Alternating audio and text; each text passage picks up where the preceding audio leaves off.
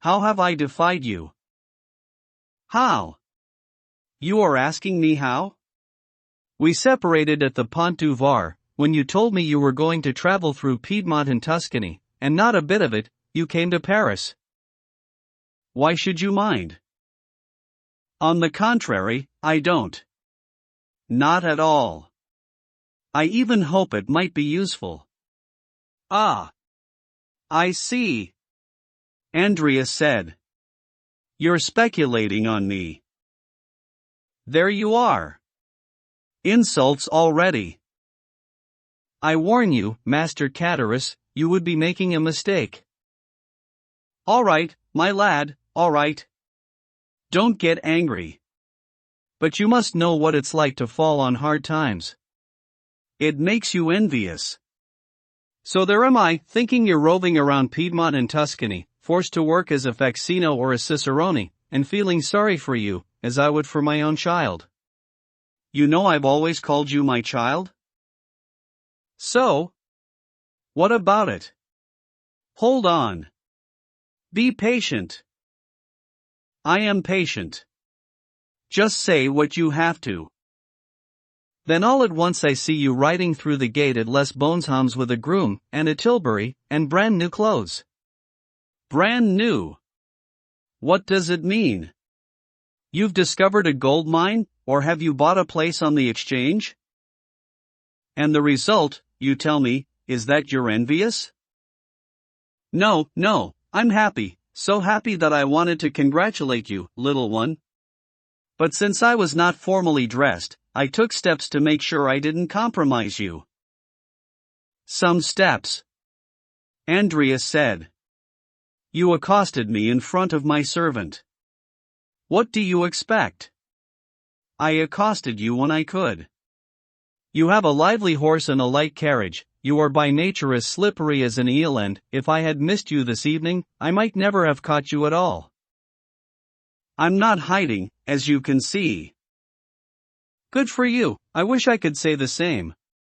But I am hiding.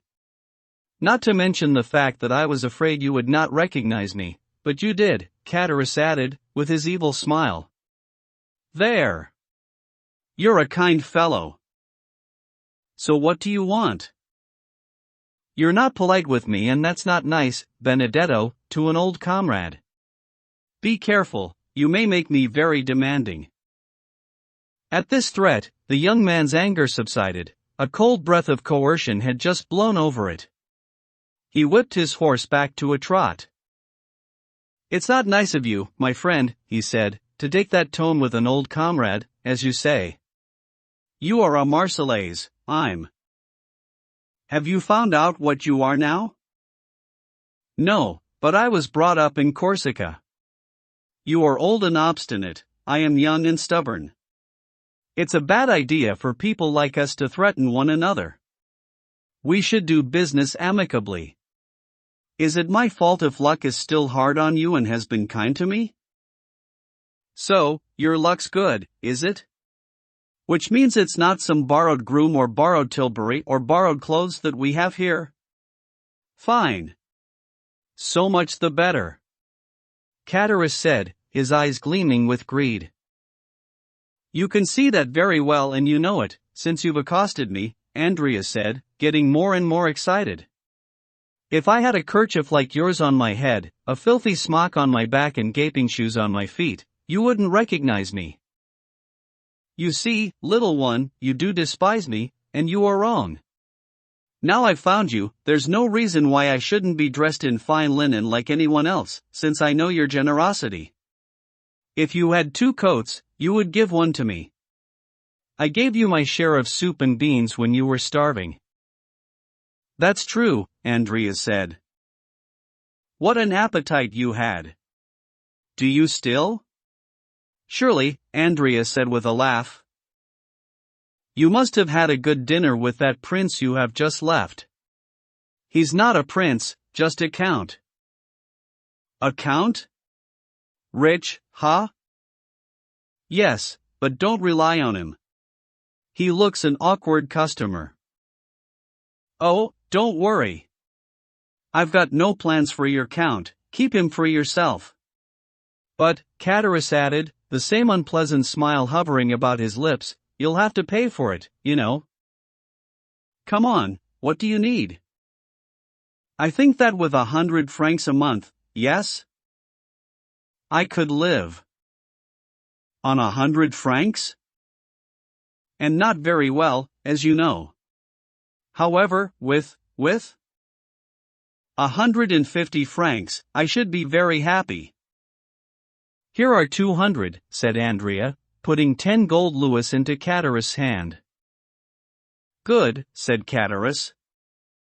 Come and see the concierge on the 1st of every month and you will have the same. Come, now. You're humiliating me again. Why? Sending me to deal with the skivvies. No, I want to deal directly with you. Very well, ask for me, and on the 1st of every month, for as long as I am getting my income, you shall have yours. You see. I was right, you are a fine lad, and it's a blessing when good fortune comes to those like you. So, tell me all about it. Why do you need to know? Cavalcanti asked. There. Hostility again. No. Well, I found my father. A real one? Ha! As long as he pays. You will believe in and honor him. That's fair. What's this father's name? Major Cavalcanti. Is he happy with you? For the time being, I seem to fit the bill. And who found this father for you? The Count of Monte Cristo. This count you've just left? Yes. In that case, try to find me a post with him as a grandparent, since he's making a business of it. I'll mention you to him. Meanwhile, what will you do? Me? Yes, you. You're a good lad, to worry about that, said Chatteris. Since you're taking such an interest in me, I can at least find out something about you myself. Very well. I'm going to rent a room in a respectable house, buy myself a decent coat, get a shave every day and go and read the newspaper in a cafe. In the evenings, I shall go to the theater with the man who organizes the claque. I'll be taken for a retired baker. That's my dream. Excellent. If you follow that plan sensibly, everything will be fine. Listen to Monsieur Bossuet too. And what are you going to become, a peer of the realm? Andrea said. Who knows? Perhaps Major Cavalcanti is one. What a shame the hereditary peerage has been abolished. Keep off politics, Chatteris. Now you have what you wanted and we have arrived home, jump down and disappear. Not so, my good friend. What do you mean, not so? Just think, little one, here I am with a red kerchief on my head, virtually no shoes, no documents at all and 10 gold Napoleons in my pocket, quite apart from what was there already, which adds up to around 200 francs.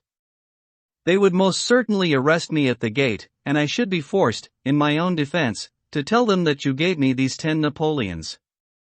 Then there'd have to be a statement and an inquiry. They would find that I left Toulon without asking for leave and send me back from one police force to the next down to the shores of the Mediterranean. I should quite simply become, once more, number 163, and goodbye to my dreams of playing the part of a retired baker. No, son, I'd rather stay honestly in the capital. Andrea raised an eyebrow. As he had boasted himself, this supposed son of Major Cavalcanti was something of a hothead. He paused, cast a rapid glance around him and, as his eyes completed this circular investigation, innocently let his hand go down to his trouser pocket where it began to fondle the stock of a small pistol. However, during this same time, Chatteris, while not taking his eyes off the other man, put his hands behind his back and gently opened a long Spanish knife which he kept there for any eventuality. These two friends, as one may see, were well suited to understand one another, and did so. Andrea's hand came empty out of his pocket, went up to his mustache, and stroked it a few times. "Very well, Catharus," he said. "Will you be content?"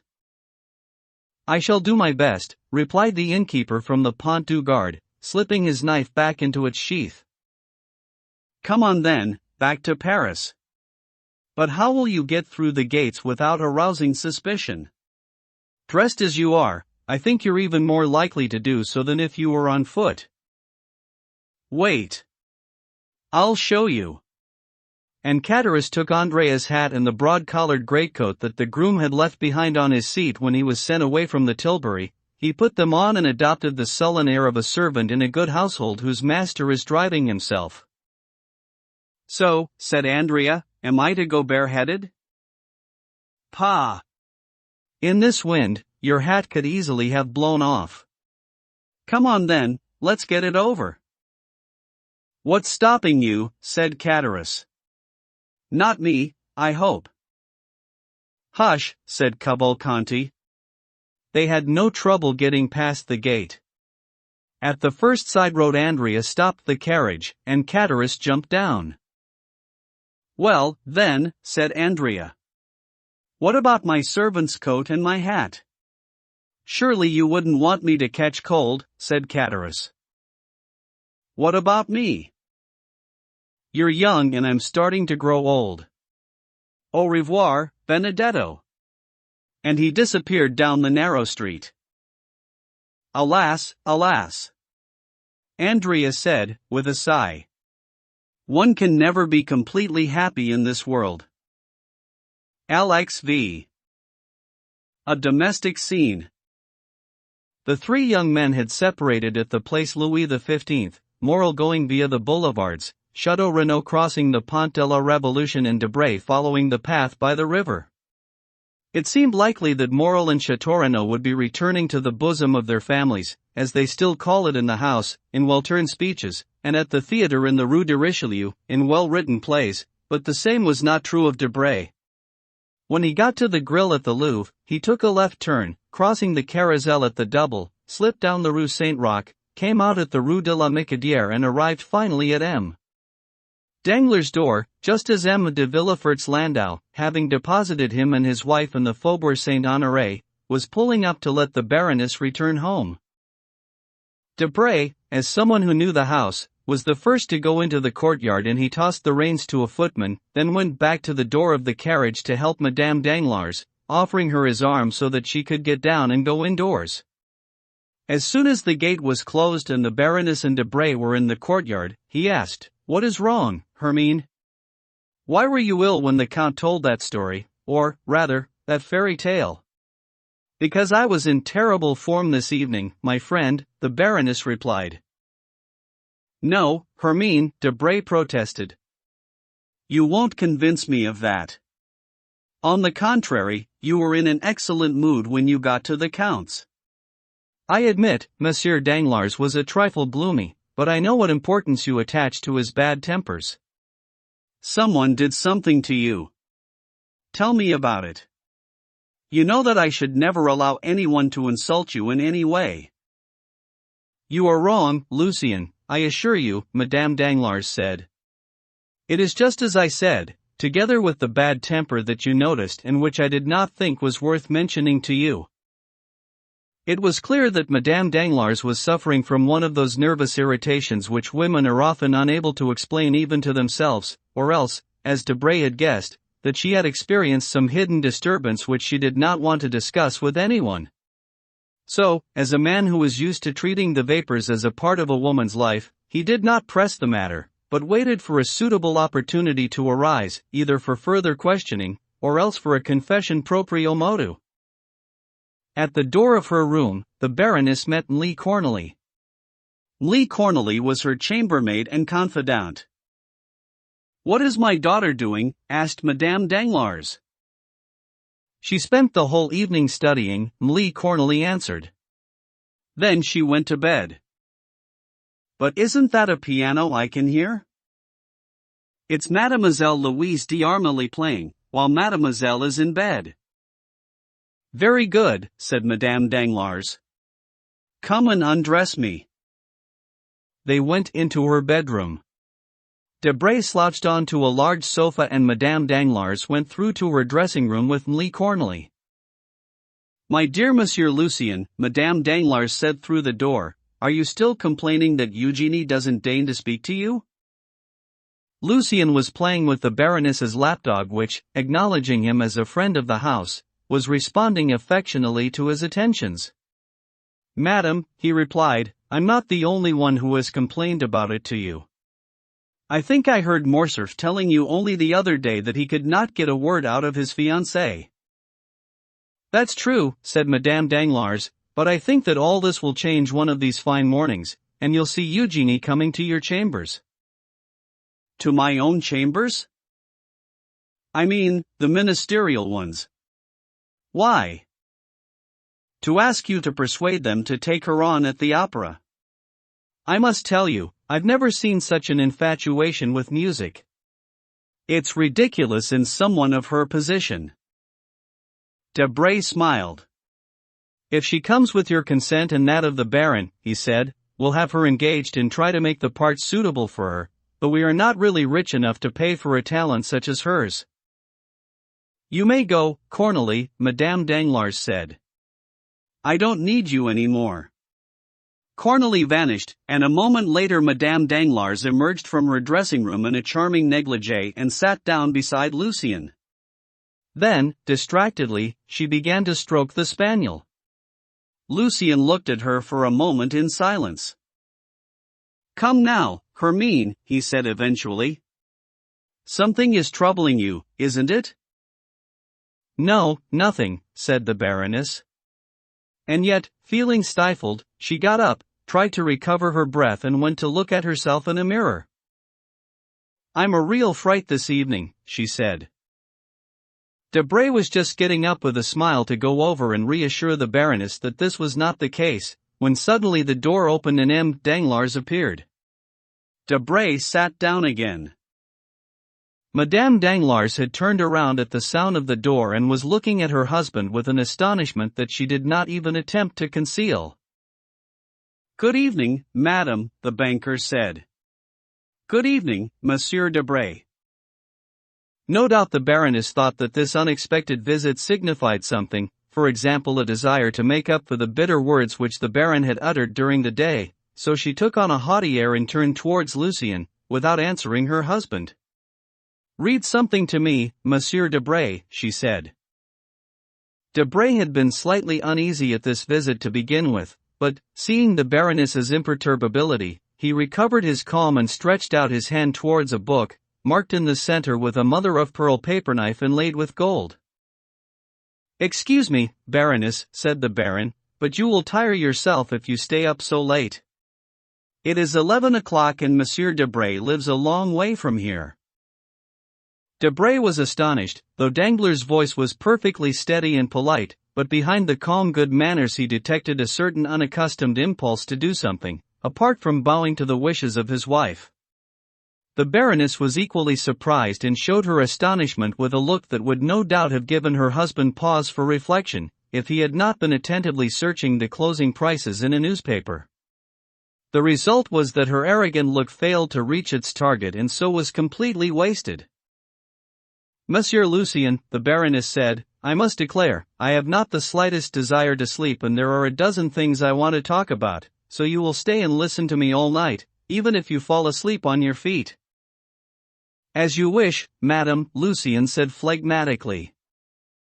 "My dear Monsieur Debray," the Baron said, "you really must not exhaust yourself, I beg you, in listening to Madame Danglars' nonsense tonight, because you can just as well hear it tomorrow. This evening is mine, and I am reserving it for myself, if you would be so good as to allow me, because I have some grave matters to discuss with my wife." This time the assault was so direct and well aimed that Lucien and the Baroness were stunned by it. They exchanged a look as if each was trying to find assistance against this attack. But the irresistible power of the master of the house triumphed and the husband was left victorious. "Don't, please, think that I am driving you away, my dear Debray," Danglars went on. No, not in the slightest. But an unexpected eventuality has made me wish to have a conversation with the Baroness this very evening. This is such a rare occurrence that no one could hold it against me. Debray stammered a few words, bowed and left the room, knocking against the corners, like Nathan and Athalie. .1 It's extraordinary, he said, when the door had closed behind him, how easily these husbands, whom we consider so ridiculous, are nonetheless able to regain the advantage over us. When Lucien had gone, Danglars sat down in his place on the sofa, closed the book and, adopting a thoroughly pretentious pose, continued to stroke the dog. However, the animal did not have the same sympathy for him as for Debray and tried to bite him, so he grasped it by the nape of the neck and tossed it across the room onto a chaise longue. The spaniel yelped on finding itself in mid-air, but on reaching its destination buried itself in a cushion and, stupefied by this unaccustomed treatment, remained silent and motionless. "Do you know, monsieur," said the Baroness, without raising an eyebrow, "you really are excelling yourself? Normally you are merely coarse, but tonight you are behaving like a brute." "That's because I am in a worse mood than usual tonight," said Danglars. Hermine considered the banker with utter contempt. Normally Danglars, a proud man, would be infuriated by these looks, but on this occasion he hardly seemed to notice. "What do I care about your bad moods?" the Baroness exclaimed, exasperated by her husband's impassivity. "Are they anything to do with me? Shut them up in your part of the house or confine them to your offices. Since you have paid clerks, take your foul tempers out on them." "No, madam, not at all," Danglars replied. "Your advice is quite misguided and I have no intention of taking it. My offices are my golden goose, as I believe Monsieur Desmauriers calls them, and I should not want to upset the bird or ruffle its feathers. My clerks are honest fellows who earn a fortune for me and are paid at a rate considerably below what they are worth, if that is judged according to the profits they bring, so I am not going to lose my temper with them. The people who do put me in a rage are those who eat my dinners, wind my horses and plunder my wealth." "And what people are those who plunder your wealth? Please explain, monsieur."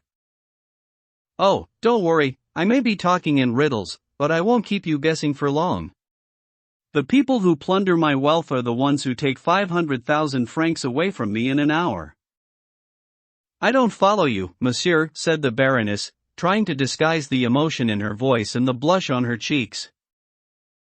"On the contrary, you follow me very well," said Danglars. "But if you persist in pretending otherwise, I must tell you that I have just lost 700,000 francs on the Spanish loan." "Oh, well, I never," sniggered the Baroness. "Are you trying to blame me for your loss? Shouldn't I? Is it my fault if you lost 700,000 francs? In any case, it's not mine." "Once and for all, monsieur," the Baroness said, sharply, "I have told you never to talk money to me. It's a language I was not taught either by my parents or in the house of my first husband." "I can certainly believe that," said Danglars. "Neither of them had a penny to rub together." "All the more reason for me not to have learnt your banker's argot, which assails my ears here from morning to night. I am repelled by that sound of coins being counted and recounted. I don't know if it is not more odious to me than the sound of your voice." "How strange, indeed," said Danglars. "And I always thought you took a close interest in my business." "I. What can have made you think such a thing?" "You yourself did." "How ridiculous." "Certainly. I should be pleased to know on what occasion." "Oh, that's very easy. Last February, you were the first to mention the Haitian funds to me. You dreamt that a ship was entering the port at Le Havre, with news that a payment, which everyone had thought postponed indefinitely, was about to be made. I know how clear-headed you are when asleep, so I had them buy up all the bonds that they could on the Haitian debt and I made 400,000 francs, 100,000 of which was duly handed over to you. What you did with it is no business of mine." In March, there was a tender on the railways. 3 firms bid for it, each offering equally firm guarantees. You told me that your instinct informed you that the contract would be given to a company from the south. Now, even though you pretend to be ignorant, I do believe that sometimes you have a very acute instinct in such matters. I immediately bought 2/3 of the stock in that firm. It did indeed win the contract and, as you predicted, the shares tripled in value. I made $1 million, of which 250,000 francs went to you as pin money. What did you do with it? But where is all this leading, monsieur? The Baroness exclaimed, trembling with scorn and impatience. Patience, madam, we are coming to the point. Thank goodness for that. In April, you went to dinner with the minister. There was talk of Spain and you overheard a private conversation about the expulsion of Don Carlos. 2. I bought Spanish stock. The expulsion took place and I earned 600,000 francs on the day when Charles V crossed the Bidasoa. Out of that, you had 50,000 écus. They were yours, and you could do as you wished with them. I'm not asking you to account for it. But the fact remains that this year you have had 500,000 livres. So, monsieur? Ah, yes, so. Well, it was just after that everything turned sour. You really do have a way of putting it. It expresses how I feel, which is all I need. After that was 3 days ago. 3 days ago you had a discussion on politics with Monsieur Debray and you thought he said that Don Carlos had returned to Spain. As a result, I sold my stock. The news spread, there was a panic and I wasn't able to sell anymore. I was giving it away. The next day, the news turned out to have been false, and this false news had cost me 700,000 francs. So, what of it? So, since I give you a quarter when I win, you owe me a quarter when I lose. A quarter of 700,000 francs is 175,000 francs. What you are saying is ludicrous. And I really cannot see why you should bring Monsieur Debray's name into all this. Because if you don't happen to have the 175,000 francs that I am claiming from you, you can borrow from your friends, of whom Monsieur Debray is one. Fiddle-de-dee, the Baroness exclaimed. Oh, let's have no gestures, no cries, no melodrama, madam, or I shall be obliged to tell you that I can see from here Monsieur Debray sniggering over the 500,000 francs or so that you have given him this year, and telling himself that he has at last found what the most skillful gambler has never found, which is a roulette wheel where you can win without playing and don't lose even when you lose. The Baroness was fit to burst. You wretch, she said. Do you dare say that you were not aware of what you now venture to reproach me with? I don't say that I knew or that I didn't, I am just telling you this. Consider how I have behaved in the 4 years since we have ceased to live as man and wife, and you will see that my conduct has always been consistent. Some time before the breach between us, you wanted to study music with that famous baritone who was such a success at the Theatre Italien, while I wanted to study dancing with that dancer who had been so warmly received when she appeared in London. It cost me, for you and for me, some 100,000 francs. I did not complain, because one must try to preserve the peace in one's home. 100,000 francs for the man and the woman to perfect their dancing and their music is not excessive.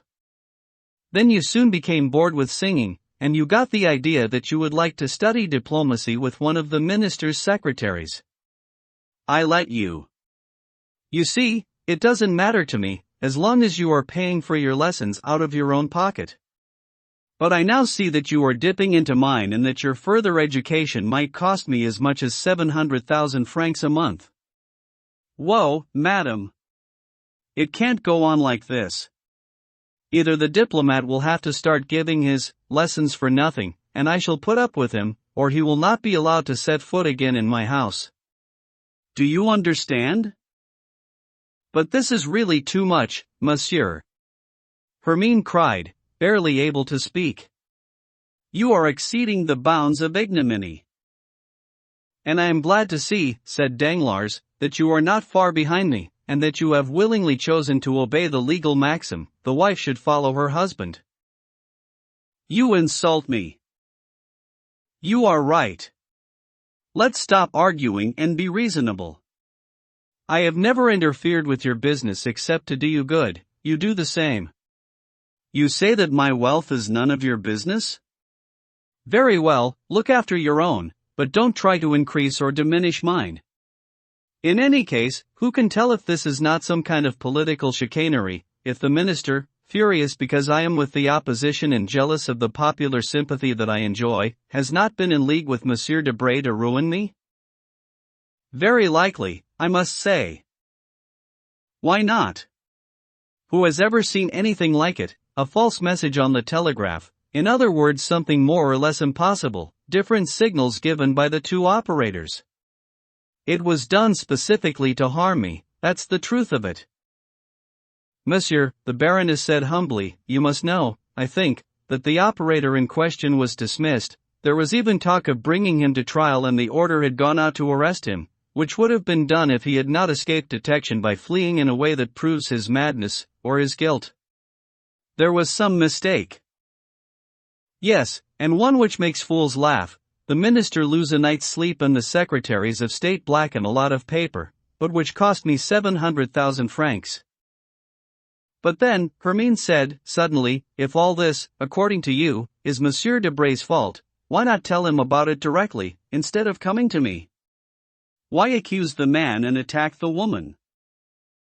Do I know Monsieur Debray? Said Danglars. Do I want to know him? Do I want to know that he gives advice? Do I want to take it? Do I gamble? No, you do all these things, not I. But I would have thought, since you profit by it, Danglars shrugged his shoulders. What mad creatures they are, these women who think themselves geniuses because they have managed to carry on one or two affairs without everyone in Paris knowing about them.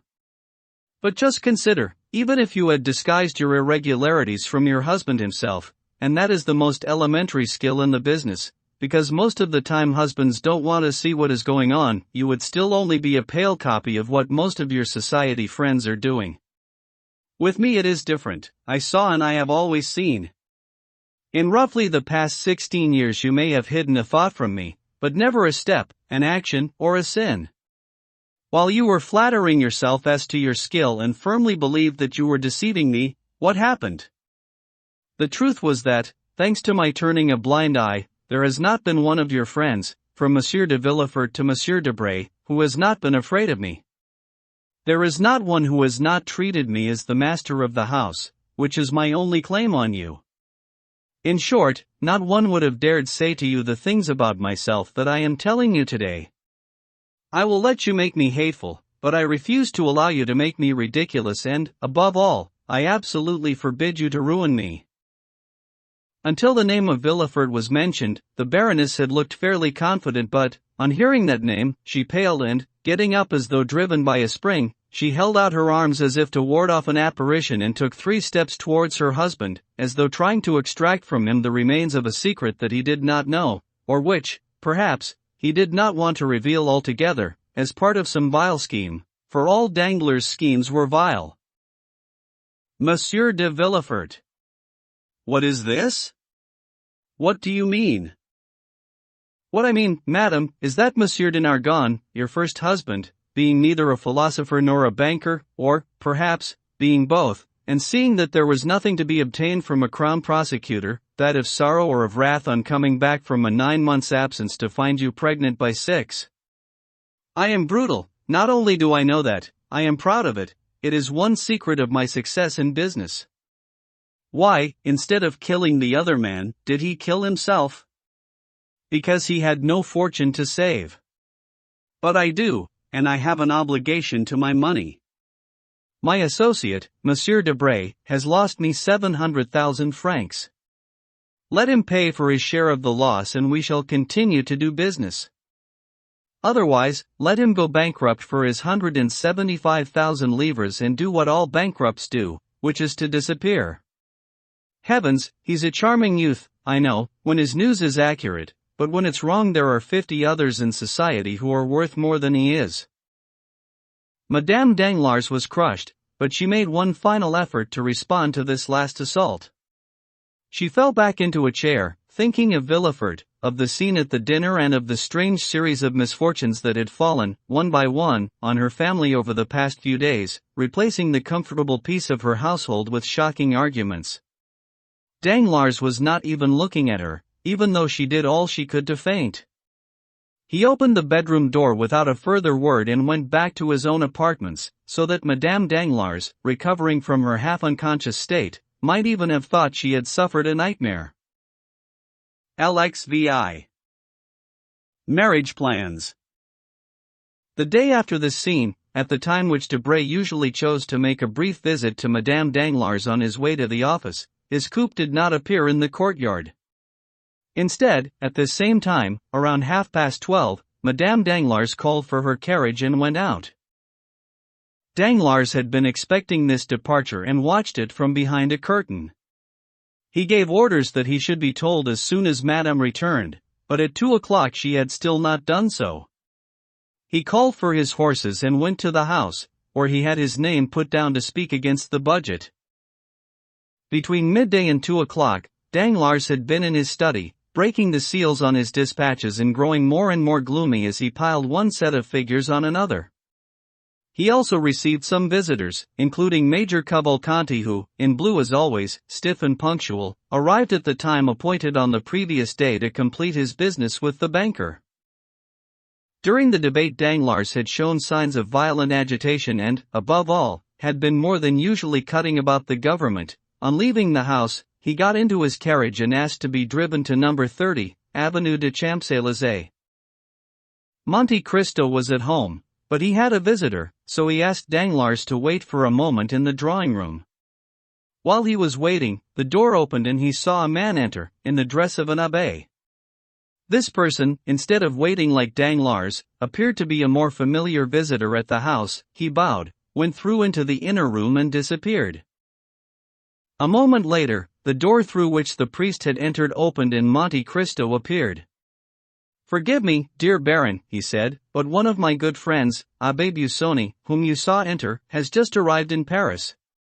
It is a long time since we last met and I could not tear myself away from him immediately. I hope that this reason will be sufficient to persuade you to excuse me for keeping you waiting." "What do you mean?" said Danglars. "I am the one who chose my time badly. I shall leave at once." "Not at all. On the contrary, please sit down." "But, my goodness, what is wrong? You seem quite worried." "In truth, you alarm me." A crestfallen capitalist is like a comet, he always warns of some great misfortune to come.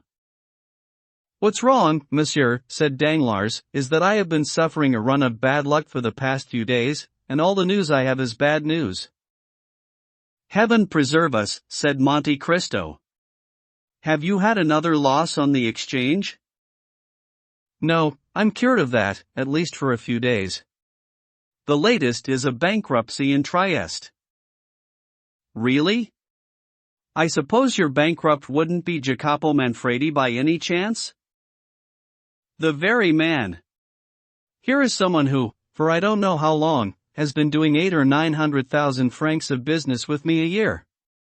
Never any mistakes, never any delays. The man used to settle his debts like a prince, like a paying prince. I advance him 1,000,000 and, lo and behold, for the first time the devil stops his remittance." "Is that so?" "It's an extraordinary piece of luck.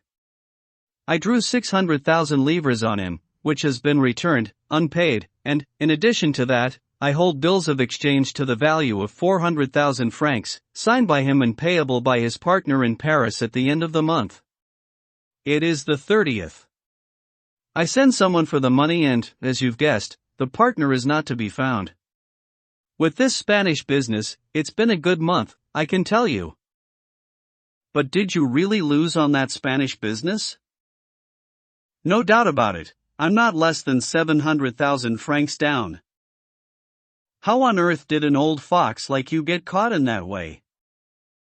"There you are. It's my wife's fault. She dreamt that Don Carlos had returned to Spain, and she believes in dreams. It's to do with magnetism, she says, and when she dreams something, it must surely happen. I allow her to gamble on her beliefs. She has her own account and her broker. She gambled and lost. Of course it was her money and not mine that she lost, but you must still see that, when 700,000 francs go out of the wife's pocket, the husband is bound to notice it a little. What? Didn't you know about it? Everyone was talking about what happened. Yes, I did hear tell of it, but I didn't know the details. And then I am utterly ignorant when it comes to anything to do with stocks and shares. You don't gamble on the exchange? Me? How do you expect me to gamble? I already have enough trouble working out my income. I should be obliged to take on a clerk and an accountant as well as my steward. But, on this matter of Spain, it seems to me that the Baroness was not alone in dreaming about the return of Don Carlos. Didn't the papers have something to say about it? Do you believe what you read in the papers? Not in the least, but I did think that Le Massacre was an exception to the rule, and that it only carried authenticated news from the telegraph. And that is precisely what can't be explained, Danglars said. The news of Don Carlos' return did come through the telegraph. All of which means that you have lost around 1,700,000 francs this month? It's not a matter of around, that's the figure. The deuce it is. Monte Cristo said sympathetically. For a third-class fortune, that's a hard blow. A third-class fortune? Danglars exclaimed, slightly insulted. What the devil do you mean by that? Oh, yes, no doubt, said Monte Cristo. I divide the rich into three categories: first-class, second-class, and third-class fortunes. A first-class fortune, I would call one which is made up of disposable treasures, land, mines and incomes from government bonds in countries like France, Austria or England, provided these treasures, possessions or incomes add up to a total of at least 100 million. A second-class fortune is one whose owner possesses factories, business interests, viceroyships or principalities yielding under 1,500,000 francs, all adding up to a capital of some 50 million.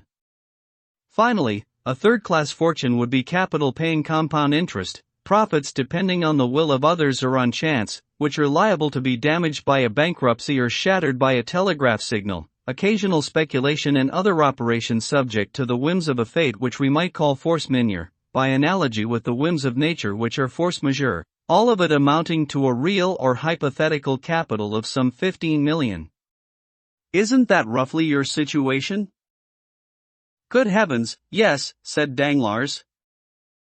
So that means that 6 months like the one you have just had would send a third-class firm to its deathbed, Monte Cristo said imperturbably. Ha! Danglars said, with a very pale smile. That's a nice way of putting it.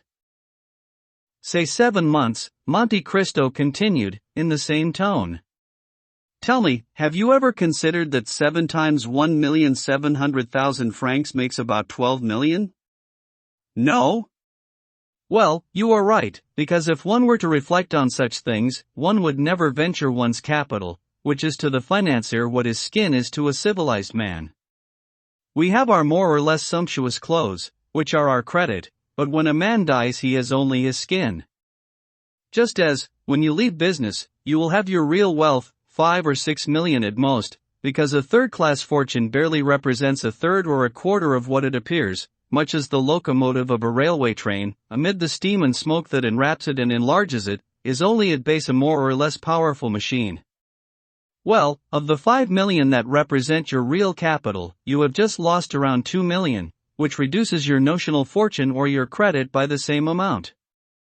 All this means, my dear Monsieur Danglars, that your skin has just been opened by a wound which, repeated 4 times, would mean death. Well, well. You must be careful, my dear Monsieur Danglars. Do you need money? Can I lend you some? Your sums are quite wrong. Danglars exclaimed, summoning up all the philosophy and dissimulation he could muster. The way things stand, money has been coming into my account from successful speculation. The blood that flowed out of the wound has been replaced by nourishment. I may have lost a battle in Spain, and I was defeated at Trieste, but my Indian Navy should have captured some galleons and my Mexican prospectors have found a mine.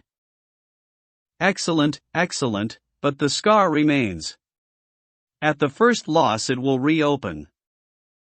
No, because my business is founded on certainties, said Danglars with the glibness of a charlatan whose profession is to extol his own credit.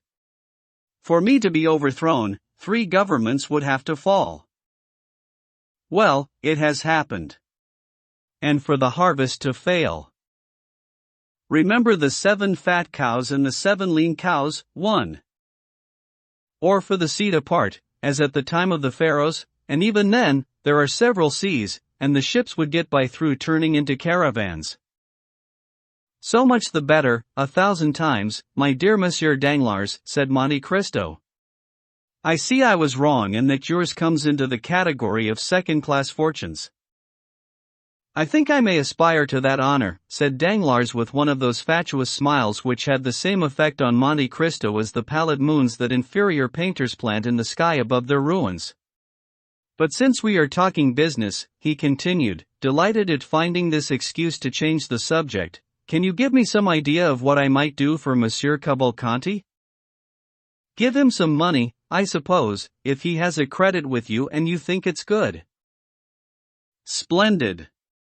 He presented himself this morning with a bill for 40,000 francs, drawn on you and payable on sight, signed Busoni, and forwarded to me by you with your endorsement. You will appreciate that I gave him his 40 notes straight away. Monte Cristo gave a nod to signify his full approval. But that is not all, Danglars went on. He has opened a credit with us on behalf of his son. If I might venture to ask, how much is he giving the young man? 5,000 francs a month. 60,000 a year. I'm not surprised, Monte Cristo said, shrugging his shoulders. They are so timorous, these Cavalcantes. What does he expect a young man to do with 5,000 a month? But you know, if the young man should need a few thousand more, don't. The father would leave you to foot the bill. You don't know these Italian millionaires, they are real misers. By whom was the credit opened? By the firm of Fenci, one of the best in Florence. I'm not saying that you'll lose, far from it. But keep strictly to the letter. Don't you have confidence in this Cavalcanti? Me? I'd give him 10 million against his signature. My dear sir, his is one of those second-class fortunes we were just talking about. Yet he is such an ordinary man. I'd have taken him for a major, nothing more. He would have been honored, because you're right, he's nothing to look at. When I saw him for the first time, he looked to me like an old lieutenant gone to seed. But all Italians are like that, either they look like old moneylenders, or else they dazzle you like oriental magi. The young man is better, said Danglars. Yes. A trifle shy, perhaps.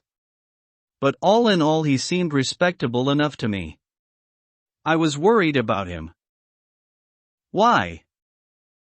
Because when you met him at my house, that was virtually his first encounter with society, or so they tell me. He traveled with a very strict tutor and had never been to Paris.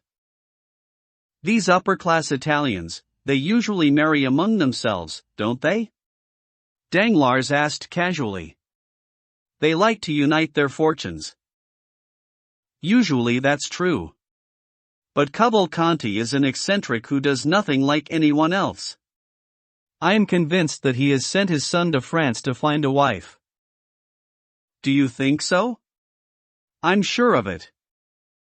And you know about his fortune? I hear about nothing else. Except that some people say he has millions, others that he doesn't have a farthing. What's your personal opinion? Just that, personal, so don't rely on it. But my opinion is that all these old podestas, the former condottieri, because the cavalcantes used to command armies and used to rule provinces. Well, my opinion, as I say, is that they buried millions in nooks and crannies that only their ancestors knew and passed down from eldest son to eldest son through the generations.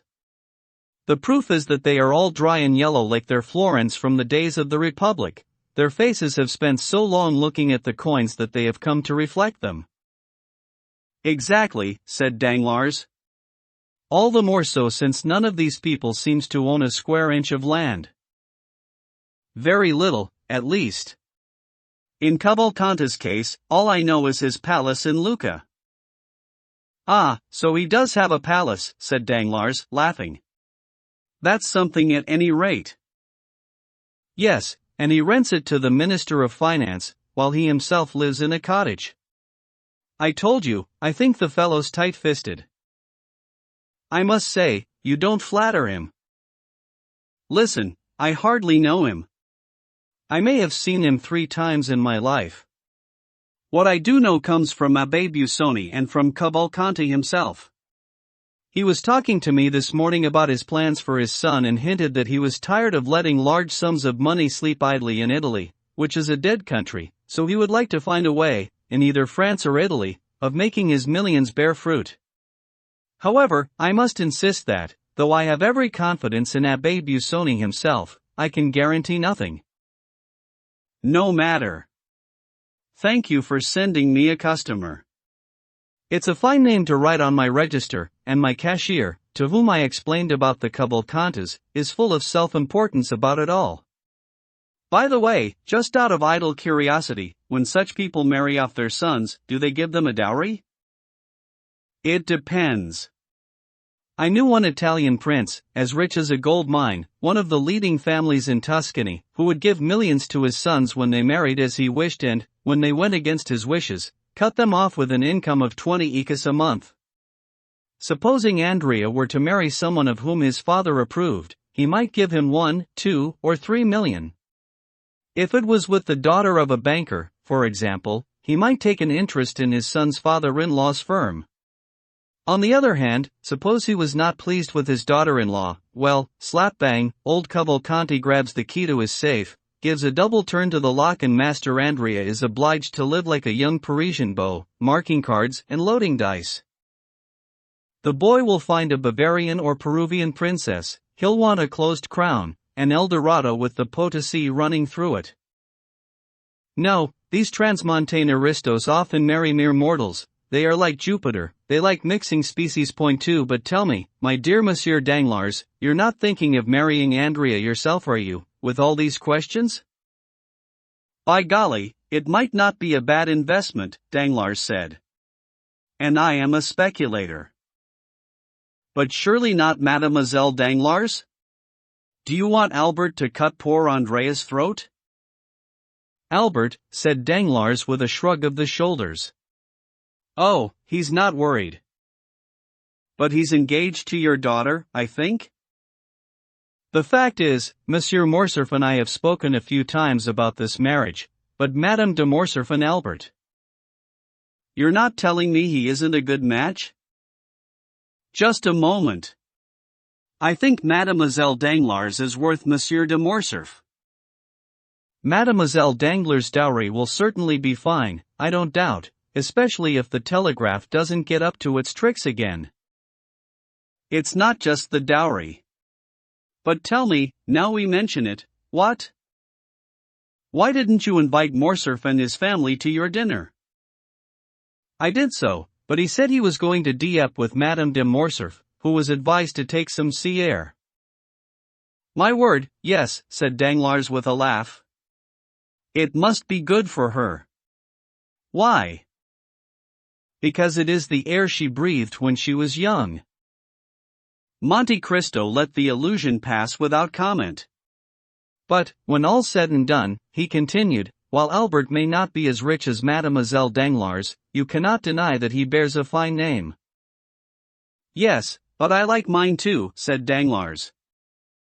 Agreed, your name is a popular one, and it ennobled the title with which they sought to ennoble it, but you are too intelligent not to realize that, according to certain prejudices which are too deeply ingrained for them to be eradicated, a title 5 centuries old is better than one of only 20 years. And that, said Danglars, with an attempt at a sardonic smile, is why I should prefer Monsieur Andrea Cavalcanti to Monsieur Albert de Morcerf. Yet I imagine that the Morcerfs do not cede to the Cavalcantes? The Morcerfs. Tell me, my dear Count, you are a noble man, aren't you? I think so. And well versed in heraldry? A little. Well, consider the paint on my coat of arms, it's drier than that on Morcerf's. How can that be?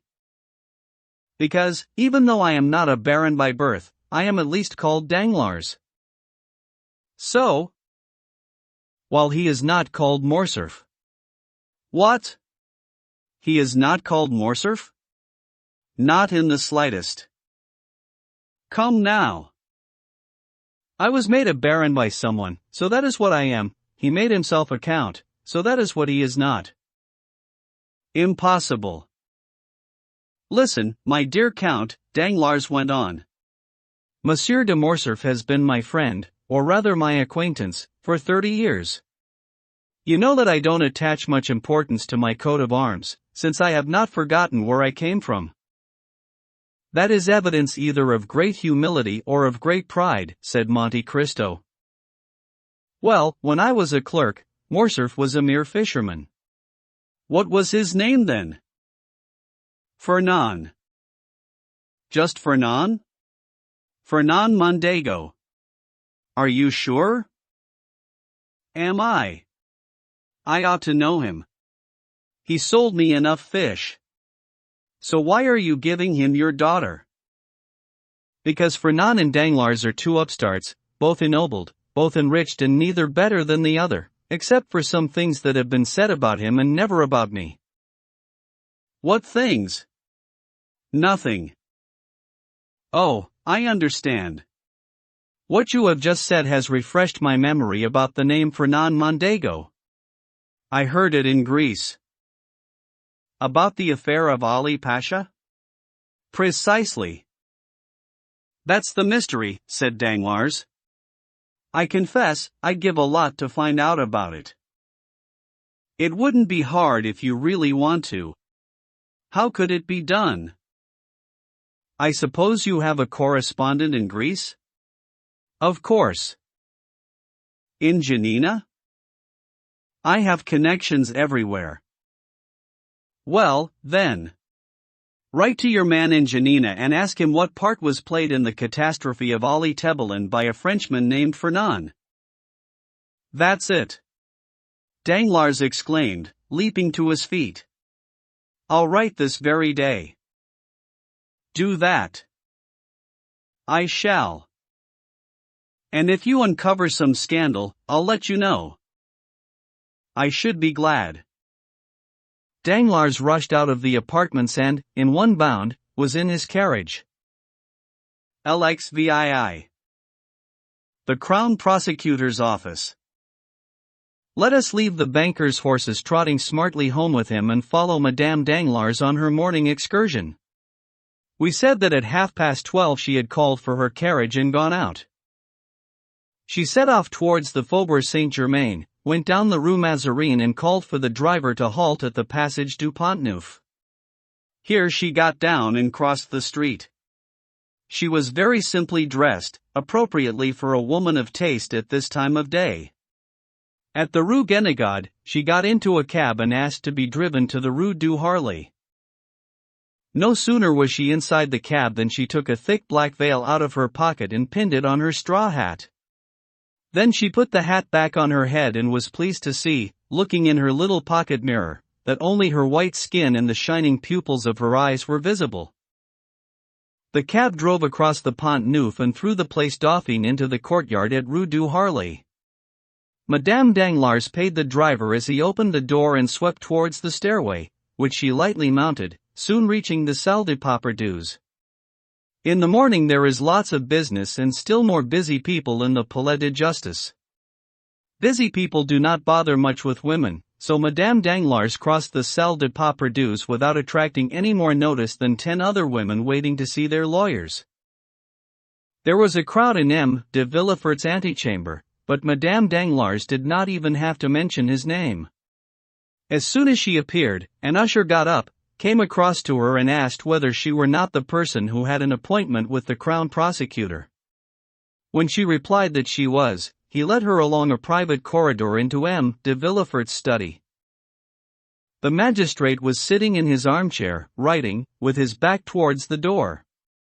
He heard it open and the usher say, "This way, madam," then the door close, all without moving, but as soon as he heard the usher's footsteps going away along the corridor, he leapt up, went to draw the curtains, lock the doors and inspect every corner of the study. Only when his mind was at rest and he was certain of not being seen or heard, did he say, "Madam, thank you for your punctuality," and he offered Madame Danglars a seat, which she accepted, because her heart was beating so hard that she felt as though she was suffocating. The Crown Prosecutor also sat down and turned his chair around to face Madame Danglars. "Madam," he said, "it is a long time since I had the pleasure of speaking to you alone, and I deeply regret that we should be meeting to discuss something so disagreeable. Despite that, monsieur, you see that I have come as soon as you asked, even though the topic must be still more disagreeable for me than for you." Villefort gave a bitter smile and said, in response more to his own thoughts than to Madame Danglars' words, "So it is true that every one of our actions leaves some trace on our past, either dark or bright.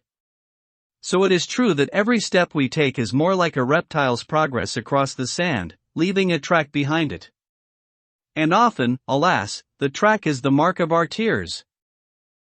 "Monsieur," said Madame Danglars, "you must understand my feelings. I beg you to spare me as much as possible.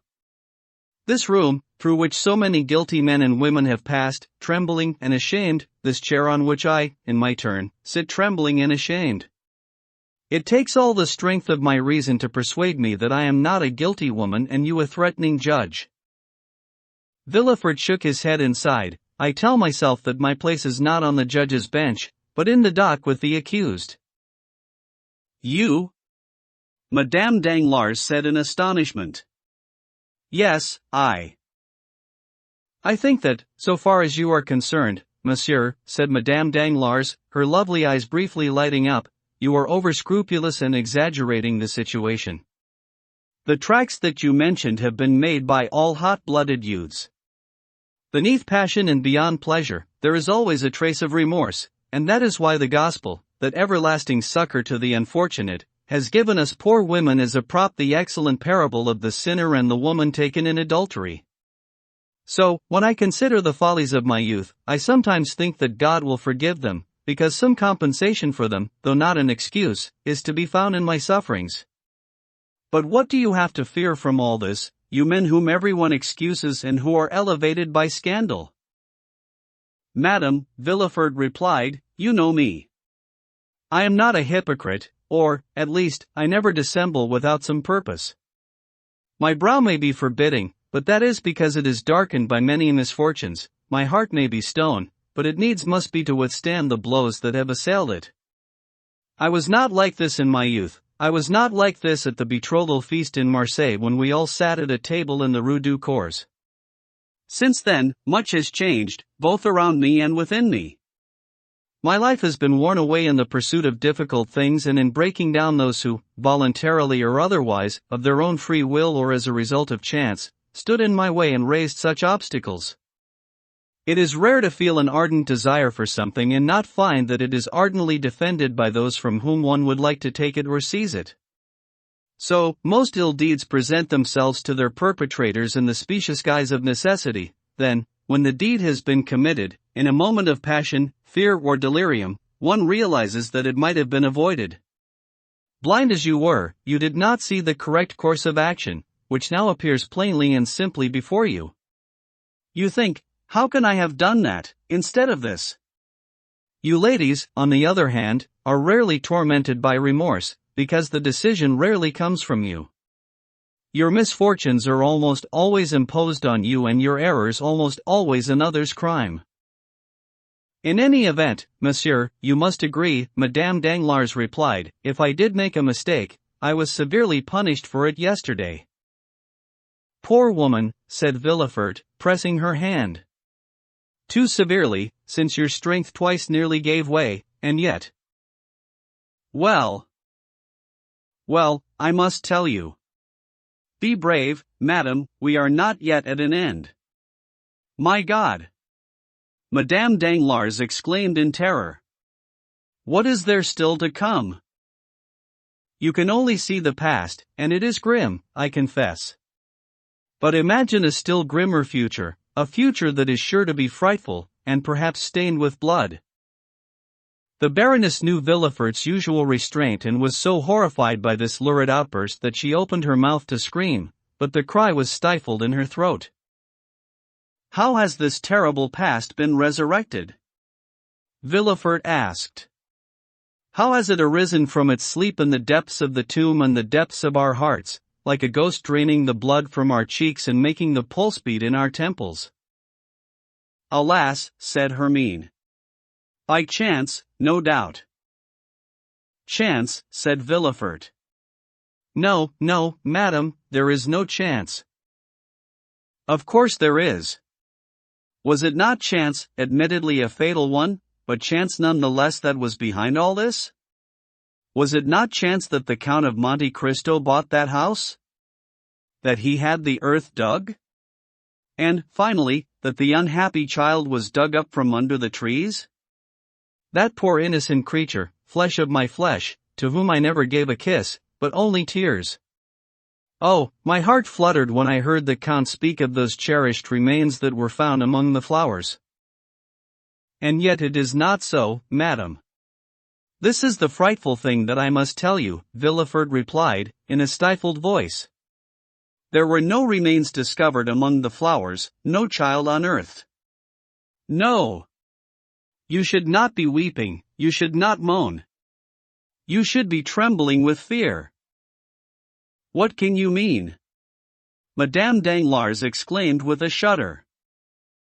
I mean that Monsieur Monte Cristo, had he dug under those trees, would not have found either a child's skeleton or the iron of a box, because neither was there to be found. Neither was there. Madame Danglars repeated, looking at the prosecutor with eyes of sheer terror, their pupils horribly dilated. Then, like someone trying, in the sound of the words or the voice, to grasp an idea that is about to elude them, she repeated, neither was there. No, said Villefort, burying his face in his hands. 100 times no. But was it not there that you put the poor child, monsieur? Why deceive me? Tell me, why should you want to do such a thing? It was there. But listen to me, madam, hear me out and you will sympathize with me, I who have borne for 20 years the burden of sorrow that I am about to tell you, without shuffling the smallest part of it off onto you. My God! You terrify me. No matter, I am listening. You know the events of that unhappy night when you lay gasping on your bed in that room with the red damask, while I waited for you to be delivered, almost as exhausted as you. The child came and was handed to me, motionless, not breathing or crying. We thought it was dead. Madame Danglars made a sudden movement, as though to leap from the chair, but Villefort stopped her, clasping his hands as though begging her to listen. We thought he was dead, he repeated. I put him in a box that would serve as a coffin and went down to the garden, where I dug a grave and hastily buried it. I had just finished covering it with earth when the Corsican struck me. I saw a shape rise up and the flash of a blade. I felt a stab of pain and tried to cry out, but an icy shudder ran through my body and stifled the cry in my throat. I fell, dying. I thought I was dead. I shall never forget your sublime courage when, regaining my senses, I dragged myself with one final effort to the foot of the staircase where you, though you were yourself on the brink of death, came over to me. We had to hush up this awful catastrophe. You bravely returned home, supported by your nurse, while I used a duel as an excuse for my wound. Astonishingly, we both managed to keep the secret. I was carried to Versailles and, for 3 months, fought against death. Finally, when I seemed to be over the worst, I was prescribed the sun and air of the south. 4 men carried me from Paris to Chalon, at a rate of 6 leagues a day. Madame de Villefort followed the stretcher in her carriage. In Chalon, I was put on the Saône, then on the Rhône and, carried by the current, I went down to Alls, where I once more took to my stretcher and continued to Marseille. My convalescence lasted 6 months. I heard nothing of you and did not dare ask after you. When I returned to Paris, I learned that Monsieur de Nargonne had died and you had married Monsieur Danglars. What had been constantly on my mind from the moment I regained consciousness? Always the same thing, the child's body which, every night in my dreams, rose up out of the earth and hovered over the grave, threatening me with its look and gesture. So, no sooner had I returned to Paris than I asked about the house. It had not been inhabited since we left, but it had just been leased for 9 years. I went to find the tenant and pretended that I was most anxious that this house, which belonged to my wife's parents, should not fall into the hands of strangers. I offered them compensation in exchange for the lease. They asked for 6,000 francs, I would have given 10,000 or 20,000. I had the money on me and, there and then, got them to sign the papers. As soon as the lease was in my hands, I set off at a gallop for Auteuil. Since I had last been there, no one had entered the house. It was 5 o'clock in the afternoon. I went up to the Red Room and waited for nightfall. While I was waiting, everything that I had thought during the past agonizing year rose up in my mind, more threatening than ever. The Corsican who had declared a vendetta against me, who had followed me from Nîmes to Paris, who had hidden in the garden and struck me, this man had seen me dig the grave and bury the child. He might discover who you were, perhaps he knew it already. Would he not one day make you pay for his silence in this terrible business? Would that not be a sweet revenge for him, when he learned that I had not died from my wound? So it was urgent for me, first and foremost, to get rid of all traces of the past and destroy any material evidence. The reality was clearly enough present in my mind. This is why I had bought the lease, why I had come here, why I was waiting. Night fell and I waited until it was quite dark. I had no light in the room, and gusts of wind shook the doors, behind which I constantly thought I could see someone hiding. From time to time I shuddered, thinking that I could hear your groans behind me from the bed, and I dared not turn around to look. My heart beat so fast in the silence that I thought my wound would reopen. Then, finally, I heard all the noises of the country seas, one by one. I realized that I had nothing more to fear, that I could neither be seen nor heard, and I decided to go downstairs. Believe me, Hermine, I consider myself as brave as the next man, but when I went to the chain around my neck and took out the little key to the staircase, which was so dear to both of us and which you had attached to a gold ring, when I opened the door and saw a pale moon through the windows casting a long streak of light across the spiraling steps, I had to lean against the wall and I almost cried out. I thought I was going mad. At last I managed to control myself. I went down, step by step. The only thing that I was unable to master was a strange trembling in my knees. I clasped the stair rail. If I had let it go for a moment, I should have fallen. I reached the door at the bottom. Beyond it there was a spade leaning against the wall. I had a covered lantern and stopped in the middle of the lawn to light it, then went on. It was now the end of November and all the greenery of the garden had vanished. The trees were nothing but skeletons with long, bony arms, and the dead leaves crackled like the gravel under my feet. I was so terrified that as I came close to the bushes I took a pistol out of my pocket and primed it. I still expected to see the Corsican emerging from among the branches. With the covered lantern, I lit up the cluster of bushes. There was no one there. I looked around and saw that I was indeed alone. No noise broke the silence of night except the sharp, lugubrious cry of an owl, calling up the ghosts of night. I hung the lantern on a forked branch that I had already noticed a year earlier, at the very place where I had stopped to dig the grave. During the summer, the grass had grown thickly on the spot and there had been no one there in the autumn to mow it. However, one place where the grass was thinner attracted my attention.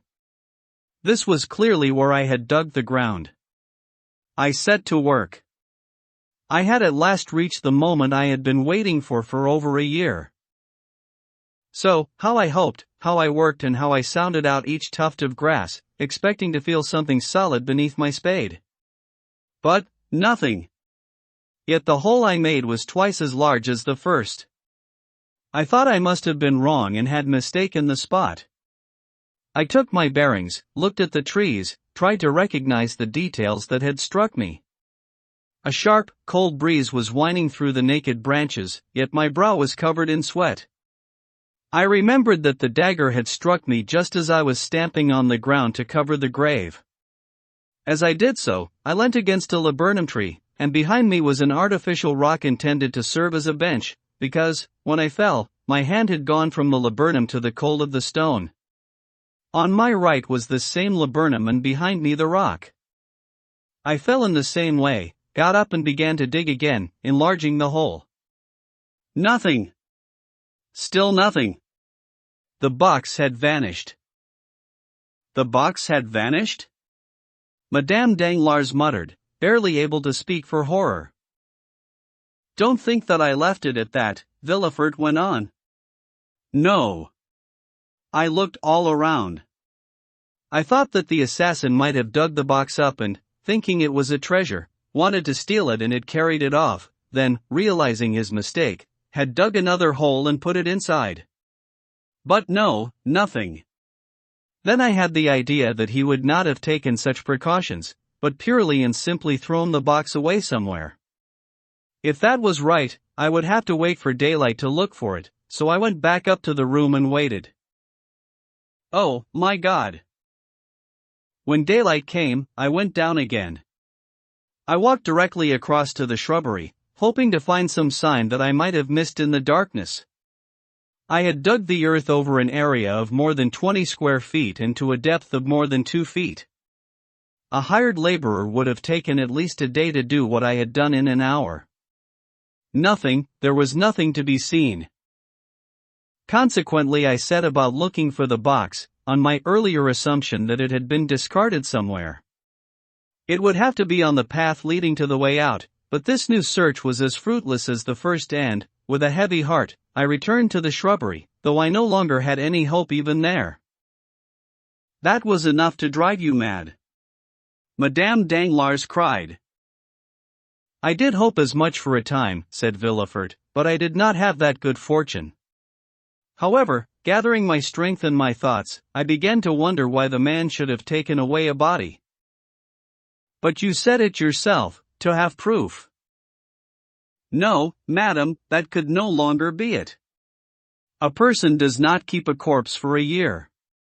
He shows it to a magistrate and makes a statement. But nothing like that had happened. So? Then what? Hermine asked, trembling all over. Then something more awful, more deadly and more terrifying for us, which is that the child may perhaps have been alive and the murderer saved it. Madame Danglars gave a fearful cry and grasped Villefort's hands. My child was alive, she said. You buried my child alive. Monsieur, you were not sure that my child was dead, and yet you buried it. Ah! She was now standing in almost a threatening way before the crown prosecutor, grasping his wrists in her delicate hands. How can I tell? I am telling you this as I might anything else, Villefort replied, staring in a manner that suggested this powerful man was nearing the limits of madness and despair. My child! Oh, my poor child, the Baroness cried, collapsing back into her chair and stifling her sobs in a handkerchief. Villefort recovered his senses and realized that the maternal tempest gathering about his head could only be warded off by letting Madame Danglars share his own terror. He got up and went over to the Baroness so that he could whisper to her, "Don't you understand that if this is the case, we are lost? The child is alive, and someone knows he is alive, someone shares our secret. And since Monte Cristo was speaking to us about a child dug up at the spot where that child vanished, then he is the one who shares our secret. Oh, God! Just and vengeful God! Madame Danglars muttered, to which Villefort replied only with a sort of roar. But the child, monsieur, what about the child? The mother asked obstinately. Believe me, I have looked for him, Villefort said, wringing his hands. How many times have I called him in the long sleepless nights? How many times have I wanted a princely fortune to purchase 1,000,000 secrets from 1,000,000 men, so that I might discover mine in theirs? So finally, when day came and I picked up the spade for the 100th time, I asked myself for the 100th time what the Corsican could have done with the child. A child is burdensome for a fugitive. Perhaps, seeing that it was still living, he threw it in the river. Impossible! Madame Danglars exclaimed. One may murder a man for revenge, but not drown an infant in cold blood. So perhaps, Villefort went on, he put it in the foundling hospital. Yes, yes. Monsieur, my child is there, the Baroness cried. I went to the hospital and learned that that very night, the 20th of September, a child was placed in the tower, wrapped in half a cloth of fine linen, deliberately torn. This piece of cloth bore half a baron's coronet and the letter H. That's it, that's it! Madame Danglars exclaimed. All my linen has that mark. Monsieur de Nargonne was a baron and my name is Hermine. Oh, God, thank you! My child did not die. No, he didn't die. And you can tell me this. You tell me this without fearing that I shall die of happiness. Where is he? Where is my child? Villefort shrugged his shoulders and said, How do I know? Do you think that, if I did, I would lead you to the answer inch by inch, like a dramatist or a novelist? No, alas, I can't tell you. About 6 months before, a woman had come to claim the child with the other half of the cloth. She gave all the guarantees demanded by law, and they handed the child over to her. But you should have inquired after this woman, you should have found her. What do you think I did, madam? I pretended it was for a criminal investigation and put all the finest sleuths and cleverest bloodhounds in the police force to look for her. She was followed as far as Chalon, then they lost trace of her. Lost trace? Yes, lost forever. Madame Danglars had heaved a sigh, let fall a tear or given a cry for every detail of this story. Is that all? She asked. Did you stop there? Oh, no, said Villefort. I have never stopped looking, inquiring, investigating, except that, for the past 2 or 3 years, I have relaxed my efforts slightly. From today, I shall resume the hunt with more persistence and determination than ever, and I shall succeed, because it is no longer my conscience that drives me, it is fear. But it seems to me that the Count of Monte Cristo can know nothing, or he would not seek our company in the way he does. The wickedness of men runs very deep, said Villefort, since it is deeper than the kindness of God. Did you notice the man's eyes while he was talking to us? No. But have you ever looked closely at him? Of course. He is odd, that's all.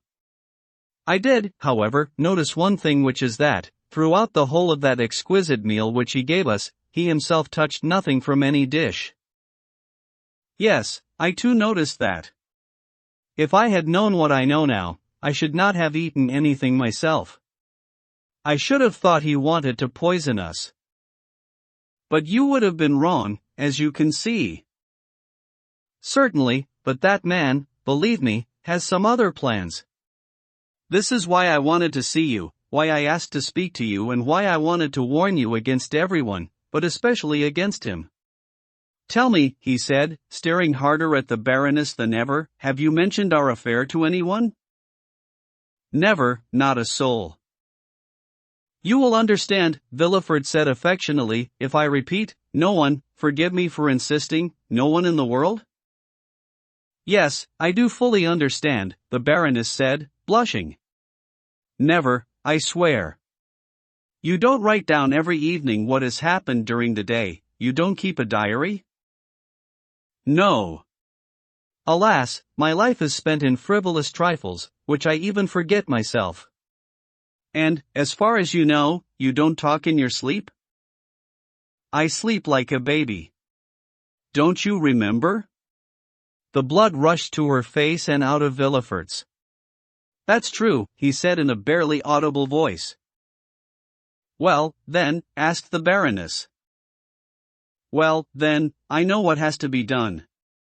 Within a week, I shall know what this Monte Cristo is, where he comes from, where he is going and why he tells us about children dug up from his garden.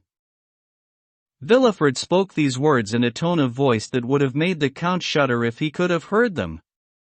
Then he shook the hand which the Baroness reluctantly gave him and respectfully showed her to the door. Madame Danglars hailed another cab, which took her back to the passage, at the far end of which she found her own carriage and her coachman who had been sleeping peacefully on his seat while waiting for her return. LXVIII. A summer ball. The same day, at about the time when Madame Danglars was engaged as we have seen in the study of the Crown Prosecutor, a traveling coach drove into the Rue du Helder, through the gate of number 27 and into the courtyard, where it stopped. After a moment the door opened and Madame de Morcerf stepped down, leaning on her son's arm. Hardly had Albert brought his mother home than he called for a bath and then his horses. After allowing his valet to attend to him, he had himself driven to the Champs-Élysées, to the Count of Monte Cristo's. The Count greeted him with his usual smile. It was a strange thing, one never appeared to take a step forward in the heart or mind of this man. Those who wished, so to speak, to force their way into intimacy with him found the path blocked. Morcerf was running over to him with open arms, but, on seeing him, despite the Count's friendly smile, he let his arms fall and dared at most to offer his hand. The Count touched it, as he always did, but without shaking it. Well, my dear Count, here I am, Morcerf said. Welcome. I have just got back. From Dieppe? From Loutreport. Oh, yes. That's right. And you are the first person I have visited. That's charming of you, said Monte Cristo, as casually as he might have said anything. Well, then. What news? News. You are asking me, a foreigner, for news. When I ask for news, I mean, have you done anything for me? Did you give me some job to do, the Count said, with a pretense of concern. Come now, said Albert. Don't pretend not to care.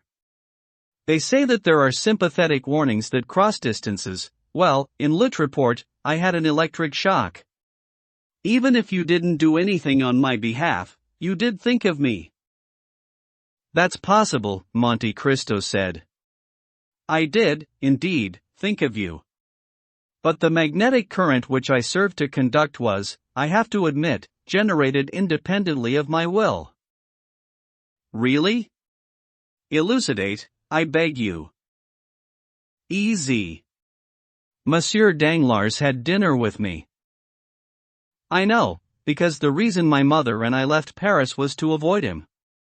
And he dined with Monsieur Andrea Cavalcanti. Your Italian prince? Let's not exaggerate. Monsieur Andrea only awards himself the title of Viscount. Awards himself? As you say. So he isn't one? How do I know? He awards himself, I award him, they award him, isn't that all the same as if he had it? Come now, you are behaving strangely. So then? Then, what? Monsieur Danglars dined here? Yes. With your Viscount Andrea Cavalcanti? With Viscount Andrea Cavalcanti, his father the Marquis, Madame Danglars, Monsieur and Madame de Villefort, and some delightful people, Monsieur de Bray, Maximilian Morel, and who else? Wait. Oh, yes, Monsieur de Châteaurenaud. Was my name mentioned? Not once. Too bad. Why? I would have thought that, in forgetting you, they did only what you wanted. My dear Count, if they didn't mention me, that means that they must have thought about me a lot, so I'm at my wit's end. What does it matter, since Mademoiselle Danglars was not here among those who were thinking about you? True, she might have thought about you at home. Oh, no. I'm quite sure of that. Or if she did, it was in the same way that I think of her. How charming, this meeting of minds. So you hate one another? Please don't misunderstand me, said Morcerf. If Mademoiselle Danglars were the sort of woman to sympathize with the torments I am not enduring on her behalf and to recompense me outside the provisions of the marriage contract drawn up between our two families, I should be delighted with the arrangement. In short, I think Mademoiselle Danglars would make a charming mistress, but as a wife, good God. So that's how you envisage your future? Monte Cristo said with a laugh. Yes. When all's said and done, it is. Slightly brutal, I realize, but accurate. But, since this dream can never come true and since, for me to reach a particular goal, Mademoiselle Danglars must become my wife, that is to say, live with me, think beside me, sing near me, write verses and make music a few yards away from me, and all this for the rest of my life, then I am appalled at the prospect. You can leave a mistress, Count, but a wife. Ha! That's a different matter entirely. A wife is for eternity, whether close by or at a distance. The idea of having Mademoiselle Danglars forever is terrifying, even at a distance. You're fussy, Viscount. Yes, because I dream of something impossible. Which is finding a wife for myself like the one my father found. The color drained from Monte Cristo's cheeks and he watched Albert, while toying with some magnificent pistols, rapidly cocking them, then releasing the springs. So, your father has been a happy man, he said. You know how I feel about my mother, Count. She is an angel, still beautiful, still witty, finer than ever. I have just come back from Le Treport. Now, for any other son, just imagine, traveling with his mother would be an act of kindness or an unavoidable burden. Yet I have just spent 4 days with mine in Le Treport and I can tell you they were more satisfying, more relaxing, and more poetical than if I had been with Queen Mab or Titania. Anyone would despair of rivaling such perfection. You will make anyone who hears you wish seriously to remain a bachelor. Which is precisely why, knowing that there is one accomplished woman in the world, I'm not anxious to marry Mademoiselle Danglars. Have you noticed how our egoism paints everything that belongs to us in brilliant hues? The diamond that sparkled in the windows of Merli or Fossin becomes much lovelier once it is our diamond, but if circumstances force you to acknowledge that there is a still finer one and you are condemned forever to wear this diamond which is inferior to the other, do you understand what torture that is? Snob, the Count muttered. And that's why I shall be jumping for joy on the day when Mademoiselle Eugenie notices that I am only a puny little atom, possessing hardly as many hundreds of thousands of francs as she has millions. Monte Cristo smiled. I did have another idea, Albert went on. Franz likes odd things, so I tried to make him fall in love with Mademoiselle Danglars, in spite of himself. I wrote him 4 letters in the most enticing of styles, but he always gave me the same answer. I may be eccentric, it's true, but my eccentricity does not extend to breaking my word once I have given it. Now, there's what I call true friendship, giving another person as wife the woman one only wants for oneself as a mistress. Albert smiled. Incidentally, he said, dear Franz is on his way home, but that doesn't bother you. You don't like him, do you? What? My dear Viscount, Whatever told you that I don't like Monsieur Franz? I like everybody. I am included in everybody. Thank you. Oh, don't misunderstand me, said Monte Cristo. I like everybody in the way that God ordered us to love our neighbors, that is, in Christian charity. I only bestow true hatred on certain people. But to get back to Franz d'Épinay, he is coming home, you say? Yes, on the instructions of Monsieur de Villefort, who is as mad keen to marry off Mademoiselle Valentine, apparently, as Monsieur Danglars is to marry off Mademoiselle Eugénie. It really does appear that being the father of grown-up girls is one of the most exhausting states. As far as I can see, their temperature soars and their pulses beat 90 to the minute until they have disposed of them. But Monsieur d'Épinay is not like you. He is reconciled to his fate. More than that, he takes it seriously.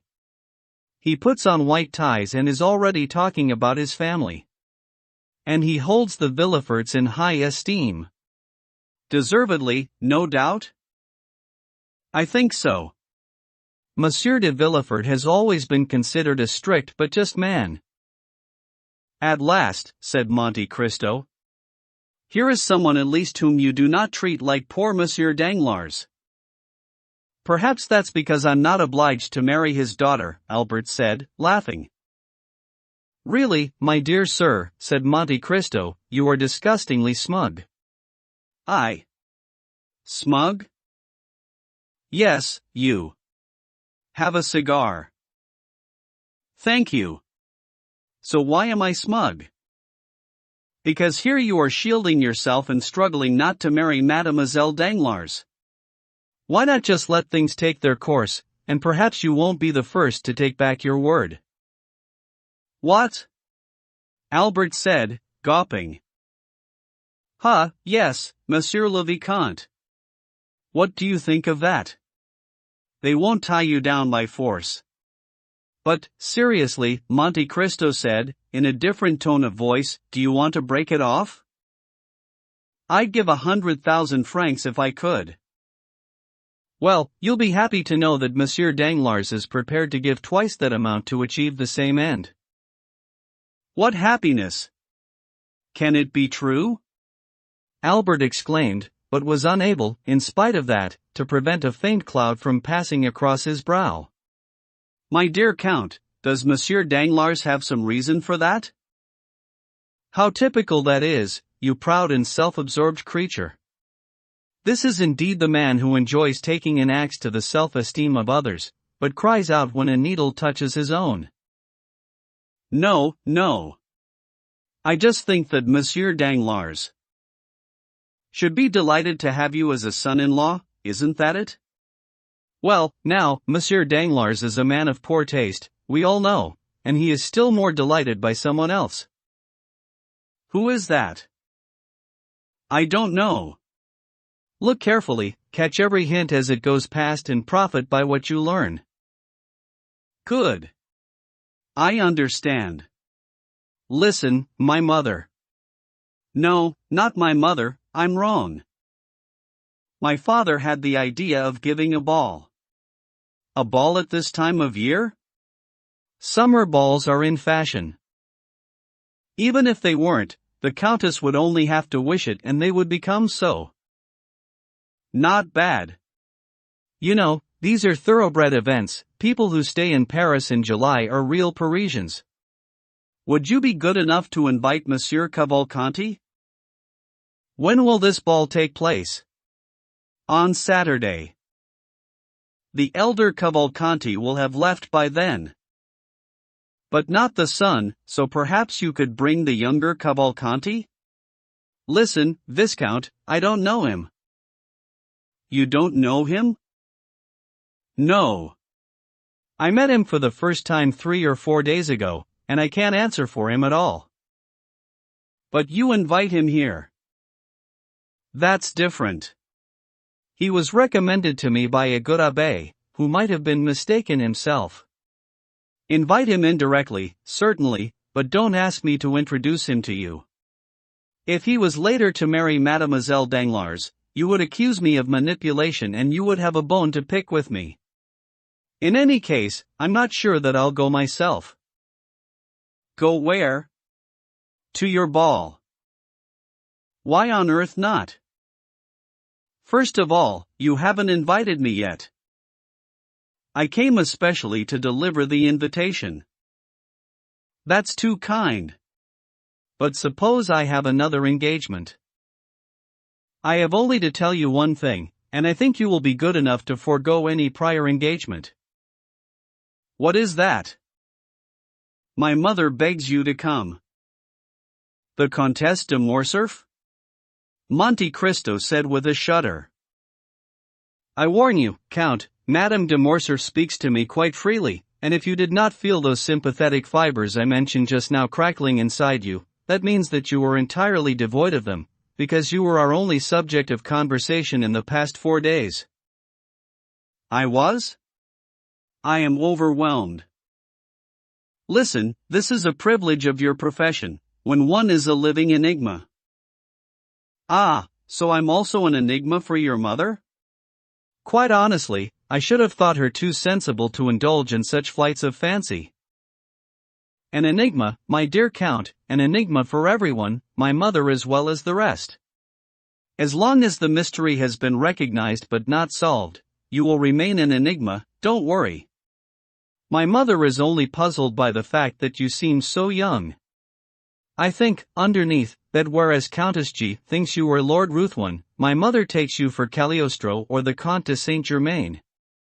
The first time you meet Madame de Morcerf, you must confirm her in that impression. It shouldn't be difficult, you have the wit of one and the philosopher's stone of the other. Thank you for warning me, the Count said, smiling. I shall try to live up to all expectations. So you will come on Saturday? Since Madame de Morcerf requests my company. You are charming. And Monsieur Danglars? Oh, he's already had a triple invitation. My father looked after that. We shall also try to have the great D'Aguesseau, Monsieur de Villefort, but I don't expect we shall succeed. One must never give up hope, the proverb says. Do you dance, my dear Count? Do I dance? Yes, you. Why not? Well, I suppose, while one is still under 40. But no, I don't dance. However, I like to watch others.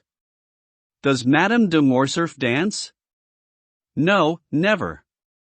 You can talk. She so much wants to talk to you. Really? I give you my word. And I must tell you, you are the first man about whom my mother has shown such curiosity. Albert took his hat and got up. The Count accompanied him to the door. Stopping at the top of the steps, he said, I was wrong about one thing. What was that? It was indiscreet of me to tell you about Monsieur Danglars. On the contrary, please keep telling me, talk about him as much as you like, as long as the message remains the same. Well, you make me feel better about it. So when is Monsieur d'Épinay arriving back?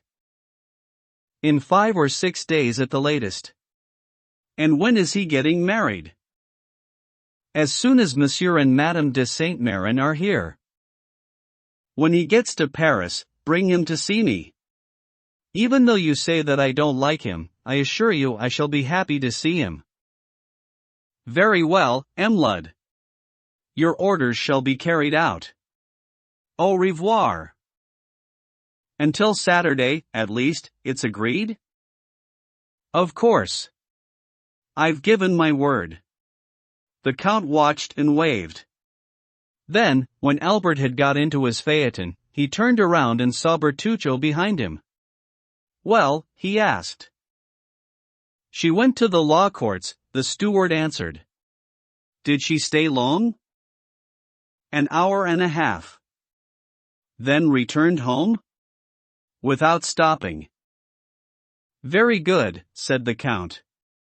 And now, my dear Monsieur Bertuccio, if I have a piece of advice for you, it is to go to Normandy and see if you can't find the little estate I mentioned. Bertuccio bowed and, the Count's command being entirely coincidental with his own wishes, left that very evening. Lex. Information. M. de Villefort kept his word to Madame Danglars, and most of all to himself, by trying to find out how the Count of Monte Cristo could have learnt the story of the house in Auteuil. That same day he wrote to a certain M. de Beauville who, after once being an inspector of prisons, had been transferred at a higher rank to the detective branch of the police, inquiring whether he could provide the necessary information. Beauville asked for 2 days to hunt down the best sources. When the 2 days were up, M. de Villefort received the following note. The person described as the Count of Monte Cristo is known particularly to Lord Wilmore, a rich foreigner and an occasional visitor to Paris, who is here at the moment, and also to Abbé Busoni, a Sicilian priest who is highly reputed in the East, where he accomplished many good works.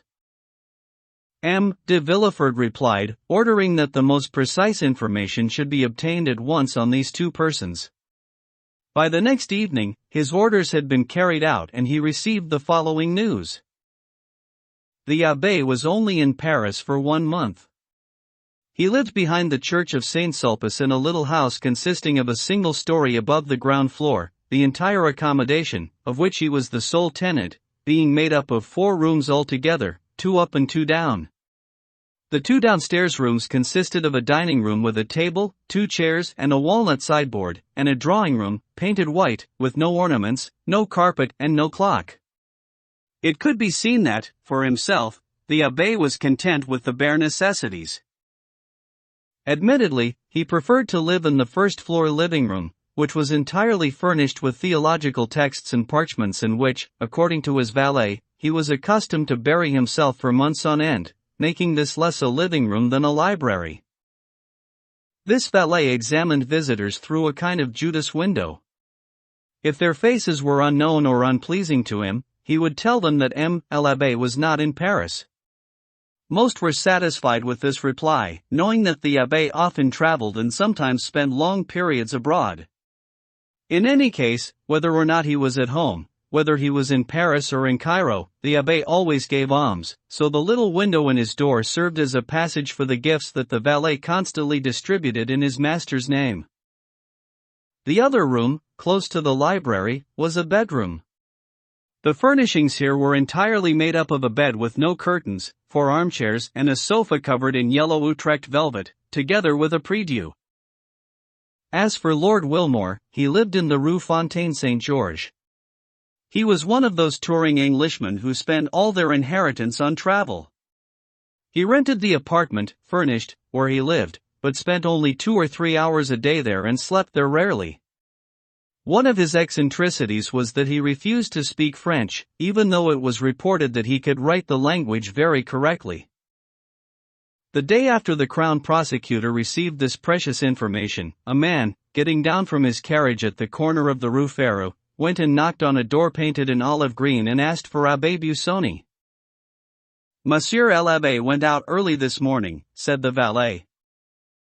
I cannot be satisfied by that answer, the visitor said. For I come on behalf of a person to whom everyone is at home. But kindly give Abbé Busoni. I already told you, he is not here, the valet repeated. Then when he gets back, give him this card and this sealed paper. Will the abbé be at home this evening at 8? Undoubtedly, monsieur, unless he is working, in which case it is as if he was out. So I shall come back this evening at the time we mentioned, the visitor said, then went away. That evening, at the appointed hour, the same man returned in the same carriage, which this time, instead of stopping on the corner of the Rue Férou, drew up in front of the green door. He knocked, it was opened and he went in.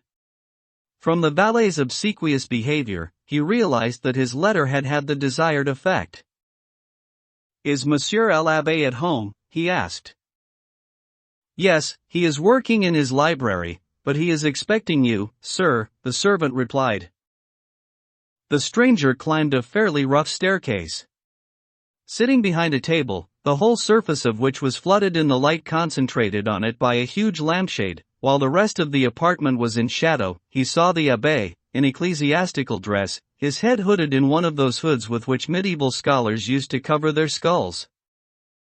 "Do I have the honor of speaking to Monsieur Busoni?" the visitor asked. "Yes, monsieur," the abbé replied. "And you are the person sent to me by Monsieur de Beauville, former inspector of prisons, on behalf of the prefect of police?" "Precisely, monsieur." "One of those agents appointed to look after security in Paris?" "Yes, monsieur," the stranger replied, with momentary hesitation and, above all, a blush. The abbé adjusted the large glasses that covered not only his eyes but also his temples, and, sitting down again, he motioned to the visitor to do likewise. "I am listening," he said, in a marked Italian accent. "The mission I have to accomplish, monsieur," the visitor resumed, weighing each word as though finding it difficult to get it out, "is a confidential mission, both for the person carrying it out and for the one who will assist him in his inquiries." The abbé bowed his head. "Yes," the stranger continued. "Your probity, monsieur l'abbé, is so well known to the prefect of police that, as a magistrate, he would like to know something touching that same public safety in the name of which I have been sent to you. Consequently, monsieur l'abbé, we hope that neither ties of friendship nor any other human considerations will induce you to hide the truth from the eyes of the law. Monsieur, as long as whatever you wish to know does not affect any scruple of my conscience. I am a priest and the secrets of the confessional, for example, must remain between me and God's justice, not between me and human justice." "Oh, monsieur l'abbé, you may be quite reassured on that," said the stranger. "In any case, we shall ensure that your conscience is protected." At this, the abbé leant on his side of the lampshade, raising it on the opposite side, so that it lit fully the face of the stranger, while leaving his own still in shadow.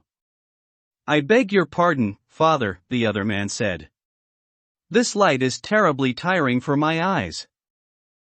The abbé lowered the green shade and said, "Now, monsieur, I am listening. Speak." "I am coming to the point.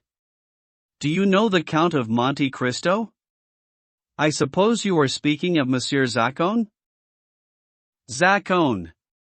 So he is not called Monte Cristo." "Monte Cristo is the name of an island, or rather of a rock, not of a family." "Very well. Let's not argue about words. So, since Monsieur de Monte Cristo and Monsieur Zaccone are the same man?" "Absolutely the same." "Then let us talk about Monsieur Zaccone." "Agreed." "I asked if you knew him?" "Very well." "Who is he?" "The son of a rich shipowner in Malta." "Yes, I know that's what they say. But, as you must realize, the police cannot be satisfied with mere hearsay." "And yet," the abbé said, with a very pleasant smile, "when hearsay is the truth, everyone must be satisfied with it, the police as well as the rest." "But are you sure of what you are saying?" "What? Am I sure?" "Please understand me, monsieur. I do not in any way question your good faith. I am merely asking if you are sure." "Come now, I knew Monsieur Zaccone, his father." "Ah. And while I was still a child I played a dozen times with his son in their shipyards." "But this title, Count? That can be bought, you know." "In Italy?" "Everywhere." "But this wealth which, still according to rumor, is immense." "Ah, that," said the abbé. "Immense is the word." "You know him. How much do you think he owns?" "Oh, an income of at least 150 to 200,000 livres." "That's reasonable," the visitor said. "There was talk of 3 or 4 million. An income of 200,000 livres, monsieur, adds up to a capital of just 4 million. But there was talk of an income of 3 or 4 million. Oh, it's impossible to believe that. Do you know his island of Monte Cristo? Of course. Anyone who has come from Palermo, Naples or Rome to France by sea knows it, since he will have sailed past it and seen it as he went. They say it's an enchanted spot. It's a rock. Why should the Count buy a rock? Precisely in order to be a Count. In Italy, to be a Count, you still need a county. You have doubtless heard of Monsieur Zaccone's youthful adventures? The father's?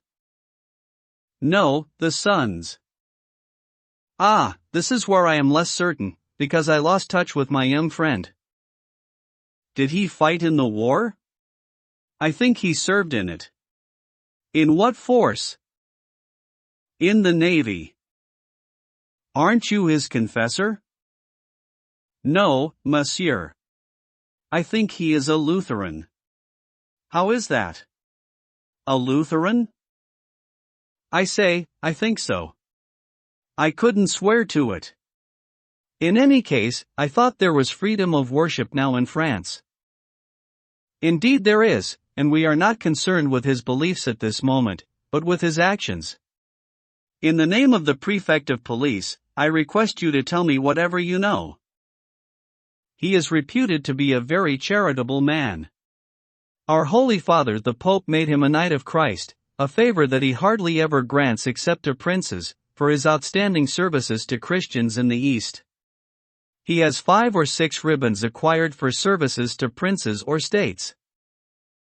Does he wear them?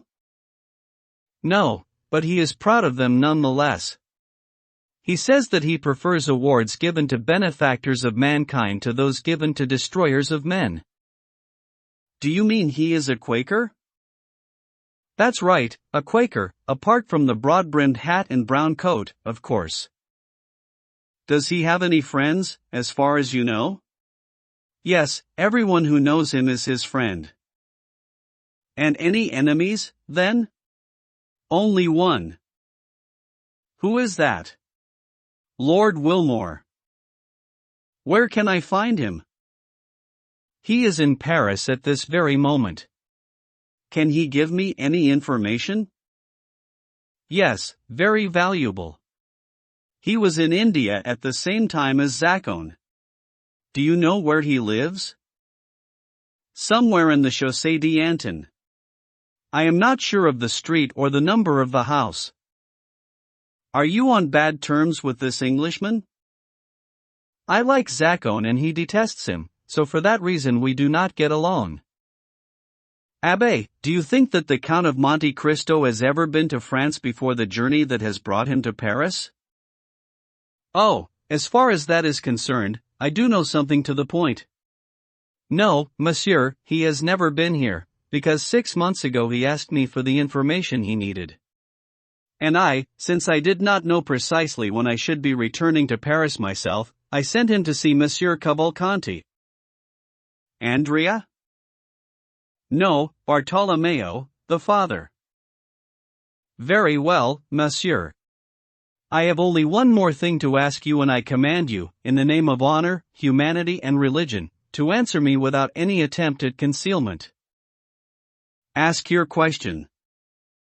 Do you know for what purpose the Count of Monte Cristo bought a house in Auteuil? Indeed, I do, he told me. So, why? With the idea of turning it into an asylum for lunatics on the model of the one set up in Palermo by Baron de Pisani. Do you know that asylum? Only by reputation, Monsieur l'Abbé. It is a wonderful institution. At this, the abbé got up, like a man intimating to his visitor that he would not be sorry to resume his interrupted work.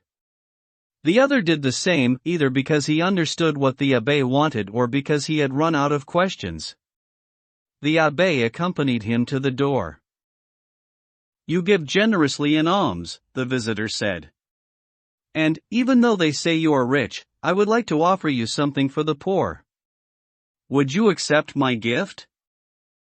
Thank you, monsieur, but I boast of only one thing in the world, which is that all the good I do comes from me alone. Yes. My resolve is unwavering. But seek, monsieur, and you will find, alas, every rich man has more than enough of poverty to pass by on his road through life. The abbé bowed once more as he opened the door, and the stranger returned the compliment and left. His carriage took him immediately to Monsieur de Villefort's, and, an hour later, it drove out again, this time towards the Rue Fontaine Saint-Georges. It stopped by number 5, which was the address of Lord Wilmore. The stranger had written to Lord Wilmore to request a meeting, which had been fixed for 10 o'clock. As the prefect of police's envoy arrived at 10 to 10, he was told that Lord Wilmore, who was the soul of punctuality, had not yet returned, but that he would do so on the stroke of 10.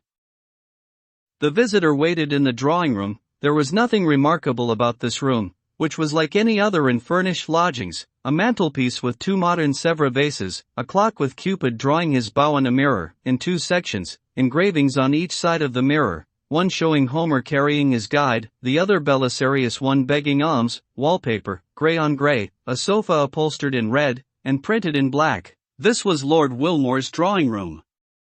It was lit by 2 lamps with shades of frosted glass that gave only a feeble light, as if deliberately designed not to strain the tired eyes of the prefect's emissary. After he had waited 10 minutes, the clock struck 10 and, on the 5th stroke, the door opened and Lord Wilmore appeared. He was a man of more than average height, with thin, reddish side whiskers, a pale complexion and graying blonde hair. He was dressed with typically English eccentricity, that is to say, he wore a blue coat with gold buttons and high peak collar, of the kind worn in 1811, with a waistcoat of white cashmere and nankeen breeches, 3 inches too short, restrained by straps under the feet from mounting up to his knees. His first words on entering were, "You know, monsieur, that I do not speak French." "I certainly know that you do not like to speak our language," the policeman said. "But you may speak it," Lord Wilmore continued. "For, though I do not speak, I can understand." "And I speak English well enough," said the visitor, changing to that language, "for us to hold a conversation. So you may feel at ease, monsieur." "How?" Lord Wilmore exclaimed, with an intonation that only a pure-blooded Englishman can achieve. The other man gave him his letter of introduction, which was perused with peculiarly British phlegm. Then, when he had finished, he said, in English, "Yes, I quite understand." So the visitor began his inquiries. The questions were roughly the same as those that had been asked of Abbé Busoni, but since Lord Wilmore, an enemy of the Count of Monte Cristo, did not show the same discretion as the abbé, his answers were much fuller. He described the Count's youth, saying that as a boy of 10 he had entered into the service of one of those Indian princelings who make war against the English. This is where he and Lord Wilmore met for the first time and fought one another. In the course of the war, Sacon was taken prisoner, sent to England and put in the hulks, from which he escaped by jumping into the water. This was the start of his journeys, his duels, his love affairs. When the Greeks rebelled, he fought for them against the Turks and, while in their service, discovered a silver mine in the mountains of Thessaly, about which he was careful to tell no one. When the Greek government was consolidated after the Battle of Navarino, he asked King Otto II for a license to exploit the mine, which was granted. Hence the vast fortune which, according to Lord Wilmore, might yield an income of 2 million, but which would at the same time dry up overnight, if the mine itself were to do so. "But do you know why he has come to France?" the visitor asked. "He wishes to speculate on the railways," said Lord Wilmore. "And, being a skilled chemist and no less distinguished physicist, he has invented a new form of telegraph which he is in process of developing." "Roughly how much does he spend a year?" the policeman asked. "Oh, 500 or 600,000 francs, at the most," said Lord Wilmore. "He is a miser." It was clear that the Englishman was inspired by hatred and, not finding anything else to say against the Count, he reproached him with avarice. "Do you know anything about his house in Auteuil?" "Yes, indeed. What? Do you mean, his reason for buying it? Yes. Well, the Count is a speculator who will certainly ruin himself with experiments and wild dreams. He claims that in Auteuil, close to the house which he had just bought, there is a stream of mineral water which can rival those of Bagners, Lutchen and Cotteret's. He wants to make his house into what the Germans call a badhouse, and has already dug over the whole of his garden 2 or 3 times to discover this famous spring. Since he has been able to find nothing, you will shortly see him buy all the houses around his own. Since there is no love lost between us, I hope that his railways, his electric telegraph and his mineral waters will ruin him. I shall enjoy his discomfiture, which is bound to arrive sooner or later. And why do you dislike him? Because once, when he was in England, he seduced the wife of one of my friends. So why not try to be revenged on him? I have already fought the Count 3 times, the Englishman said. The first time with pistols, the second with foils and the third with sabers. What was the result of these duels?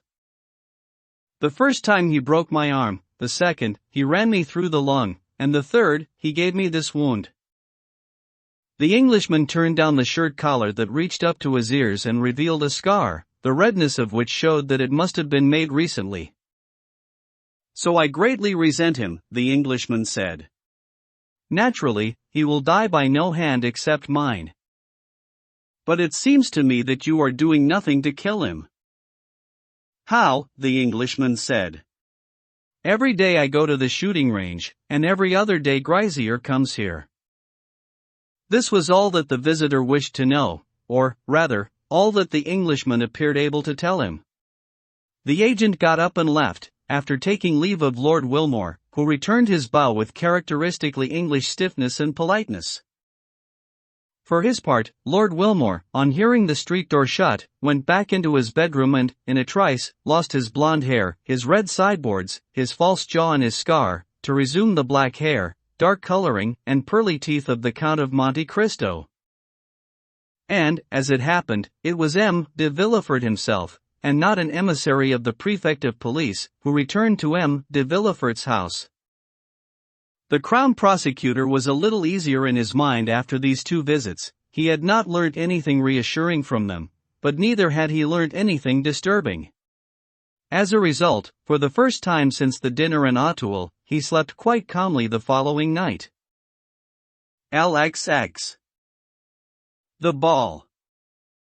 The hottest days of July had come when the calendar arrived at the Saturday appointed for M. de Morcerf's ball. It was 10 o'clock in the evening.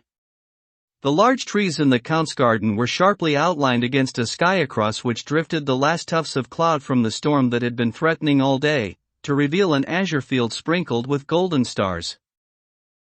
From the ground floor rooms one could hear the blast of music and the swirling of the waltz and the gallop, while sharp bands of light shone out through the slats of the Persian blinds. The garden, for the time being, was solely the province of a dozen or so servants, who had just been ordered to lay out the supper by their mistress, who was reassured at seeing the steady improvement in the weather. Until then, she had been unsure whether to eat in the dining room or under a long canvas awning, set up above the lawn. But this lovely blue sky, full of stars, had now settled the issue in favor of the awning and the lawn. The garden paths were lit by colored lamps, as is the custom in Italy, and the supper table was laden with candles and flowers, as is the custom in all countries where they understand how to dress a table, which when properly done is the rarest of all luxuries. Just as the Countess de Morcerf had given her last orders and was returning indoors, the drawing rooms began to fill with guests, attracted more by the Countess's charming hospitality than by the distinguished position of the Count. Everyone knew in advance that the party would supply them with some details which would either be worth relating or, in the event, copying, thanks to Mercedes' good taste. Madame Danglars had been so deeply disturbed by the events we have described that she was reluctant to attend, but that morning her carriage had crossed Villefort's. The latter signaled to her, the 2 carriages pulled up alongside each other and the Crown Prosecutor said, through the window, "You are going to Madame de Morcerf's, I suppose?" "No," answered Madame Danglars. I'm not well enough. That is a mistake, Villefort said, with a significant look. It is important for you to be seen there. Oh, do you think so? The Baroness asked. I do. Then I shall go. Then the two carriages had continued on their separate ways. However, Madame Danglars did come, looking beautiful not only with her own beauty, but dressed with dazzling extravagance. She was just coming in through one door when Mercedes entered by the other. The Countess sent Albert to greet Madame Danglars, and he came forward, offered the Baroness some well-deserved compliments on her dress and took her arm to lead her wherever she wanted to go. At the same time, he looked around. Are you looking for my daughter? The Baroness asked with a smile. I confess I am. Surely you have not been so cruel as to leave her at home? Don't worry. She met Mademoiselle de Villefort, who led her away. Look, they are there behind us, both in white dresses, one with a bouquet of camellias, the other with a bouquet of forget-me-nots. But tell me. And what are you looking for? Albert asked, smiling. Will you not be having the Count of Monte Cristo this evening? 17. Albert replied. What do you mean? I mean that all is well, said the Viscount, laughing, and that you are the 17th person to ask me the same question. He's popular, the Count. I must compliment him. And do you answer everyone in the same way? Ah. You're quite right. I didn't answer. Have no fear, madam, we shall be privileged to receive the man of the moment. Were you at the opera yesterday? No. He was. Really? And did the eccentric signore do anything out of the ordinary? Can he appear in public otherwise? Elsler was dancing in Le Diable Boiteux. The Greek princess was delighted. After the cachucha, he slipped a superb ring on the stems of a bouquet and threw it to the delightful ballerina, who reappeared in the third act with the ring on her finger, as a tribute to him. Will his Greek princess be here? No, you must do without her. Her status in the Count's entourage is slightly ambiguous. Now, leave me, and go to pay your respects to Madame de Villefort, said the Baroness. I can see that she's dying to speak to you. Albert bowed and went across to Madame de Villefort, whose mouth started to open even as he was approaching her. I bet, he said, interrupting, that I can guess what you're going to say. Well, I never, said Madame de Villefort. Will you admit it, if I'm right? Yes. On your honor? On my honor. You were going to ask me if the Count of Monte Cristo had arrived or if he was coming. Nothing of the sort. I'm not concerned with him at the moment. I was going to ask if you had any news of Monsieur Franz? Yes, yesterday. And what did he have to say? That he was leaving at the same time as his letter. Very well.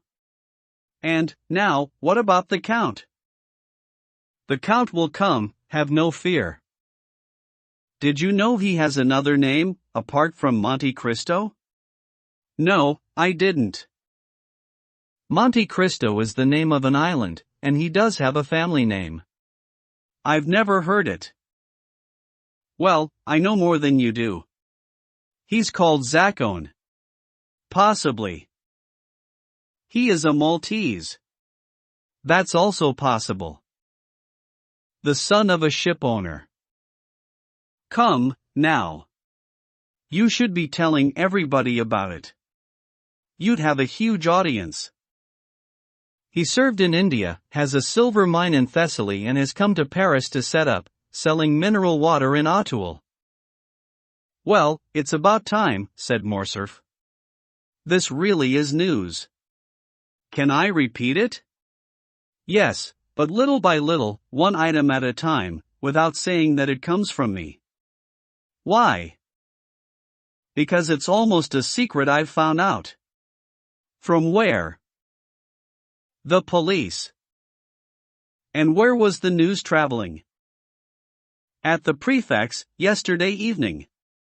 The authorities were put out, you understand, by this unusual ostentation, so the police made some inquiries. Ha!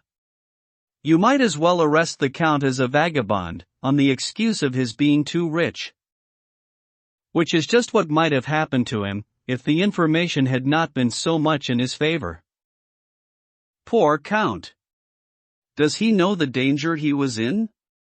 I don't think so. Well, it is only right and proper to let him know.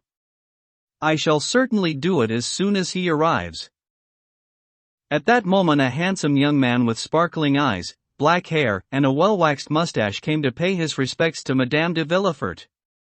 Albert held out his hand. Madam, he said, I have the honor to introduce Monsieur Maximilien Morel, Captain of Spahis, one of our fine and, most of all, brave officers. I have already had the pleasure of meeting this gentleman in Auteuil at the Count of Monte Cristo's, Madame de Villefort replied, turning away with distinct coldness.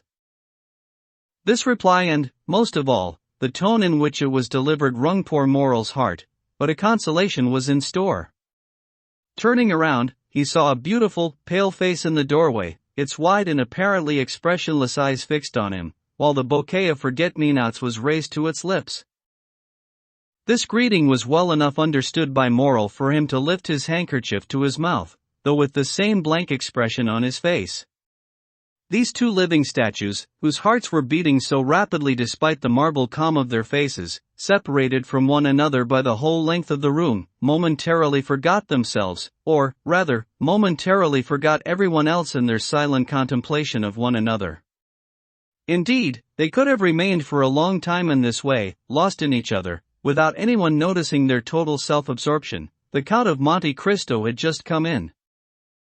As we have already mentioned, either because of some imagined aura or because of his natural presence, he attracted attention wherever he went. It was not his black coat, superbly though it was cut, simple and without decoration, it was not his plain white waistcoat, nor was it his trousers, fitting over a delicately shaped foot, that attracted attention. It was his dark complexion, his wavy black hair, his pure, calm face, his deep and melancholy eye and, finally, his exquisitely formed mouth which could so easily adopt an expression of sovereign contempt, which drew all eyes to him. There may have been more handsome men, but there was surely none more significant, if we may be allowed to use the word. Everything about the Count meant something and carried some weight, for the habit of positive thought had given to his features, to the expression on his face and to the least of his gestures an incomparable strength and suppleness. Apart from which, our society here in Paris is so strange that it might have paid no attention to all that, were it not that behind it lay a mysterious tale, gilded by a huge fortune. However it may be, he came forward, running the gauntlet of stares and cursory greetings, towards Madame de Morcerf who, standing in front of the mantelpiece, had observed his entrance in a mirror facing the doorway and was getting ready to receive him. She consequently turned around with a well-judged smile at the very moment when he bowed in front of her.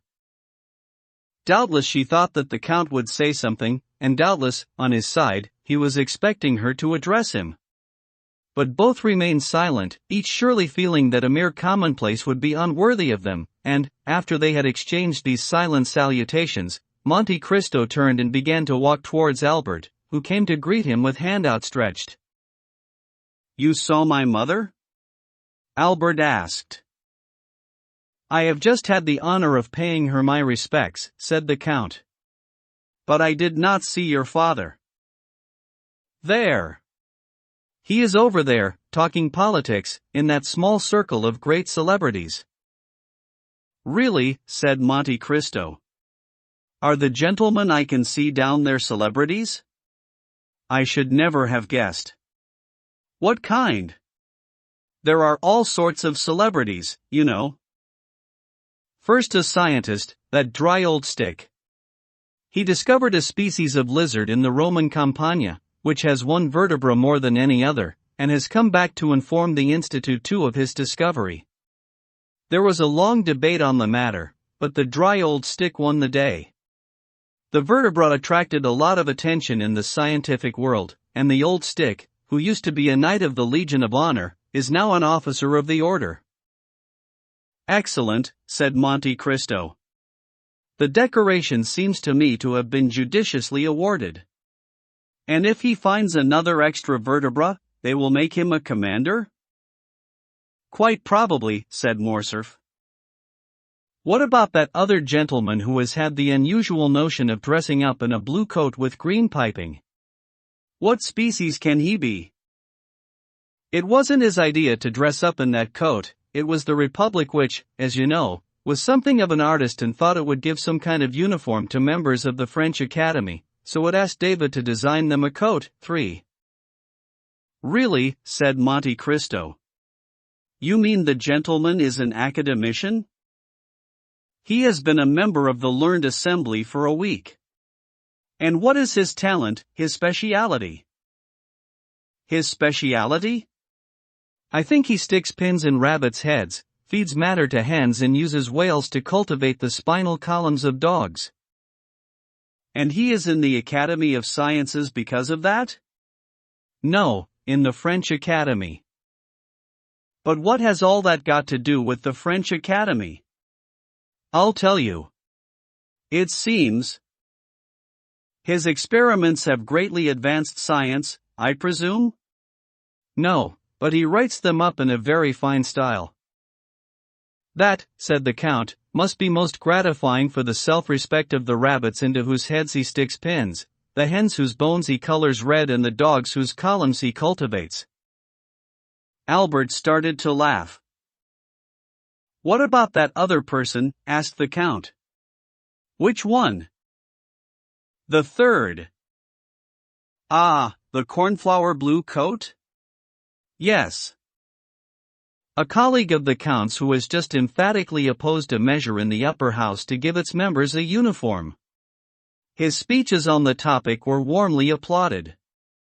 He was in bad odor with the liberal press, but his noble opposition to the wishes of the court has put him back in favor with them, and there is talk that he might be made an ambassador. What entitles him to the peerage? He's written 2 or 3 comic operas, fought 4 or 5 lawsuits against Le Siècle and voted 5 or 6 times for the government.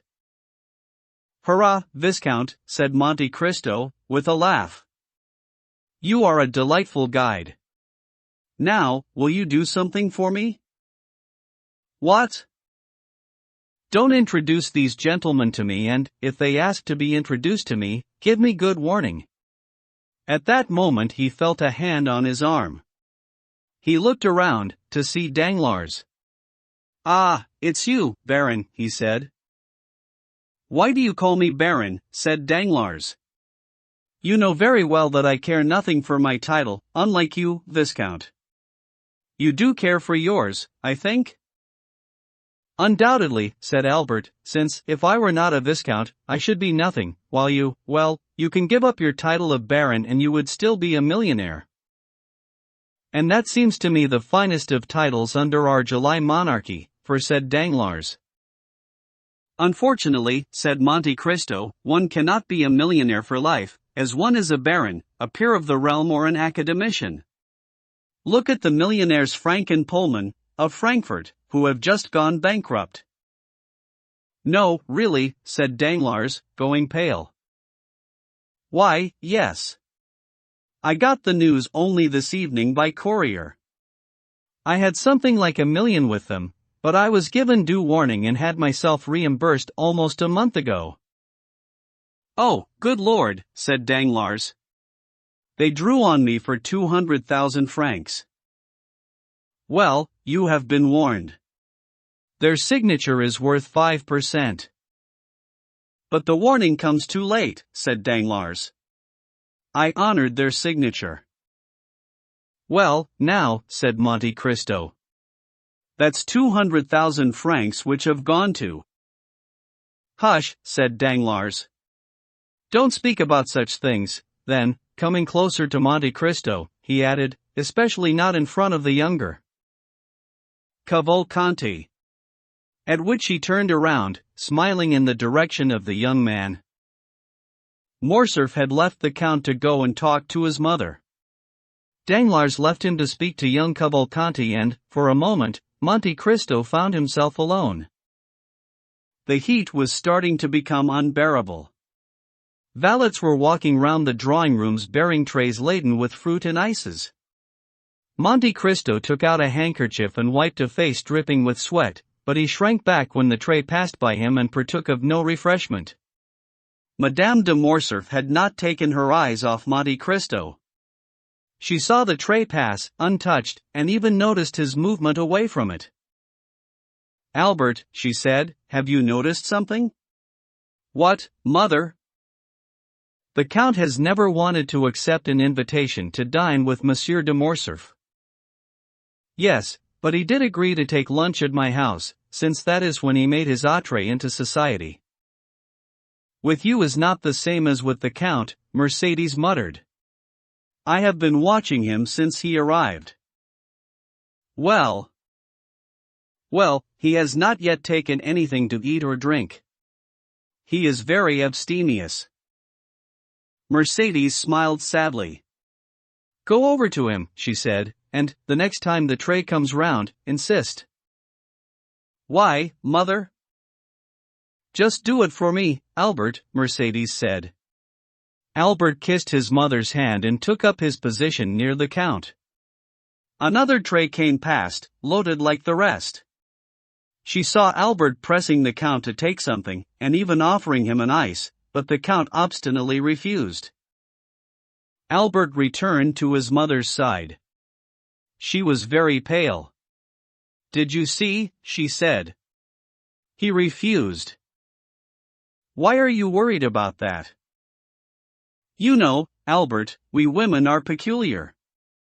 I should have been pleased to see the Count take something in my house, if only a pomegranate seed. But perhaps he is not used to French manners, or he might have some preference for something in particular?" "No, I'm sure of it. I saw him taste everything in Italy. I expect he is feeling unwell this evening. Since he has always lived in hot countries," the Countess said, "he may be less sensitive than other people to the heat." "I don't think so, because he complained that it was stifling and asked why, since the windows had already been opened, the shutters were not opened as well." "Yes," Mercedes said, "that's a way of finding out if his abstinence is deliberate." She left the room, and a moment later the shutters were opened and, through the jasmine and clematis that hung around the windows, one could see the whole garden lit up with lamps and the supper laid out under the awning. The men and women on the dance floor, gamblers and talkers, all let out cries of joy, their thirsty lungs drinking in the air which poured into the room. At the same time Mercedes reappeared, paler than when she left, but with a remarkable expression of determination which her face took on in certain circumstances. She went directly to the group around her husband and said, "Count, please don't keep these gentlemen here. If they are not playing cards, I am sure they would prefer to breathe in the garden than to suffocate here." "Oh, madam," said a very gallant old general who had sung Parton's Pour la Série 5 in 1809, "we will not go into the garden alone." "Very well," said Mercedes. "I shall set you an example." And she turned towards Monte Cristo. "Monsieur le Comte, please do me the honor of giving me your arm." The Count seemed almost to stagger on hearing these simple words, then he looked at Mercedes for a moment. The moment lasted as long as a flash of lightning, but to the Countess it seemed to last a century, so much intensity of thought did Monte Cristo put into this single glance.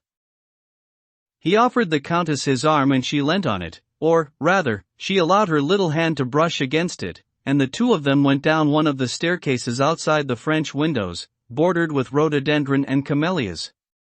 By the other staircase, with noisy cries of delight, some 20 guests hurried along behind them into the garden. LXXI. Bread and salt.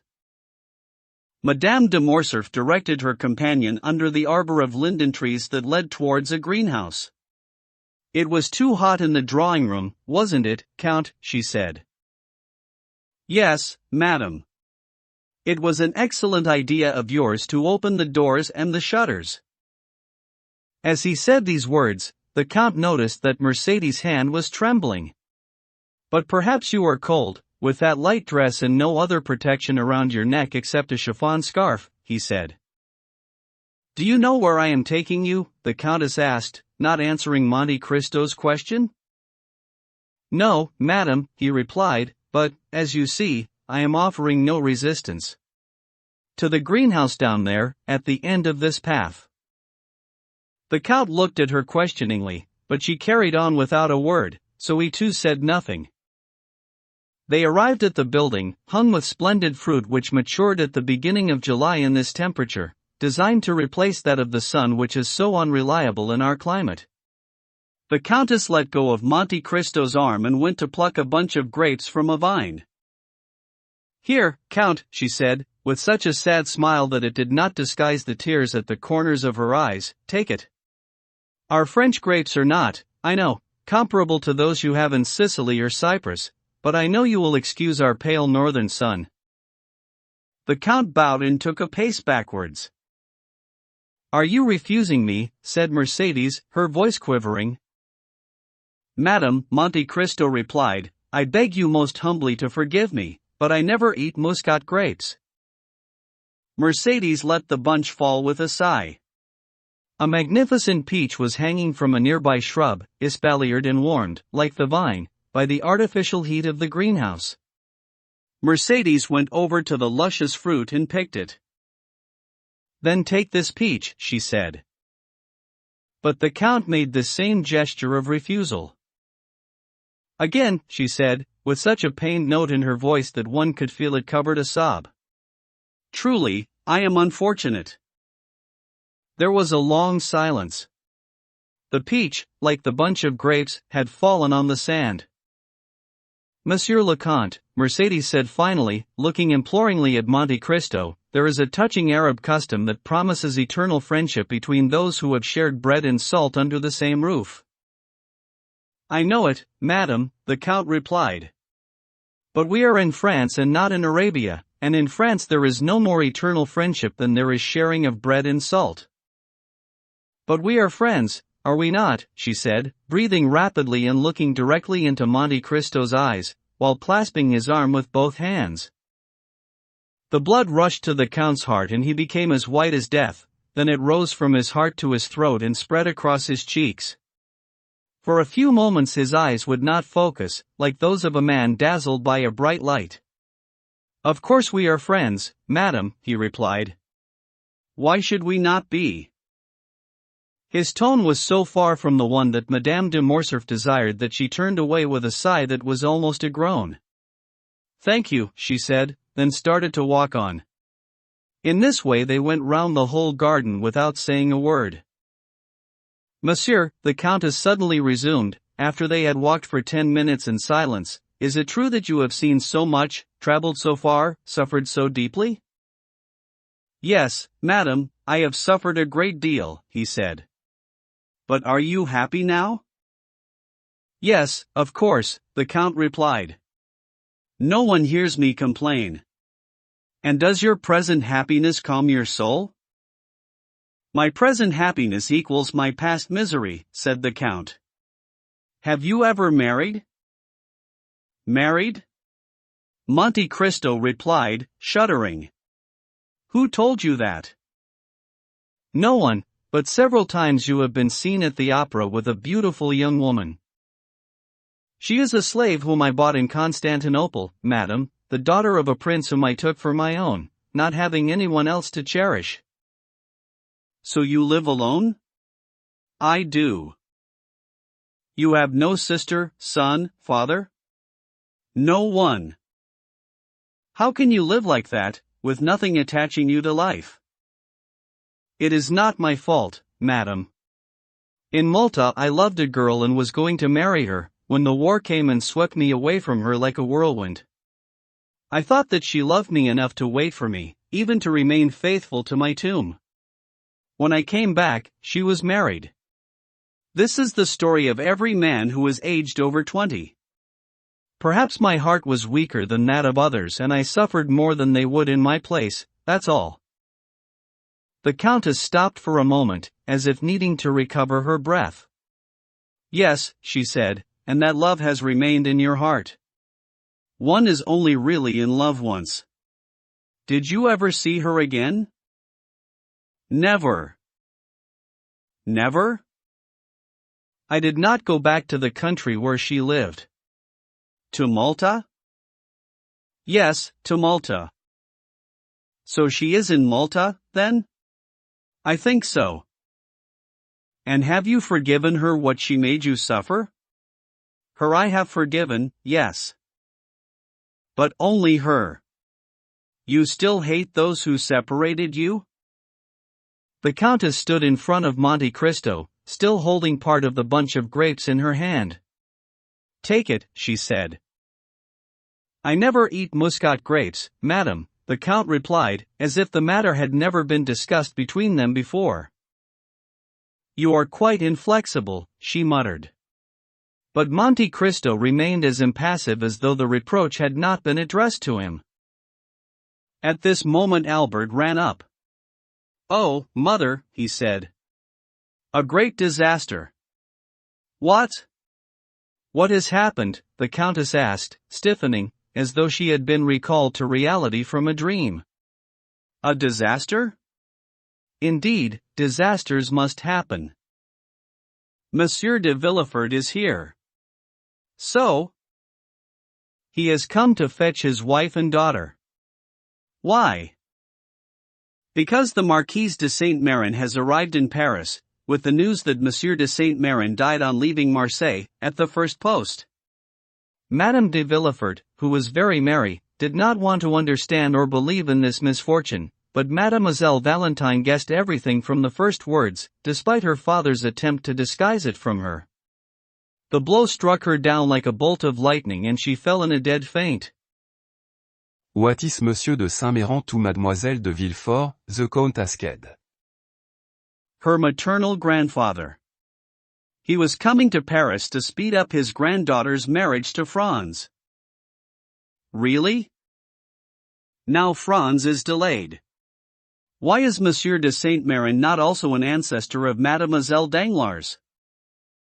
Albert, Madame de Morcerf said, gently reprimanding him. What are you saying? Oh, Monsieur le Comte, he has such a great respect for you, tell him he shouldn't say such things. She took a step forward. Monte Cristo was looking so oddly at her, with an expression that was at once so abstracted and so full of affectionate admiration, that she advanced again, took his hand and that of her son, and joined them together. We are friends, are we not? She said.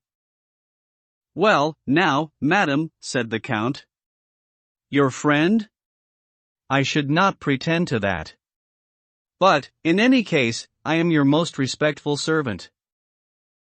The Countess left with an inexpressible weight on her heart and had not gone more than 10 yards when the Count even saw her dab her eyes with a handkerchief. Have you fallen out over something, my mother and you? Albert asked with astonishment. On the contrary, the Count replied, since she has just told me in front of you that we are friends. And they went back to the drawing-room which Valentine had just left with M. and Madame de Villefort. It goes without saying that Morel followed them. LXXII. Madame de Saint-Méran. A mournful scene had just taken place in M. de Villefort's house. After the departure of the two ladies for the ball, all Madame de Villefort's efforts having failed definitely to persuade her husband to accompany her, the Crown Prosecutor had shut himself up as usual in his study with a pile of dossiers which would have terrified another man but which, in normal circumstances, would hardly have been enough to satisfy his mania for work.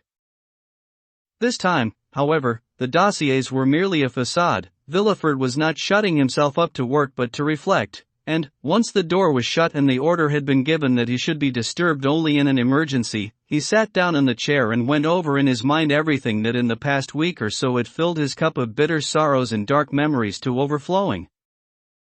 Then, instead of starting on the pile of dossiers in front of him, he opened a drawer in his desk, released a secret spring and took out a bundle of personal papers, precious manuscripts which he had put in order and labeled, with figures known only to him, the names of all those who had become his enemies, whether in his political career, his business dealings, his legal practice or his secret love affairs.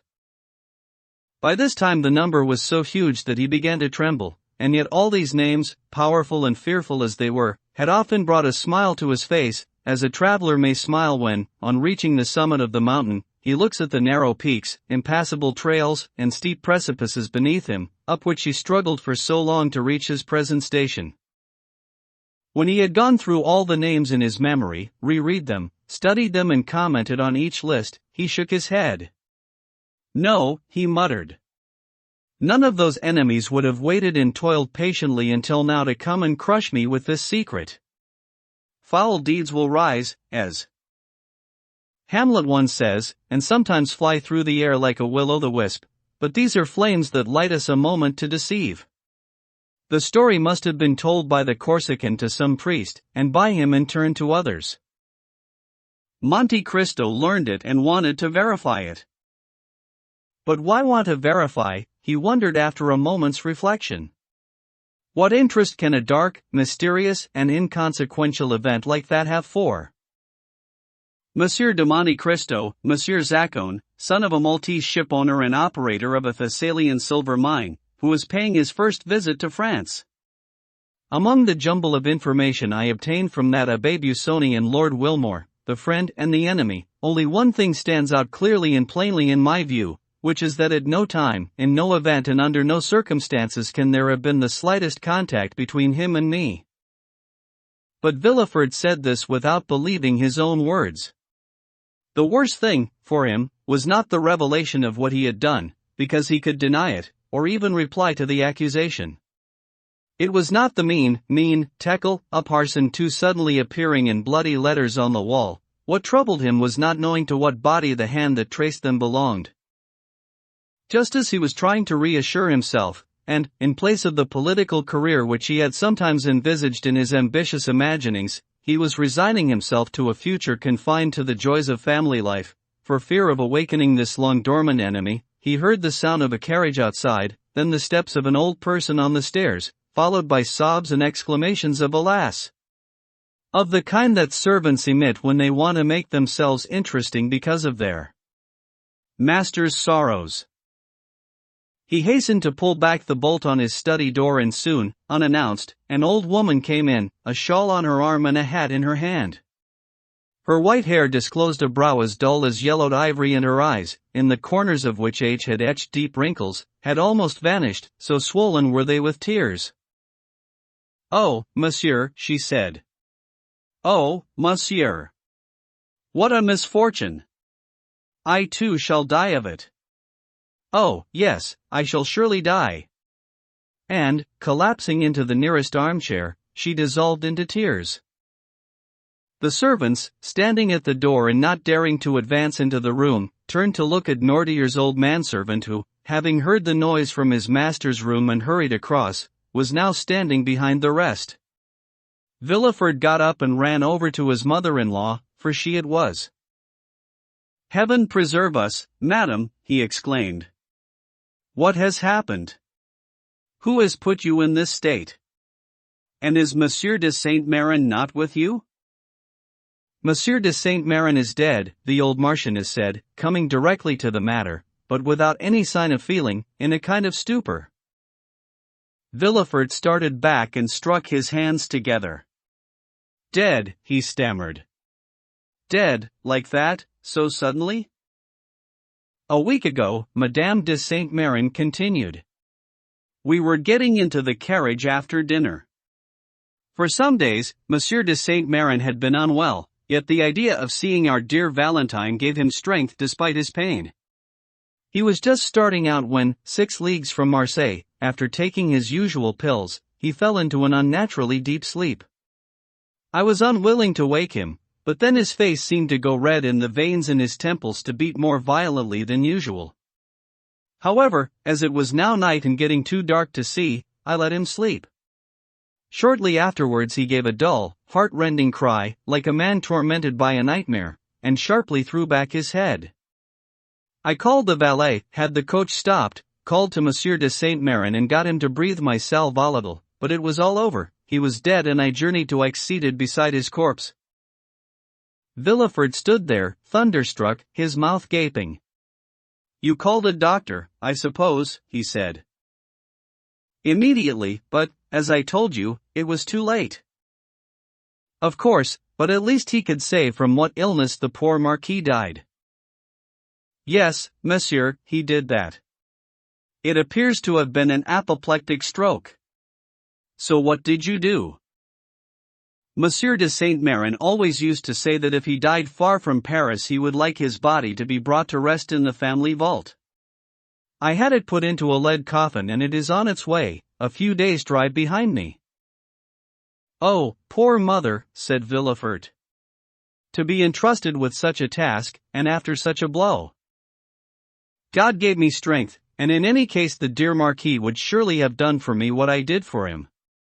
It is true that, since I left him behind me there, I have felt I am going mad. I can no longer weep, yet I feel that one should do so, as long as one is suffering. Where is Valentine, monsieur?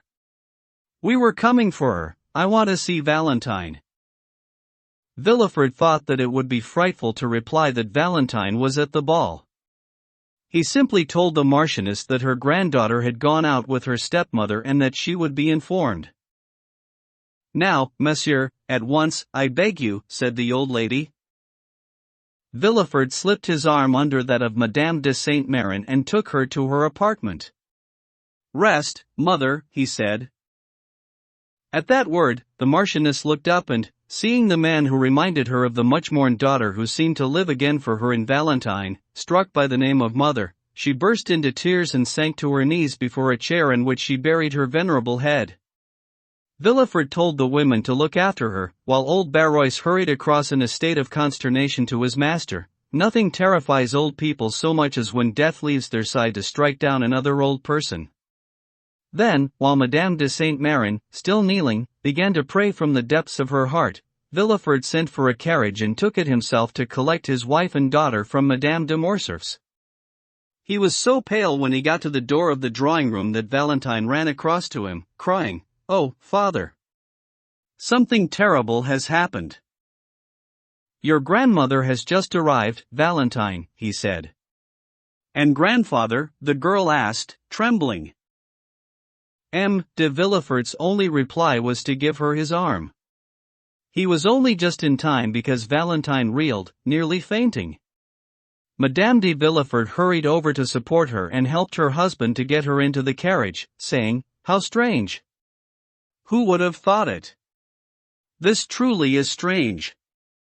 With that, the stricken family drove off, casting its sadness like a black veil across the rest of the gathering. Valentine found Barrois waiting for her at the foot of the stairs. "Monsieur Noirtier would like to see you this evening," he whispered. "Tell him to expect me when I have seen my dear grandmother," Valentine said, her delicate soul having realized that Madame de Saint-Méran was the person who needed her most at that time. She found her in bed. Silent caresses, painful swelling of the heart, broken sighs and burning tears were the only positive events in what passed between them. Madame de Villefort was also present, on her husband's arm, and was full of respect for the poor widow, or so at least it seemed. After a short while she leant across to whisper in her husband's ear, "With your permission, I think I should retire, because the sight of me appears to make your mother-in-law more distressed." Madame de Saint-Méran overheard the remark. Yes, yes," she said in Valentine's ear. "Let her go, but you, stay." Madame de Villefort went out and Valentine was left alone at her grandmother's bedside because the Crown Prosecutor, dismayed by this unexpected death, followed his wife. Barrois, however, had gone back to Noirtier's side the first time. The old man had heard the commotion in the house and sent his servant, as we said, to find out the cause of it. When he returned, the lively and, above all, intelligent eyes asked for his message. "Alas, monsieur," said Barrois, "something terrible has happened. Madame de Saint-Méran is here and her husband is dead." M. de Saint-Méran and Noirtier had never been close, but the effect on one old man of hearing that another has died is well known. Noirtier let his head fall on his chest, like a man weighed down with sorrow or deep in thought, then shut one eye. Mademoiselle Valentine? Barrois asked. Noirtier indicated, yes. Monsieur knows very well that she is at the ball, because she came to say goodbye and to show him her dress. Noirtier again shut his left eye. You want to see her? The old man indicated that he did. Well, no doubt they are going to fetch her from Madame de Morcerf's. I shall await her on her return and tell her to come up. Is that correct? Yes, said the paralyzed man. This is why Barrois was waiting for Valentine's return and, as we have seen, informed her of her grandfather's wishes. Consequently, Valentine went up to M. Noirtier's on leaving Madame de Saint-Méran who, despite her distress, had finally succumbed to tiredness and was sleeping feverishly. Within her reach they had put a little table with a carafe of orange juice, her usual drink, and a glass. When that was done, the girl left the Marchioness's bedside to go up to Noirtier. She went to kiss the old man, who looked at her with such tenderness that the young woman felt new tears rising to her eyes from a well that she thought had dried. The old man looked insistently at her. Yes, yes, said Valentine. What you are saying is that I still have one good grandfather, is that it? The old man indicated that this was indeed what his look had meant. Luckily, alas, said Valentine. Because, without that, what would become of me? It was 1 o'clock in the morning. Barrois, who wanted to go to bed himself, remarked that after such a painful evening everyone needed rest. The old man did not like to say that rest, as far as he was concerned, was to see his granddaughter. He sent Valentine away. Tiredness and sorrow had indeed made her look unwell. The next day she came in to see her grandmother and found her still in bed. Her fever had not gone down, on the contrary, a dull fire burned in the old Marchioness's eyes and she seemed to have been seized by a violent fit of nervous irritation. Oh, my dear grandmother! Are you feeling worse this morning? Valentine exclaimed, seeing these signs of agitation. No, no, my girl, said Madame de Saint-Méran. I was waiting for you to come so that I could send you to fetch your father. My father? Valentine asked anxiously. Yes, I want to speak to him. Valentine did not dare to object to the old woman's wish, and in any case did not know what was behind it, so a moment later Villefort came in.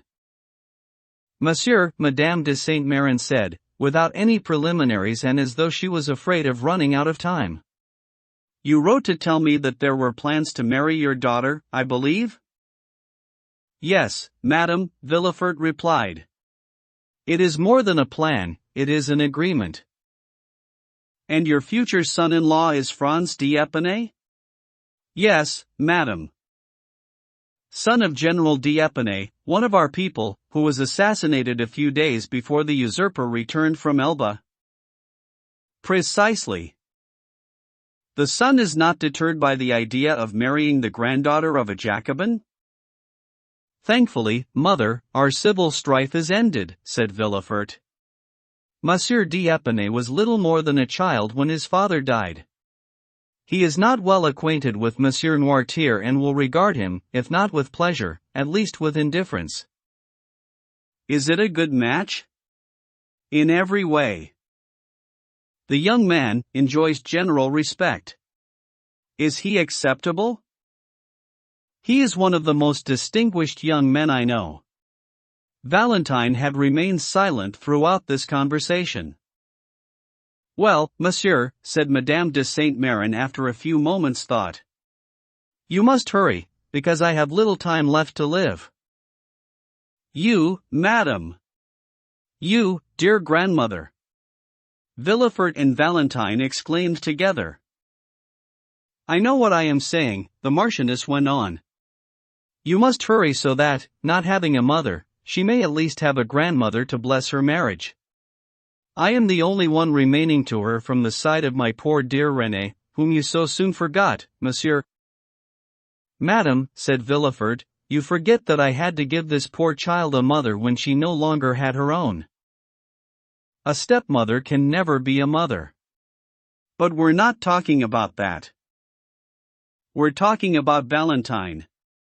Let the dead lie. All this was said with such volubility and emphasis that the conversation almost seemed like the beginning of a delirium. Everything shall be done according to your wishes, madam, said Villefort, particularly as they accord with my own, and as soon as Monsieur d'Épinay arrives in Paris. Grandmother, said Valentine, think of convention, your recent bereavement. Would you wish a marriage to take place under such sad auspices? My dear girl, said the grandmother, brusquely interrupting her, don't give me any of those trite arguments that prevent weak minds from building a solid future for themselves. I too was married at my mother's deathbed, and was no unhappier for that. Again, this idea of death, madam, said Villefort. Again. Still. I tell you, I am going to die, do you understand? Well, before dying I want to see my grandson-in-law, I want to tell him to make my granddaughter happy, I want to read in his eyes whether he intends to obey me, in short I want to know him, the old woman continued, with a terrifying look, so that I can seek him out from the depth of my tomb if he is not what he should be, if he is not what he must be. Madam, said Villefort, you must put aside such wild fancies, which are close to madness. Once the dead have been laid in their tombs, they sleep there and do not return. Oh, yes, grandmother, calm yourself, said Valentine. Whatever you say, monsieur, the Marchioness said, I have to tell you that things are not as you believe. Last night I slept very badly. I could, as it were, see myself sleeping, as though my soul was already hovering above my body. I struggled to open my eyes, but they refused to obey me. I know that this will seem impossible to you, especially to you, monsieur, but with my eyes shut, at the very spot where you are now standing, coming from the corner where there is a door leading to Madame de Villefort's dressing room, I saw a white shape. Valentine gave a cry. Villefort said, You were feverish, madam. Doubt me if you wish, but I am sure of what I am saying. I saw a white figure and, as if God were afraid that I might doubt the evidence of any of my senses, I heard my glass move, that glass, on the table. Oh, grandmother, it was a dream. It was so surely not a dream that I reached out for the bell, and upon that the shadow vanished. Then the chambermaid came in with a lantern. Ghosts only appear to those who ought to see them. This was the soul of my husband. Well, if my husband's soul is coming back to call me, why should my soul not come back to defend my granddaughter? I think the tie is even stronger. In spite of himself, Villefort was profoundly shaken. Madam, he said, do not give way to such mournful ideas. You will live with us, you will live for a long time, happy, loved, honored, and we shall help you to forget. Never. Never. Never, said the Marquise. When does Monsieur d'Épinay return? We are expecting him at any moment. Very well. Tell me as soon as he arrives. We must hurry. Then I should like to see a lawyer to ensure that all our property goes to Valentine. Oh, grandmother, Valentine murmured, pressing her lips to the old woman's burning brow. Do you want me to die? You are feverish. It's not a lawyer you need, but a doctor. A doctor, she said, shrugging her shoulders. I am not in pain, a little thirsty, that's all. What would you like to drink? You know what I like, my orange juice. The glass is on that table. Please give it to me, Valentine.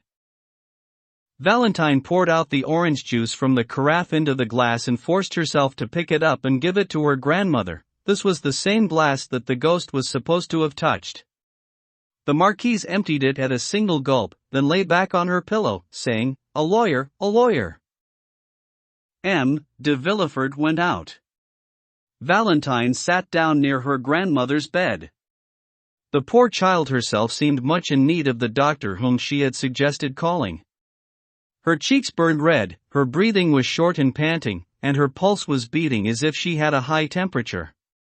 She was thinking of Maximilian's despair when he learned that Madame de Saint-Méran, instead of being an ally, was unconsciously acting as though she were his enemy. More than once, Valentine had thought of telling her grandmother everything, and she would not have hesitated for a moment if Maximilian Morel had been called Albert de Morcerf or Raoul de Châteaurenaud, but Morel came from a lower-class family and Valentine knew how much the proud Marquise de Saint-Méran despised everyone who was not well-bred. Consequently, whenever her secret had been on the point of coming out, it had been driven back into her heart by the sad assurance that she would reveal it in vain and that, once her father and grandmother shared that secret, all would be lost. About 2 hours passed. Madame de Saint-Méran slept fitfully and feverishly. The lawyer was announced. Even though the servant had spoken very softly, Madame de Saint-Méran sat up in bed. "The lawyer," she said. "Have him brought here." He had been standing outside, and came in. "Go away, Valentine," Madame de Saint-Méran said, "and leave me with this gentleman." "But, grandmother, go." The girl kissed her grandmother's forehead and went out, holding a handkerchief to her eyes. At the door she found the valet de chambre, who told her that the doctor was waiting in the drawing room. Valentine quickly went down. The doctor was a family friend and at the same time one of the most skilled of his profession. He was very fond of Valentine, whom he had seen being born. He had a daughter of roughly Mlle de Villefort's age but whose mother was a consumptive. His life was spent in continual fear for her child. "Oh, dear Monsieur d'Avrigny," said Valentine. "We have been waiting for you. But, first of all, how are Madeleine and Antoinette?" Madeleine was M. d'Avrigny's daughter, Antoinette his niece. "Antoinette, very well," he answered, with a sad smile. "Madeleine, quite well. But you called for me, my dear child. I hope it is not your father or Madame de Villefort who is ill. As for us, although clearly we have trouble overcoming our nerves, I suppose you have no need of me except to recommend that you don't let your imagination run away with you?" Valentine blushed. M. d'Avrigny had almost miraculous powers of divination. He was one of those doctors who always treat physical ills through the mind. "No," she said, "it's my poor grandmother. I suppose you know the misfortune that we have suffered?" "I don't know anything," said d'Avrigny. "Alas," Valentine said, repressing a sob. "My grandfather is dead." "Monsieur de Saint-Méran? Was it sudden?" "An attack of apoplexy." "Apoplexy," the doctor repeated.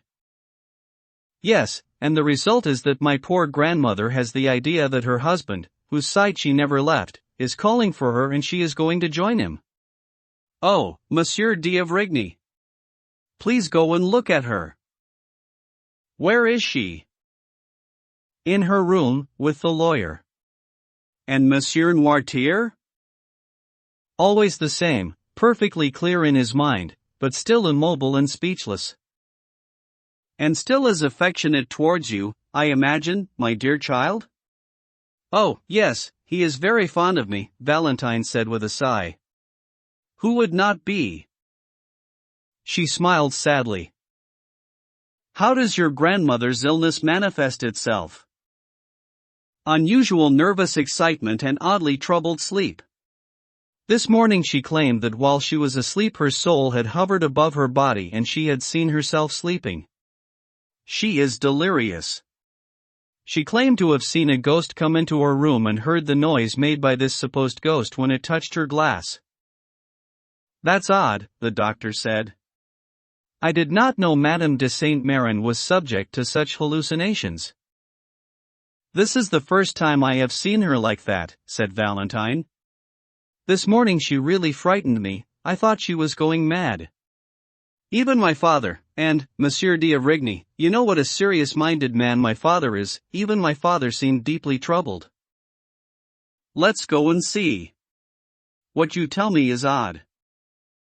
The lawyer came down and the servant came to tell Valentine that her grandmother was alone. Go up, she said to the doctor. What about you? I dare not. She forbade me to send for you. And then, as you say, I am upset, feverish and unwell. I shall take a walk round the garden to revive myself. The doctor shook Valentine's hand and, while he went up to her grandmother, she went down the steps.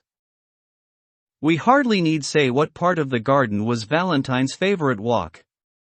After walking twice round the path that encircled the house, and plucking a rose to put in her hair or her belt, she set off down the dark path that led to the bench. Then from the bench she went across to the grill. This time, as usual, she walked 2 or 3 times round among her flowers, but without picking any. The mourning in her heart, though it had not yet had time to be reflected in her dress, rejected that simple ornament. Then she went over to the path by the gate.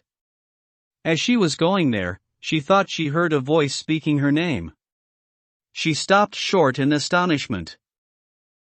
The voice seemed more distinct, and she recognized it as Maximilian's. LXXIAI. The promise. It was, indeed, Morel who had been in a frantic state since the previous evening. With that instinct which only lovers and mothers possess, he had guessed that, following Madame de Saint-Méran's return and the death of the Marquis, something would happen that affected his love for Valentine. As we shall see, his forebodings had been realized, and it was not mere anxiety that brought him in fear and trembling to the gate by the chestnut trees. However, Valentine had not been warned of his arrival, since this was not the usual time when he came, and pure chance, or, if you prefer, a sympathetic instinct, had brought her to the garden. When she appeared, Morel called her and she ran to the gate. You! At this time, she said. Yes, my poor friend, Morel replied, I have come to look for you, bringing bad news. This is the house of ill fortune, said Valentine. Tell me, Maximilian, even though our cup of sorrows is more than overflowing. Dear Valentine, Morel said, trying to master his own feelings and speak calmly. Please listen, because what I have to say is most important. When do they intend for you to marry? Maximilian, said Valentine, I don't want to hide anything from you. They were discussing my marriage this morning, and my grandmother, on whom I had counted as an unfailing support, not only declared herself to be in favor of my marrying Franz d'Épinay, but wants it so much that she is only waiting for his return. The contract will be signed the very next day. The young man gave a painful sigh and for a long time stared sadly at the girl. Alas, he said quietly, it is terrible to hear the woman one loves say calmly, the hour of your torment is fixed, it will take place shortly, but no matter, this must be and I shall not make any objection to it. Well, since you tell me that they are only waiting for Monsieur d'Épinay to sign the contract, and since you will be his the day after he arrives home, then you will be engaged to Monsieur d'Épinay tomorrow, because he reached Paris this morning. Valentine cried out. I was with the Count of Monte Cristo an hour ago, Morel continued. We were talking, he about the sorrow in your house and I about your sorrow, when suddenly a carriage pulled up in the courtyard. Listen, I have never until now believed in premonitions, Valentine, but henceforth I must. At the sound of that carriage, I began to tremble. Soon I heard footsteps on the stairs. The echoing steps of the commander did not terrify Don Juan one more than those steps terrified me. At length the door opened. Albert de Morcerf was the first to come in, and I was about to doubt my own instincts and decide that I had been mistaken, when another young man approached behind him and the Count exclaimed, Ah, Baron Franz d'Épinay. I had to summon up all the strength and courage in my heart to contain my feelings. I may have gone pale, I may have shuddered, but I certainly kept a smile on my lips. 5 minutes later, However, I left without hearing a single word of what had been said in that time. I was totally prostrate. Poor Maximilian! Valentine muttered. Here I am, Valentine. Now, answer me this, as you would answer a man to whom your words are the difference between life and death. What are you going to do? Valentine lowered her head. She was overwhelmed. Listen, said Morel, this is not the first time that you have thought about the situation in which we now find ourselves. It is serious, it is pressing, it is crucial. I do not think this is the moment to give way to sterile misery. That may be enough for those who want to suffer at their ease and have time to drink their own tears. There are people like that, and God will no doubt reward them in heaven for their resignation on earth, but anyone who has the will to fight will not lose precious time, but immediately strike back at that fate which has dealt a blow. Have you the will to fight against ill fortune, Valentine? Tell me, because that is what I have come to ask you. Valentine shuddered and looked at Morel wide-eyed in terror. The idea of standing up to her father, her grandfather, in short her whole family, had not even occurred to her. What are you saying, Maximilian? She asked. What do you mean by fight? Rather call it a sacrilege. Am I to struggle against my father's orders and the wishes of my dying grandmother? Impossible. Morel shuffled. You are too noble a spirit not to understand me, and you do understand me, dear Maximilian, since I have reduced you to silence. I fight? God forbid. No, I must keep all my strength to struggle against myself and drink my own tears, as you say. As for bringing sorrow to my father and disturbing my grandmother's final hours, never. You are right, said Morel coolly. My God! The way you say that, Valentine cried, wounded. I say it as a man who admires you, mademoiselle. Mademoiselle! Valentine cried. Mademoiselle! Oh, the selfish man! He sees I am in despair and pretends he cannot understand me. You are mistaken, I understand you perfectly. You do not want to go against Monsieur de Villefort's wishes, you do not want to disobey the Marquise, and tomorrow you will sign the contract binding you to your husband. But what else can I do, for heaven's sake? Don't ask me, mademoiselle, I am a poor judge in this case and my selfishness would blind me, said Morel, his blank voice and clenched fists indicating his growing exasperation. What would you have suggested, Morel, if you had found me ready to accept your proposal? Come, tell me. Instead of telling me that I am doing wrong, advise me. Are you seriously asking me for advice, Valentine? Yes, indeed, dear Maximilian. If it is good, I shall take it. You know that I am devoted to you. Valentine, Morel said, taking away an already loose plank, give me your hand to show that you forgive me my anger. You understand, my head is reeling and in the past hour the maddest ideas have been whirling around my head. Oh, if you were not to take my advice. Which is?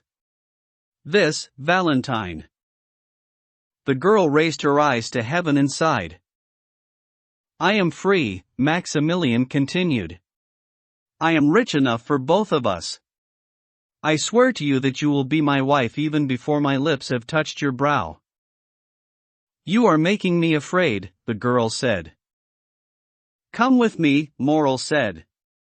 I will take you to my sister, who is worthy of being yours. We shall set off for Algiers, for England or for America, unless you would prefer us to find a place together in the country where we can wait until our friends have overcome your family's objections before we return to Paris. Valentine shook her head. I was expecting this, Maximilian, she said.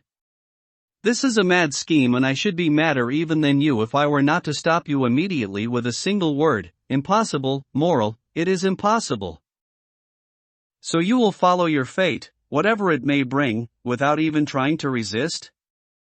Morel said, his face clouding over. Yes, even if it kills me. Well, Valentine, Maximilian continued, I can only repeat that you are right. Indeed, I am the madman, and you have proved to me that passion can blind the sanest mind. So thank you for reasoning without passion. Very well, it's agreed then. Tomorrow you will be irrevocably engaged to Monsieur Franz d'Épinay, not by that theatrical formality invented for the last act of a comedy, which is called signing the contract, but by your own free will. Once more, Maximilian, you are driving me to despair. Once more you are turning the knife in the wound. What would you do, if your sister were to listen to the sort of advice you are giving me? Mademoiselle, Morel said with a bitter smile, I am selfish and an egoist, as you say, and, as such, I do not think of what others would do in my position, only of what I intend to do. I think that I have known you for a year, that, on the day we met, I wagered all my chances of happiness on your love, that the day came when you told me that you loved me, and that from that day forward I have staked all my future on having you. That has been my life. Now, I no longer think anything. All I can tell myself is that fate has turned against me, that I expected to win heaven and I have lost it. It happens every day that a gambler loses not only what he has, but also what he does not have. Morel spoke perfectly calmly. Valentine looked at him for a moment with her large questioning eyes, trying not to let those of Morel look at the storm already raging at the bottom of her heart. So what will you do? She asked. I shall have the honor of bidding you farewell, mademoiselle, asking God, who hears my words and reads what is in my heart, to witness that I wish you a tranquil life, happy and busy enough for it to hold no place for any memory of me.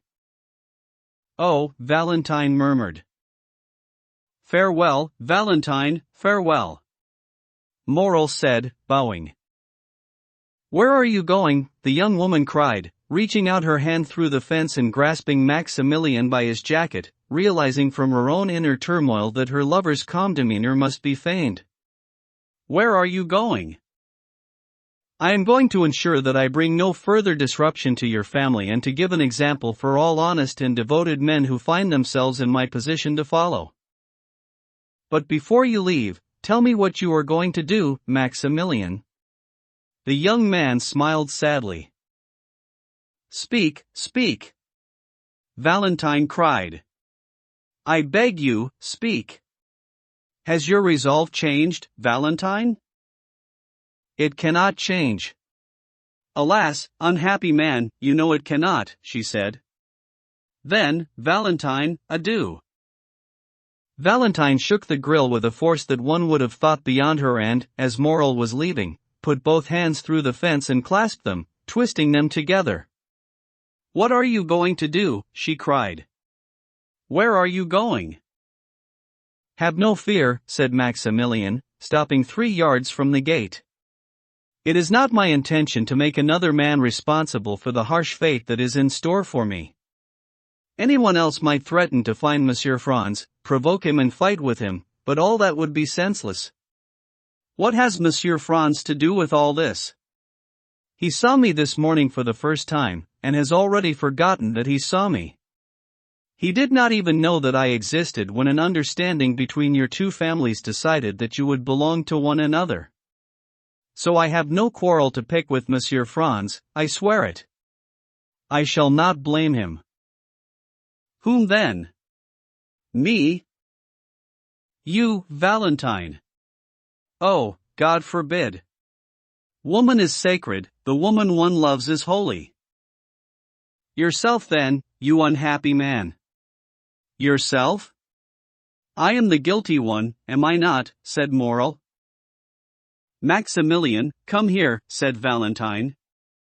I command it. Maximilian came over, smiling softly. Had it not been for the pallor of his face, one might have thought he was in his normal state. Listen to me, my dear, my beloved Valentine, he said in his low, melodious voice. People like us, who have never had a thought that would have made them blush before others, before their parents or before God, people like us can read one another's hearts like an open book.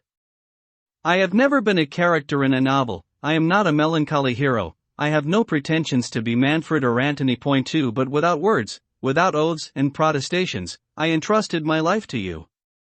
You are failing me, and you are right to do what you are doing. I told you so, and I repeat it. But you are failing me, and my life is lost. If you go away from me, Valentine, I shall be alone in the world.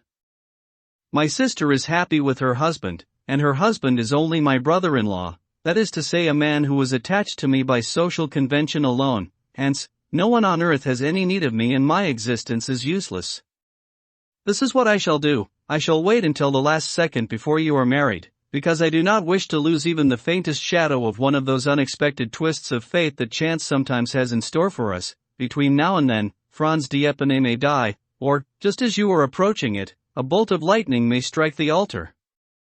To a condemned man, everything is credible, and, when his life itself is at stake, miracles may be counted possible events.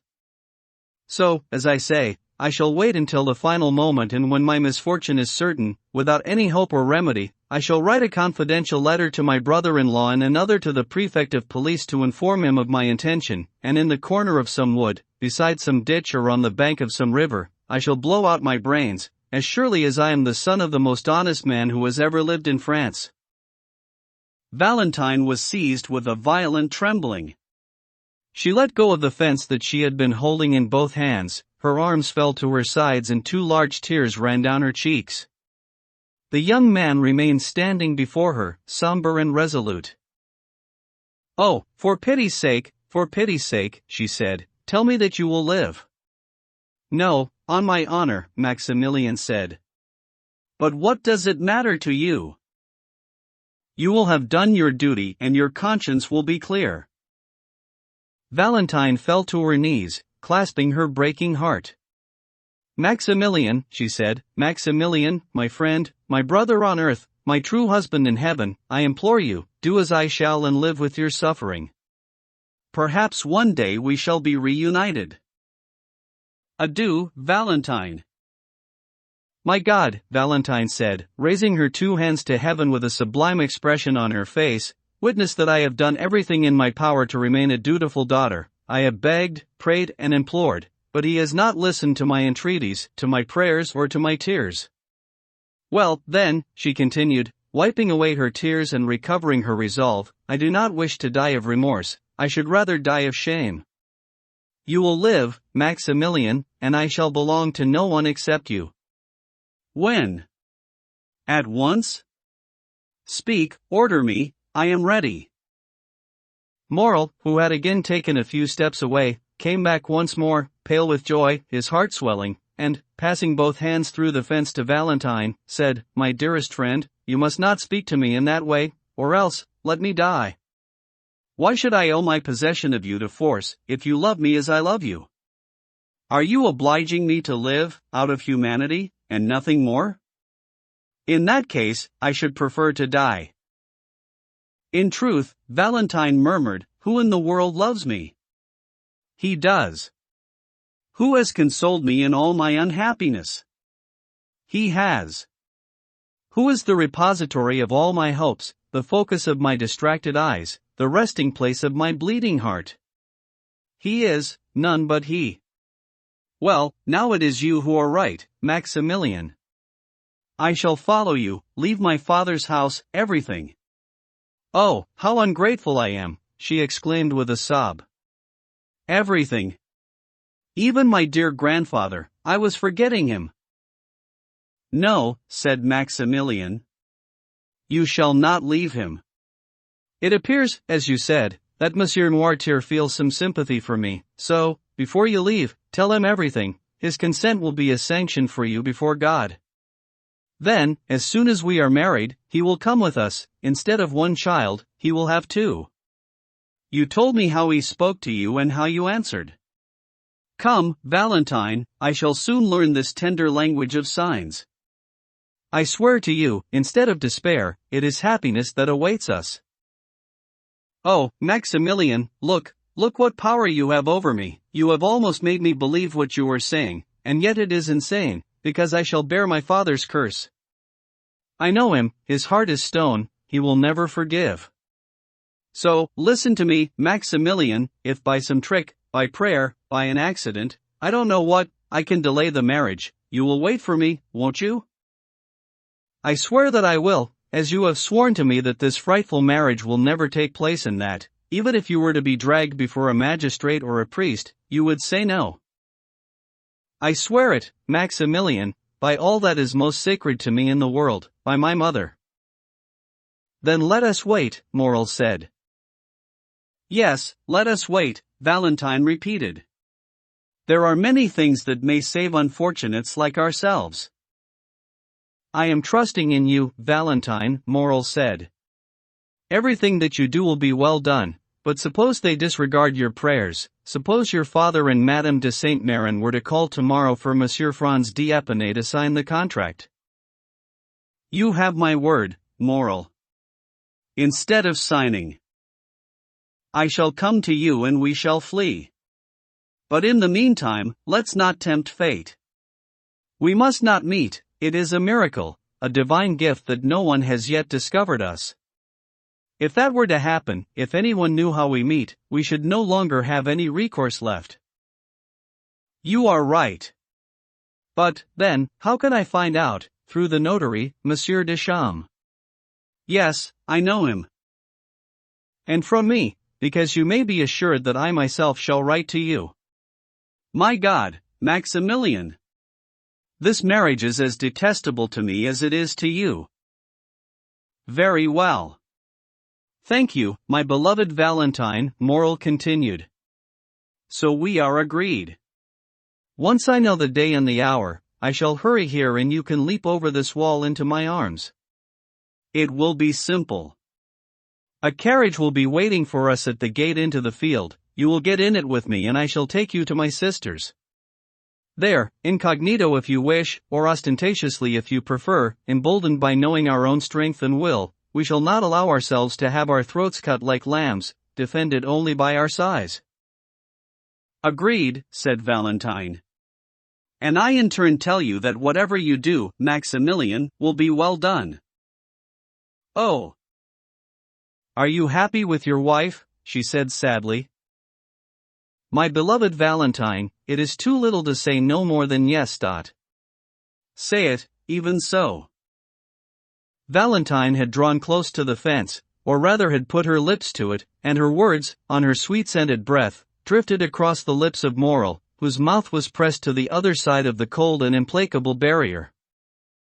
Goodbye, Valentine said, tearing herself away from this bliss. Goodbye. You will send me a letter? Yes. Thank you, my dear wife. Goodbye. There was the sound of an innocent lost kiss, and Valentine ran off under the linden trees. Morrel listened to the fading sounds of her dress rustling among the bushes and her footsteps on the gravel, raised his eyes to heaven with an indescribable smile of thanks to God for allowing him to be so well loved, then left in his turn. He went home and waited for the remainder of the evening and all the following day, but had no word. It was only on the day after that, at around 10 o'clock in the morning, as he was about to set out for M. Deschamps, the notary, that the postman arrived with a little note which he recognized as being from Valentine, even though he had never seen her handwriting. It read as follows. Tears, entreaties and prayers have all been in vain. Yesterday I spent 2 hours at the church of Saint Philippe du Roule and for 2 hours I prayed from the depth of my heart, but God is as indifferent as men. The signing of the marriage contract is to take place this evening at 9 o'clock. I have only one word to give, as I have only one heart, and my word has been given to you, Morrel, my heart is yours. This evening, then, at 8:45, at the gate. Your wife. Valentine. P.S. My poor grandmother's state of health gets worse and worse. Yesterday, her excitement became delirium, and today the delirium is almost madness. You will love me truly, won't you, Morrel, and help me to forget that I abandoned her in this state? I think they are keeping Grandpa Noirtier from learning that the contract will be signed this evening. Morrel was not simply content with hearing this from Valentine, he went to the notary, who confirmed that the signing of the contract would take place at 9 o'clock that evening. Then he went to see Monte Cristo, and there he heard the most detailed account. Franz had been to tell the Count of this solemn event, and Madame de Villefort had written to him to apologize for not inviting him, but the death of M. de Saint-Méran and his widow's state of health cast a pall of sadness over the gathering which she could not ask the Count to share, wishing him on the contrary every happiness. On the previous day, Franz had been introduced to Madame de Saint-Méran, who had left her bed long enough for the introduction to take place, then immediately returned to it. As one may well imagine, Morel was in a state of agitation that could hardly be expected to escape an eye as perceptive as that of the Count. Monte Cristo was consequently more affectionate towards him than ever, to such a point that 2 or 3 times Maximilian was on the verge of confessing everything to him. But he remembered his formal promise to Valentine, and the secret remained sealed in his heart. 20 times during the day the young man reread Valentine's letter. This was the first time she had written to him, and in such circumstances. Each time he reread it, Maximilian renewed his promise to himself that he would make Valentine happy. A girl who can take such a courageous decision acquires every right. Is there any degree of devotion that she does not deserve from the person for whom she has sacrificed everything? To her lover, she must surely be the first and worthiest object of his devotion, at once the wife and the queen. No soul is vast enough to thank and to love her. Morel kept thinking, with unspeakable anxiety, of the moment when Valentine would arrive and say, "Here I am. Take me." He had prepared everything for the escape. 2 ladders were concealed among the alfalfa grass in the field. A cab, which would take Maximilian himself, was waiting. There would be no servants and no lights, though, once round the first corner, they would light the lanterns, because it was essential that an excess of precaution should not lead them into the hands of the police. From time to time a shudder passed right through Morel's body. He was thinking of the moment when he would be helping Valentine come down from the top of the wall and would feel this girl, whom he had not touched until then except to squeeze her hand and kiss the tips of her fingers, abandon herself, trembling, to his arms. However, when the afternoon came and Morel knew that the time was drawing near, he felt a need to be alone. His blood was boiling, and the merest question, even the voice of a friend, would have irritated him. He shut himself up at home and tried to read, but his eyes slipped across the pages without taking anything in, and eventually he tossed the book aside and, for the second time, set about drawing his plan, his ladders and his field. At last, the moment approached. No man truly in love has ever let the hands of a clock go peacefully on their way. Morel tortured his so much that finally they showed 8:30 at 6 o'clock, so he decided that it was time to leave, that 9 o'clock might be the hour appointed for signing the contract, but that in all probability Valentine would not wait for this pointless ceremony. Leaving the Rue Meslay at 8:30 on his clock, Morel went into the field just as 8 o'clock was striking at Saint Philippe du Roule. The horse and cab were hidden behind a little ruined hut in which Morel himself was accustomed to hide. Little by little, night fell and the trees in the garden merged into deep black clusters. Morel came out of his hiding place and, with beating heart, went to look through the hole in the fence. So far, there was no one there. 8:30 struck. Half an hour more went by in waiting. Morel walked up and down, then, at increasingly frequent intervals, went over to press his face against the fence.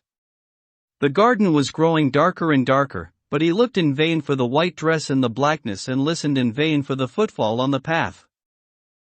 The house, which could be seen through the leaves, remained dark, and there was nothing about it that suggested a house open to celebrate an event as important as the signing of a marriage contract. Morel looked at his watch, which struck 10:15, but almost at once the church clock, which he had heard already 2 or 3 times, corrected the mistake by striking 9:30. This meant he had already been waiting for half an hour beyond the time Valentine herself had appointed. She had said 9 o'clock, before rather than after. This was the worst moment for the young man, on whose heart each second fell like a lead mallet. The slightest rustling of the leaves or whisper of the wind would catch his attention and make the sweat break out on his forehead. When he heard these sounds, shivering, he set up his ladder and, not to lose any time, put his foot on the bottom rung. While he was caught between these contraries of hope and despair, in the midst of these swellings and contractions of the heart, he heard 10 o'clock strike on the church tower. "It's impossible," Morrel muttered in terror, "that the signing of a contract should take so long, unless something out of the ordinary has happened. I've taken everything into account and worked out how long each part of the ceremony should take. Something is wrong." Now, alternately, he paced feverishly in front of the gate and stopped to press his burning forehead on the icy metal. Had Valentine fainted after the contract? Had she been stopped while trying to flee? These were the only two conjectures that occurred to the young man, and each was horrifying. Eventually he fixed on the idea that Valentine's strength had given way during her flight and she had fallen, senseless, in the middle of one of the garden paths. "And if that is so," he cried, hurrying to the top of the ladder, "I should lose her, and by my own fault." The demon which had whispered this idea to him would not leave him, buzzing in his ear with that persistence which rapidly ensures that some doubts, by the sole force of reasoning, become certainties. Seeking to penetrate the growing darkness, his eyes thought that they could detect something lying on the path under the trees. Morrel even ventured to call and thought he could hear a faint cry carried back to him on the wind. At length 1:30 also struck. It was impossible for him to contain himself any longer. Anything might have happened. Maximilian's temples were beating violently and a haze clouded his eyes. He swung his legs over the wall and jumped down on the far side. He was in the Villefort's garden. He had just climbed over their wall. He was fully aware of what might be the consequences of such an action, but he had not come this far only to turn back. In a few seconds he had passed the clump of trees and reached a point from which he could see the house. This confirmed one thing that Morrel had guessed in trying to peer through the trees, which was that instead of the lights that he expected to see shining from every window, as would be normal on such an important occasion, he could see nothing except a grey pile, still further obscured by the great curtain of darkness cast by a huge cloud crossing in front of the moon. From time to time a single light flickered as it crossed in front of 3 first-floor windows, as if distraught. These 3 windows belonged to the apartment of Madame de Saint-Méran. Another light remained motionless behind some red curtains. These were the curtains at the windows of Madame de Villefort's bedroom. Morrel guessed all these things. Often, trying to follow Valentine in his thoughts at all times of the day, he had asked her to make him a plan of the house, so that now he knew it, without ever having seen it. The young man felt even more appalled by this darkness and silence than he had been by Valentine's absence. Distraught, wild with grief and determined to brave all in order to see Valentine and discover what was wrong, whatever it might be, Morrel reached the edge of the trees and was about to start crossing the flower garden, as fast as he could, because it was entirely open, when a sound of voices, still quite distant, drifted across to him on the wind. At this noise, he stepped backwards into the bushes from which he had already half emerged and, concealing himself entirely in them, remained there without moving or making a sound, buried in darkness. He was now resolved.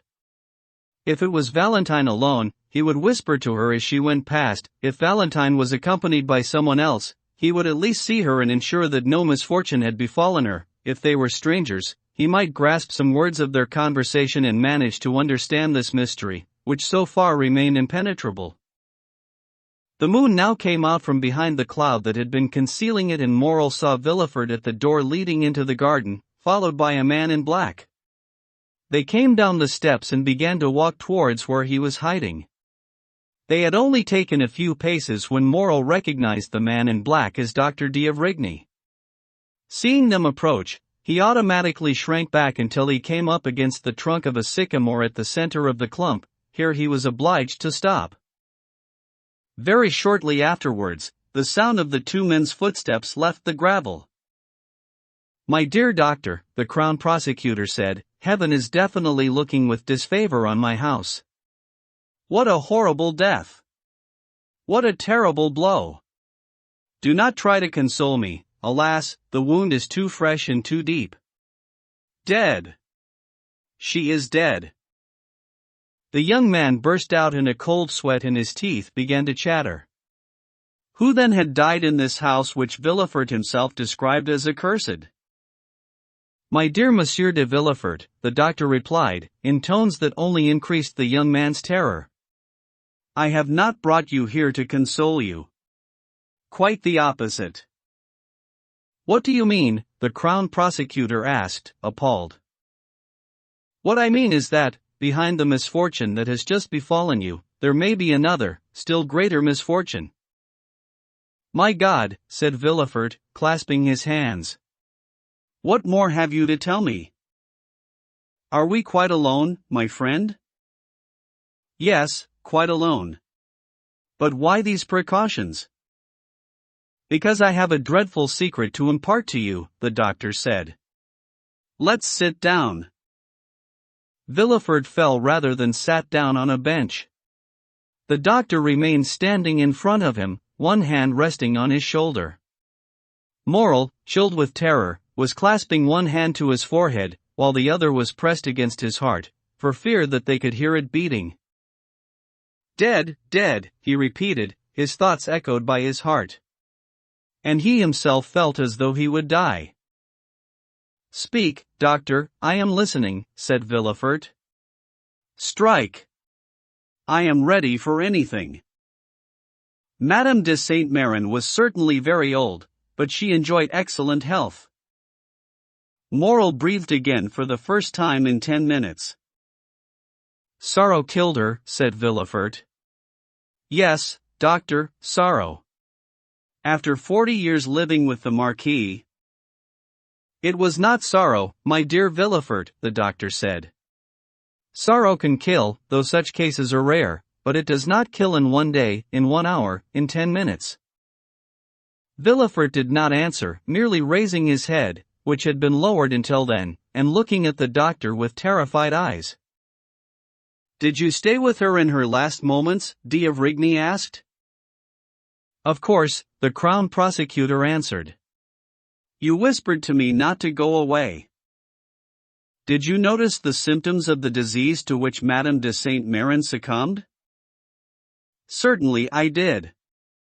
Madame de Saint-Méran had 3 successive attacks, a few minutes apart, the intervals becoming shorter and the attacks more serious. When you arrived, Madame de Saint-Méran had already been gasping for breath for some minutes. Then she suffered what I took to be a simple nervous attack. I did not start to become seriously concerned until I saw her rise up in her bed, her limbs and her neck stiffening. At this point, I could see from her face that it was more serious than I had believed. When the crisis was over, I tried to catch your eye, but I could not. You were taking her pulse and counting it when the second crisis occurred, before you had turned in my direction. The second seizure was worse than the first, accompanied by the same convulsive movements, while the mouth contracted and turned purple.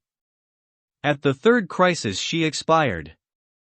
I had already recognized tetanus from the first attack, and you confirmed that opinion.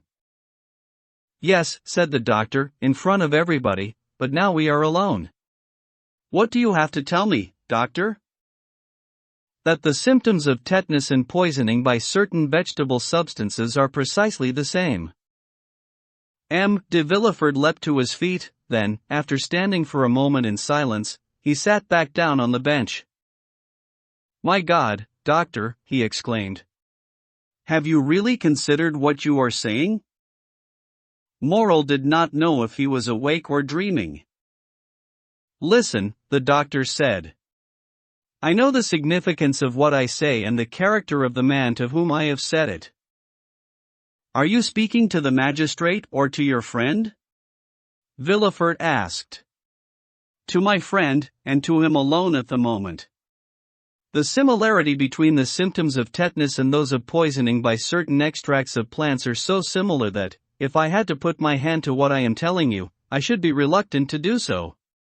So, I repeat, I am addressing you as a friend, not as a magistrate. What I have to say to this friend is as follows. For the 3/4 of an hour that it lasted, I studied Madame de Saint-Méran's agony, her convulsions, and her death. I am convinced, not only that Madame de Saint-Méran died of poisoning, but that I can actually say, what poison killed her. Monsieur. Look, it is all there: drowsiness, broken by nervous fits, overexcitement of the brain, sluggishness of the vital organs. Madame de Saint-Méran succumbed to a massive dose of brucine or strychnine, which was administered to her, no doubt by chance, perhaps by mistake. Villefort grasped the doctor's hand. Impossible, he said. My God, I must be dreaming. I must be dreaming. It is appalling to hear a man like yourself say such things. In heaven's name, doctor, tell me you may be mistaken. Of course, I may, but I think not. Doctor, spare me. In the last few days, so many unheard of things have been happening to me that I am beginning to believe in the possibility that I may be going mad. Did anyone apart from me see Madame de Saint-Méran? No one. Were any prescriptions sent out to the chemists that were not shown to me? None. Did Madame de Saint-Méran have any enemies? I know of none. Did anyone have an interest in seeing her dead? No, good heavens! My daughter is her sole heir. Valentine alone. Oh, but if I could ever entertain such a thought, I should drive a dagger into my heart to punish it for conceiving the idea. Come! M. d'Avrigny exclaimed in his turn. My dear friend, God forbid that I should accuse anyone. I am only speaking of an accident, you understand, a mistake. But whether accident or mistake, the fact is there, and it whispers to my conscience, so my conscience speaks aloud to you. Make inquiries. Of whom? How? What about? Let's see. Perhaps Barrois, the old servant, made a mistake and gave Madame de Saint-Méran a potion which had been prepared for his master. For my father? Yes. But how could a potion that had been prepared for Monsieur Noirtier poison Madame de Saint-Méran? Quite simply. As you know, in some illnesses, poisons become remedies. Paralysis is one of those. About 3 months ago, after trying everything to restore the power of speech and movement to Monsieur Noirtier, I decided to resort to one final remedy, so, as I say, for the past 3 months I have been treating him with brucine. The last potion that I ordered for him contains 6 centigrams. These 6 centigrams had no effect on Monsieur Noirtier's paralyzed organs. He has in any case become accustomed to them by successive doses, but the same 6 centigrams would be enough to kill anyone else but him. But my dear doctor, there is no direct access from Monsieur Noirtier's apartment to that of Madame de Saint-Méran, and Barrois never used to go into my mother-in-law's. So, even though I know you to be the most skilled and, above all, the most conscientious man in the world, and even though your words are on every occasion a guiding light to me, equal to that of the sun, well, doctor, even so and despite my belief in you, I must have recourse to the maxim, errare humanum est. Listen, Villefort, said the doctor, is there any of my colleagues in whom you have as much confidence as you do in me? Why do you ask? What are you suggesting? Call him in, I shall tell him what I saw, what I observed, and we shall perform an autopsy. Will you find any traces of poison? No, not of poison, I'm not saying that, but we can establish the exasperation of the nervous system and recognize the obvious and undeniable signs of asphyxia, and tell you, my dear Villefort, if this was caused by negligence, take care for your servants, if by hatred, take care for your enemies. Good Lord, d'Avrigny, what are you suggesting? Villefort answered despondently. If anyone apart from you were to be taken into our confidence, an inquiry would become necessary, an inquiry in my house. Impossible. But of course, the Crown Prosecutor continued, pulling himself up and looking anxiously at the doctor, of course, if you want it, if you absolutely insist, I shall have it done.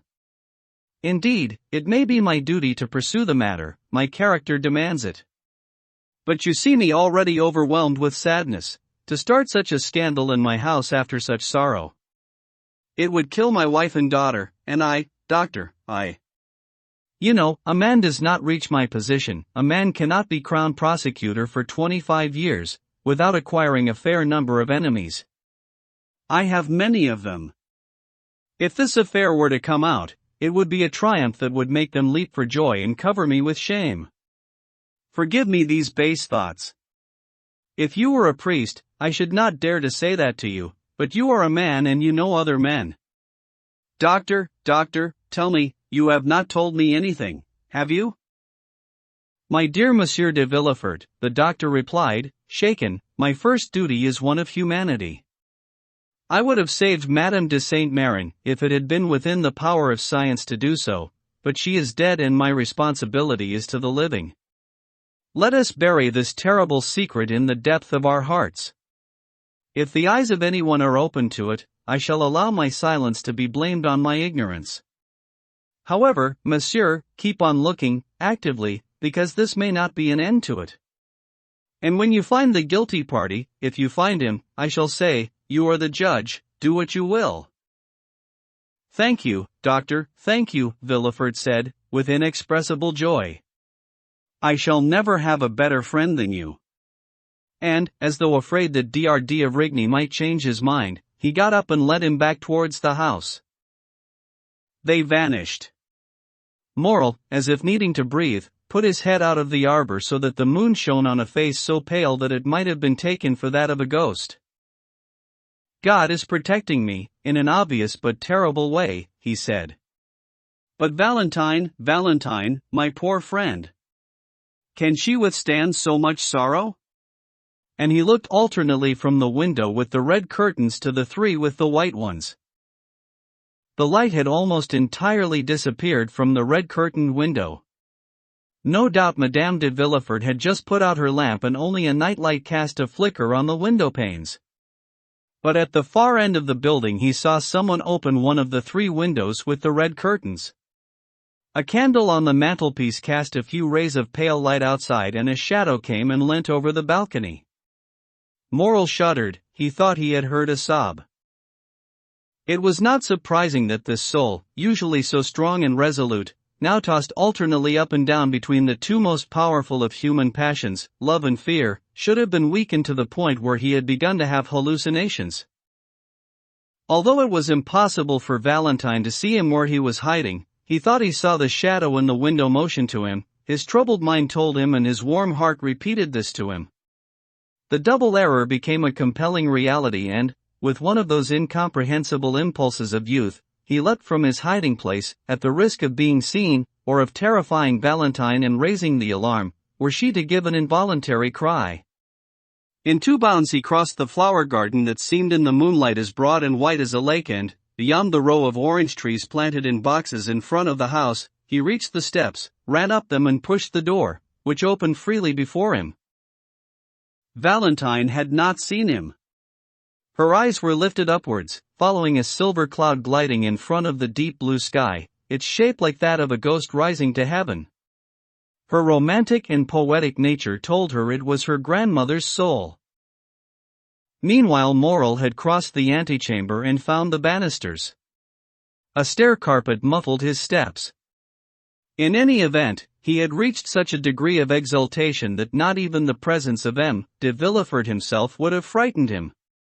Should M. de Villefort appear in front of him, he had decided what to do. He would go up to him and confess everything, begging his forgiveness and his approval of the love that bound Morel to his daughter and vice versa. Morel was mad. Fortunately he did not see anyone. Now, most of all, he found a use for Valentine's descriptions of the internal layout of the house. He arrived safely at the top of the stairs and, once there, was taking his bearings when a sob, in tones that he recognized, showed him the way. He turned around. A half-open door gave out a shaft of light and the moaning voice. He pushed it and went in. At the bottom of an alcove, under a white sheet covering its head and outlining its shape, lay the corpse, still more terrifying in Morrel's eyes now that he had chanced on the secret of her death. Valentine was kneeling beside the bed, her head buried in the cushions of a broad-backed chair, shivering and heaving with sobs, her two hands stiffly joined above her head, which remained invisible. She had come back here from the still open window and was praying aloud in tones that would have melted the hardest heart. The words poured swiftly from her lips, made incoherent by the pain that grasped her throat in its burning embrace. The moon, its light coming in shafts through the blinds, outshone the candle and cast a funereal glow over this scene of desolation. Morrel was overcome by it. Though he was neither exceptionally pious nor easy to impress, it was more than he could do to remain silent on seeing Valentine suffer, weep and wring her hands in front of him. He sighed and breathed a name. The head, bathed in tears and like marble against the velvet cushion of the chair, the head of a Mary Magdalene by Correggio, was raised and turned towards him. Valentine gave no sign of astonishment on seeing him there. No halfway emotions can exist in a heart swollen with utmost despair. Morrel offered her his hand. To excuse herself for not coming to meet him, Valentine showed him the body lying under its shroud and once more began to sob. Neither one of them dared to speak in this room, and each was reluctant to break a silence that seemed to have been ordered by some figure of death standing in a corner with a finger to its lips. Valentine, at length, was the first to speak. "My friend," she said, "what are you doing here?" "Alas! I should say welcome to you, if it were not that death had opened the doors of this house to you." "Valentine," Morrel said in a trembling voice, his hands clasped, "I have been here since 8:30. Not seeing you come, I was overwhelmed with anxiety, so I leapt over the wall and entered the garden. Then I heard voices talking about the terrible occurrence." "What voices?"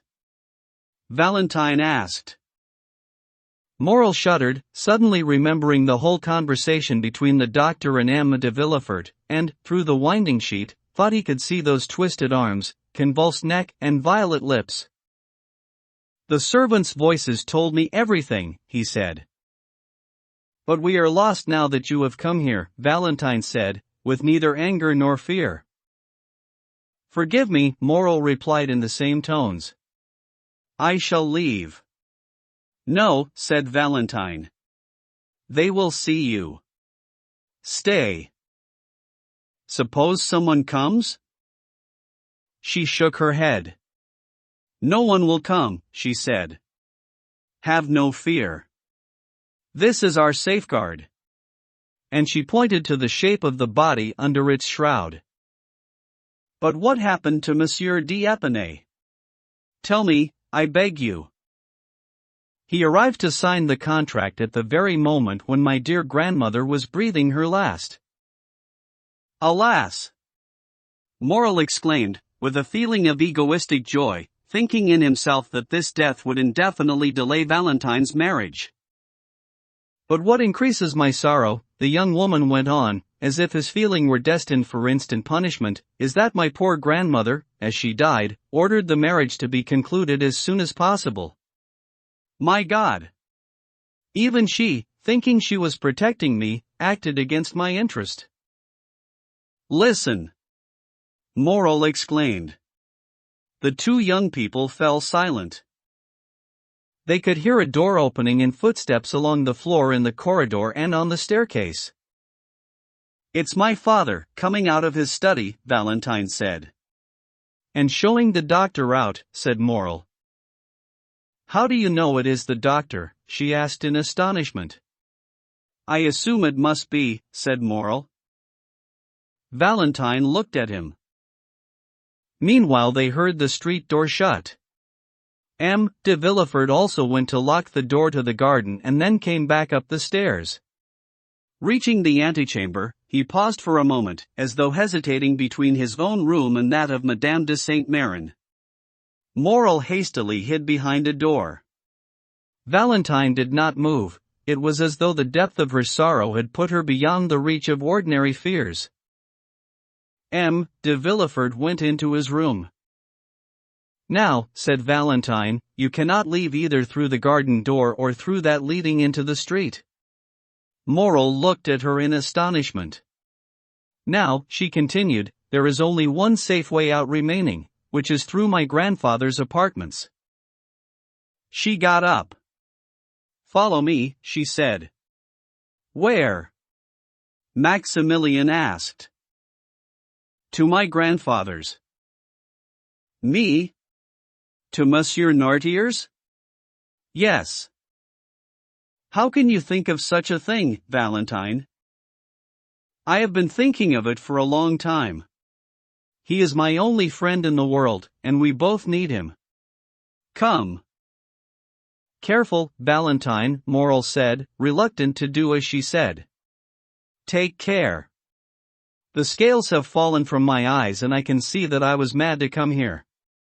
Are you sure that you are acting altogether sensibly, my dearest? Yes, Valentine said. I have no misgivings, except that I must leave the mortal remains of my grandmother alone when I promised to guard them. Death is sacred in itself, Valentine. Yes, and in any case I shall not be away long. Come. She crossed the corridor and went down a little staircase that led to Noirtier's. Moral followed her on tiptoe. As they reached the landing outside Noirtier's rooms, they met the old servant. Barois, Valentine said, shut the door and let no one come in. And she led the way. Noirtier, still sitting up in his chair and alert to the slightest noise, knowing everything that went on through his servant, was looking eagerly towards the bedroom door. He saw Valentine and his eyes lit up. But the old man was struck by something grave and solemn in the young woman's approach and manner, and, while continuing to shine, his eye also looked questioningly at her.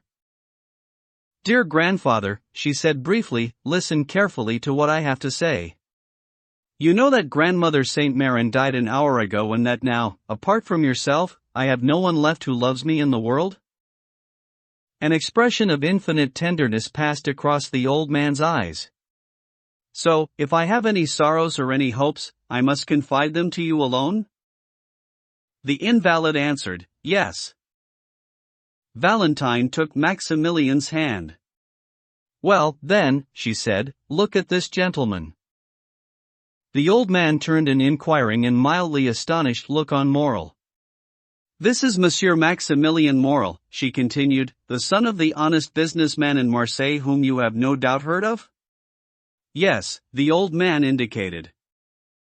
His is a name beyond reproach, and Maximilian is in process of making it glorious for, at the age of only 30, he is a captain of Spartas and an officer of the Legion of Honor. The old man indicated that he recalled Moral. Well, then, grandfather, said Valentine, kneeling in front of the old man and indicating Moral with one hand, I love him and I shall belong to no one else. If I am forced to marry another, I shall let myself die or kill myself. The invalid's eyes expressed the tumult of ideas in his head. You love Monsieur Maximilian Moral, don't you, grandfather? The young woman asked. Yes, the old man answered, motionless. And can you protect us, we who are also your children, against my father's will? Noirtier turned his intelligent look towards Moral, as if to say, that depends. Maximilian understood. Mademoiselle, he said, you have a sacred duty to perform in your grandmother's room. Would you permit me to have the honor of speaking to Monsieur Noirtier for a moment? Yes, that's right, said the old man's eyes. Then he looked anxiously at Valentine. Do you mean, how will he understand you, grandfather? Yes. Oh, don't worry. We have so often spoken about you that he knows very well how I communicate with you. Then, turning to Maximilian with a charming smile, the one clouded with inexpressible sadness, she said, he knows everything that I do. She got to her feet, drew up a seat for Moral and instructed Barois not to let anyone in, then, after tenderly embracing her grandfather and sadly saying farewell to Moral, she left. As soon as she had gone, Moral, to prove to Noirtier that he had Valentine's confidence and knew all their secrets, took the dictionary, the pen and paper, and put all of them on a table with a lamp. But first, monsieur, he said, please let me tell you who I am, that I love Mademoiselle Valentine and my intentions towards her. I am listening, Noirtier indicated. He made an imposing sight, this old man, in appearance a useless burden, yet who had become the one protector, the sole support and the only judge of two young, handsome, strong lovers on the threshold of life. His face, with its extraordinary nobility and austerity, intimidated Moral, whose voice trembled as he started to speak. He described how he had met and come to love Valentine, and how Valentine in her loneliness and unhappiness had accepted the offer of his devotion. He described his birth, position, and fortune. More than once, when he looked questioningly at the old man, the latter looked back with the reply, "Very well, continue." Now, Moral said, when he had finished the first part of his story, having told you about my love and my hopes, monsieur, should I tell you what we intend to do? Yes, said the invalid. Very well. This is what we have resolved. So he described everything to Noirtier, how a cab was waiting near the field, how he meant to elope with Valentine, take her to his sister's, marry her and, after waiting for a respectable period, hope that M. de Villefort would pardon him. No, said Noirtier. No? Moral repeated. This is not what we should do? No. So the plan does not have your approval? No. Well, there is another way, said Moral. The old man's eyes looked at him, asking, what way? I shall go and find Monsieur Franz d'Épinay. I am pleased to be able to tell you this in the absence of Mademoiselle de Villefort, and I shall behave towards him in such a way as to oblige him to behave as a gentleman. Noirtier's look was still questioning. You want to know what I shall do? Yes. This. As I said, I shall go and speak to him and tell him the ties that unite me to Mademoiselle Valentine. If he is a man of feeling, he will prove it by himself renouncing his claim to his fiancée's hand, and from that moment until his death, he will be assured of my friendship and devotion. If he refuses, either out of greed or because of some stupid considerations of pride, after proving to him that he would be forcing himself on my wife, that Valentine loves me and cannot love anyone else, I shall fight with him, giving him every advantage. I shall then kill him or he will kill me. In the former case, he will not marry Valentine, in the latter, I shall be certain that Valentine will not marry him. Noirtier gazed with unspeakable pleasure on this noble and sincere countenance, on which were illustrated all the feelings that his tongue expressed, the look on his handsome face adding all that color can add to a firm and accurate drawing. Yet when Moral had finished speaking, Noirtier closed his eyes several times which, as we know, was his way of saying, no. No, said Moral. Do you disapprove of this second plan, as you did the first? Yes, I disapprove, the old man replied. So, monsieur, what can I do? Moral asked.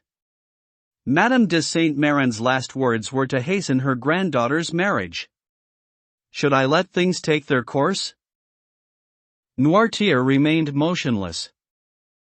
Yes, I understand, said Moral. I must wait. Yes. But any delay may be fatal, monsieur. Alone, Valentine is powerless and she will be forced to submit like a child. Having miraculously entered this house to find out what was happening and miraculously finding myself in your presence, I cannot reasonably expect such good fortune to recur. Believe me, and forgive this youthful vanity on my part, but only one or other of the courses that I have suggested can work.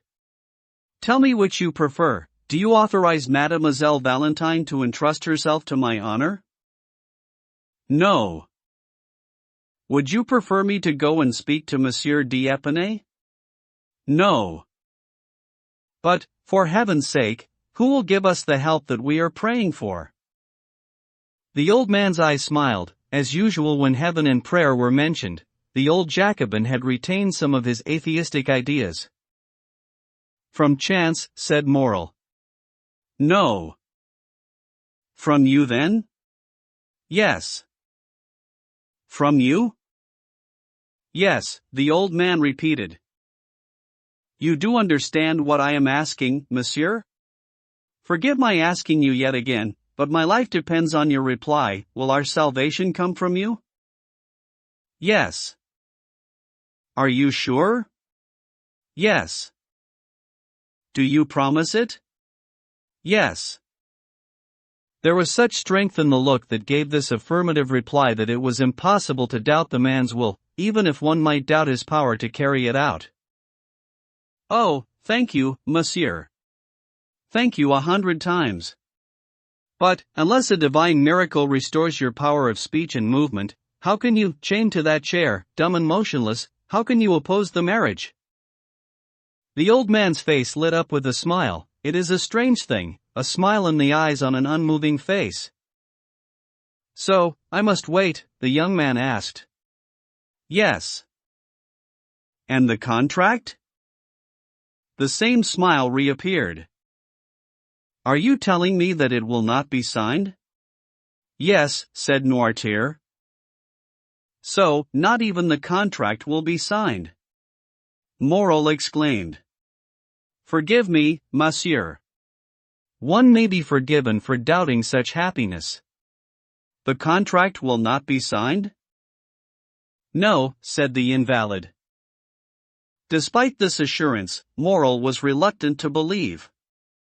Such a promise from a powerless old man was so strange that, instead of emanating from a powerful will, it might indicate a weakening of the faculties. Is it not normal for a madman who does not know his own folly to claim that he can accomplish things that are beyond his power?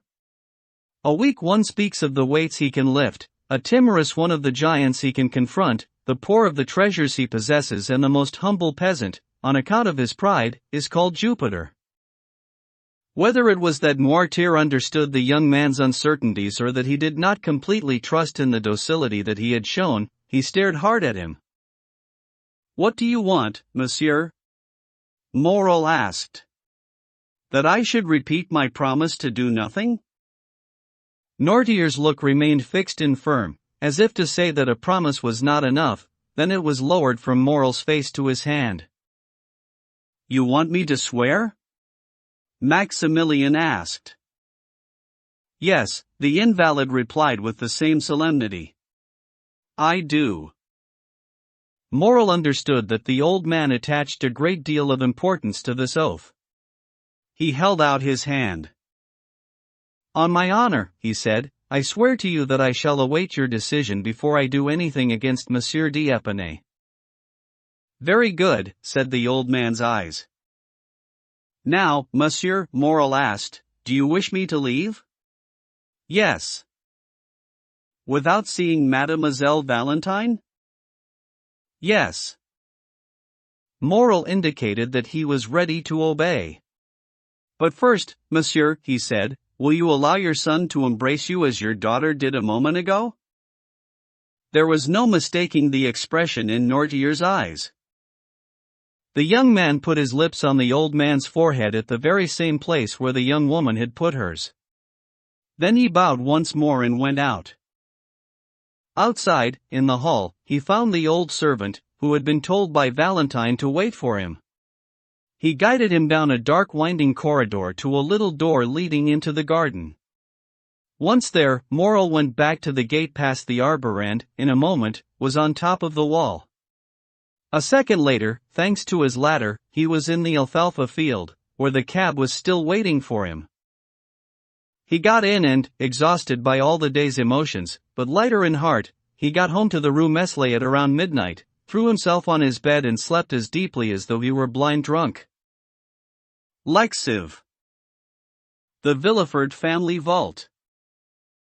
2 days later, a considerable throng gathered at around 10 in the morning at M. de Villefort's door and watched a long line of funeral carriages and private coaches extending the whole length of the Faubourg Saint-Honoré and the Rue de la Pépinière. Among them there was one of peculiar shape which seemed to have traveled a long way. It was a sort of wagon, painted black, which had been one of the first to arrive for this sad appointment. On inquiry, it had been learnt that, by a strange coincidence, this carriage contained the body of M. de Saint-Méran, so those who had come for a single funeral would find themselves following two bodies. Their number was considerable. The Marquis de Saint-Méran, one of the most zealous and faithful dignitaries in the courts of King Louis XVIII and King Charles X, had kept a good number of friends, and these, together with people who were socially acquainted with Villefort, made up a large crowd.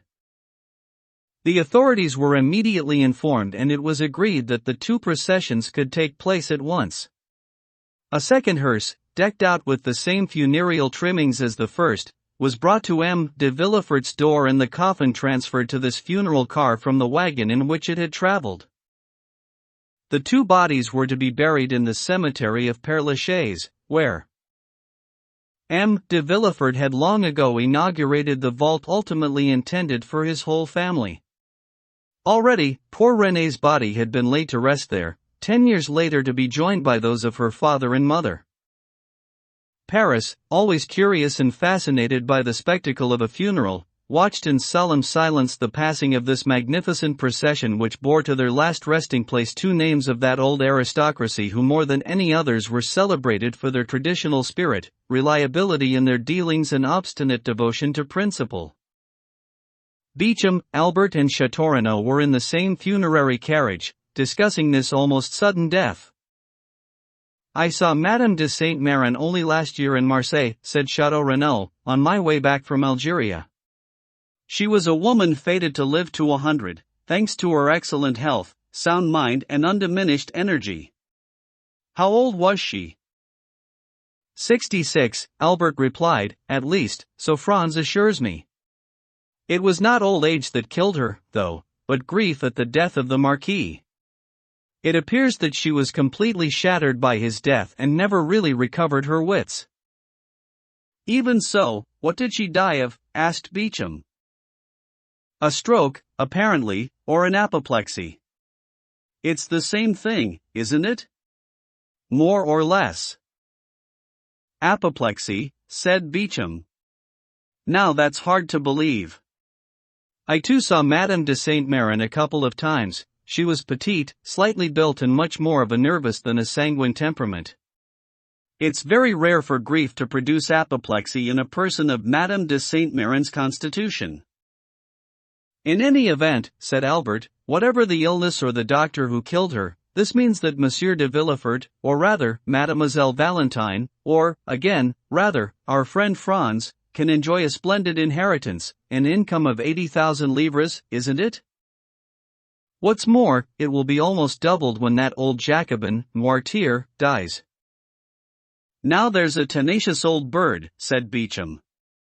"Tenacem propositi virum. 2 I do believe he has wagered with death that he will bury all his heirs, and, by heaven, he'll do it. He really is the old conventional 3 of 93, who told Napoleon in 1814, 'You are going down because this empire of yours is a young shoot exhausted by its own growth. Take the Republic as your guide, let's go back to the battlefield with a good constitution and I promise you 500,000 soldiers, another Marengo, and a second.' Austerlitz. 4 Ideas never die, sire, and, though they may slumber for a time, they wake up stronger than when they fell asleep." "It appears that for him men are like ideas," said Albert. "There's only one thing bothering me, which is how Franz d'Épinay will get on with a grandfather-in-law who cannot do without Franz's wife. By the way, where is Franz?" "In the front carriage with Monsieur de Villefort, who already considers him one of the family." More or less similar conversations were taking place in each of the carriages in the funeral procession. People were amazed at these two deaths, so sudden and so close together, but no one suspected the terrible secret which M. d'Avrigny had revealed to M. de Villefort in their midnight walk. After a drive of about an hour they reached the cemetery gates. The weather was calm but overcast, and so quite appropriate for the dismal ceremony that they had come to perform. Among the groups going towards the family vault, Châteaurenaud recognized Morel, who had come alone and in a cab. He was walking by himself, very pale and silent, along the little path lined with yews. You, here. Chateau Renaud said, slipping his arm into the captain's. Do you know Monsieur de Villefort, then? And in that case, how is it that I have never seen you in his house? It's not that I know Monsieur de Villefort, but that I knew Madame de Saint-Méran, said Morel. At that moment Albert joined them with Franz. Here's not a good place to make introductions, said Albert. But who cares? We're not superstitious, are we? Monsieur Morel, let me introduce Monsieur Franz d'Épinay, a splendid traveling companion with whom I toured Italy. My dear Franz, Monsieur Maximilien Morel, an excellent friend whom I have acquired in your absence and whose name you will hear coming up in the conversation every time I want to speak of heart, spirit, and pleasant companionship. Morel hesitated for a moment. He wondered if it was not disgraceful hypocrisy to address an almost friendly greeting to a man whose interests he was secretly undermining, but he recalled his oath and the solemnity of the occasion and made an effort to let nothing appear on his face. He contained himself and bowed. Mademoiselle de Villefort appears to be very sad, Debray said to Franz. Yes, said Franz. So much indeed that her sadness is inexplicable. This morning she was so overcome that I could hardly recognize her. These apparently simple words broke Morel's heart. Had this man seen Valentine? Had he spoken to her? The ardent young officer needed all his strength to resist the desire to break his vow. Instead he took Chateau Renaud's arm and led him quickly towards the vault, in front of which the undertakers had just put down the 2 coffins. Fine dwelling, said Beauchamp, glancing at the mausoleum. Summer palace, winter palace. You'll live there yourself in the end, my dear d'Épinay, as you're soon going to be one of the family. As for me, philosopher that I am, I should like a little country house, a cottage far away under the trees, with less hewn stone on my poor corpse. When I die, I shall say to those about my deathbed what Voltaire wrote to Pierre Rus, 5 and that will be it. Damn it, Franz, cheer up. Your wife's an heiress. I must say, Beauchamp, said Franz, you are impossible. Politics have accustomed you to laugh at everything, and men who administer affairs usually don't believe in anything. But, I must ask you, Beauchamp, when you have the honor to find yourself in the company of ordinary men and the good fortune to be out of politics for a moment, please try to pick up the heart that you leave behind at the cloakroom of the lower and upper house. By God, said Beauchamp. What is life except a pause in the antechamber of death? Beauchamp's getting on my nerves, Albert said, dropping behind 4 paces with Franz and leaving Beauchamp to continue his philosophical discussion with Debray. The Villefort family vault consisted of a square of white stones, rising to a height of about 20 feet. An inner wall divided the families of Saint-Méran and Villefort into 2 compartments, each with its own entrance. Inside, there were none of those base drawers, one above the other, as in other tombs, which allow the dead to be packed in economically with an inscription like a label on each one. All that one could see at first through the bronze door was an austere, dark antechamber, separated from the tomb itself by a wall. It was in the middle of this wall that the 2 doors we mentioned were set, giving entrance to the Villefort and Saint-Méran family sepulchres. Here, sorrow could have free rein without the silent contemplation or tearful prayers of the visitor to the tomb being disturbed by the songs, shouts or gallivanting of those merry passers-by who make a visit to the Père Lachaise into a picnic or a lovers' meeting.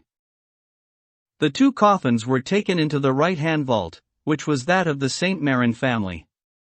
They were placed on trestles that had been prepared in advance to receive these mortal remains. Only Villefort, Franz and a few close relatives entered the sanctuary. Since the religious ceremony had been carried out at the door, and there were no speeches to be made, the mourners dispersed immediately, Chateau Renaud, Albert and Morel going off in one direction, Debray and Beauchamp in another. Franz remained at the gate of the cemetery with M. de Villefort. Morel stopped on the first excuse and saw the 2 of them leaving in one of the funerary carriages. He found this tête-à-tête ominous. Then he returned to Paris and, though he was in the same carriage as Chateau Renaud and Albert, did not hear a word of what the two young men said. In fact, as Franz had been about to take his leave of M. de Villefort, the latter had asked, "Tell me, Baron, when shall I see you again?" "When you wish, monsieur," Franz replied. "As soon as possible. I am at your disposal. Do you wish us to return together? If it does not inconvenience you." "Not at all." This was why the future father-in-law and future son-in-law got into the same carriage, and Morel, seeing them go by, was rightly disturbed. So Villefort and Franz returned to the Faubourg Saint-Honoré together. The Crown Prosecutor, without going to see anyone or speaking to his wife and daughter, showed the young man into his study and, motioning him to a chair, said, "Monsieur d'Épinay, I must remind you, and this is not such an inappropriate moment as it seems, because obedience to the dead is the first offering that one should place on their tombs. I must remind you of the wish that Madame de Saint-Méran expressed 2 days ago on her deathbed, namely that Valentine's marriage should not be delayed. You know that the affairs of the deceased are entirely in order and that her will bequeath to Valentine the entire fortune of the Saint-Mérans. The notary showed me yesterday the documents that will allow us to draw up a definitive contract of marriage. You can see him and ask him on my behalf to show you these papers. His name is Monsieur Deschamps, Place Beauvau, Faubourg Saint-Honoré." Monsieur d'Épinay replied, "This may not be the moment for Mademoiselle Valentine, plunged as she is in grief and mourning, to think about getting married. In fact, I would be afraid that—" M. de Villefort interrupted him. "Valentine," he said, "will have no more urgent desire than to fulfill her grandmother's last wishes. I guarantee there will be no objection from that side." "In that case, monsieur," Franz replied, "as there will be none from mine, you can go ahead at your own convenience. I have given my word and I shall keep it not only with pleasure but also with happiness."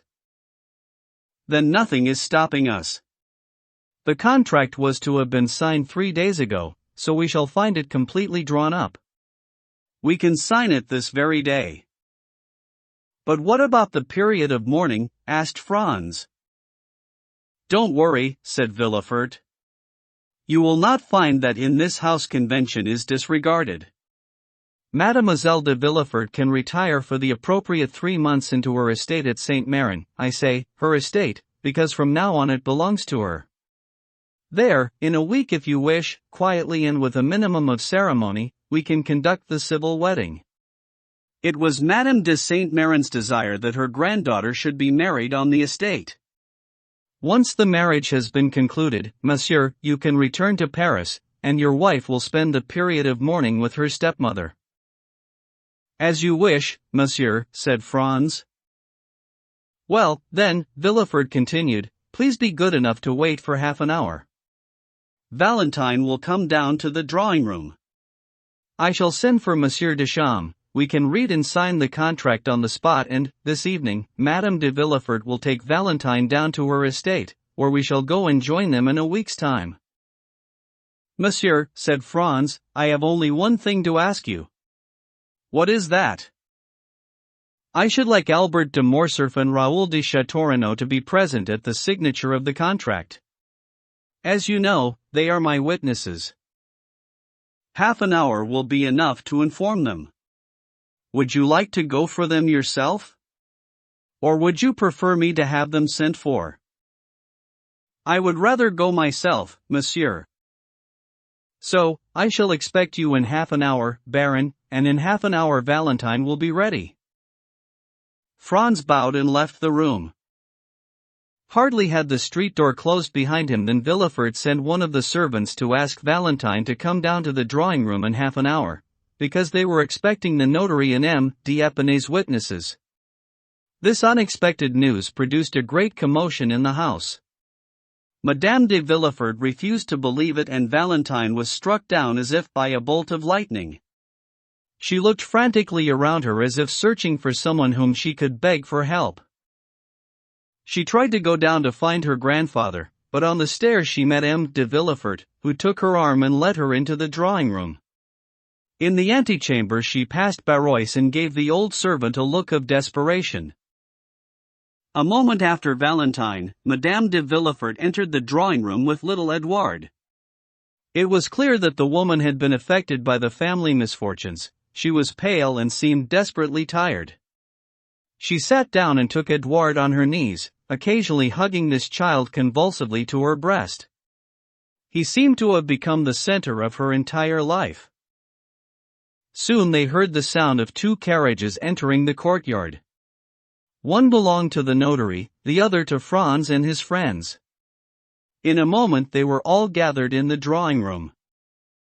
Valentine was so pale that one could see the blue veins from her temples standing out around her eyes and running the length of her cheeks. Franz too was overcome with powerful feelings. As for Châteaurenaud and Albert, they looked at one another with astonishment. The ceremony that had just finished did not seem to them to have been sadder than the one that was about to begin. Madame de Villefort was in shadow, behind a velvet curtain and, since she was constantly bent over her son, it was hard to tell what was going on in her mind.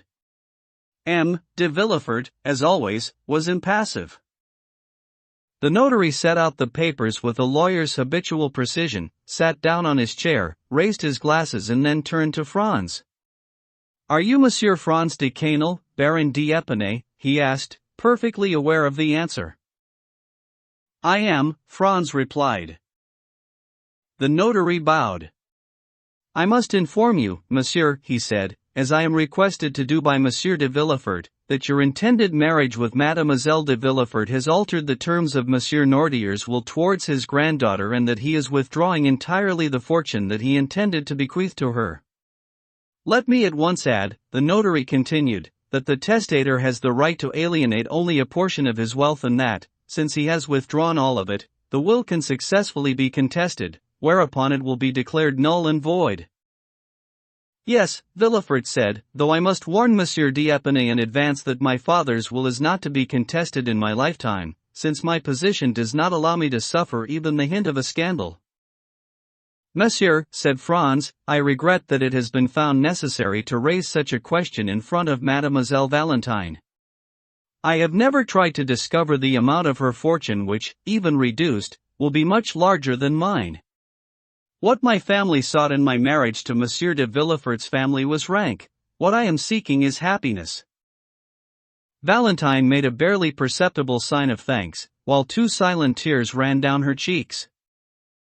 "In any event," Monsieur Villefort said to his future son-in-law, "apart from the loss of this portion of your expectations, there is nothing in this unexpected will which is to your discredit. It may be explained by Monsieur Noirtier's weakness of mind. What displeases my father is not that Mademoiselle de Villefort is marrying you, but that she is marrying at all. Her marriage to any other man would have caused him equal displeasure. Old age is selfish, monsieur, and Mademoiselle de Villefort was a devoted companion to Monsieur Noirtier in a way that the Baroness d'Épinay can no longer be. My father's unfortunate state means that people seldom discuss serious matters with him, the feebleness of his wits not allowing him to follow such conversations. I am quite convinced that at the moment, while he is aware that his granddaughter is getting married, Monsieur Noirtier has even forgotten the name of the man who is to become his grandson." Hardly had M. de Villefort spoken these words, to which Franz replied with a bow, than the door of the room opened and Barrois appeared. "Gentlemen," he said, in a voice that was strangely firm for a servant speaking to his masters on such a solemn occasion. "Gentlemen, Monsieur Noirtier de Villefort wishes to speak immediately with Monsieur Franz de Quesnel, Baron d'Épinay." Like the notary, and so that no one could be mistaken, he gave the fiancé his full title. Villefort started, Madame de Villefort let her son slip down from her knees and Valentine got up, as pale and silent as a statue. Albert and Château exchanged a second glance which was even more astonished than the first. The notary looked at Villefort. "Impossible," said the Crown Prosecutor. "In any event, Monsieur d'Épinay cannot leave the drawing-room at this moment."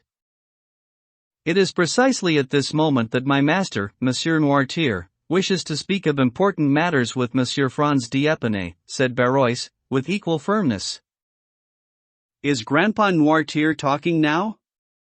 Edouard asked, with his usual impertinence. But Madame de Villefort did not even laugh at this quip, so much was everyone preoccupied and so solemn did the occasion seem. Tell Monsieur Noirtier that it is impossible to do as he asks, Villefort went on. Then Monsieur Noirtier would like to inform these gentlemen that he will have himself brought in person to the drawing-room, said Barrois. The astonishment reached its height. A sort of smile crept over Madame de Villefort's face. Valentine, as if involuntarily, looked towards the ceiling in gratitude to heaven. Valentine, Villefort said, please be so good as to go and find out what this new whim of your grandfather's is. She hurried towards the door, but then M. de Villefort thought better of it and said, wait, I shall come with you. Excuse me, monsieur, said Franz, in his turn. It seems to me that, since I am the one whom Monsieur Noirtier is asking to see, it is above all up to me to do as he wishes. In any case, I shall be happy to pay my respects, since I have not yet had the opportunity to request the favor of doing so. Oh, come, said Villefort, clearly uneasy. Don't put yourself out. Excuse me, monsieur, Franz said, in the voice of a man who has made up his mind. I should not like to miss this opportunity to prove to Monsieur Noirtier how wrong he would be to harbor any hostility towards me, and I am determined to overcome it, whatever the cause may be, by showing him my profound devotion. Without allowing Villefort to detain him any longer, Franz got up and followed Valentine, who was already going down the stairs with the joy of a drowning person whose hand has touched a rock. M. de Villefort followed them. Châteaurenaud and Morcerf exchanged a third look which was even more astonished than the first two. LXXV. The Judicial Inquiry. Noirtier was waiting, dressed in black and seated in his chair. When the three people he was expecting to see had entered, he looked at the door, which his valet immediately closed. Mind what I say, Villefort whispered to Valentine, who could not disguise her joy. If Monsieur Noirtier wants to tell you something that will prevent your marriage, I forbid you to understand him. Valentine blushed but did not reply. Villefort went across to Noirtier. Here is Monsieur Franz d'Épinay, he said. You asked to see him, monsieur, and he has acceded to your wishes. We have all doubtless wanted this interview to take place for a long time, and I shall be delighted if it proves to you how ill-founded was your opposition to Valentine's marriage. Noirtier replied only with a look that turned Villefort's blood to ice. Then the same eyes asked Valentine to come over to him. In a moment, thanks to the means which she usually employed in her conversations with her grandfather, she had found the word key. Then she looked at the invalid, who was staring hard at the drawer in a little table between the two windows. She opened the drawer and did indeed find a key inside it. Once she had the key and the old man had shown her that it was the right one, his eyes turned towards an old, long-forgotten writing desk which everyone assumed to be full of useless papers. Should I open the writing desk? Valentine asked. Yes, the old man indicated. Should I open the drawers? Yes. The ones at the side? No. The one in the middle? Yes. Valentine opened it and took out a bundle. Is this what you want, grandfather? She said. No. She took out all the other papers in turn, until there was absolutely nothing left in the drawer. It's empty now, she said. Noirtier's eyes were fastened on the dictionary. Yes, Grandpa, I understand, the young woman said. And she repeated each letter of the alphabet, one after another. At the letter S, Noirtier stopped her. She opened the dictionary and went down to the word secret. Ah, there's a secret, said Valentine. Yes, Noirtier replied. Who knows it? Noirtier looked towards the door, through which the servant had just left. Barrois? She asked. Yes, said Noirtier. Should I call him? Yes. She went to the door and called Barrois. Meanwhile Villefort was sweating with impatience and Franz was struck dumb with astonishment. The old servant appeared. Barrois, said Valentine, my grandfather has asked me to take the key out of this console, open the desk and pull out this drawer. Now there is some secret compartment to this drawer which, it appears, you know, please open it. Barrois looked at the old man. Obey, said Noirtier's intelligent eye. Barrois did so. A hidden compartment opened and revealed a bundle of papers, tied with a black ribbon. Is this what you want, monsieur? Barrois asked. Yes, said Noirtier. To whom should I give these papers? To Monsieur de Villefort? No. To Mademoiselle Valentine? No. To Monsieur Franz d'Épinay? Yes. Franz, in astonishment, took a step backwards. To me, monsieur, he asked. Yes. Barrois handed him the papers and, looking at the cover, Franz read. To be entrusted after my death to my friend General Durand, who will himself, when he dies, bequeath this packet to his son, with instructions to keep it, since it contains a document of the greatest importance.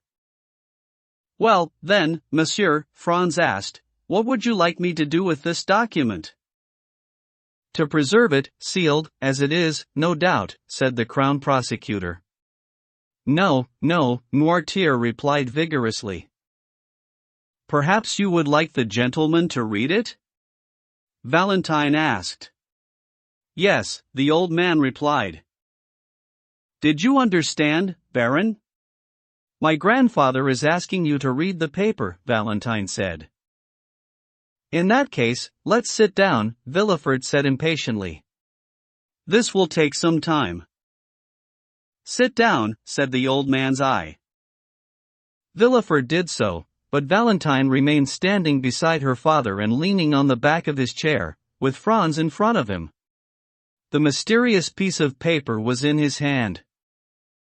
Read, said the old man's look. Franz unwrapped the envelope and everything in the room fell silent. In the midst of this, he read, Abstract of the proceedings of the session of the Bonapartist Club in the Rue Saint-Jacques, held on February the 5th, 1815. At that, Franz paused and exclaimed, February the 5th, 1815. That is the day on which my father was assassinated. Valentine and Villefort said nothing, only the old man's eye clearly commanded him to read on. But it was after he left this very club that my father disappeared, Franz said. Noirtier's look still said, read.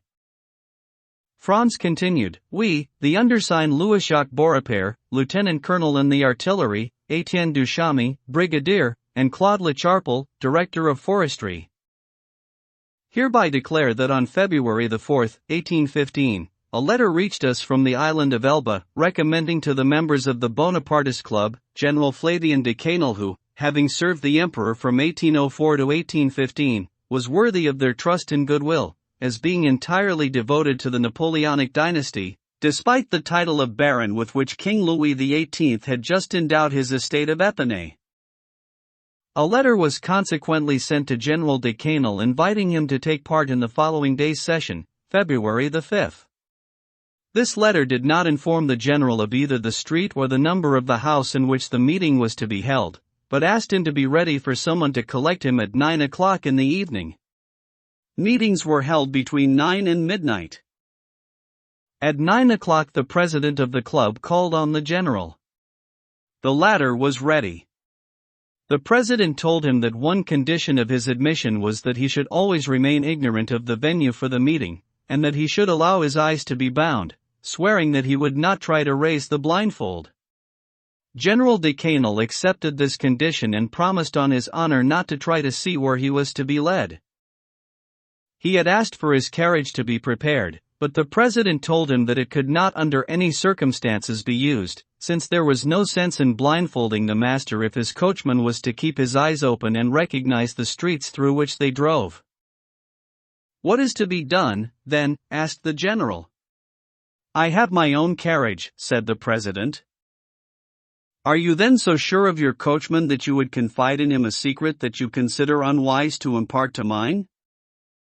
"Our coachman belongs to the club," said the president. "We are to be driven by a member of the Council of State." "In that case," the general said, laughing, "we are running a different risk, which is that we shall end in the ditch." We cite this pleasantry as evidence that the general was in no way obliged to take part in the meeting, but attended it of his own free will. Once they had got into the coach, the president reminded the general of his promise to let his eyes be bound. The general made no objection to this formality, and it was carried out with a scarf, left ready for the purpose in the coach. As they were driving, the president thought he observed the general trying to look under his blindfold and again reminded him of his oath. "Of course," said the general. The carriage stopped in a driveway off the Rue Saint-Jacques.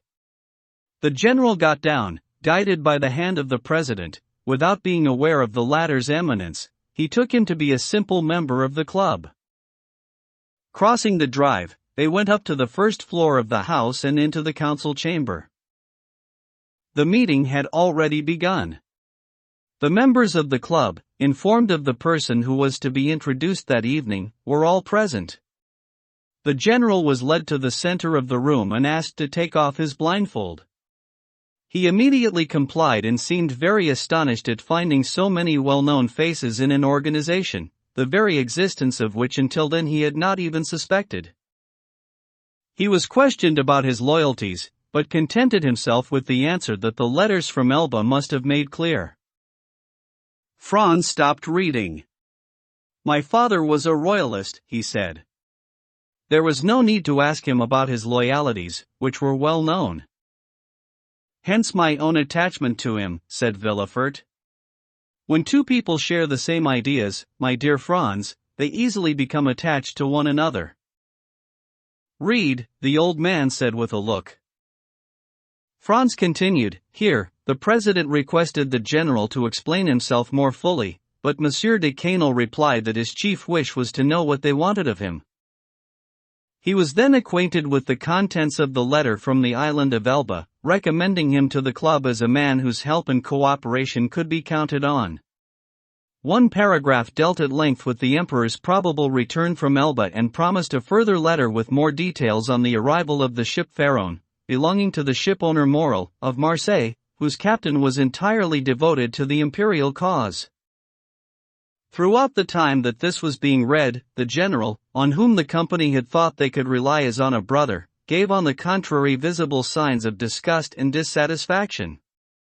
When the letter had been read, he remained silent, with lowered brow. "Well," the president asked. "What do you say to this letter, Monsieur le General?"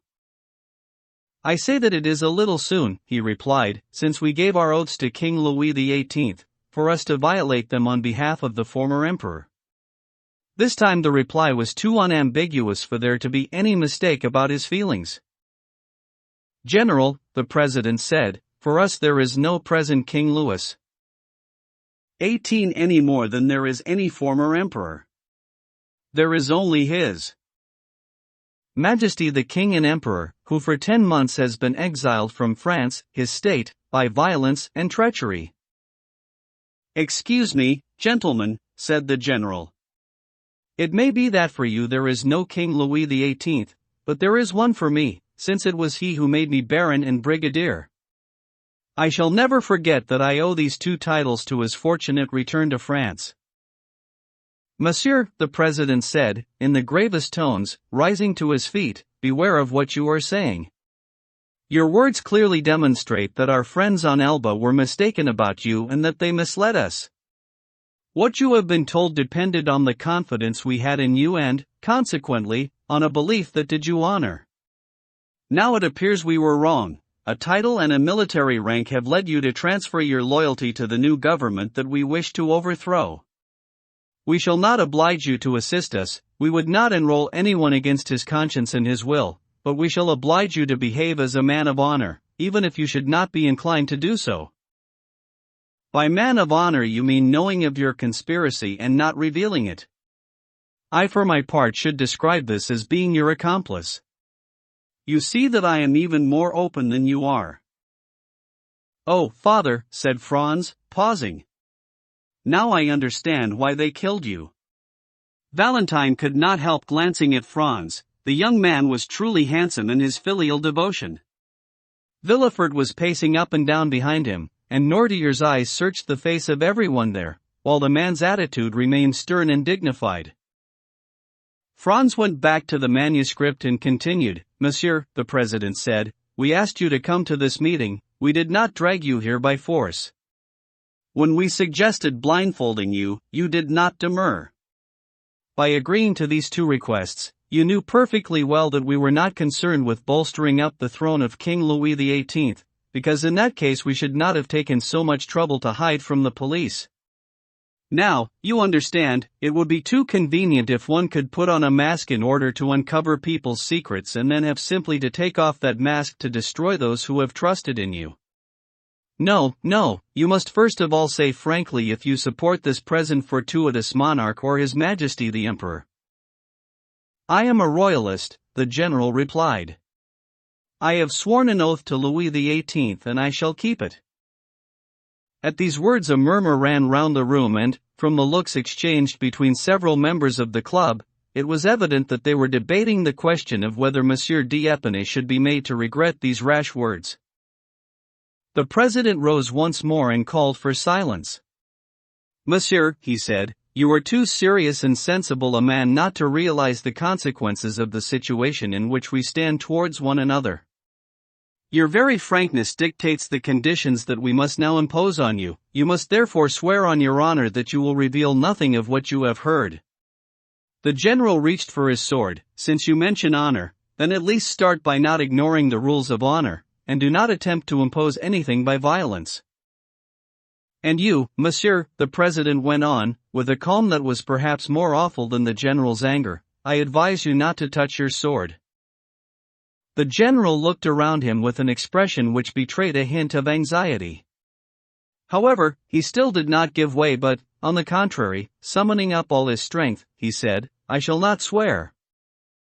In that case, monsieur, you will die, the president replied calmly. Monsieur d'Épinay became very pale. Once more he looked all around him. Several members of the club were muttering and searching for weapons under their cloaks. Calm yourself, General, the president said. You are among men of honor who will try every means to persuade you, before turning to the last resort. But, as you said, you are also among conspirators and in possession of our secret, so you must restore it to us. A highly charged silence followed these words and, since the general did not reply, the president ordered the footmen to close the doors. The same deathly silence followed this order. Then the general came forward and, making a violent effort to control his feelings, said, I have a son, and I must think of him, now that I find myself among murderers. General, the leader of the assembly said, with dignity, a single man always has the right to insult 50, that is the privilege of weakness. However, he is wrong to exercise that right. Believe me, you would do better to swear and not to abuse us.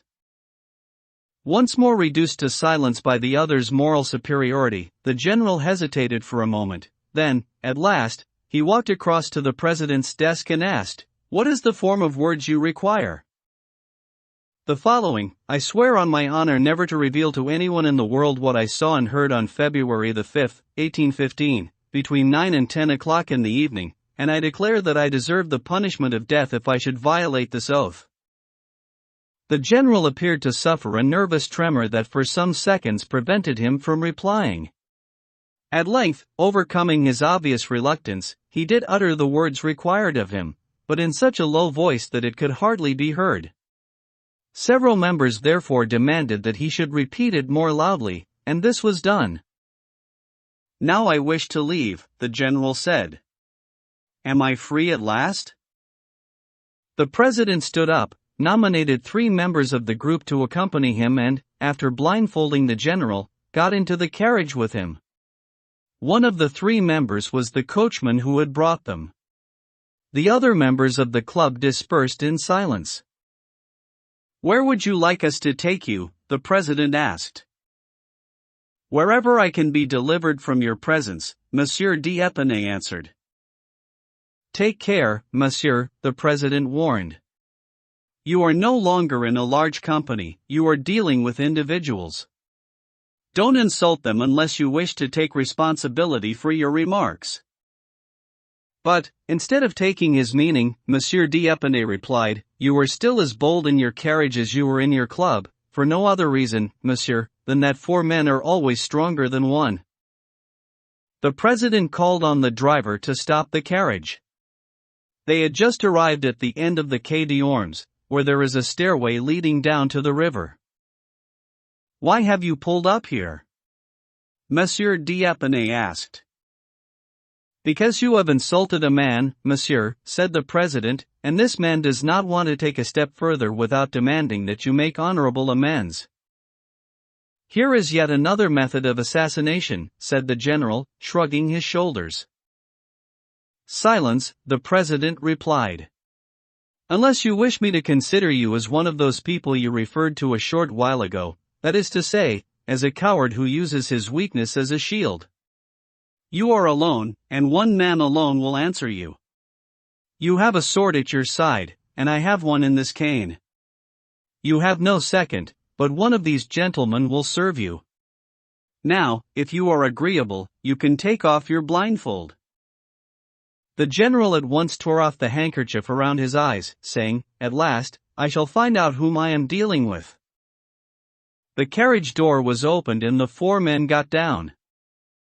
Once more Franz paused. He wiped the sweat from his brow. There was something fearful in the sight of this son, pale and trembling, reading aloud these previously unknown details of his father's death. Valentine clasped her hands as if in prayer. Noirtier looked at Villefort with an almost sublime expression of contempt and pride. Franz continued, "As we mentioned, it was February the 5th. For the past 3 days the temperature had fallen to 5 or 6 degrees below freezing. The stairway was coated with ice, the general was tall and fat, so the president offered him the side nearest the rail to go down. The 2 seconds followed behind. The night was dark, the quayside between the stairway and the river was damp with snow and frost, and a few blocks of ice flowed past in the deep, black water. One of the seconds went to fetch a lantern from a coal barge and by the light of it they examined the weapons. The president's sword, which he said was a simple swordstick, was shorter than that of his opponent and had no handguard. General d'Épinay suggested that they should draw lots for the 2 swords, but the president replied that he had provoked the duel and that by so doing he had implied that each of them should use their own weapon. The seconds tried to persuade him, but the president told them to desist. The lantern was set on the ground, the 2 adversaries stood on either side of it and the duel began. The light transformed the 2 swords into shafts of lightning, but the men could hardly be seen, so dark was it. The general had the reputation of being one of the best blades in the army. But, from the first passes, he was harried so hard that he gave ground and, in doing so, he fell. The seconds thought he was dead, but his opponent, who knew that he had not hit him, offered his hand to help him back to his feet. This gesture, instead of calming the general, annoyed him and he threw himself in his turn against his opponent. The latter, however, did not give an inch, blocking him against his sword. 3 times the general retreated, finding he was too hard pressed, then returned to the fray. On the 3rd occasion, he fell once more. They thought that he had slipped, as before, but, since he did not get up, the witnesses went over to him and tried to lift him to his feet. Then the man who had taken hold of his shoulders felt something wet beneath his hands. It was blood. The general, who had more or less lost consciousness, recovered his senses and said, "Ah, they sent me some swordsman, some fencing master from the army." Without replying, the president went over to the second who was holding the lantern and, rolling back his sleeve, showed 2 wounds that had pierced his arm, and then, opening his coat and unbuttoning his waistcoat, he pointed to a 3rd wound in his side. Yet he had not uttered a sigh. General D'Épinay was in his death agony. He expired 5 minutes later. Franz read these last words in such a choking voice that they could hardly be heard. After reading them, he stopped, passing his hand across his eyes as if to dispel a cloud. But after a moment's silence, he went on. The president went back up the stairway, after replacing his sword in its stick. A trace of blood in the snow marked his passage. He had not yet reached the top of the stairs when he heard the dull sound of something hitting the water. It was the general's body which the seconds had just thrown into the river after confirming that it was dead. Consequently, the general died as the result of an honorable duel and not, as might be supposed, in an ambush. In witness of which we have signed the present account to establish the true facts, so that none of the participants in these terrible events should ever be accused of premeditated murder or of failing to respect the laws of honor. Signed, Beaurepaire, Duchamp and Lecharpel. When Franz had finished this account, so terrible for a son to read, when Valentine, pale and tense, had wiped away a tear, and when Villefort, trembling in a corner, had tried to avert the storm with a look of entreaty towards the pitiless old man, D'Épinay turned to Noirtier and said, Monsieur, since you know every detail of this frightful story, since you have had it witnessed by honorable men, and finally since you seem to take an interest in me, even though so far your interest has only been a source of pain, do not deny me one last satisfaction, tell me the name of the president of the club, so that I may at last know who killed my poor father. Villefort, as though distracted, was groping for the handle of the door. Valentine shrank back a pace. She had guessed the old man's reply before anyone, having often noticed the scars of 2 sword wounds on his forearm. In heaven's name, mademoiselle, Franz said, turning to his fiancée, assist me, so that I may discover the name of the man who made me an orphan at the age of 2. Valentine remained silent and motionless. Come, monsieur, said Villefort. Take my advice, do not prolong this frightful scene. In any case, the names were concealed deliberately. Even my father does not know this president, or, if he does, he would not be able to tell us. There are no proper names in the dictionary. Alas, no, said Franz. The one hope that sustained me throughout the account and gave me the strength to read it to the end, was that I should at least learn the name of the man who killed my father. Monsieur, he cried, turning to Noirtier, in heaven's name, do what you can. I beg you, try to show me, to let me know. Yes, said Noirtier. Ah, mademoiselle, said Franz. Your grandfather indicated that he can tell me the man's name. Help me. You understand him. Give us your aid. Noirtier looked towards the dictionary. Franz picked it up with a nervous shudder and said the letters of the alphabet until he reached M. Here the old man signaled yes. M. Franz repeated. The young man's finger ran down the words, but, at every one, Noirtier replied in the negative. Valentine's head was buried in her hands. At last Franz reached the word, myself. Yes, the old man said. You. Franz cried, his hair rising on his head. You, Monsieur Noirtier. Did you kill my father? Yes, Noirtier replied, fixing the young man with an imperious look. Franz's feet could no longer support him and he slumped into a chair.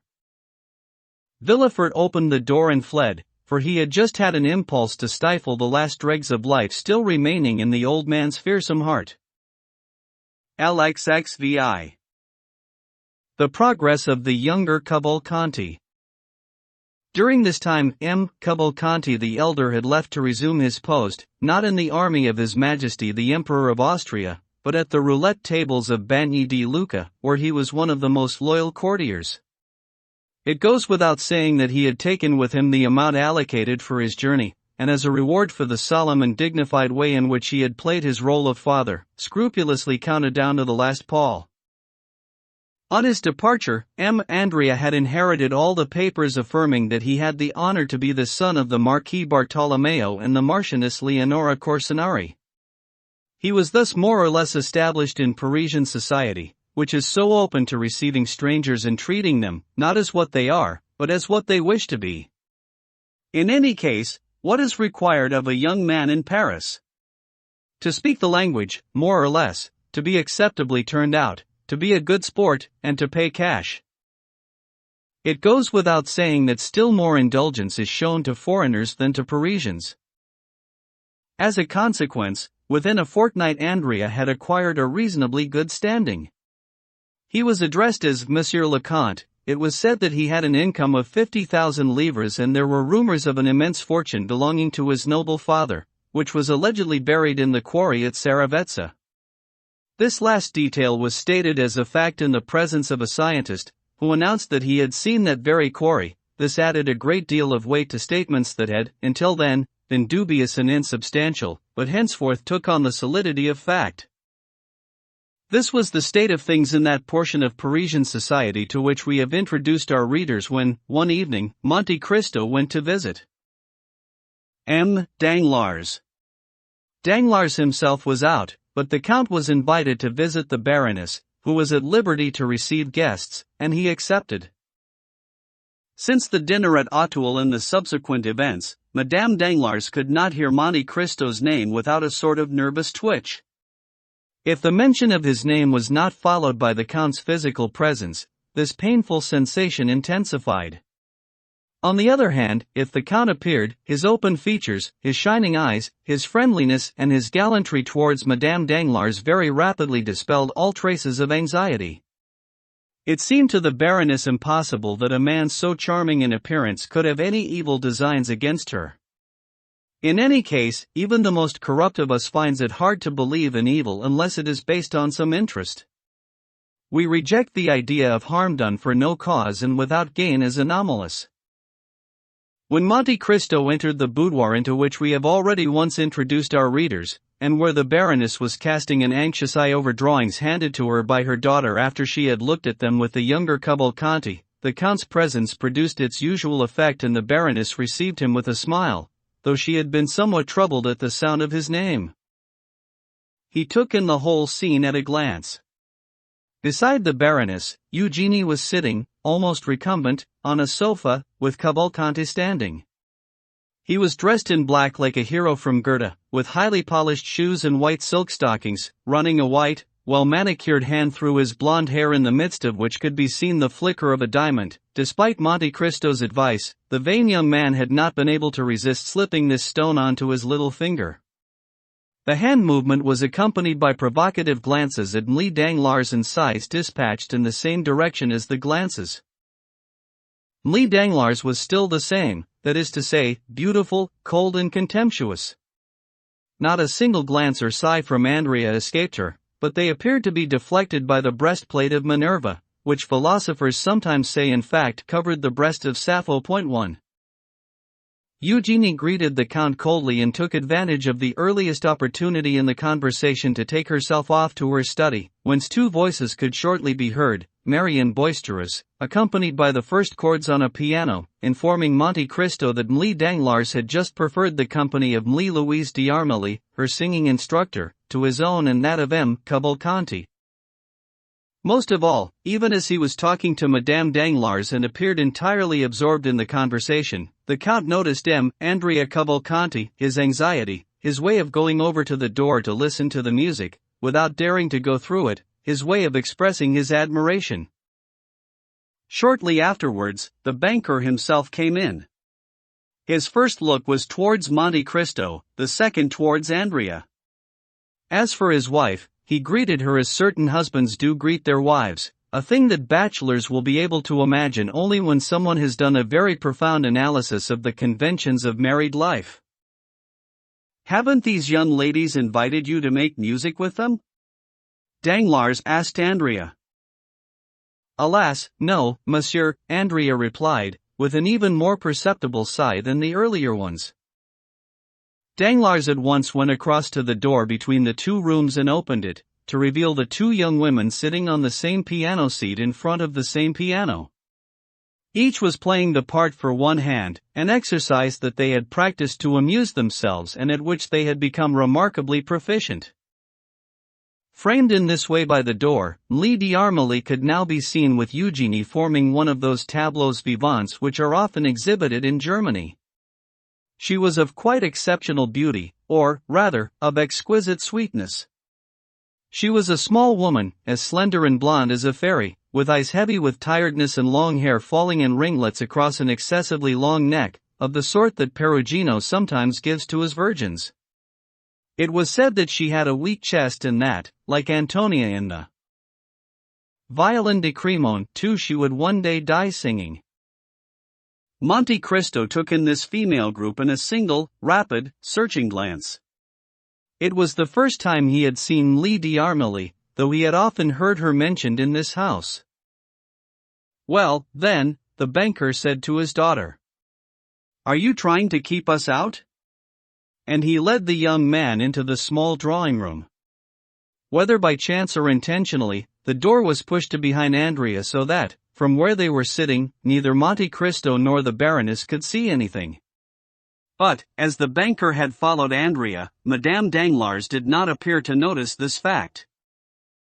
Shortly afterwards the Count heard Andrea's voice harmonizing with the sound of the piano which accompanied a Corsican song. As he listened to this with a smile, forgetting Andrea and recalling Benedetto, Madame Danglars was boasting to Monte Cristo of her husband's strength of character, since that very morning he had again lost 300,000 or 400,000 francs in a Milanese bankruptcy. Indeed, the praise was well merited, if the Count had not known of it through the Baroness, or perhaps through one of those means he had of knowing everything. The Baron's face would have told him nothing. Good. Monte Cristo thought. He is already at the stage where he is concealing his losses. A month ago he was boasting of them. Then, aloud, he said, "Oh, madam. Monsieur Danglars knows the exchange so well that he is sure to regain there what he loses elsewhere." "I see that you share a common misconception," said Madame Danglars. "What is that?" asked Monte Cristo. "That Monsieur Danglars gambles on the stock exchange, when in fact, on the contrary, he never does any such thing." "Ah, of course not. I recall now that Monsieur Debray told me. By the way, madam, what has become of Monsieur Debray? I have not seen him for 3 or 4 days." "Nor have I," said Madame Danglars, with astonishing self-control. "But you began to say something. What was that?" "That Monsieur Debray, you said, told you." "That's right, Monsieur Debray told me that you were the one who was addicted to gambling on the exchange." "I did have a taste for it, I admit," said Madame Danglars, "for a while, but no longer." "Then you are wrong, madam." "Heavens! Chance is so uncertain a thing that, if I were a woman and fate had made me the wife of a banker, however much faith I had in my husband's good luck, because, as you know, everything in speculation depends on good or bad luck, however much, I say, I were to trust in my husband's good luck, I should make certain of acquiring some independent means, even if to do so I had to entrust my interests to a stranger." Madame Danglars blushed, despite herself. "Now, for example," said Monte Cristo, as if he had noticed nothing, "people are speaking of a splendid killing that was made yesterday on Neapolitan bonds." "I don't have any of those," the Baroness interjected, "and I never did. But that's enough of the exchange now, Monsieur le Comte. We must sound like a couple of stockbrokers. What about the poor Villeforts, who are having such bad luck at present? What has happened to them?" Monte Cristo asked quite innocently. "But you know very well, after losing Monsieur de Saint-Méran 3 or 4 days after his departure, they have just lost the Marchioness 3 or 4 days after her arrival." "So they have. I did hear that. But, as Claudius says to Hamlet, for, such is the law of nature, they lost their fathers, and mourned them, they will die before their sons, who will mourn them in turn. But that's not all. How do you mean, it's not all? No. You know they were going to marry their daughter to Monsieur Franz d'Épinay. Has the marriage fallen through? Yesterday morning, apparently, Franz released them from their obligations. Really? Does anyone know the reason for this upset? No. Good Lord! What are you telling me, madam? And how is Monsieur de Villefort facing up to all this misfortune? Philosophically, as always. At that moment Danglars returned, alone. Well, said the Baroness. Have you left Monsieur Cavalcanti with your daughter? What about Mademoiselle d'Armilly? The banker said. Doesn't she count? Then he turned to Monte Cristo. A charming young man, don't you think, Monsieur le Comte, this Prince Cavalcanti? The only question is he really a prince? I can't guarantee it, Monte Cristo said. His father was introduced to me as a marquis, he could be a count, but I think that he doesn't even make any great claim to the title himself. Why not? Said the banker. If he is a prince, he is wrong not to boast of it. Every man has his rights. Personally, I don't like those who renounce their origins. You are a perfect democrat, Monte Cristo said with a smile. Just consider the risk you are taking, said the Baroness.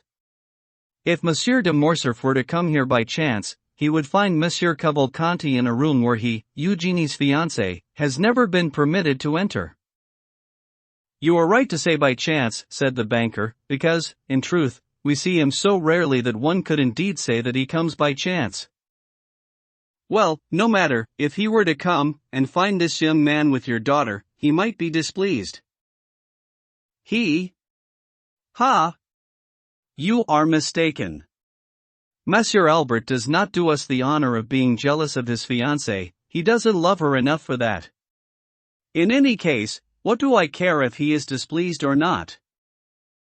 Even so, at the stage we have reached. Yes, at the stage we have reached. Shall I tell you what stage we have reached? The stage is that at his mother's ball he only danced with my daughter once, while Monsieur Cavalcanti danced with her 3 times, and Albert didn't even notice. Viscount Albert de Morcerf, the footman announced. The Baroness leapt to her feet. She was about to go through to the little drawing-room to warn her daughter, but Danglars put his hand on her arm. Leave it, he said. She looked at him in astonishment. Monte Cristo pretended not to have seen this little piece of stage business. Albert came in, very handsome and very pleased with life. He greeted the Baroness in an easy manner, Danglars in a familiar one, and Monte Cristo with affection. Then, turning to the Baroness, he asked, May I be permitted to inquire after the health of Mademoiselle Danglars? Excellent, Monsieur, Danglars replied sharply. At the moment she is music-making in her private study with Monsieur Cavalcanti. Albert preserved his air of calm indifference. He may perhaps have felt some inner annoyance, but he felt Monte Cristo's eyes on him. Monsieur Cavalcanti has a very fine tenor voice, he said, and Mademoiselle Eugenie a superb soprano, not to mention the fact that she plays the piano like Thalberg.5. It must be a delightful concert. The fact is, Danglars said, that they harmonize wonderfully well together. Blatant though it was, Albert pretended not to have noticed the ambiguity in this remark, but Madame Danglars blushed. I am a musician myself, the young man went on, or, at least, so my teachers say. So it's an odd thing, but I have never yet been able to make my voice harmonize with any other, and with soprano voices least of all. Danglars gave a little smile that meant, but why aren't you annoyed? And, doubtless hoping to achieve his goal, he said, which is why the prince and my daughter were universally admired yesterday. Weren't you there yesterday, Monsieur de Morcerf? What prince is that? Albert asked. Prince Cavalcanti, Danglars said, still persisting in giving the young man this title. Oh, I beg your pardon, said Albert. I was not aware that he was a prince. So, Prince Cavalcanti sang with Mademoiselle Eugenie yesterday? It must have been truly delightful to hear, and I am very sorry to have missed it. I could not accept your invitation. I had to accompany Madame de Morcerf to the Baroness de Châteaurenaud, the mother, that is, where the Germans were singing. Then, after a short pause, he added, quite casually, might I be allowed to present my respects to Mademoiselle Danglars? Oh, wait, I beg you, said the banker, putting a hand on his arm. Can't you hear, what an exquisite cavatina? Ta, ta, ta, tig, ta, tig, ta, ta. Charming. Just a moment, and they will have finished. Perfect. Bravo. Bravi. Brava. Danglars launched into a frenetic round of applause. Truly delightful, said Albert.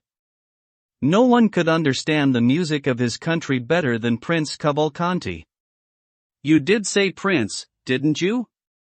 In any case, even if he isn't a prince, he can be made one. It's easy in Italy. But to come back to our delightful songsters, you should do something for us, Monsieur Danglars. Without telling them that there is a stranger here, you should ask Mademoiselle Danglars and Monsieur Cavalcanti to begin another piece. It is such an exquisite pleasure to enjoy music from a distance, in the shadows, without seeing or being seen, and so without embarrassing the musician, who can thus abandon himself or herself to all the impulses of genius and the transports of the heart.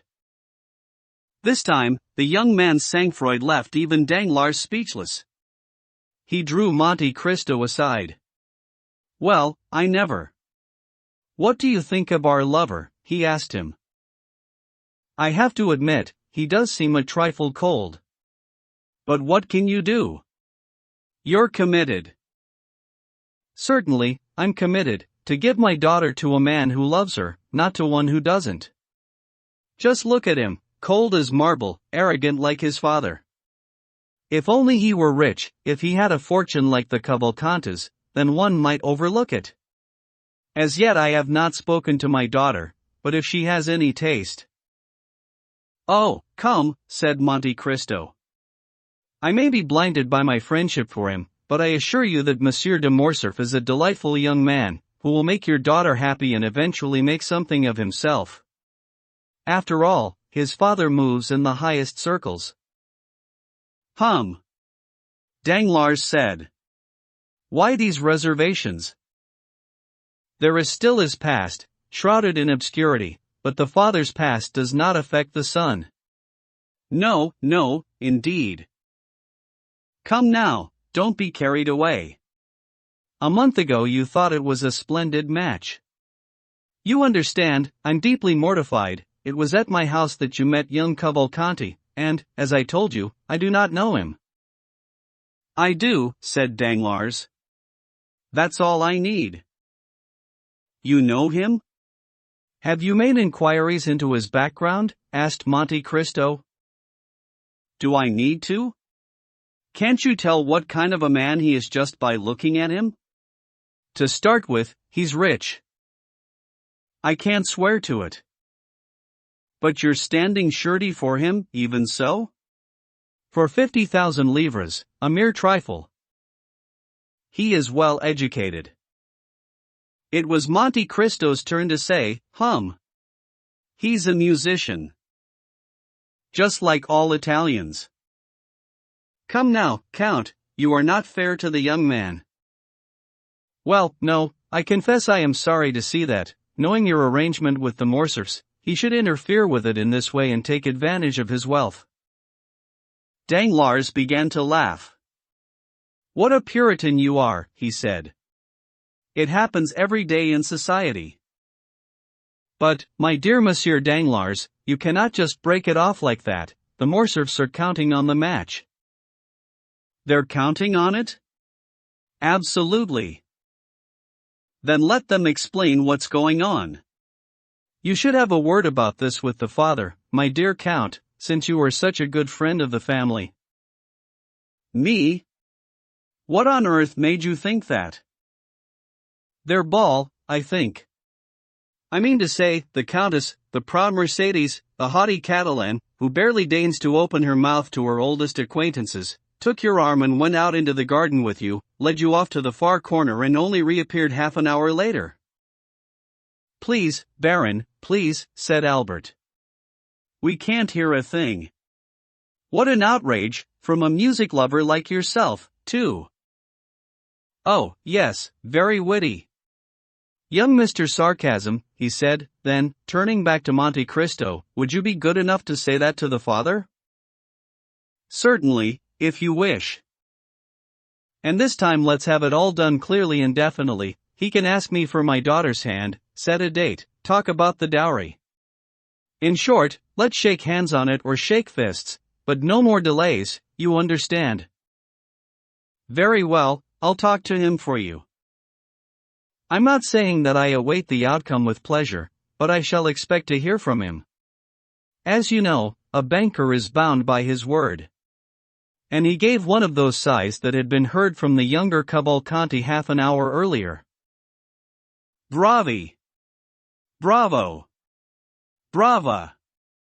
Morcerf yelled, applauding the end of the piece, in parody of the banker.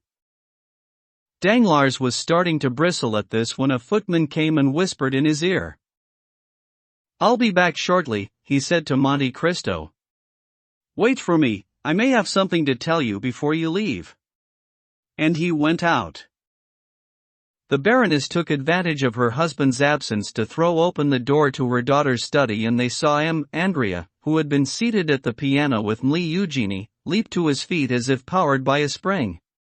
Albert smiled and bowed to Danglars, who did not appear in the slightest embarrassed but returned her usual cold curtsy. Cavalcanti, on the other hand, did show signs of evident embarrassment. He greeted Morcerf, who returned the greeting with a look of the utmost impertinence, then started to pour out a torrent of praise from Danglars' voice, saying how much he regretted not having been able to attend the previous evening's soirée, having heard an account of it. Cavalcanti, left to himself, took Monte Cristo aside. Now then, said Madame Danglars, that's enough music and compliments. Let's take a cup of tea. Come on, Louise, Danglars said to her friend, and they all went into the drawing-room next door, where tea was indeed waiting. Just as they were beginning, in the English manner, to leave their spoons and their cups, the door opened and Danglars reappeared, evidently very upset. Monte Cristo particularly noticed it and gave the banker an inquiring look. I have just received my dispatches from Greece, he said. Oh, said the Count. Is that why you were called away? Yes. And how is King Otto keeping? Albert asked, in his jolliest tone of voice. Danglars looked askance at him without replying, and Monte Cristo turned away to hide a look of pity that had appeared on his face, and which almost immediately vanished. We shall leave together, shan't we? Albert asked the Count. Yes, if you wish, he replied. Albert could not understand anything in the expression on the banker's face, so, turning to Monte Cristo, who understood perfectly well, he said, Did you see how he looked at me? Yes, said the Count. Did you find something odd in this look? I certainly did. But what is all this about news from Greece? How should I know? Because I assume you have spies in the country. Monte Cristo smiled, as one does when one has no intention of replying. Look, he's just coming over to you, said Albert. I'm going to compliment Mademoiselle Danglars on the cameo she is wearing.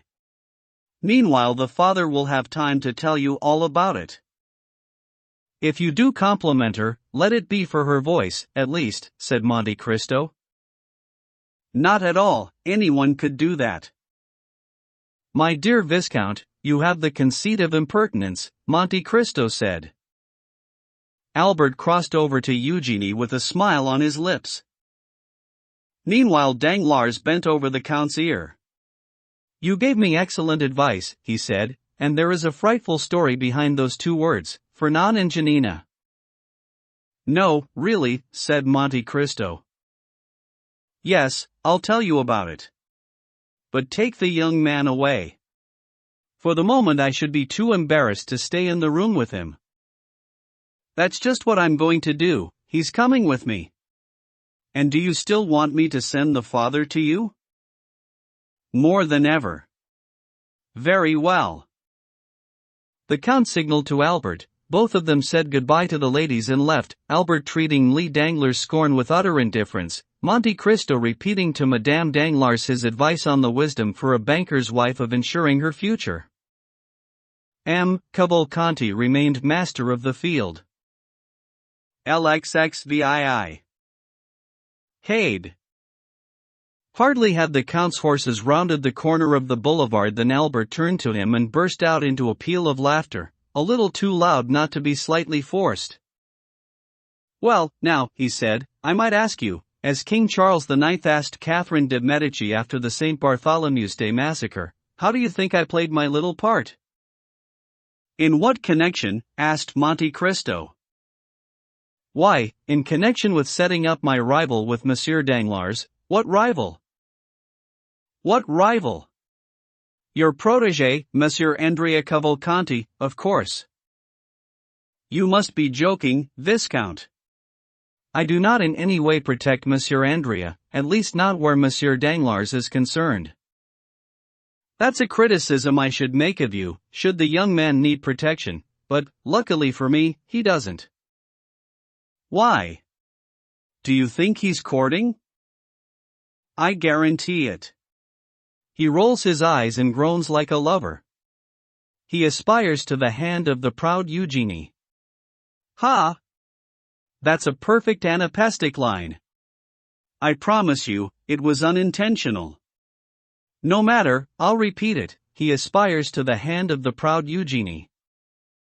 "What matter, since you are the only suitor under consideration?"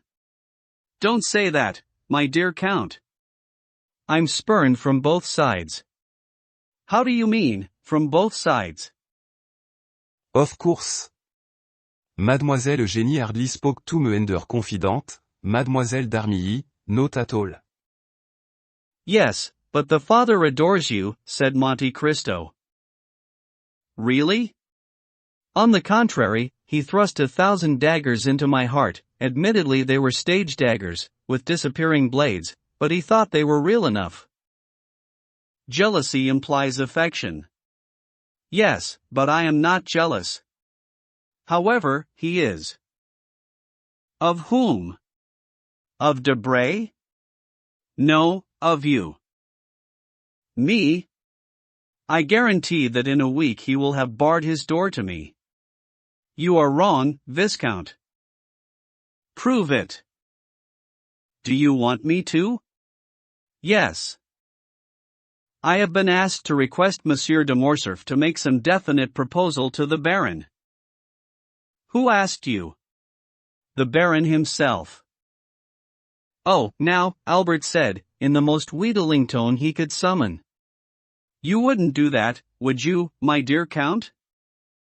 "That's where you're wrong, Albert. I have promised and I shall do it." "Well, then," Albert said with a sigh, "it appears you are determined to see me married." "I am determined to stay on the right side of everyone. But, speaking of Debray, I haven't seen him recently at the Baron's." "There has been a disagreement." "With Madame?" "With Monsieur." "Did he notice something going on?" "Ha! That's a good one." "Do you really think he suspected?" Monte Cristo asked, with charming innocence. "Did he, indeed? Where do you come from, my dear Count?" "The Congo, if you wish." "Still not far enough." "What do I know about your Parisian husbands?" "Husbands, my dear Count, are the same everywhere." Once you have seen one specimen in a given country, you know the whole breed. So what can have come between Danglars and Debray? They seem to get on so well, Monte Cristo said, still feigning innocence. Now, there we are talking about one of the mysteries of Isis, and I am not an initiate. When the young Cavalcanti is part of the family, you can ask him that. The carriage halted. Here we are, said Monte Cristo. It is only 10:30, why don't you come up? I should like to. My carriage can take you home. Thank you, but I think my coupe will have followed us. Yes, here it is, said Monte Cristo, jumping down. Both men entered the house where the drawing room was already lit. Make us some tea, Baptistin, Monte Cristo said. Baptistin went out without a sound. 2 seconds later, he reappeared with a plate ready laid which, like a meal in one of those magical entertainments, seemed to have risen out of the ground. I must admit, my dear Count, Morcerf said, that what I admire in you is not your wealth, because there may be people richer than you are, it is not your wit, because although Beaumarchais was not greater, it was as great, but it is your way of obtaining service, without any answering back, to the minute, no, to the second, as if your people had guessed from the manner of your ring, just what you wanted, and as if what you wanted was always ready waiting. There is some truth in what you say. They know my habits. For example, isn't there something you would like to do while you are drinking your tea? Why, yes, I should like to smoke. Monte Cristo went over to the bell push and sounded it once. A second later, a concealed door opened and Ali appeared with 2 chabuks, already filled with excellent latakia. Extraordinary. No, elementary, my dear Morcerf, said Monte Cristo. Ali knows that, when I take tea or coffee, I usually smoke. He knows that I have called for tea and that I came back with you. He hears me ring for him, guesses the reason and, since he is a native of a country where hospitality is expressed chiefly around the pipe, he brings 2 chabuks, instead of 1. Agreed, that is as good an explanation as any other, but the fact remains that only you. Ah! What's that I hear? And Morcerf bent his head towards the door, through which wafted sounds which were similar to those of a guitar. There, my dear Viscount, you are condemned to have music this evening. No sooner have you escaped from Mademoiselle Danglars' piano than you are entrapped by Hades Guzla. Haidee. What a delightful name. Are there really women called Haidee outside the poems of Lord Byron? 1. Indeed there are. Haidee may be a rare name in France, but it is common enough in Albania and Epirus. It is as though you were to say, chastity, modesty, or innocence. It is a kind of baptismal name, as you Parisians call them. That's utterly charming, said Albert. How I should love to see our French women called Mademoiselle Silence, Miss Goodness, or Miss Christian Charity. Just suppose that Mademoiselle Danglars, instead of being called Claire Marie Eugenie, as she is, was named Miss Chastity Modesty Innocence Danglars, damn it. Think how that would sound when they published the banns. Idiot, the Count said. Don't joke so loudly, Haidee might hear you. Would it upset her? Not at all, the Count replied haughtily. Good-natured, is she? Albert asked. It's nothing to do with goodness, but with duty. A slave does not get upset with her master. Come. Don't joke yourself. Are there still slaves? Of course, since Haidee is mine. I must say, you do nothing and possess nothing as other people do. Slave to Monsieur le Count de Monte Cristo, that's a rank in France. The way you shift gold, it must be worth 100,000 écus a year.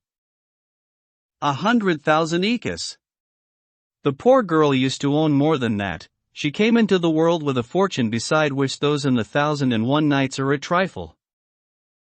She must be truly a princess, then? As you say, and, moreover, one of the greatest in her country. I thought as much, but how did a great princess become a slave? How did Dennis the tyrant too become a schoolmaster? The fortunes of war, my dear Viscount, and the whims of fate. Is her name a secret? For everyone else, it is, but for you, dear Viscount, since you are a friend and know how to keep quiet, don't you, if I ask you not to tell anyone? On my honor. Do you know the story of the Pasha of Janina?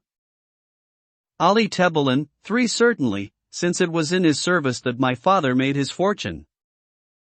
Of course it was, I had forgotten. So what is Haiti to Ali Tebelen?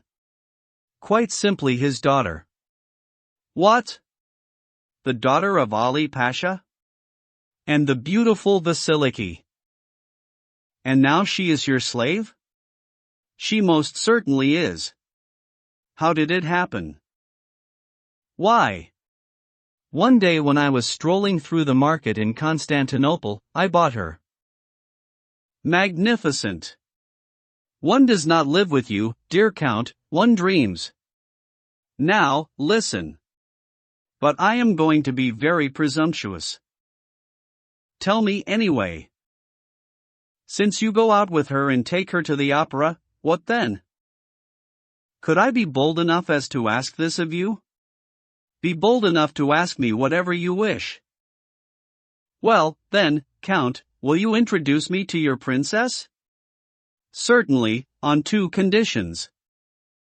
I accept without hearing them. The first is that you never tell anyone that you have met her.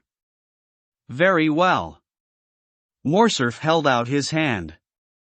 I swear. The second is that you will not tell her that your father served hers. I swear that, too. Excellent, Viscount, you will remember these 2 oaths, won't you? Please, said Albert. Very well. I know you are a man of honor. The Count rang the bell again and Ali reappeared. Tell Haiti, the Count said, that I shall be taking coffee in her room and inform her that I should like her to permit me to introduce her to one of my friends. Ali bowed and went out. Are we agreed then, Viscount? No direct questions. If you wish to know something, ask me and I shall ask her. That's agreed. Ali reappeared for a 3rd time and kept the door open to indicate to his master and Albert that they could go through. Come in, said Monte Cristo. Albert ran a hand through his hair and curled his mustache, while the Count took his hat, put on his gloves and preceded his guest into the apartment that was guarded by Ali like an advance sentry, and protected by the 3 French maids, under Murdo. Haiti was waiting in the first room, the drawing room, her eyes wide with astonishment. This was the first time that any man other than Monte Cristo had come into her quarters. She was seated on a sofa, in a corner of the room, her legs crossed under her, having built as it were a nest for herself in the richest striped and embroidered materials of the East. Near her was the instrument, the sound of which had betrayed her presence. It was a delightful picture. Point 4. When she saw Monte Cristo, she raised herself up with a smile that was at once that of a daughter and a lover, unique to herself. Monte Cristo went over and offered his hand, to which as usual she pressed her lips. Albert had stayed by the door, enraptured by this strange beauty, impossible to imagine in France, which he was seeing for the first time. Whom have you brought me? The young woman asked Monte Cristo in Romaic. A brother, a friend, a mere acquaintance or an enemy? A friend, Monte Cristo replied, in the same language. Called? Count Albert. He is the one I rescued from the bandits in Rome. In what language would you like me to address him? Monte Cristo turned to Albert. Do you know modern Greek? He asked. Alas, no, said Albert. Not even ancient Greek, my dear Count. Never have Homer and Plato had such a poor, I might even say such a disdainful student as I was. In that case, Haydée said, showing that she had understood Monte Cristo's question and Albert's reply, I shall speak French or Italian, if my master wishes me to speak, of course. Monte Cristo thought for a moment. Speak Italian, he said. Then, turning to Albert, it's a pity you don't understand either modern or ancient Greek, both of which Haydée speaks exceptionally well. The poor child will have to talk to you in Italian, and this may give you a wrong idea of her. And he motioned to Haydée. Welcome, friend, since you come with my lord and master, the young woman said, in excellent Tuscan, with that gentle Roman accent that gives the language of Dante a richer sound than that of Homer. Ali, bring us coffee and pipes. She gestured to Albert to come over, while Ali left to carry out his young mistress's orders. Monte Cristo showed Albert 2 folding stools, and each of them went to take one and draw it up to a kind of pedestal table, with a hookah as its centerpiece, surrounded by natural flowers, drawings, and albums of music. Ali returned, bringing the coffee and the chabooks. As for M. Baptistin, this part of the house was off limits to him. Albert declined the pipe that the Nubian offered him. Take it, do, said Monte Cristo. Haydée is almost as civilized as a Parisian woman. She dislikes Havana tobacco, because she is not fond of foul odors, but Oriental tobacco, as you know, is a perfume. Ali went out. The cups of coffee were standing ready with, for Albert, a bowl of sugar. Monte Cristo and Haydée took their mocha in the Arabic manner, that is, unsweetened. Haydée reached out and took the Japanese porcelain cup in the tips of her long, pink fingers, raising it to her lips with the innocent pleasure of a child drinking or eating something that she likes.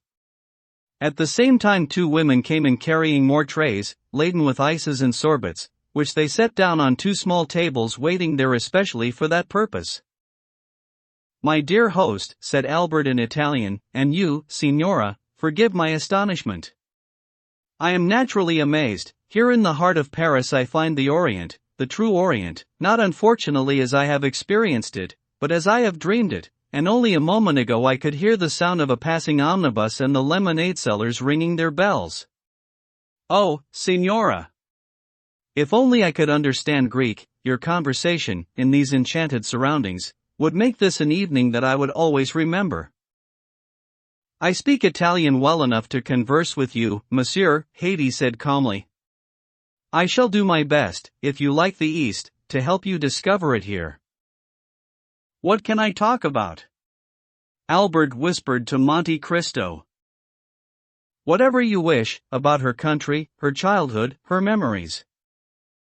Then, if you prefer, about Rome, Naples or Florence. Oh, no, Albert said. There is no point in meeting a Greek if one is merely going to talk to her about all the things one would discuss with a Parisienne. Let me ask her about the East. Go on, then, my dear Albert. She likes nothing better than to talk of that. Albert turned to Haydée. At what age did the signora leave Greece? He asked. At the age of 5, Haydée replied. And do you recollect your homeland? Albert asked. When I close my eyes, I can again see everything that I used to see. There are 2 ways of seeing, with the body and with the soul. The body's sight can sometimes forget, but the soul remembers forever. What is your earliest memory? I could hardly walk. My mother, who is called Vasiliki, in Greek, Vasiliki means royal, the young woman added, tossing back her head, my mother took my hand and, both covered in a veil, after putting all the gold we had into the bottom of a purse, we went to beg for alms for prisoners, saying, He that hath pity upon the poor, lendeth unto the Lord. 5 Then, when the purse was full, we went back to the palace and, saying nothing to my father, we sent all the money that people had given us, thinking we were poor women, to the hegumenos 6 of the monastery, who divided it among the prisoners. How old were you at that time? 3, said Haydée. So you can remember everything that happened around you since the time when you were 3? Everything. Count, Morcerf whispered to Monte Cristo, please allow the Signora to tell us something about her history. You forbade me to talk to her about my father, but perhaps she would say something about him, and you cannot imagine how happy I should be to hear his name on such lovely lips. Monte Cristo turned to Haydée and, furrowing his brow in a way that warned her to pay the closest attention to what he was about to tell her, said in Greek. Literally, tell us your father's fate, but not the traitor's name or his treachery. Haydée gave a deep sigh and a dark cloud passed across her pure brow. What did you tell her? Morcerf asked, under his breath. I repeated that you are a friend and that she has no cause to hide anything from you. So, Albert went on, this distant pilgrimage on behalf of the prisoners was your first memory. What is the next? The next? I see myself in the shade of some sycamore trees, near a lake whose shimmering reflection I still glimpse between the branches. My father was sitting on cushions against the oldest and most leafy of them, and my mother lying at his feet, while I, a weak child, am playing with the white beard that falls upon his chest and the Cangier 7 with the diamond hilt that hung in his belt. Then, from time to time, an Albanian would come to him and say a few words, which I ignored, and he would reply, without any alteration in his voice, either kill or spare. It's strange, Albert said, to hear such things from the lips of a young woman, other than in the theater, and to tell oneself, this is not an invention. With such a poetic horizon, such a wondrous past, how do you find France? I think that it's a beautiful country, Haydée said.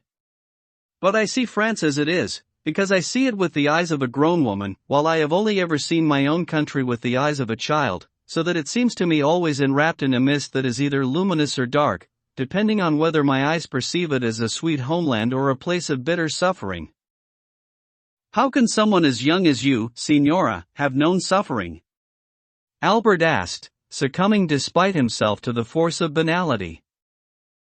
Haydée turned to Monte Cristo who, with a barely perceptible gesture, murmured, speak. More than anything else, it is one's first memories that furnish the depths of the soul and, apart from the two that I have just told you, all my childhood memories are sad. I beg you to continue, Signora, said Albert. I assure you that I am quite enchanted to listen to you. Haydée smiled sadly. Would you like me to recall my other memories? She said. Please do, said Albert. I was 4 years old when, one evening, I was woken by my mother. We were in the palace at Janina. She lifted me off the cushions where I was lying and, when I opened my eyes, I saw that hers were full of large tears. She took me away, saying nothing. But when I saw her cry, I started to do the same. Silence, child, she said. Often, capricious like all children, I would carry on crying despite my mother's consolation or her threats, but this time there was such a note of terror in her voice that I instantly fell silent. She hurried away with me. I saw that we were going down a wide staircase. In front of us, all my mother's maidservants were going or, rather, rushing down the same staircase, carrying boxes, bags, ornaments, jewels and purses of gold. Behind them came a guard of 20 men, armed with long rifles and pistols, dressed in a costume that has become familiar to you in France since Greece regained its nationhood. I assure you, Haydée said, shaking her head and paling at the mere memory, there was something sinister in this long procession of slaves and women half drugged with sleep, or so I thought at least, perhaps believing that others were sleeping because I was only partly awake myself. Gigantic shapes hurried down the stairway, their shadows cast on the ceiling by pine torches. Hurry, cried a voice at the end of the gallery. At the sound, every head was bent, as the wind blowing over the plains bends a field of corn. But I shuddered to hear it, because it was the voice of my father. He was walking behind us all, dressed in his finest attire, holding a carbine that your emperor gave him, and, his free hand resting on his favorite, Selim, he drove us before him like a shepherd with a frightened flock. My father, Haydée said, looking up, was an illustrious man, known in Europe as Ali Tebelen, Pasha of Janina, who made the Turks tremble before him. Without knowing why, Albert shuddered on hearing these words spoken in tones of such pride and dignity. It seemed to him that something dark and fearful shone from the young woman's eyes when, like a pythoness calling up a ghost, she reawoke the memory of this blood-stained figure whose awful death made him loom gigantic in the eyes of modern Europe. Shortly afterwards, Haiti continued, the procession halted. We were at the foot of the steps on the edge of a lake. My mother pressed me to her beating breast and, 2 paces behind us, I saw my father who was casting anxious glances to all sides. In front of us were 4 marble steps, with a boat bobbing at the last of them.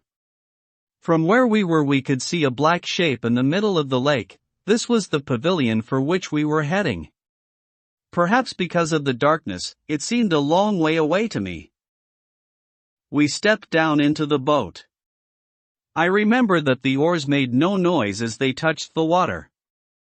I looked over the side at them. They were wrapped in the belts of our palanquins. 9 in the boat. Apart from the oarsmen, there were only some women, my father, my mother, Selim and I. The palanquins had stayed at the edge of the lake, kneeling on the bottom step and using the other 3 as a rampart, in case they had been followed. Our boat was flying like the wind. Why is the boat going so fast? I asked my mother. Hush, child, she said. We are fleeing. I could not understand. Why was my father fleeing, my father, the all-powerful, before whom others normally would flee, my father whose motto was, they hate me, and that is why they fear me? Yet he was indeed fleeing across the lake. He has since told me that the garrison of the castle at Janina, tired of long service. Here Haiti turned meaningfully towards Monte Cristo, whose eyes did not leave hers. Consequently, she continued slowly, like someone inventing or disguising the details of the story. You were saying, Signora, Albert said, paying close attention to her account, that the garrison at Janina, tired of long service, had negotiated with the Saraskier Kerchid 10 who was sent by the Sultan to kidnap my father. At this, my father decided to retire into a hiding place that he had long kept prepared for himself, called Pigeon, which means refuge, after sending the Sultan a Frankish officer, in whom he trusted utterly. Do you remember the name of this officer, Signora? Albert asked. Unseen by Morcerf, Monte Cristo exchanged a look with the young woman. No, she said. I cannot remember it, but I may do so later, and then I shall tell you. Albert was about to mention his father's name when Monte Cristo quietly raised his finger to call for his silence. The young man remembered his vow and said nothing. We were rowing towards this pavilion. It had a ground floor with arabesque ornamentation, and a first floor overlooking the lake. As far as could be seen, that was all. But beneath the ground floor was an underground passage extending beneath the island, a vast cavern into which my mother and her women were led. Here, piled into a single heap, were 60,000 purses and 200 barrels. In the purses were 25 million in gold coin and in the barrels 30,000 pounds of powder. Selim, the favorite of my father's whom I mentioned, was standing by the barrels. He would watch day and night, holding a stave at the end of which was a burning wick. He had orders to blow everything up, the pavilion, the guards, the pasha, the women and the gold, at the slightest sign from my father. I remember that our slaves, knowing they were in such fearful company, spent their days and nights in praying, weeping and moaning. As for myself, I can still see the young soldier with his pale skin and black eyes. When the angel of death comes down to take me, I am certain I shall recognize Selim. I cannot say how long we remained thus. In those days I did not know what time was. At intervals, though rarely, my father had us brought up to the terrace of the palace. These were moments of delight for me, since there was nothing to look at underground except the groaning figures in the darkness and Selim's burning stave. Sitting in front of a large opening, my father would look grimly towards the depths of the horizon, studying every black dot that appeared on the lake, while my mother, half sitting, half lying beside him, rested her head on his shoulder and I played at his feet. With that wonder of childhood which magnifies things, I would admire the escarpments of pine, looming on the horizon, the castles of Janina, rising white and angular from the blue waters of the lake, and the huge tufts of black foliage, clinging like lichens to the mountainside, which from afar look like tufts of moss, and from close to are tall fir trees and immense myrtle bushes. One morning my father sent for us. We found him quite calm, but paler than usual. "Be patient, Vasiliki, for today all will be over. Today, the master's firman 11 arrives and my fate will be sealed. If there is a complete pardon, we shall return in triumph to Janina. If the news is bad, we shall flee tonight." "But suppose they do not let us flee," said my mother. "Have no fear on that score," Ali answered, smiling. "Selim and his burning stave guarantee that. They might wish me dead, but not if it is a matter of dying with me." These words of consolation did not come from my father's heart, and my mother answered them only with sighs. She prepared the iced water that he continually drank, because, from the moment when he retired into the pavilion, he had been seized with a burning fever. She perfumed his white beard and lit the chabuk, the smoke of which, as it curled into the air, he would watch abstractedly, sometimes for hours on end. Then, suddenly, he made a brusque movement which startled me. Without taking his eyes away from what had attracted his attention, he asked for his telescope. My mother gave it to him, whiter than the balustrade against which she was leaning. I saw my father's hand shake. "One boat, 2, 3, he murmured.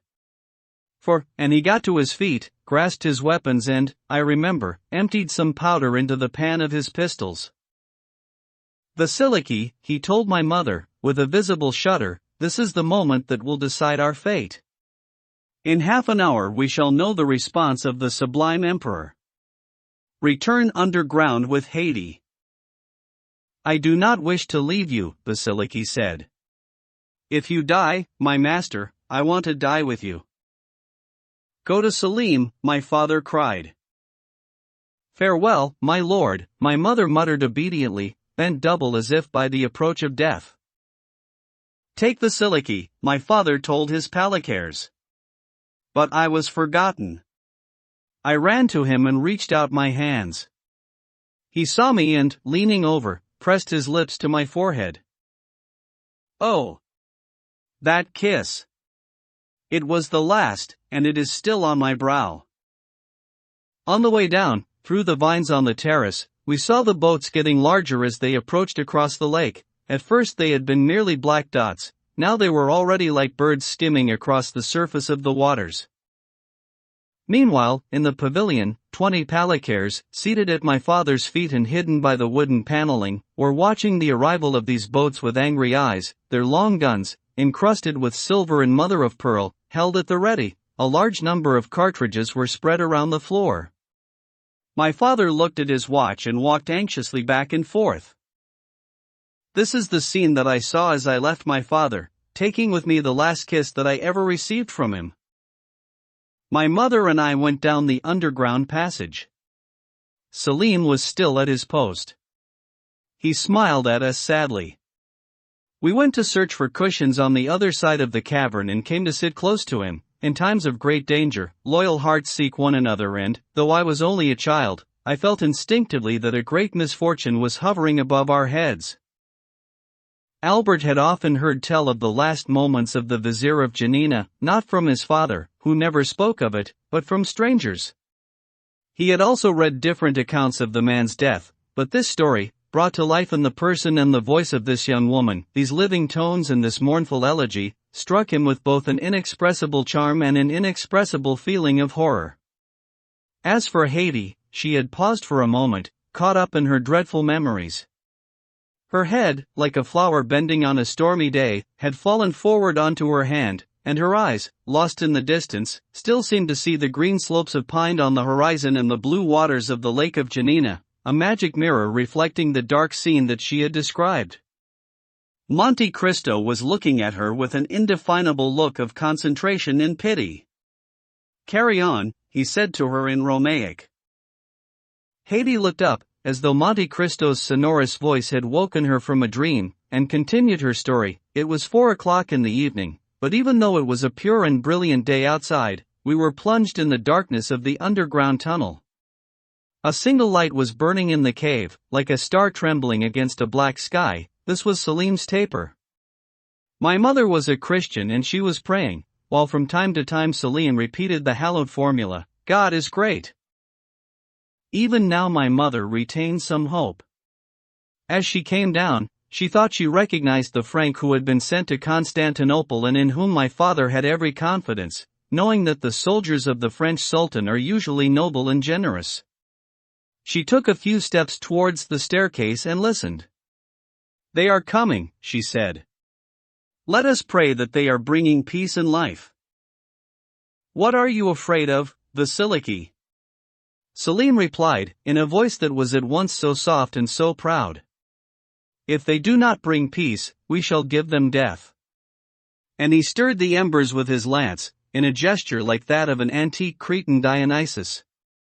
But, being an innocent child, I was afraid of his courage, which seemed to me savage and senseless, and I shrank from the terrible death that flared up in the air in the flames. My mother experienced the same fear, because I felt her shudder.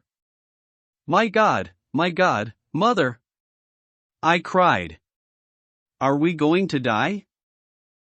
When they heard this, the cries and lamentations of the slaves redoubled. "Child," Vasiliki said, "pray God you may not come to desire the death that you fear so much now." Then, under her breath, she said, "Salim, what are the master's orders?" "If he sends me his dagger, then the Sultan refuses him mercy and I must light the fire. If he sends me his ring, then the Sultan has pardoned him and I hand over the powder store." "Friend," my mother said, "when the master's order comes, if it is the dagger that he sends, instead of you subjecting us to that death which so terrifies us both, we shall offer you our throats and you can kill us with the dagger." "Yes, Vasiliki," Salim answered calmly. Suddenly we heard loud cries.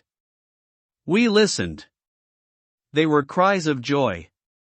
The name of the Frank who had been sent to Constantinople echoed backwards and forwards between our palanquins. It was clear that he had brought the reply of the sublime emperor and that the reply was favorable. "You don't remember his name?" Morcerf asked, ready to prod the storyteller's memory. Monte Cristo made a sign to her. "No, I don't remember it," said Haiti. The noise increased. Footsteps approached. Someone was coming down the steps into the underground shelter. Salim prepared his lance. Shortly afterwards, a shape appeared in the bluish half-light of the sun's rays which penetrated right down to the door of the cavern. "Who are you?" Salim asked. "Whoever you are, do not take another step."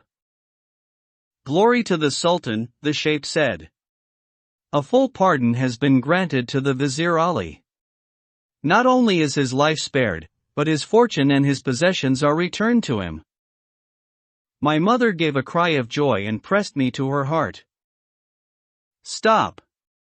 Salim said to her, seeing that she was already preparing to run out. "You know that I need the ring." "That is true," my mother said, falling to her knees and raising me towards the heavens as if, since she was praying to God on my behalf, she actually wanted to lift me towards him. Once more Haiti paused, overcome with such emotion that the sweat ran down her pale brow and her strangled voice seemed unable to emerge from her dry throat. Monte Cristo poured a little iced water into a glass and gave it to her, saying, "Be strong," in a gentle voice beneath which there was the hint of an order. Haiti wiped her eyes and her forehead and went on. Meanwhile our eyes, getting used to the dark, had recognized the Pasha's envoy. He was a friend. Salim had recognized him, but the noble young man knew only one thing: how to obey. "In whose name do you come?" he asked. "In the name of our master, Ali Tebalan." "If you come in Ali's name, do you know what to give me?" "Yes," said the envoy. "I bring you his ring." And as he said this he held his hand above his head. But he was too far away, and from where we were standing it was not light enough for Selim to distinguish what he was holding up, and recognize it. "I cannot see what you are holding," said Selim. "Then come over here," said the messenger, "or I shall come over to you." "Neither," the young soldier replied. "Put whatever you are showing me down on the spot where you are, under that ray of light, and go away until I have examined it." "Very well," said the messenger, and he retired after putting down the token in the place where he had been told. Our hearts were beating fast. The object did indeed appear to be a ring, but was it my father's? Selim, still holding his burning torch, went over to the doorway, bent down beneath the ray of light and picked up the token. "The master's ring," he said, kissing it. "All is well." Then he turned the torch earthwards and extinguished it with his feet. The messenger gave a cry of joy and clapped his hands. At the signal, for soldiers of Saraski or Kerchid dashed forward and Selim fell beneath the wounds of 5 daggers, each man having smitten him with his own. Yet, drunk with their crime, though still pale with fear, they rushed into the cavern, searching everywhere for any sign of fire and rolling among the sacks of gold. Meanwhile my mother seized me in her arms and, nimbly hurrying through meandering passages that only we knew, she came to a concealed staircase up to the pavilion, where the most frightful tumult reigned. The lower rooms were entirely occupied by Kerchid's Todors, that is, by our enemies. At the moment when my mother was about to push open the little door, we heard the Pasha's voice, terrible and threatening. My mother pressed her eye to an opening in the wall and it happened that there was another gap, at my own eye level, so I also looked. "What do you want?" my father was saying to some men holding a sheet of paper with gold lettering on it. "What do we want?" "We want to inform you of His Highness's wishes." "Do you see this firman?" "I do," said my father. "Read it, then, it calls for your head." My father gave a shout of laughter more terrifying than any threat. It had not ended before 2 pistol shots erupted from each of the pistols in his hands and he had killed 2 men. At this, the Palikares, who were lying all around my father, face down on the floor, leapt to their feet and began firing. The room filled with noise, flames and smoke. At the same moment, firing began from the other side and shots whistled through the wooden planks all around us. Oh, how handsome he was and how great he was, my father, the Vizier Ali Tebalin, in the midst of this gunfire, his scimitar in his hand and his face black with gunpowder. How his enemies fled before him. "Selim, Selim," he cried. "Keeper of the fire, do your duty." "Selim is dead," replied a voice which seemed to come from the depths of the pavilion. "And you, my Lord Ali, you are lost." At the same moment there was a dull thud and the floor burst into pieces around my father's feet. The Tkodors were firing upwards through it. 3 or 4 Palikares fell, rent from head to foot by wounds that traversed their whole bodies. My father roared, plunged his fingers into the bullet holes and pulled up an entire floorboard. But at that moment, through the hole he had made, 20 shots rang out and a sheet of flame, rising as though from the crater of a volcano, lit the hangings and devoured them. In the midst of all this dreadful noise, in the midst of all these fearful cries, 2 shots rang clearer than any of the rest and 2 cries more heart-rending than any around them. The 2 shots had delivered a mortal wound to my father and it was he who had cried out. Yet he still remained standing, clasping onto a window frame. My mother beat on the door, wanting to enter and die with him, but the door was locked from the inside. Around him the Palikares were writhing in their death throes. 2 or 3 who were unharmed or only lightly wounded dived out of the windows. At the same time the whole floor cracked open, shattered from below. My father fell to one knee and, as he did so, 20 arms reached up, holding sabers, pistols and daggers, 20 blows struck that one man simultaneously, and my father vanished in a maelstrom of fire, fanned into life by these roaring demons, as if hell itself had opened beneath his feet. I felt myself pulled to the ground, my mother had fainted. Haydée let fall her arms, groaning and looking at the Count as though to ask if he was satisfied with her obedience. He got up, came across to her, took her hand and said to her in Romaic, "Rest, my dear child, and console yourself with the thought that there is a God to punish traitors." This was a dreadful story, Count, Albert said, alarmed at Haydée's pallor. "I reproach myself now for having been so indiscreet." "You have no need to," Monte Cristo replied. Then, putting his hand on her head, he continued, "Haydée is a brave woman and she has sometimes found relief in describing her misfortunes."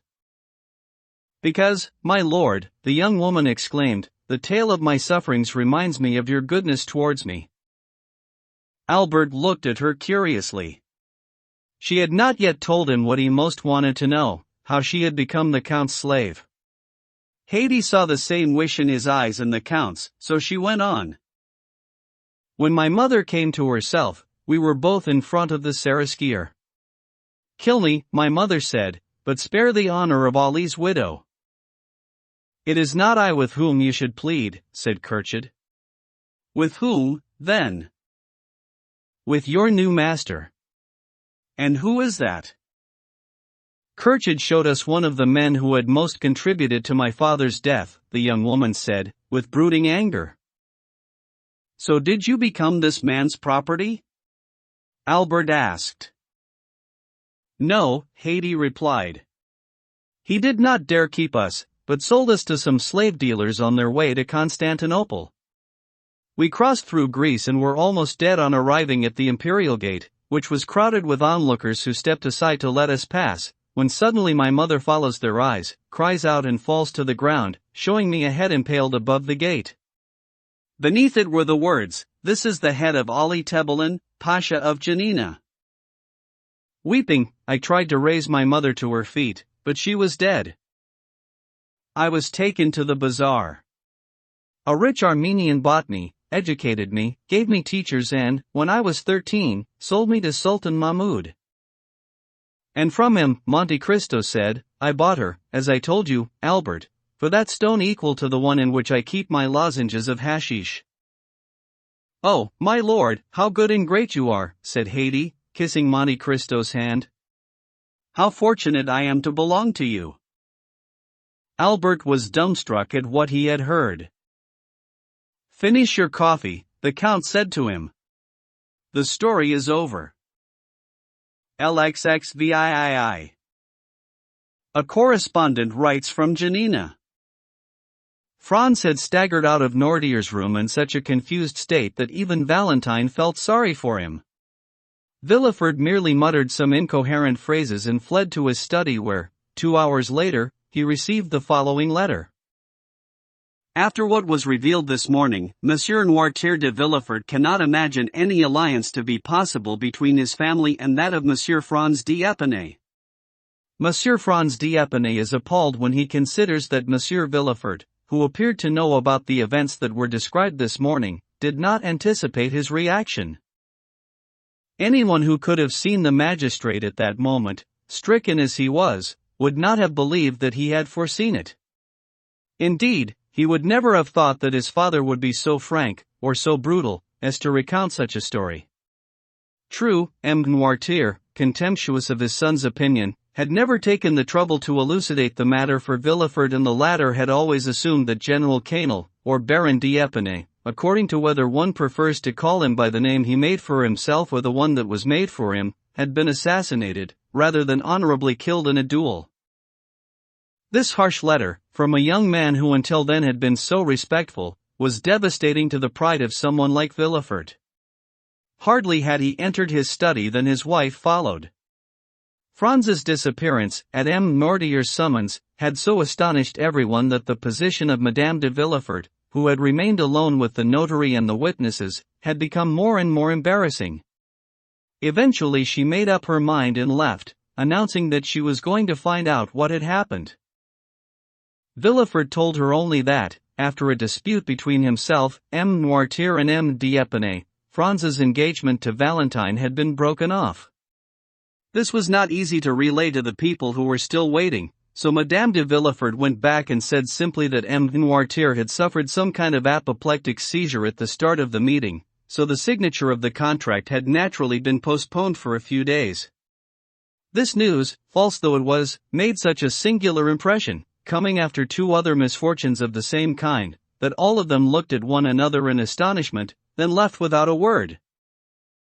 Meanwhile Valentine, at once happy and appalled, after embracing and thanking the weak old man who had with just a single blow shattered a bond that she had already come to consider indissoluble, asked if she could retire so that she could recover, and Noirtier, with a look, gave her permission to do so. However, instead of going up to her room, Valentine went out and down the corridor, then, leaving by the little door, ran into the garden. In the midst of all the events that had taken place, one after the other, her mind had been constantly tormented by a vague apprehension. From one moment to the next, she expected to see Morel burst in, pale and threatening like the Laird of Ravenswood at the betrothal of Lucy of Lammermoor. 1. As it happened, she reached the gate just in time. Maximilian, guessing what was about to take place when he saw Franz leave the cemetery with M. de Villefort, had followed him.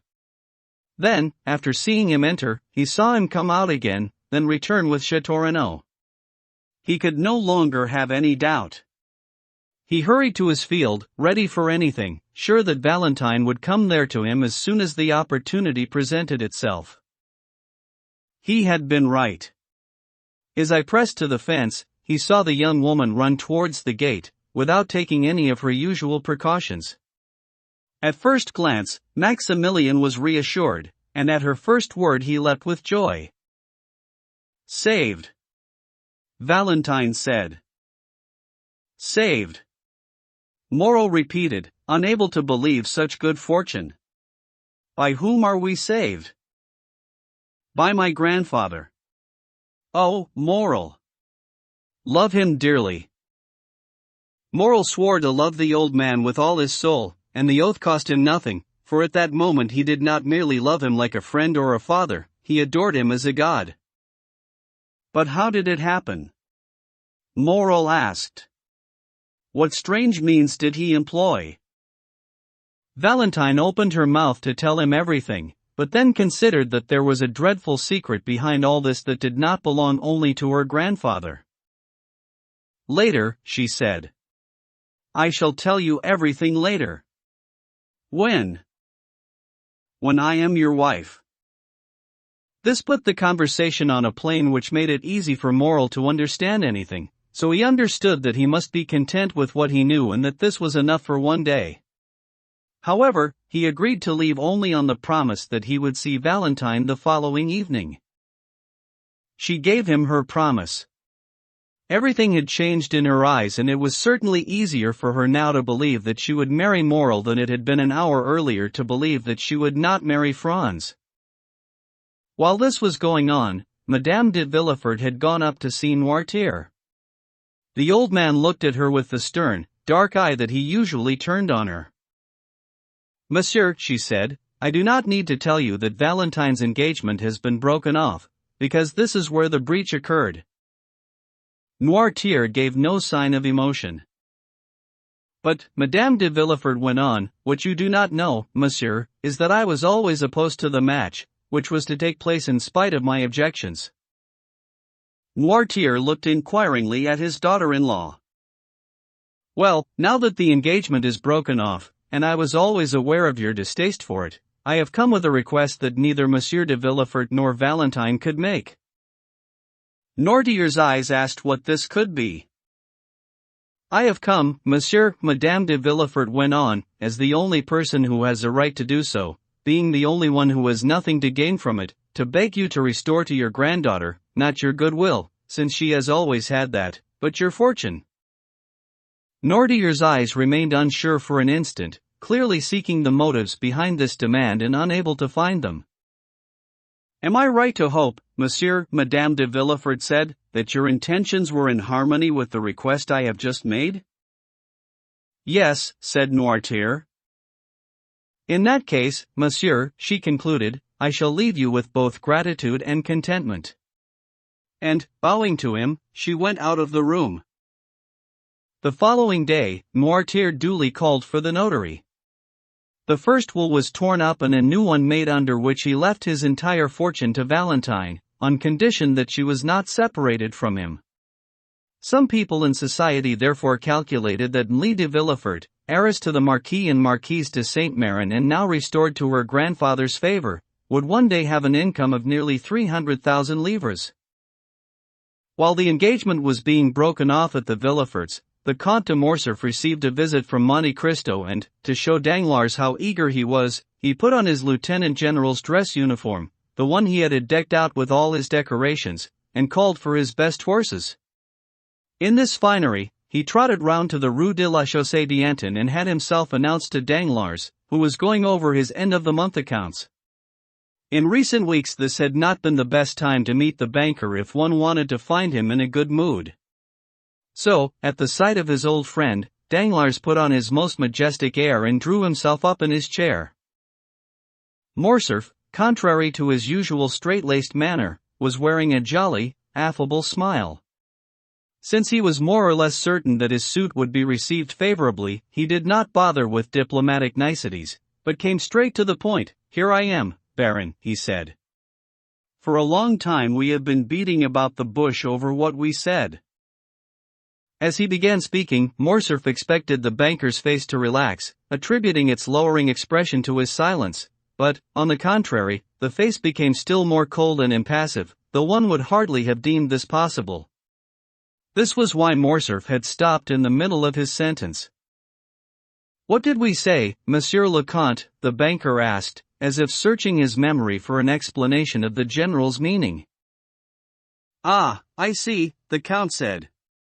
"You are going to respect the formalities, my dear sir, and want to remind me that protocol requires us to follow the proper procedure. Very well, so be it. You must forgive me, I only have one son and this is the first time I have considered marrying him, so I am still a novice in these matters." "Right, I'll do as you wish." And, with a forced smile, he got up, made a deep bow to Danglars and said, "Baron, I have the honor to ask for the hand of Mademoiselle Eugénie Danglars, your daughter, for my son, Viscount Albert de Morcerf." However, instead of receiving these words in the favorable manner that Morcerf would have expected, Danglars raised an eyebrow and, without inviting the Count, who was still standing, to sit down, said, "Monsieur le Comte, I shall have to consider the matter before giving you a reply." "Consider!" Morcerf exclaimed with mounting astonishment. "Haven't you had time to consider in the 8 years since we first mentioned this match?" "Every day, Count," Danglars said, "we find that we are obliged to reconsider things in the light of new considerations." "What do you mean?" Morcerf asked. "I don't follow you, Baron." "I mean, monsieur, that in the past fortnight certain new circumstances—" "One moment, I beg you," said Morcerf. "Are you serious, or is this some game we are playing?" "What game?" "Yes, let's put our cards on the table. That's all I ask." "You have seen Monte Cristo?" "I see him quite often," said Danglars, tugging his chin. "He's a friend of mine." "Well, last time you saw him, you told him that I seemed vague and uncertain where this match is concerned." "Quite so." "Well, here I am, neither vague nor forgetful, as you can see, since I have come to ask you to keep your promise." Danglars said nothing. "Have you changed your mind?" Morcerf added, "or are you forcing me to make an explicit request just for the pleasure of humiliating me?" Danglars realized that, if the conversation were to continue along these lines, it would be to his disadvantage, so he said, "Monsieur le Comte, you must be justifiably surprised by my coolness. I understand that, so, believe me, you cannot regret it more than I do myself, but, I assure you, it is required by circumstances beyond my control." "That's all very well, my dear sir," said the Count. "And your average visitor might be satisfied with such mumbo-jumbo. But the Comte de Morcerf is not your average visitor and, when a man like myself comes to see another, when he reminds him of a promise and the other fails to keep his word, then he has the right to demand on the spot that he at least be given a good reason. Danglars was a coward, but he did not wish to appear one. He was irritated by Morcerf's tone. "I have plenty of good reasons," he answered. "And what do you mean by that?" "That there is a good reason, but not one that I can easily give you." "I suppose you must realize, however," said Morcerf, "that your reservations are of little use to me, and, in any event, one thing seems clear, which is that you are rejecting the match." "No," said Danglars. "I am postponing a decision, that's all." "You surely cannot be expecting that I should submit to your whim and wait, quietly and humbly, until you are more favorably disposed?" "Very well then, Count, if you cannot wait, consider our arrangement annulled." The Count bit his lip until it bled in order to restrain himself from the outburst that his proud and irascible temperament urged him to make. Realizing, however, that in these circumstances he was the one who would appear ridiculous, he was already making his way to the door of the room when he changed his mind and returned. A cloud had passed across his brow, replacing injured pride with a hint of uncertainty. "Come, my dear Danglars," he said. "We have known one another for many years and should consequently show some consideration for one another. You owe me an explanation, and the least I can ask is that you should tell me what unfortunate event has caused my son to forfeit your good intentions towards him." "It is nothing personal to the Viscount, that's all I can tell you, Monsieur," Danglars replied, becoming impertinent again when he saw that Morcerf was giving ground. "So to whom is it personal?" Morcerf asked in a strangled voice, the color draining from his face. Danglars noted each of these symptoms and stared at the Count with unusual self-confidence. "You should be grateful to me for refusing to clarify the matter," he said. A nervous shudder, doubtless the product of repressed anger, shook Morcerf. He made a supreme effort to contain himself. "I have the right," he said, "and the intention of requiring the satisfaction of an explanation. Do you have something against Madame de Morcerf? Is it that my wealth is insufficient? Or my political opinions, the contrary of yours?" "None of that, monsieur," said Danglars. "In those cases, it would be unforgivable since I knew all that when I entered the agreement. No, look no further. I am truly ashamed of having made you suggest such things. Believe me, we should leave it there. Let's settle for a simple delay, which will be neither an engagement nor a breach. For heaven's sake, there is no hurry. My daughter is 17 and your son 21. Time will move on, even as we pause, and events will occur. Things that appear obscure one day are sometimes only too clear the next. In that way, the cruelest slanders can vanish from one day to the next." "Slanders? Did you say slanders, monsieur?" Morcerf cried, white as a sheet. "Someone is slandering me." "I tell you, Count, look no further." "So I must accept this rejection without a murmur?" "It is above all painful for me. Yes, more than for you, because I was counting on the honor of a match with you, and a broken engagement always looks worse for the girl than for her fiancé." "Very well, monsieur, let's say no more," Morcerf muttered and, angrily slapping his gloves, left the room. Danglars noticed that not once had Morcerf dared to ask if it was because of him, Morcerf, that Danglars was withdrawing his consent. That evening, he had a long meeting with several of his friends, and M. Cavalcanti, who had remained constantly in the salon with the ladies, was the last to leave the banker's house. The next day, when he woke up, Danglars asked for the papers and they were brought to him at once. He put 3 or 4 aside, and picked up L'Impartial. This was the one managed and edited by Pigeon. He quickly tore off the wrapper, opened it with nervous haste, cast a contemptuous eye over the home news and came to the news in brief, where he stopped with a malicious grin at an item beginning with the words, "A correspondent writes from Janina." "Very well," he said, after reading it. There is a little piece on Colonel Fernand which will quite probably relieve me of the obligation to give the Comte de Morcerf any further explanation. At this same moment, which is to say just as 9 o'clock was striking, Albert de Morcerf, dressed in black and neatly buttoned up, arrived at the house in the Champs-Élysées in a state of some agitation and curtly asked for the Count. Monsieur le Comte went out some half an hour ago, said the concierge. Did he take Baptistin with him? Morcerf asked. No, Monsieur le Vicomte. Call Baptistin, I wish to speak with him. The concierge went to look for the valet himself and came back with him a short time later. My friend, said Albert, I beg you to forgive me for asking, but I wanted to find out from you whether your master is really not at home.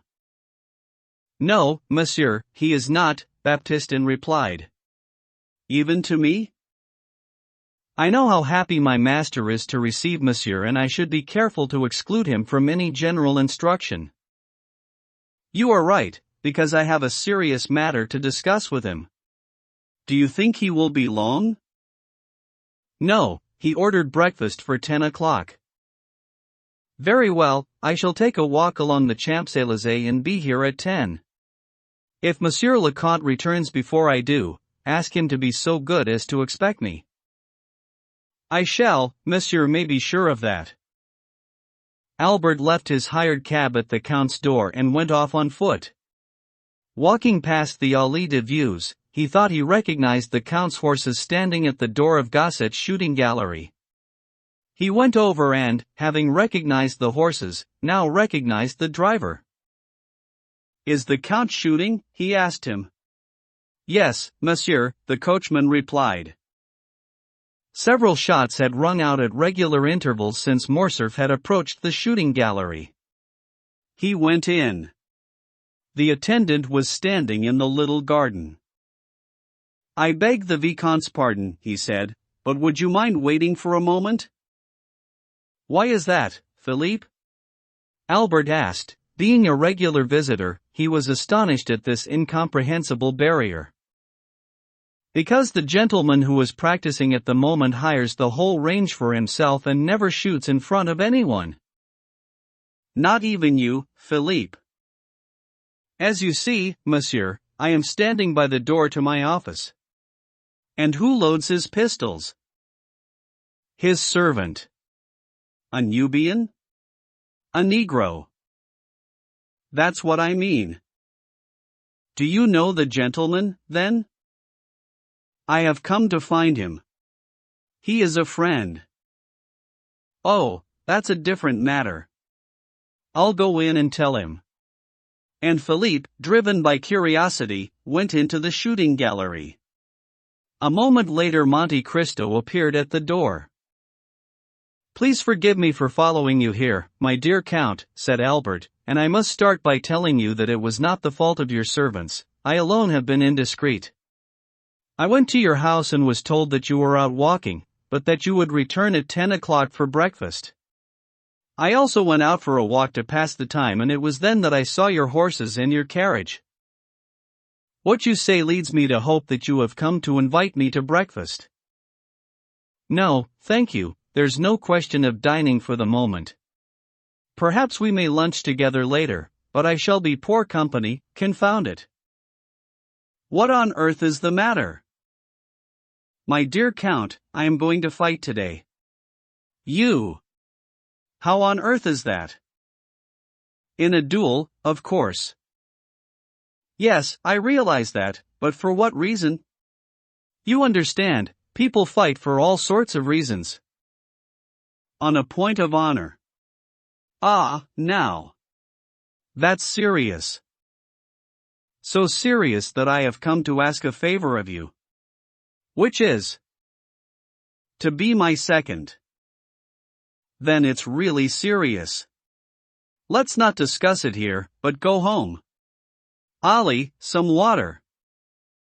The Count rolled up his sleeves and went into the little hallway outside the shooting ranges where the marksmen are accustomed to wash their hands. Come in, Monsieur le Vicomte, Philippe whispered. I've got something to show you. Morcerf followed him. Instead of targets, playing cards had been fixed to the board. From a distance, Morcerf thought it was a complete pack from the ace to the 10. "Huh," he said. "Were you playing piquet?" "No," said the Count. "I was making a pack of cards." "What do you mean?" "Those are aces and twos that you see. My bullets made them into 3s, 5s, 7s, 8s, 9s and 10s. Albert went over to look and saw that, indeed, the bullets had replaced the absent symbols with perfectly precise holes at perfectly equal distances, passing through each card at the points where it should have been painted. As he was walking across to the board, Morcerf also picked up 2 or 3 swallows that the Count had shot when they were rash enough to fly within range of his pistol. "I'll be damned," said Albert. "What do you expect, my dear Viscount?" Monte Cristo said, wiping his hands on a towel that Ali brought. "I must fill in my idle moments. Come, now, let's go." They both got into Monte Cristo's coupe and a few minutes later it put them down at the door of number 30. Monte Cristo showed Morcerf into his study and offered him a seat. They sat down. "Now, let's discuss this calmly," the Count said. "As you see, I am perfectly calm." "Who are you going to fight?" "Beecham." "But he's a friend of yours." "It's always one's friends that one fights. But you must at least have a reason." "I do." "What has he done to you?" "In last night's newspaper, there was. But read it for yourself." And Albert handed Monte Cristo a paper in which he read the following. "A correspondent writes from Janina. We have learned a fact which has remained unknown, or at least unpublished up to now. The castles defending the town were betrayed to the Turks by a French officer in whom the vizier, Ali Tebelen, had placed all his trust. His name was Fernand." "Well," said Monte Cristo, "what have you found in that to shock you?" "What have I found?" "Yes. What does it matter to you that the castles of Janina were betrayed to the Turks by an officer called Fernand?" "It matters because my father, the Comte de Morcerf, was christened Fernand." "And your father served under Ali Pasha?" "He fought for the independence of Greece, that is the slander." "Come now, my dear Viscount, be reasonable." "I ask nothing better." "So tell me, who the devil in France knows that this officer Fernand is the same as the Comte de Morcerf, and who today cares at all about Janina, which was captured in 1822 or 1823, I believe? This is precisely what is so perfidious. They have let time pass, and only now do they dig up these forgotten events to turn them into a scandal that might tarnish a man in a prominent position. Well, as the heir to my father's name, I should not like even the shadow of a doubt to hang over it. I shall send 2 seconds to Beecham, whose paper published this article, and he will retract it." "Beecham will retract nothing. Then we must fight." "No, you will not, because he will retort that there were perhaps 50 officers with the name Fernand in the Greek army." "We shall fight for all that. Oh, how I wish all this could go away. My father, such a noble soldier, such an illustrious career. Or else he can write, we have every reason to believe that the Fernand in question has nothing to do with Monsieur le Comte de Morcerf, whose given name is also Fernand. I must have a full and total retraction, that would not be enough." "So you are going to send him your seconds?" "Yes." "You are wrong." "That is to say, you refuse me the service I asked you?" "Oh, you know what I think about duels. I explained my ideas to you in Rome, don't you remember? Despite which, my dear Count, I found you just now, this very morning, engaged in a pastime that seems to accord ill with those ideas. Because, you must understand, my dear friend, one should never be exclusive. When one lives among madmen, one should train as a maniac.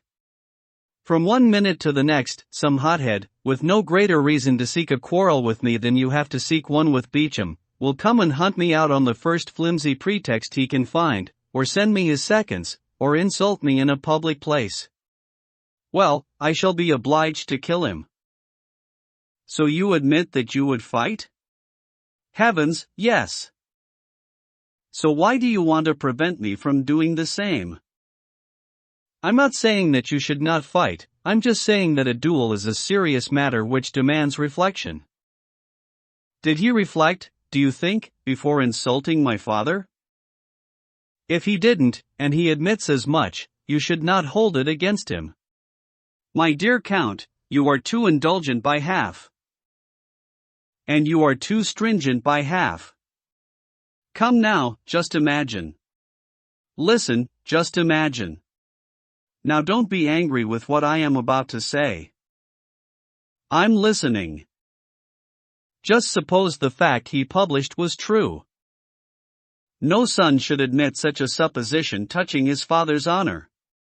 Good Lord! But we live in times when so many things are allowed. Which is precisely the vice of the times. Are you attempting to reform them? Yes, when it affects me. What a moralist you are, dear boy. That's the way I am made. Are you beyond the reach of good advice? No, not when it comes from a friend. Do you count me as one? Yes. Then before sending your seconds to Beecham, discover the facts. From whom? Well, for example, from Haiti. Involve a woman in this. What could she do? Tell you that your father had nothing to do with the overthrow or death of her father, for example, or enlighten you on the subject, if by chance your father did have the misfortune. I have already told you, my dear Count, that I cannot admit such a possibility. So you refuse to adopt this solution? I do. Absolutely? Absolutely. Then, one last piece of advice. Yes, but let it be the last. Don't you want it? On the contrary, I ask you to give it to me. Don't send your seconds to Beecham. Why? Go and see him yourself. That's not done. It would be most unconventional. Your affair is not a conventional one. So why must I go myself then? Because in that way the matter will remain between you and Beecham. Explain. Of course. If Beecham is inclined to retract, you must leave him with the merit of his goodwill. The retraction will be made just as surely. If he refuses, on the contrary, it will be time to confide your secret to two strangers. They will not be strangers, but friends. Today's friends are tomorrow's enemies. What a thing to say. Look at Beecham. So, I advise caution.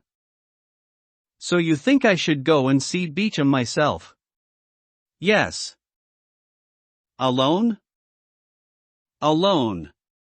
When you want to obtain something touching a man's self-respect, you must spare his pride even the appearance of suffering. I think you are right. I'm very glad to hear it. I shall go alone. Good, but you would do better not to go at all. That's impossible. So do as you say.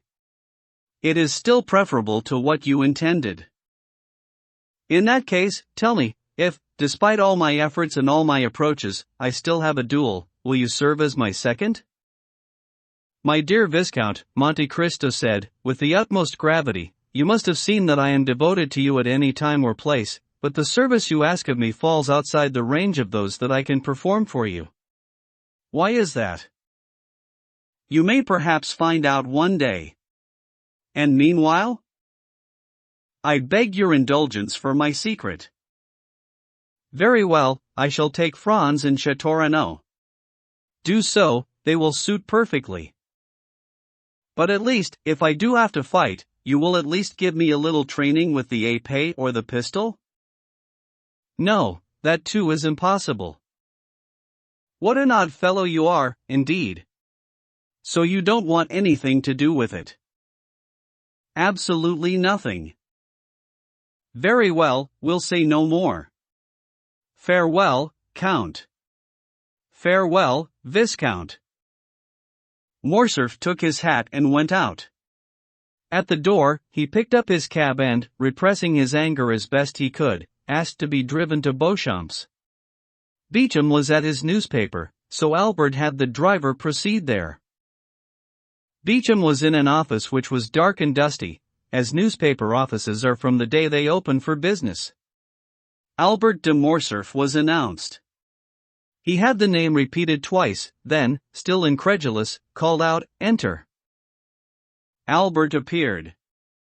Beecham gave a cry as he saw his friend struggling over bundles of paper and stubbing his unpracticed toes against the newspapers of every size that littered, not the wooden, but the red-tiled floor of his office. This way, my dear Albert," he said, offering the young man his hand. "What the devil brings you? Are you lost like Tom Thumb? Or have you just come to invite me to lunch? Try to find a chair. Look, there's one, over there by the geranium. The plant alone persuades me that there are leaves in the world that are not leaves of paper." "It's about your paper, Beecham, that I have come to talk to you," Albert said. "You, Morcerf? What do you want?" "A retraction." "You? A retraction? About what, Albert? Do sit down." "Thank you," Albert said for the second time, with a slight nod. "Now, explain." "A retraction on a matter that sullies the honor of a member of my family." Come. Beecham said in surprise. "What matter?" "It's not possible." "The matter that your correspondent writes from Janina." "Janina?" "Yes, Janina. You really do seem not to know why I am here." "I swear I do not." "Baptiste." "Yesterday's paper." Beecham shouted. "No need, I've brought my own copy." Beecham read the passage, muttering, "A correspondent writes from Janina."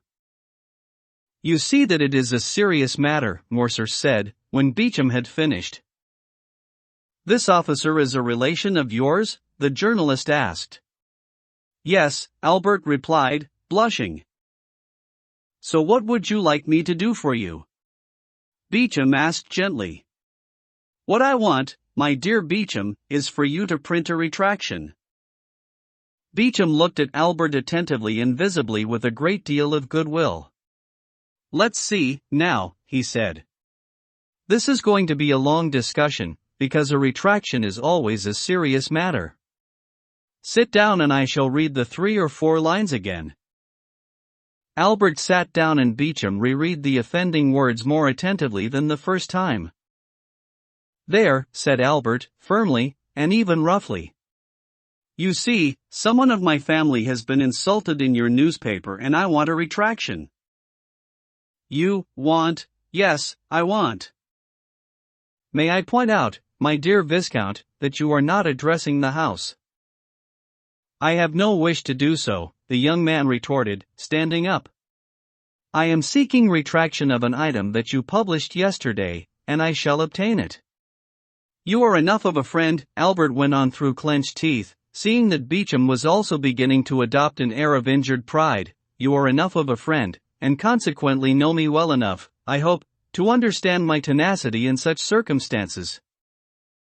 I may be your friend, Morcerf, but eventually you will make me forget it, with words such as those you have just used.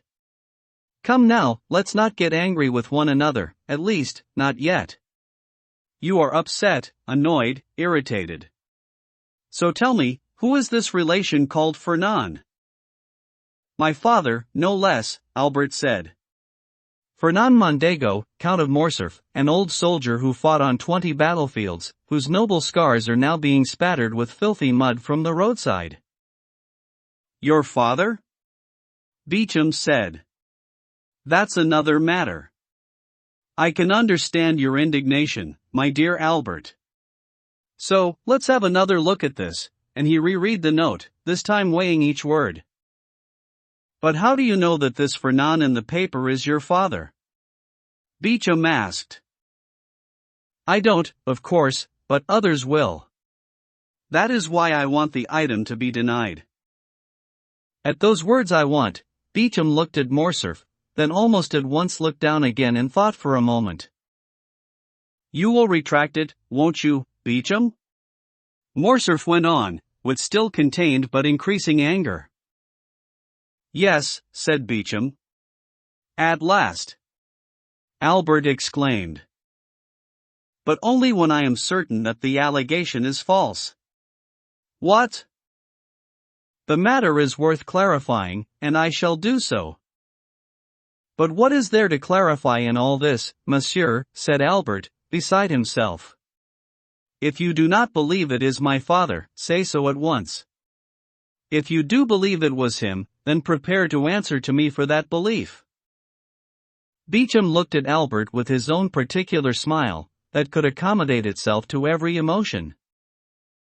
Monsieur, he continued, since we are on such terms, if you came here to challenge me, then you should have done so straight away and not started talking about friendship and other tiresome matters of that kind which I have been patiently listening to for the past half hour.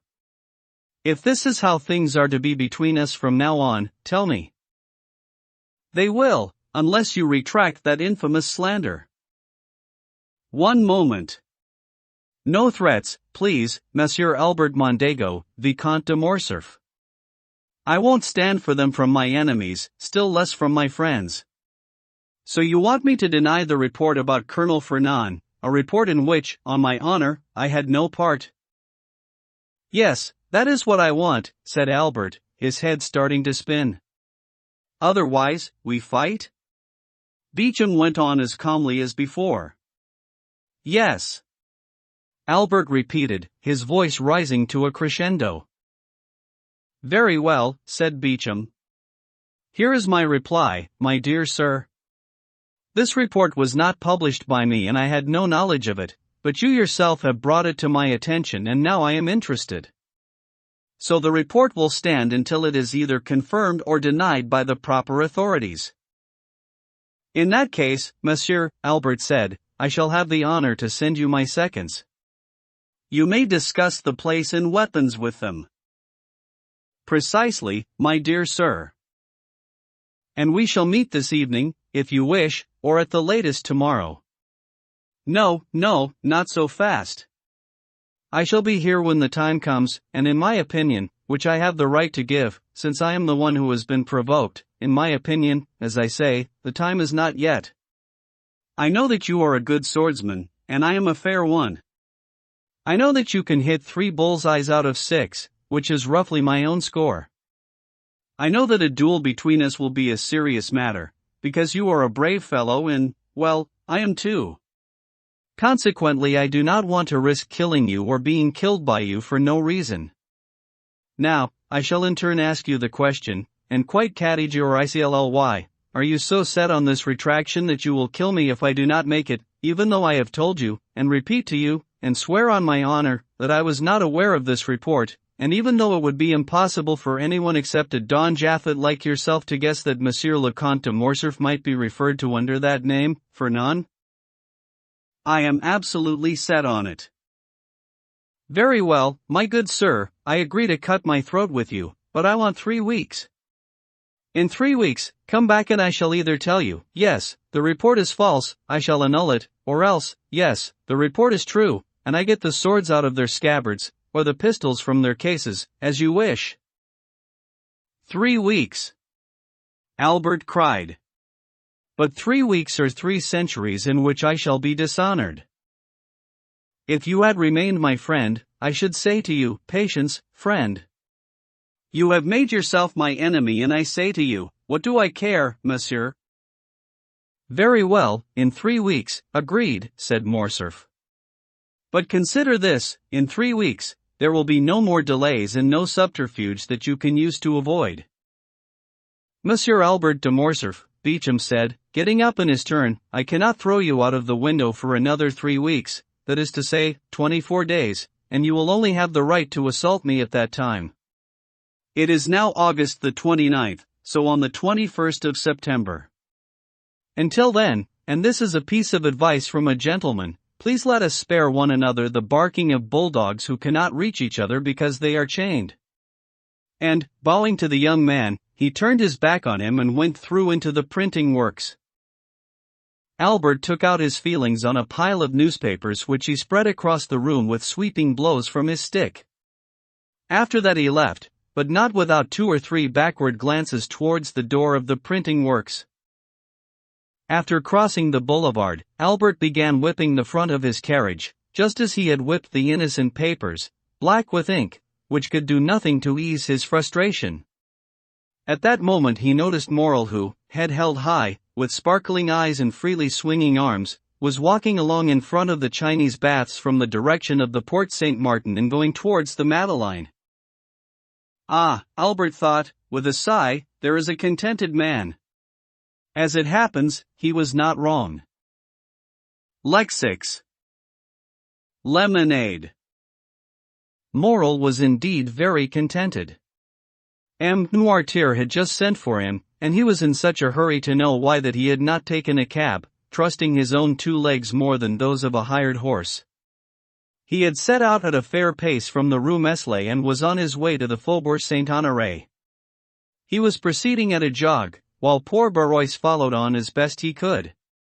Morel was 31, Barrois 60, Morel was drunk with love, Barrois faint with heat.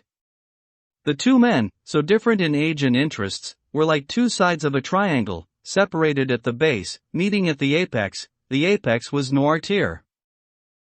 He had told Morel to make haste, and Morel, much to the despair of Barrois, was following this instruction precisely. When they arrived, Morel was not even out of breath, love gives wings, but Barrois, who had not been in love for a long time, was pouring with sweat. The old servant showed Morel in by the side entrance and closed the study door. Soon the sound of a dress brushing against the floor announced the arrival of Valentine. She was ravishingly beautiful in her morning clothes. The dream was becoming so sweet that Morel would almost have done without talking to Noirtier, but the old man's wheelchair could soon be heard outside, and he came in. With a benevolent smile Noirtier accepted the thanks which Morel heaped upon him for the miraculous intervention that had saved Valentine and himself from despair. Then Morel's look turned towards the young woman, inquiring of her the reason why he was newly in favor. She, shyly sitting at some distance from Morel, was waiting to speak until she was obliged to. Noirtier looked at her in turn. "Must I say what you told me to, then?" she asked. "Yes," Noirtier indicated. "Monsieur Morel," Valentine said, addressing the young man who was devouring her with his eyes. "My grandpapa Noirtier had 1,000 things to tell you, and he has told them to me in the past 3 days. Today, he has sent for you so that I can repeat them. I shall do so, since he has chosen me as his interpreter, without changing a word of his meaning." "I am impatient to hear," the young man replied. "Please speak, mademoiselle, speak." Valentine lowered her eyes. This was a sign that seemed to Morel to augur well. Valentine was weak only when she was happy. "My grandfather wants to leave this house," she said. "Barrois is trying to find him suitable lodgings." "What about you, mademoiselle?" said Morel, "you, who are so dear and so essential to Monsieur Noirtier." "I shall not abandon my grandfather," the young woman said. "This has been agreed between us. My apartment will be near his. Either I shall have Monsieur de Villefort's consent to go and live with Grandpapa Noirtier, or it will be refused. In the first case, I shall leave at once, in the second, I shall await my majority, which falls in 18 months. Then I shall be free, I shall have independent means and And, said Moral. And, with my grandfather's permission, I shall keep the promise that I made to you. Valentine spoke these last words so softly that Moral would have been unable to hear them, had they not meant as much to him as they did. Isn't that your opinion, Grandpa? She added, turning to Noirtier. Yes, said the old man. Once I am settled in at my grandfather's, Valentine added, Monsieur Moral will be able to come and visit me in the presence of this good and worthy protector.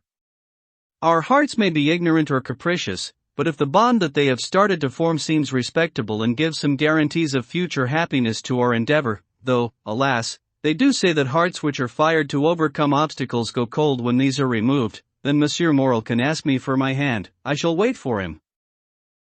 Oh, cried Moral, tempted to kneel in front of the old man as before God, and in front of Valentine as before an angel. Oh! What have I done in my life to deserve such happiness? Until then, the young woman continued, in her clear, strict voice, we shall respect the conventions, and even the will of our parents, provided that will does not attempt to separate us forever. In a word, and I repeat it, because it says everything, we shall wait. I swear to carry out the sacrifices that the word imposes, Monsieur Moral said, not with resignation, but with joy. So, Valentine went on, with a look that was very dear to Maximilian's heart, no more rash deeds, my friend. Do not compromise one who, from today onwards, considers herself destined to bear your name with purity and dignity. Moral put his hand to his heart. During this time, Noirtier was watching them both tenderly. Barrois, who had stayed at the back of the room, as someone from whom they had nothing to hide, was smiling and wiping the huge beads of sweat that coursed across his bald head. Heavens above, look how hot he is, poor Barrois, said Valentine. That's because I had a good run, mademoiselle, Barrois said. But I must grant him this, Monsieur Moral ran even faster than I did. Noirtier's eyes turned towards a tray on which were a carafe of lemonade and a glass. Half an hour earlier, Noirtier himself had drunk what was missing from the jug. Go on, my dear Barrois, the girl said. Have it, I can see that you are casting envious looks at that half-empty jug. The fact is, he replied, I am dying of thirst and I should dearly like to drink a glass of lemonade to your health. Go on, then, said Valentine. Come back in a moment. Barrois took the tray and no sooner was he in the corridor than they saw him, through the door that he had forgotten to close, toss back his head to empty the glass that Valentine had filled. Valentine and Moral were exchanging farewells in Noirtier's presence when they heard the bell ring in Villefort's staircase. It was the signal that someone was coming to visit. Valentine looked at the clock. It is midday, she said. And as today is Saturday, Grandpapa, this must be the doctor. Noirtier made a sign confirming that he agreed with her. Since he is going to come here, Monsieur Moral must leave, mustn't he, Grandpapa? Yes, the old man replied. Barrois. Valentine called. Barrois, come here. They heard the voice of the old servant answer, I'm coming, mademoiselle. Barrois will take you to the door, Valentine said to Moral. Now, Captain, remember one thing, which is that my grandfather advises you not to do anything which might threaten our future happiness. I promise to wait, said Moral, and I shall. At this moment, Barrois came in. Who rang? Valentine asked. Dr. d'Avrigny, Barrois said, staggering. What's wrong, Barrois? Valentine asked. The old man did not reply. He was looking at his master with panic-stricken eyes, while his hand grasped for something to hold on to keep him upright. He's going to fall. Moral cried. The trembling in Barrois' limbs was increasing at an alarming rate and his expression was contorted by the contractions of the muscles, suggesting a violent nervous seizure. Noirtier, seeing Barrois' distress, gave a succession of looks that clearly and plainly expressed all the emotions that he was feeling. Barrois took a few steps towards his master. "Oh, my God! My God!" he exclaimed. "What is wrong with me? I am in such pain. I can no longer see. There are 1,000 burning embers in my brain. Oh, don't touch me! Don't touch me!" His eyes began to bulge, distraught, and his head fell backwards, while the rest of his body stiffened. Valentine gave a cry of terror and Morel took her in his arms, as though to defend her against some unknown danger. "Monsieur d'Avrigny! Monsieur d'Avrigny!" she cried in a strangled voice. "Come here! Help!" Barrois wheeled around, took 3 steps backwards, staggered and fell at Nordier's feet, resting his hand on his knee and gasping, "My master! My good master!" At that moment, M. de Villefort appeared on the threshold of the room, attracted by the commotion. Morel let go of the half-unconscious Valentine and leapt back, hiding in a corner of the room where he was partly concealed by a curtain. Pale, as if he had seen a snake rearing up before him, he stared in horror at the dying man. Noirtier was burning with impatience and terror. His soul flew to the aid of the poor old man, a friend rather than a servant. One could see the life and death struggle on his brow by the bulging of the veins and the contraction of the few muscles that were still living around his eyes. Barrois, with a tortured expression, bloodshot eyes and head thrown back, was lying on the floor, beating it with his hands, while his legs, on the contrary, were so stiff that they seemed liable to break rather than bend. Traces of foam had appeared around his lips and he was gasping painfully.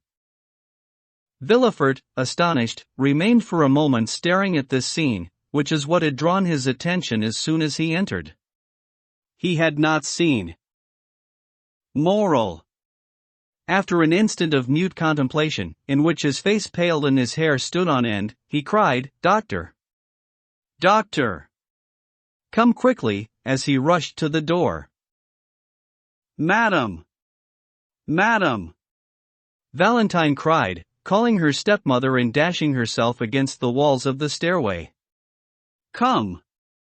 Come quickly, and bring your smelling salts!" "What is the matter?" asked the self-possessed, metallic voice of Madame de Villefort. "Oh, please come!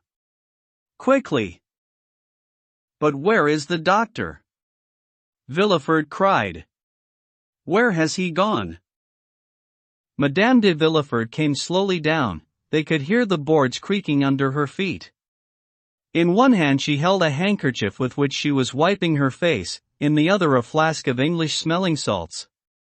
Her first glance, as she reached the door, was for Noirtier, whose face showed his condition was unaltered, apart from the anxiety natural in such circumstances. Only then did she turn to look at the dying man. She went pale and her eyes flashed as it were from the servant to the master. "But in heaven's name, madam, where is the doctor?" "He went into your apartments. It's an apoplexy, as you can see, and if he is bled we can save him." "Has he eaten anything recently?" Madame de Villefort asked, evading the question. "He has had nothing to eat, madam," said Valentine, "but he ran very hard this morning on an errand for grandpapa. The only thing he had, on his return, was a glass of lemonade." "Oh," said Madame de Villefort. "Why not wine? Lemonade is very bad for you." "The lemonade was right here, in grandpapa's jug." Poor Barrois was thirsty, so he drank what he had to hand. Madame de Villefort shuddered. Noirtier fixed her with his penetrating eyes. "His neck is so short," she said. "Madam," said Villefort, "you must tell us where Monsieur d'Avrigny is." "In heaven's name, answer." "He is with Edouard, who is slightly unwell, in his room," she said, unable to evade the question any longer. Villefort dashed to the stairs himself to fetch the doctor. "Here," the young woman said, giving her flask to Valentine. I expect they will bleed him. I'll go back to my room, I can't stand the sight of blood. And she followed her husband. Morrel emerged from the dark corner where he had concealed himself and remained unseen during the commotion. Go quickly, Maximilian, Valentine said, and wait until I call for you. Go. Morrel made a gesture to ask Noirtier's opinion, and the old man, who had kept himself under control, indicated that he should do as she said. He pressed Valentine's hand to his heart and went out through the hidden passage. As he was doing so, Villefort and the doctor came in through the opposite door. Barrois was starting to regain his senses. The crisis had passed, he could groan a few words, and he raised himself on one knee. D'avrigny and Villefort carried him to a chaise longue. What do you prescribe, doctor? Asked Villefort. Bring me water and ether. Do you have some in the house? We do. Go and fetch me some oil of terebinth and an emetic. Go on. Villefort commanded. Now, everyone must leave. Including me? Valentine asked timidly. Yes, mademoiselle, especially you, the doctor said harshly. Valentine looked at him in astonishment, kissed M. Noirtier on the forehead and went out. The doctor emphatically closed the door behind her. There now, doctor. He's coming round. It was only some mild seizure. M. d'Avrigny gave a grim smile. How do you feel, Barrois? He asked. A little better, monsieur. Can you drink this glass of etherized water? I can try, but don't touch me. Why not? Because I feel that, if you were to touch me, even with the tip of a finger, I should suffer another attack. Drink it. Barrois took the glass, lifted it to his purple lips and drank about half of what was in it. Where is the pain? Asked the doctor. Everywhere. It is like frightful cramps. Do you feel dizzy? Yes. Is there a ringing in your ears? Dreadful. When did it start? Just a short while ago. Very suddenly? Like a thunderbolt. Nothing yesterday, or the day before? Nothing. No sleepiness? No lassitude? No. What have you eaten today? Nothing. I just took a glass of Monsieur's lemonade, that's all. And Barrois nodded towards Noirtier, sitting motionless in his chair and watching this dreadful scene without missing a movement or a word. Where is this lemonade? The doctor asked urgently. Outside, in the jug. What do you mean by outside? In the kitchen. Would you like me to fetch it, doctor? Villefort asked. No, stay here and try to make the patient drink the rest of this glass of water. But the lemonade, I'll go myself. D'avrigny leapt up, opened the door and ran out onto the service stairs, where he almost knocked over Madame de Villefort. She, too, was going down to the kitchen. She cried out. D'avrigny took no notice, his mind fixed on one single idea. He jumped the last 3 or 4 stairs, hurried into the kitchen and, seeing the little jug standing there, 3/4 empty, pounced on it like an eagle on its prey. Panting for breath, he went back to the ground floor and into M. Noirtier's room. Madame de Villefort slowly went back up the stairs towards her apartment. Is this the jug? d'Avrigny asked. Yes, doctor. And this lemonade is the same that you drank? I think so. How did it taste? Bitter. The doctor poured a few drops of lemonade into the palm of his hand, sniffed it and, after washing it round his mouth as one does when tasting wine, spat the liquid into the fireplace. It must be the same, he said. Did you also drink it, Monsieur Noirtier? Yes, said the old man. And you noticed the same bitter taste? Yes. Oh, doctor! Barrois cried. It's starting again. Oh, God! Oh, Lord, have pity on me! The doctor hurried across to the sick man. Villefort, he said, see if the emetic is coming. Villefort hurried out, shouting, the emetic! Has anyone brought the emetic? There was no answer. The whole house was gripped with a profound sense of terror. If I had some means of getting air into his lungs, d'Avrigny said, looking round about him, there might perhaps be some hope of avoiding asphyxia. But there is nothing. Nothing. Oh, monsieur, Barrois cried, will you let me die without aid? Oh, I am dying. My God, I am dying. A quill. A quill, said the doctor, then he noticed a pen on the table. He tried to force it into the patient's mouth. Barrois, in his convulsions, was vainly trying to vomit. His jaw was so rigid that the quill could not pass through it. He was now in the grip of a nervous attack even more powerful than before. He slid from the chaise longue to the floor and lay there, rigid. The doctor, powerless to relieve his agony, left him and went over to Noirtier. How do you feel? He said to him in an urgent whisper. Well. Yes. Does your stomach feel heavy or light? Light? Yes. As it does when you take the pill I make for you every Sunday? Yes. Did Barrois make your lemonade? Yes. And did you urge him to drink some of it? No. Was it Monsieur de Villefort? No. Madame? No. Valentine, then? Yes. D'avrigny's attention was drawn by a sigh from Barrois, a yawn that seemed to make his jawbone crack. He left Noirtier and hurried to the patient's side. Barrois, he said, can you speak? Barrois muttered a few unintelligible words. Try to speak, my friend. Barrois reopened his bloodshot eyes. Who made the lemonade? I did. Did you take it to your master as soon as it was made? No. So you left it somewhere, then? In the scullery. I was called away. And who brought it here?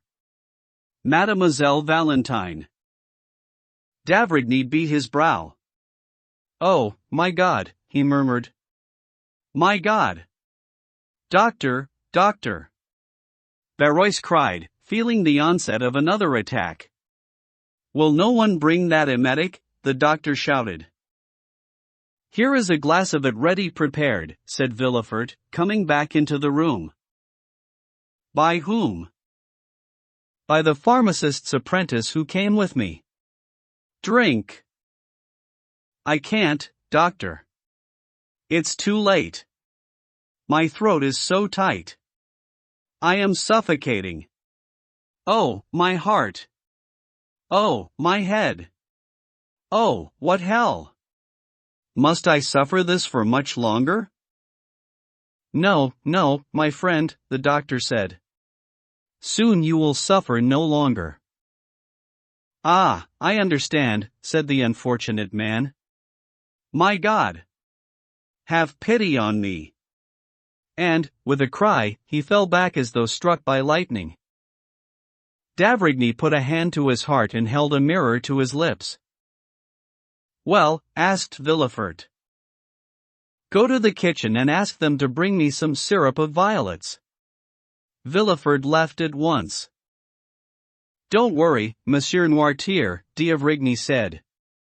I am taking the patient into another room to bleed him. This kind of attack is truly awful to see. Taking Barrois under the arms, he dragged him into the next room, but returned almost immediately to where Noirtier was, to fetch the rest of the lemonade. Noirtier closed his right eye. Valentine? You want Valentine? I'll tell them to send her to you. Villefort was coming back up, and d'Avrigny met him in the corridor. Well, he asked. Come with me, said d'Avrigny, leading the way into the bedroom. Is he still unconscious? The Crown Prosecutor asked. He is dead. Villefort stepped back, put his hands to his head and, with unfeigned pity, looked at the corpse and said, So suddenly? Yes, very sudden, wasn't it? d'Avrigny said. But you shouldn't be surprised at that. Monsieur and Madame de Saint-Méran died just as suddenly. People die quickly in your family, Monsieur de Villefort. What? The magistrate exclaimed, in tones of horror and consternation. Are you still pursuing that awful notion?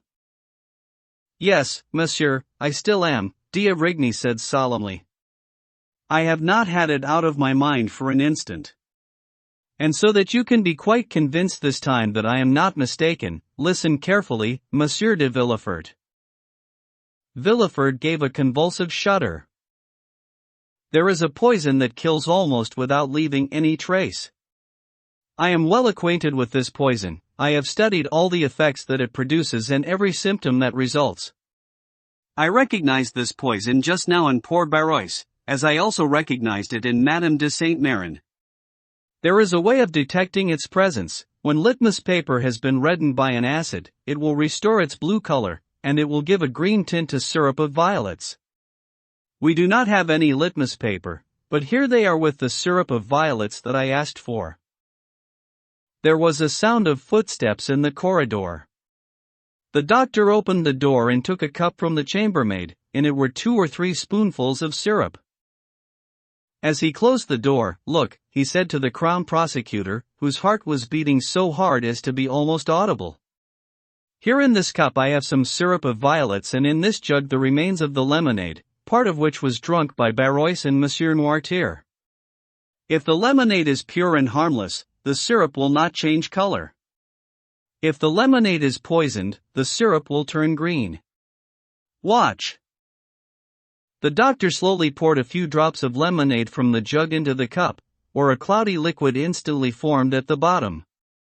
At first this cloud had a bluish tinge, then it turned to sapphire and opal, and finally from opal to emerald.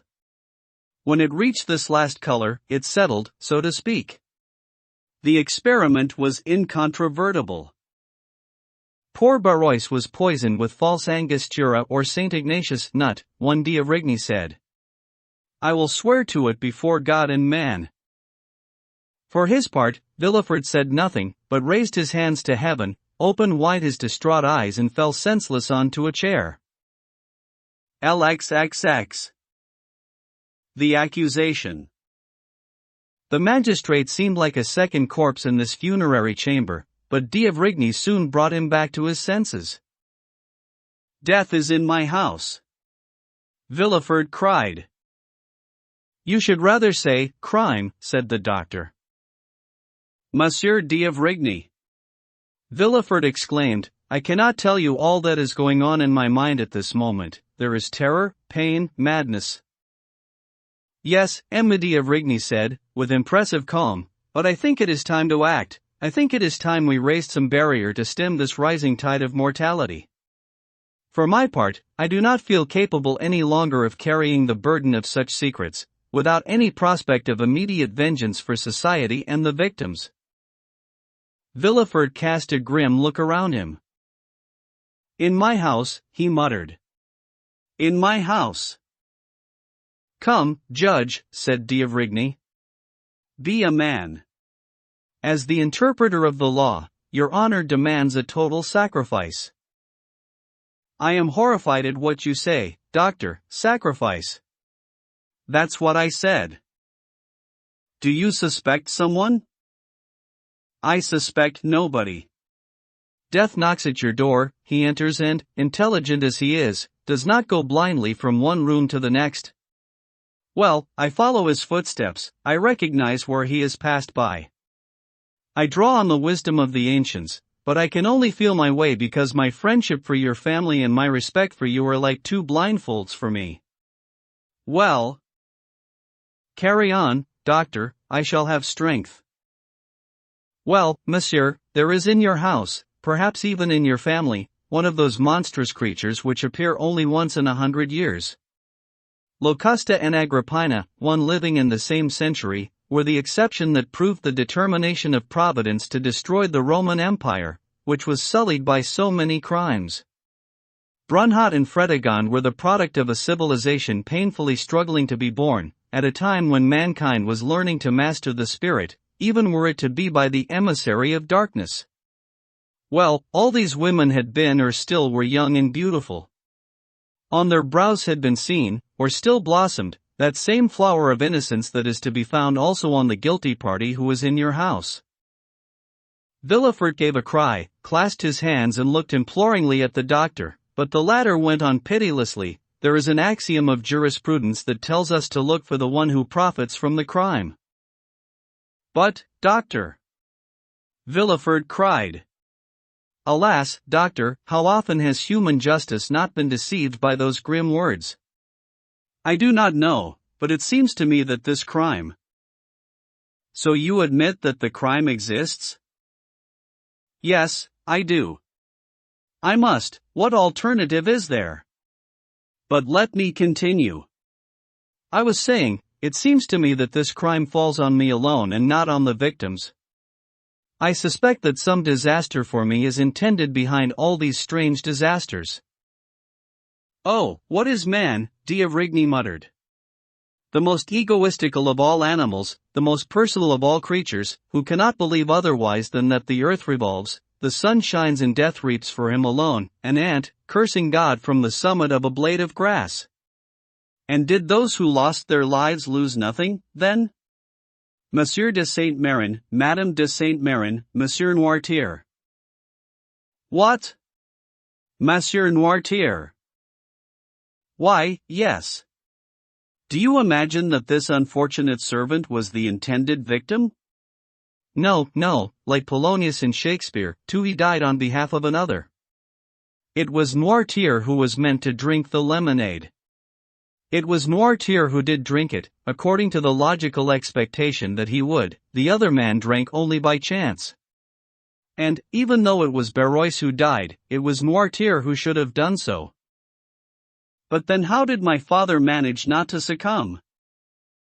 I already told you why. One evening, in the garden, after the death of Madame de Saint-Méran, because his body has become accustomed to the use of this very poison, because a dose that was trivial to him was fatal to anyone else, and finally because no one, not even the murderer, knows that for the past year I have been treating Monsieur Noirtier's paralysis with brucine, though the murderer does know, and has proved, that brucine is a very effective poison."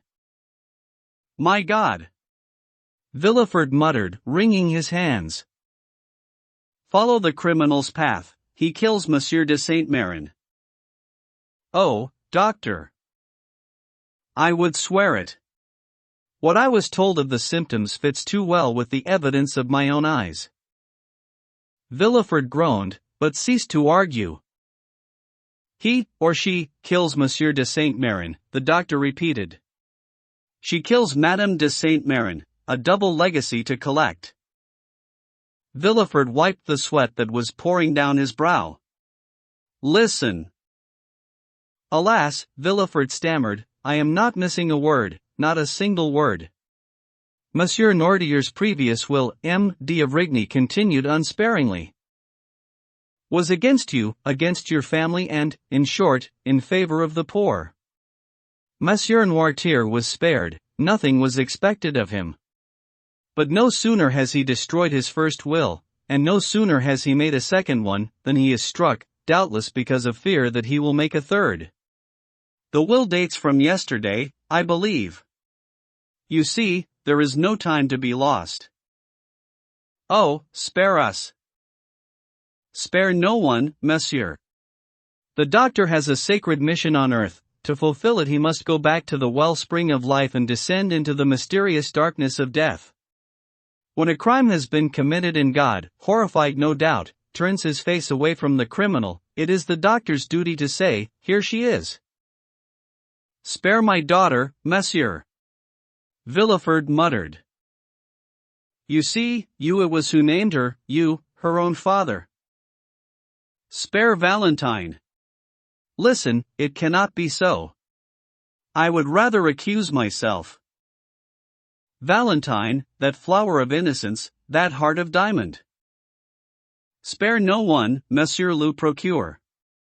The crime is blatant. Mademoiselle de Villefort herself wrapped up the medicine that was sent to Monsieur de Saint-Méran, and Monsieur de Saint-Méran died.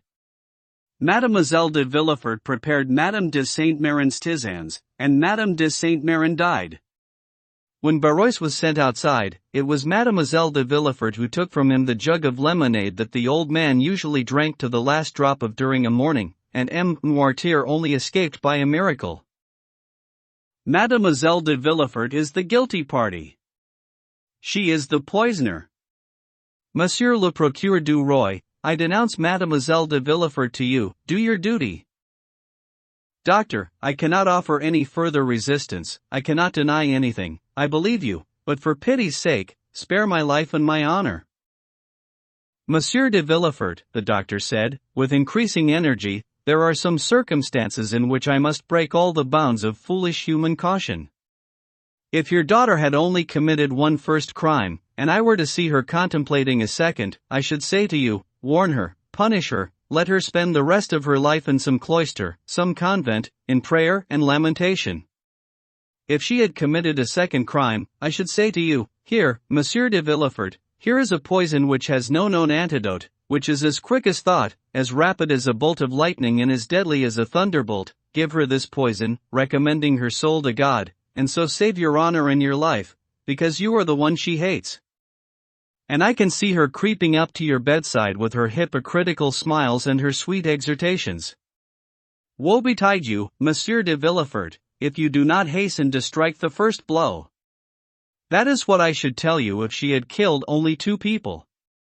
But she has contemplated 3 death agonies, she has considered 3 dying souls, she has knelt beside 3 bodies.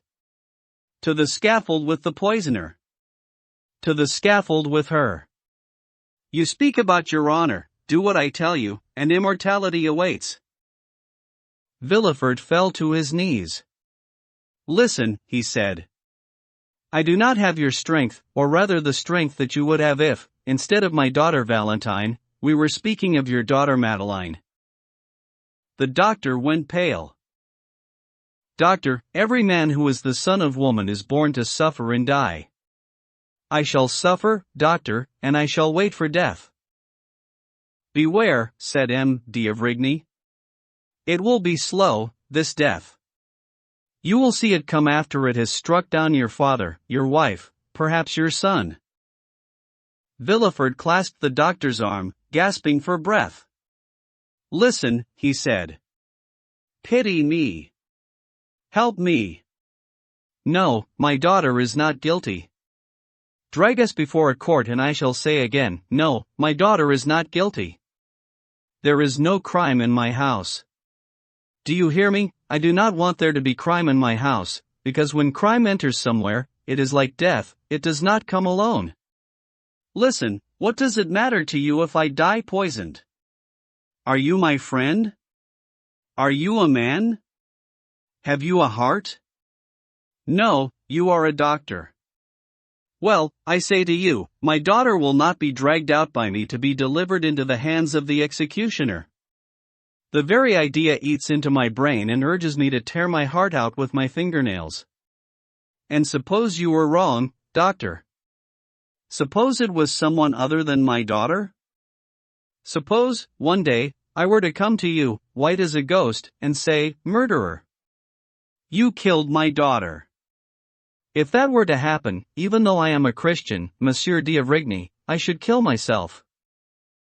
Very well, the doctor said after a moment's silence. I shall wait. Villefort looked at him as though still doubting his words.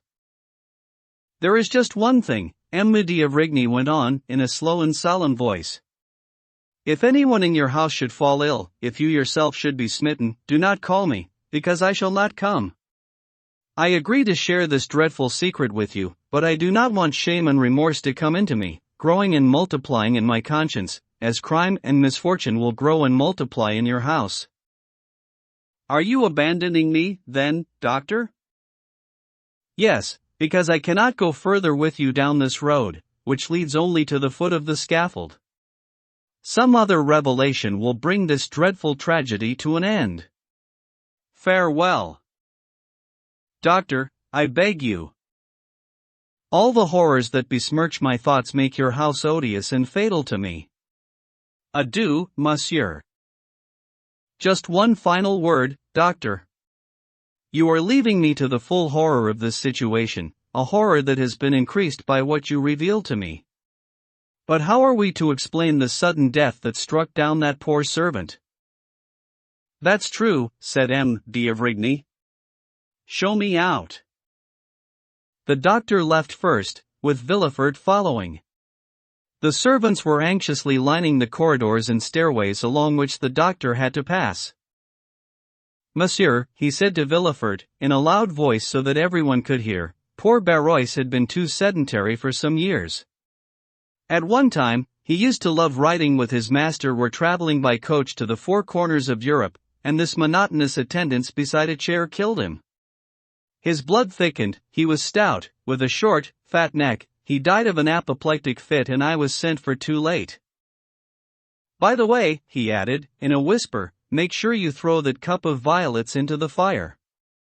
With that, not shaking Villefort's hand or revising any of his conclusions, the doctor left amid the tears and lamentations of all the family servants.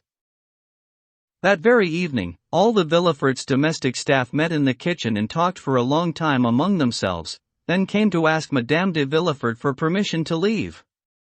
No entreaty and no promise of an increase in wages could change their minds. To every offer, they replied, we wish to go because there is death in this house. So leave they did, in spite of pleading, and expressed deep regret at leaving such good employers, above all Mlle Valentine, who was so kind, so generous and so sweet. At these words, Villefort looked at Valentine. She was weeping. How odd it was! For all the confused feelings that he experienced on seeing those tears, he also managed to observe Madame de Villefort, and it seemed to him that a faint, dark smile passed briefly across her thin lips, like one of those sinister meteors that can be glimpsed as they fall between two clouds against a stormy sky. LXXXI. The retired baker's room. On the evening of the day when the Comte de Morcerf came away from Danglars with the shame and fury that one can imagine, given the banker's cold reception, M. Andrea Cavalcanti, with his hair curled and shining, his mustaches waxed, and closely fitting white gloves, drove into the banker's courtyard at the Chaussée d'Antin, almost standing upright on his phaeton. After 10 minutes' conversation in the drawing-room, he managed to take Danglars aside into a bay window and there, after a cleverly worked preamble, spoke about the torments of his existence since the departure of his noble father. Since this departure, he said, the banker had been kind enough to welcome him into his family like a son, and there he had found all those guarantees of happiness that a man ought to look for in preference to the vagaries of passion, though, as far as passion was concerned, he had been fortunate enough to encounter it in the eyes of Mlle Danglars.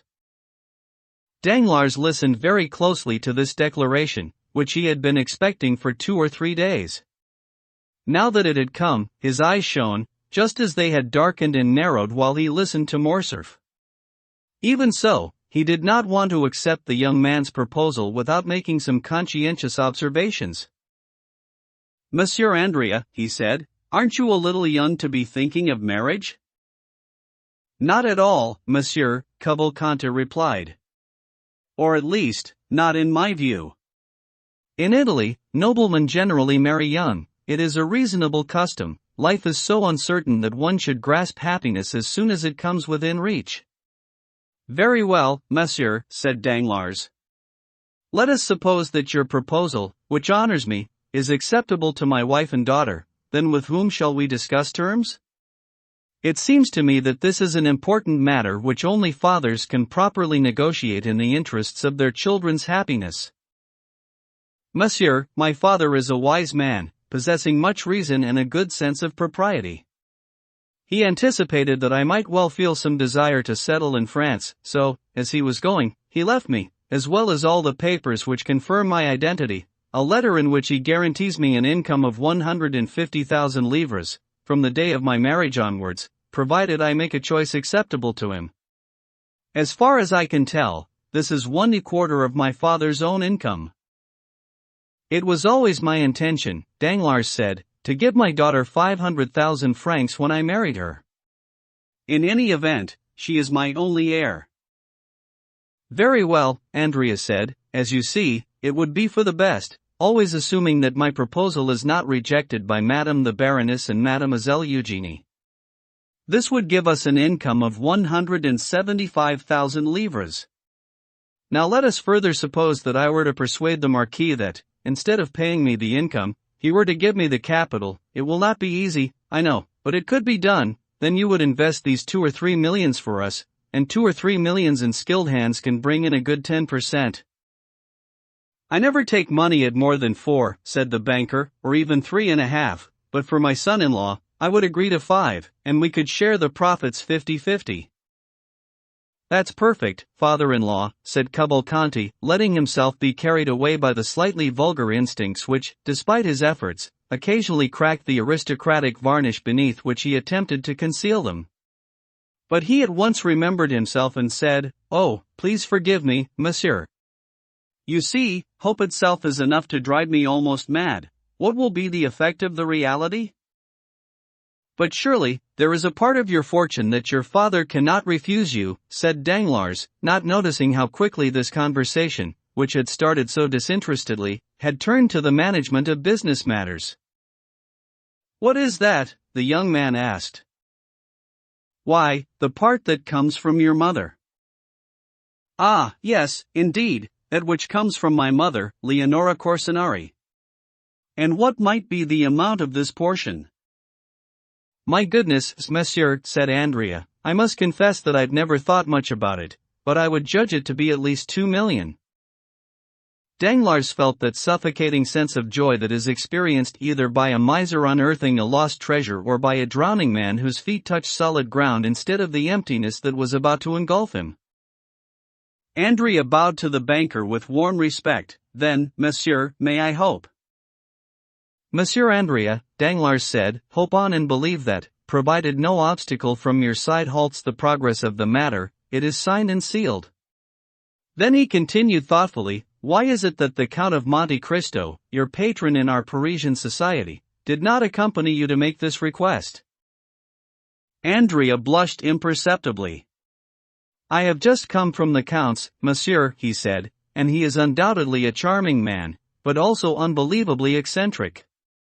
He approved of my plan. He even said that he did not think that my father would hesitate for a moment to give me the capital instead of the income, and he promised me to use his influence to that end, but he told me that personally he had never taken on himself, and never would take on, the responsibility of being the bearer of a proposal of marriage.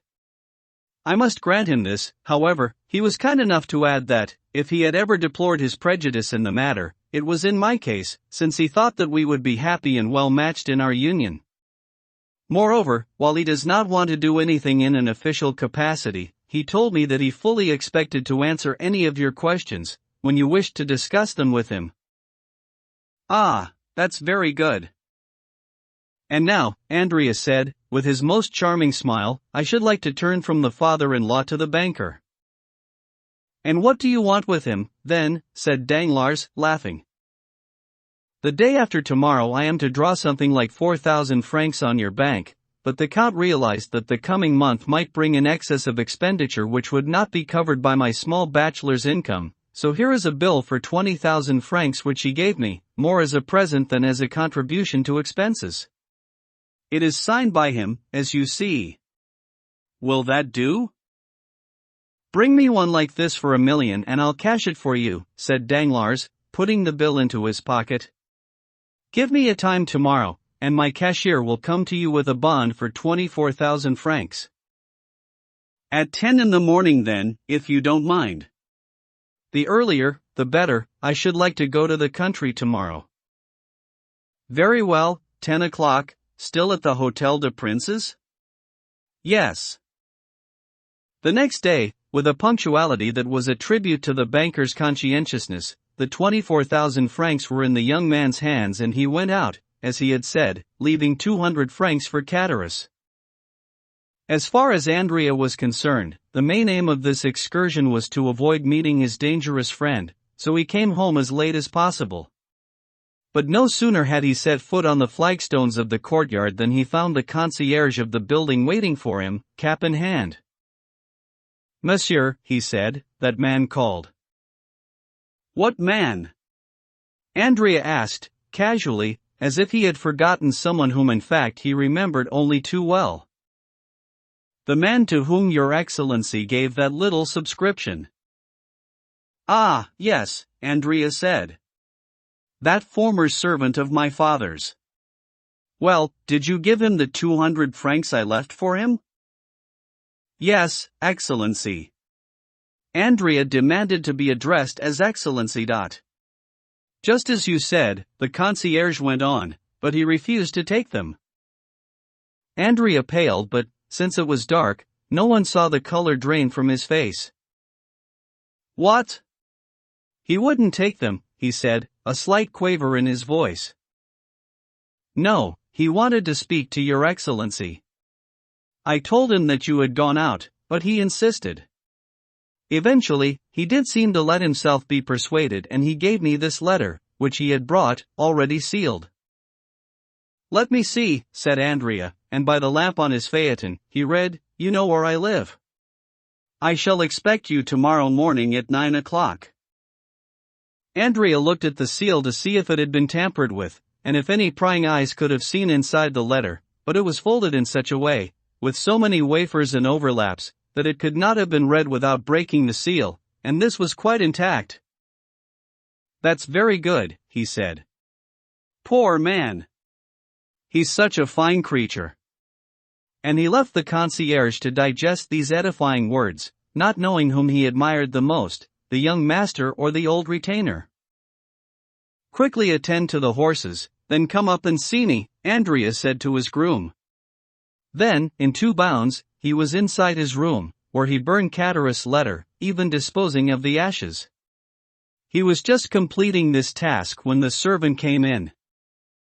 "Pierre, you are about my size, aren't you?" he said. "I do have that honor, Excellency," the man answered.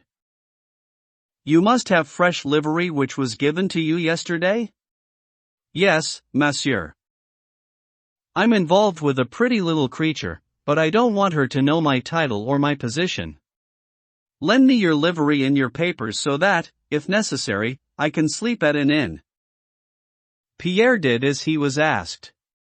5 minutes later, Andrea, completely disguised, left the house without being recognized, took a cab and had himself driven to the inn of the Cheval Rouge in Picpus. The next day he left the inn as he had left the Hôtel des Princes, that is, unnoticed, followed the boulevard to the Rue Ménilmontant and, stopping at the door of the 3rd house on the left, looked around to see where he could get information, there being no concierge. "What are you looking for, love?" asked the woman from the fruiterer's opposite. "Monsieur Peyleton, if you please, Grandma," Andrea answered. "Is it a retired baker?" she asked. "That's right, the very one." "Bottom of the yard, door on the left, 3rd floor." Andrea followed her directions and on the 3rd floor found a bell pull that he tugged with a feeling of ill temper which communicated itself to the bell. A moment later, Catullus' face appeared at a grilled spy-hole cut in the door. "You're punctual," he said, drawing back the bolts. "Damnation," said Andrea, going in and throwing his livery cap ahead of him. It missed the chair, fell to the floor and rolled round the room on its edge. Come, now," said Catullus. "Don't get angry, dear boy. There now, I've thought of you, just look what a good breakfast we'll have, all things that you like." Breathing in, Andrea could indeed detect the smell of cooking, its gross odors not without charm for a hungry stomach. There was that mixture of fresh oil and garlic which indicates the inferior breed of Provençal cuisine, with additionally a hint of breaded fish and, above all, the acrid scent of nutmeg and cloves.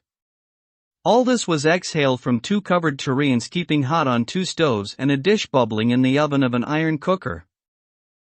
In the adjoining room Andrea also observed a moderately clean table with 2 places laid, 2 bottles of wine, one with a green and the other with a yellow seal, a good measure of spirits in a decanter, and a fruit salad in a large cabbage leaf, artistically displayed on a porcelain dish. "What do you think, dear boy?" said Catharus. "Smells good, doesn't it? Ah, by God, I was a good cook in those days. Do you remember how people would lick their fingers, and you most of all? You've tried a few of my sauces and not spat them out, I warrant." And he began to peel some more onions. Yes, we know all that," Andrea said irritably. "Ha! If you've brought me all this way just to have lunch, then to hell with you." "My son," Catharus said pompously, "as one eats, one may speak, and anyway, you ungrateful boy, aren't you a little pleased to see your old friend? Look, I'm overjoyed." Catharus was actually weeping, though it was hard to tell whether it was joy or onions that had affected the lacrimal glands of the former innkeeper from the Pont du Gard. "Get away with you, you hypocrite," said Andrea. "Are you that fond of me?" "Yes, indeed I am, or may the devil take me," said Catharus. "I know it's a weakness on my part, but I can't help it. And in spite of it you brought me here for some treachery." Now, Catharus said, wiping his broad knife on his apron. "If I wasn't fond of you, would I put up with the miserable life you make me lead? Just look around, you are wearing your servant's coat, and that means you have a servant. I have none, so I'm forced to peel my own vegetables. You scoff at my cooking because you dine at the table d'hôte at the Hôtel de Princes or the Café de Paris. Well, now, I too could have a servant, I could have a Tilbury and I could dine wherever I wished. And why don't I? So as not to cause any distress to my poor Benedetto, that's why. Come on, you must admit that I could, huh?" And Catharus gave a perfectly clear look to underline his meaning. "Very well, then," said Andrea. "Let's accept that you are fond of me, then why have you asked me to lunch?" "To see you, of course, dear boy." "Why do you want to see me?" "We've already agreed our terms." "Ah now, dear friend," said Catharus. "Was there ever a will without a codicil? But you came to have lunch, first of all, didn't you? So sit down and let's start with these sardines and fresh butter, which I put out on vine leaves especially for you, ungrateful child. I see you're looking round my room, my 4 straw-seated chairs, my pictures at 3 francs apiece. It's not exactly the Hôtel de Princes here, is it? So, you're discontented now, are you? You're not happy anymore, yet at one time you asked nothing better than to live like a retired baker." Catharus sighed, so Andrea continued, "Well, what have you to say? Your dream has come true." "I'll say it's a dream. A retired baker is rich, my dear Benedetto, he has an income." "So do you, by God." "I do. Yes, since I'm bringing 200 francs with me, right now." Catharus shrugged. "It's humiliating," he said, "to get money in this way, money that is given reluctantly, ephemeral money, that may cease between one day and the next. You must see how I am forced to economize, to insure against your prosperity failing one day. Well, my friend, fortune is a fickle jade, as the regimental chaplain said. I know that you're prospering, you rascal. You are going to marry Dangler's daughter." "What? Dangler's?" "Yes, of course, Dangler's. Do I have to call him Baron Danglars? It would be like saying Count Benedetto. He's an old friend, Danglars, and if his memory were not so short he'd be inviting me to your wedding, since he came to mine." Yes, to mine. My God, he wasn't so proud in those days. He was a clerk at good Monsieur Morel's. I've dined more than once with him and the Count de Morcerf. There. You see what fine friends I have, and if I were to cultivate them a little we should be meeting in the same drawing rooms. Come on now, your jealousy is putting rainbows in your head, Catharus. Very well, Benedetto mio, but I know what I'm saying. Perhaps one day we'll put on our Sunday best and go to address some door, bell pull please. But until then, sit down and eat. Catharus set a good example, lunching hungrily and putting in a good word for each dish as he offered it to his guest. The latter seemed to resign himself to making the best of it, bravely uncorking bottles and tucking into the bouillabaisse and the cod in breadcrumbs with garlic and oil. There now, mate, said Catharus. You seem to be reconciled with your old landlord? Yes, I suppose so, Andrea replied, his youthful and vigorous appetite taking precedence at that moment over everything. Are you enjoying it, you rogue? So much so that I can't understand how a man who can fry and eat such good things can possibly be disillusioned with life. Well, now, said Catharus, the trouble is that all my happiness is ruined by a single thought. What can that be? That I am living at the expense of a friend, when I have always sturdily struggled to earn my own bread. Oh, don't fret over that, said Andrea. I've got plenty for two, don't you worry. No, it's the truth, believe me or not, but at the end of every month, I feel guilty. My dear Catharus. So much so that yesterday I didn't want to take the 200 francs. Yes, you wanted to talk about it, but did you really feel guilty, then? Really? And then I had an idea. Andrea shuddered. He always shuddered at Catharus' ideas. It's a miserable business, Catharus went on, always having to wait until the end of the month. Andrea shrugged philosophically, deciding to see where this was leading. Isn't life spent waiting? He asked. Look at me, what do I do but wait? Well, I'm patient, aren't I? Yes, because instead of waiting for 200 miserable francs, you are waiting for 5 or 6,000, perhaps 10, or even 12. You're a sly one, you are. Even in the old days you always had your little purses or money boxes that you tried to hide from your poor friend Catharus. Luckily, the said Catharus had a way of sniffing them out. There you go again, wandering off the subject and turning the past over and over. I ask you, what's the use of harping on like that? Oh, you say that because you're 21, you can forget the past. I'm 50 and obliged to remember it. But no matter, let's get back to business. Yes, let's. I was saying that in your place, what?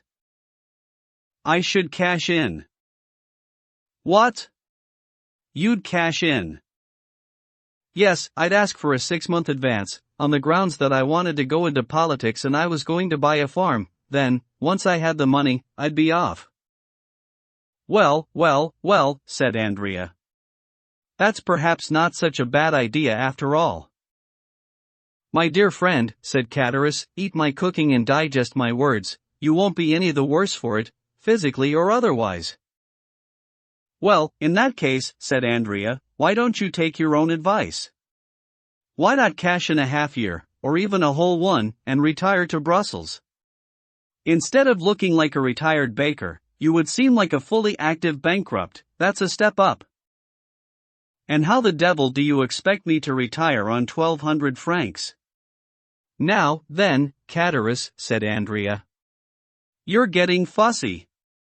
2 months ago you were starving to death. The more you eat, said Catharus, baring his teeth like a laughing monkey or a growling tiger, the more you want.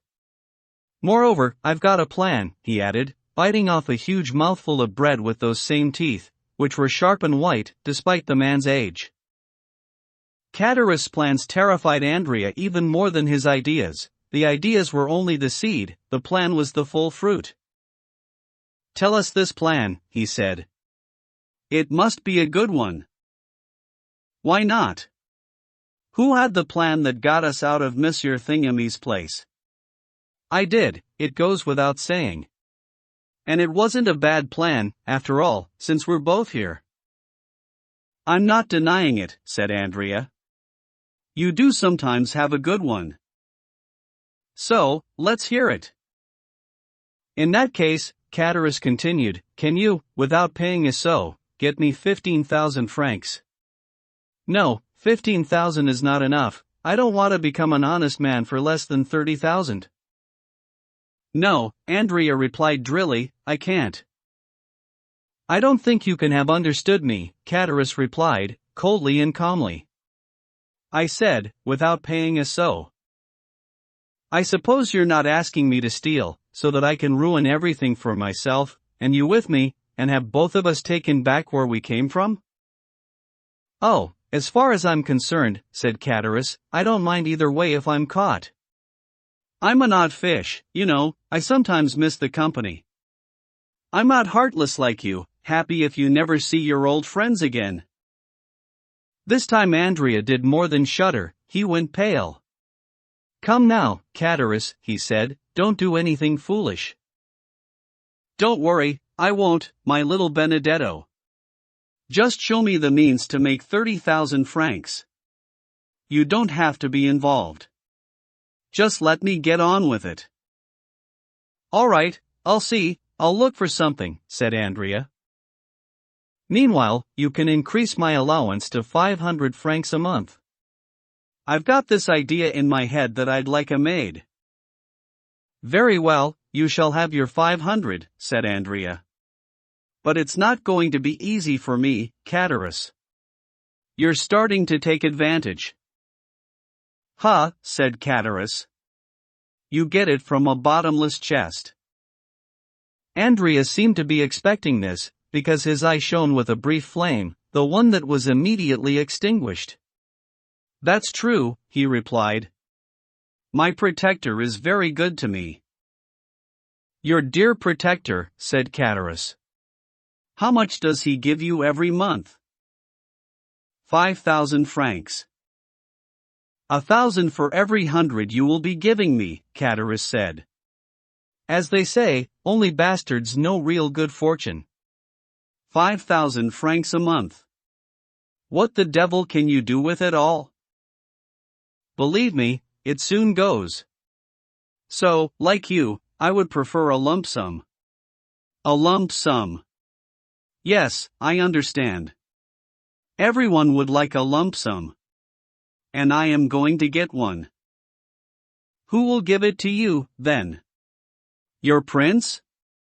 Yes, my prince, but unfortunately I have to wait. What for? Asked Catharus. His death. Your prince's death? Yes. Why? Because he has provided for me in his will. Is that so? On my word. How much? 500,000. Is that all? Thanks a lot. I'm telling the truth. Come on, it's impossible. Catharus, are you my friend? Of course, in life, to the death. I'm going to tell you a secret. Go on. Listen, then. Right, then. Not a word. Well, I think, Andrea stopped and looked around. You think? Don't worry, we're alone. I think I have found my father. Your real father? Yes. Not Father Cavalcanti? No. Anyway, he's gone. No, the real one, who is it? Catharus, it's the Count of Monte Cristo. Ha! Yes. Don't you see, it explains everything. Apparently he cannot admit to me openly, but he has had me recognized by Monsieur Cavalcanti and given him 50,000 francs for doing so. 50,000 francs, to be your father. I would have done it for half as much, or even for 20, no, 15. Why didn't you think of me, Ungrateful wretch. How did I know, since it all happened while we were inside? So it did. And you say that in his will. He leaves me 500,000 livres. Are you sure? He showed it to me, but that's not all. There is a codicil, as I just said. Probably. And in it, he acknowledges me. Oh, what a good father. A fine father. A most excellent father. Catarus said, twirling a plate in the air between his hands. Now tell me that I keep any secrets from you. No, and in my view your trusting nature does you credit. And this prince of fathers, is he rich, ultra-rich? I think so. He doesn't know his own wealth. I can't believe it. Damn it, I can see as much, since I'm admitted to his house at all hours. The other day, a boy came from the bank with 50,000 francs in a portfolio as big as your briefcase. Yesterday, a banker brought him 100,000 francs in gold. Catarus was stunned. It seemed to him that the young man's words rang like metal and he could hear showers of gold coins. And you go into that house, he exclaimed naively. Whenever I want. Catarus reflected for a moment. It was easy to see that his mind was turning over some deep thought. Then suddenly he exclaimed, "Wouldn't I love to see all that? It must be lovely." In fact, it's magnificent, Andrea said. Doesn't he live in the Avenue des Champs-Élysées? At number 30. Ah, number 30, said Catarus. Yes. A fine house, standing alone in its own grounds, which is all you can see. Perhaps, but it's not the outside that interests me, it's indoors. There must be some fine furniture, huh? Have you ever seen the Tuileries? No. Well, this is better. Tell me, Andrea, when this good Monte Cristo drops his purse, it must be worth stooping to pick it up? Oh, heavens! No need to wait for that, said Andrea. Money lies around in that house like fruit in an orchard. Now, you really should take me there one day. How can I? As whom? You're right, but you've made my mouth water. I really must see it. I'll find a way. Don't do anything silly, Catarus. I'll introduce myself as a polisher. They have carpets everywhere. That's a pity. I'll just have to imagine it. Believe me, that's the best way. At least help me to guess what it must be like. How can I do that? Nothing simpler. Is it big? Neither too large, nor too small. What is the general layout? Hell! I'd need ink and paper to draw a plan for you. Here you are. Catarus said at once, going over to his writing desk to fetch some white paper, ink and a quill. There, now, put it all down on paper, my lad. Andrea took the pen with a faint smile and began. As I told you, the house is in its own grounds, do you see?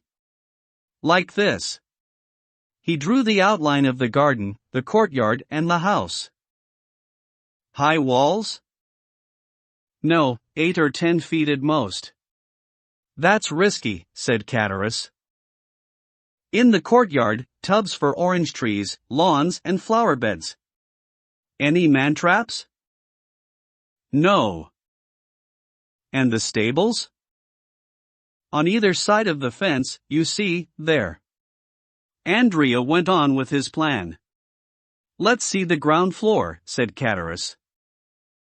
On the ground floor there's a dining room, 2 drawing rooms, a billiard room, a stairway from the hall and a little hidden staircase. Windows?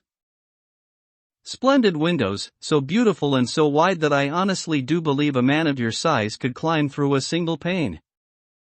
Why on earth do they have stairways, with such windows? What do you think? Extravagance. But there are shutters? Yes, there are, but they are never used. He's eccentric, this Count of Monte Cristo, and likes to see the sky, even at night. So where do the servants sleep, then? Oh, they have their own house. Picture a fine storeroom on the right as you go in, where they keep the ladders. Well, on top of that there is a collection of rooms for the servants, with bells corresponding to the rooms. Hell's bells. What was that? Nothing. I was just saying that they're expensive to install, bells. And what use are they, I ask you? At one time there was a dog which used to walk around the courtyard at night, but they've taken him to the house in Audiobook, you know, the one you visited? Yes. And I was saying only yesterday, it's unwise of you, Monsieur le Comte, because when you go to Audiobook and take your servants, the house remains empty. What about it? He asked. What about it? Well, one day someone will burgle you. What did he say to that? What did he say? Yes. What he said was, what if I am burgled? Andrea, he must have some mechanical bureau. What do you mean? Yes, something that traps the thief in a cage and plays a tune. I'm told there was something of the sort at the last exhibition. He just has a walnut bureau and I've always seen the key in it. And no one steals from it? No, his servants are all devoted to him. There must be something inside that bureau, mustn't there? Coin? Perhaps, there's no way of telling. And where is it? On the first floor. So, make me a plan of the first floor, dear boy, as you did of the ground floor. That's easy. Andrea took the pen. On the first floor, as you see, there's an anteroom, a drawing room, then on the right of that, a library and study, while on the left we have a bedroom and dressing room. The famous bureau is in the dressing room. Is there a window in this dressing room? 2, one here, and one here. Andrea drew 2 windows in the room which, on the plan, stood in a corner of the house, like a shorter rectangle joined to the long rectangle of the bedroom. Catarus was deep in thought. So, does he often go to Audiobook? He asked. 2 or 3 times a week. Tomorrow, for example, he is due to spend the day and the following night there. Are you sure? He invited me to dinner. Wonderful. That's the way to live, said Catarus. A house in town, a house in the country. That's what it means to be rich. And will you go to dinner? Probably. When you dine there, do you stay the night? If I want to. I'm quite at home in the Count's house. Catarus looked at the young man as if to tear the truth from the depths of his heart, but Andrea took a cigar case out of his pocket, extracted a Havana, calmly lit it and began to smoke with an entirely natural air. When would you like the 500 francs, he asked. Straight away, if you have them. Andrea took 25 louis out of his pocket. Gold coins, said Catarus.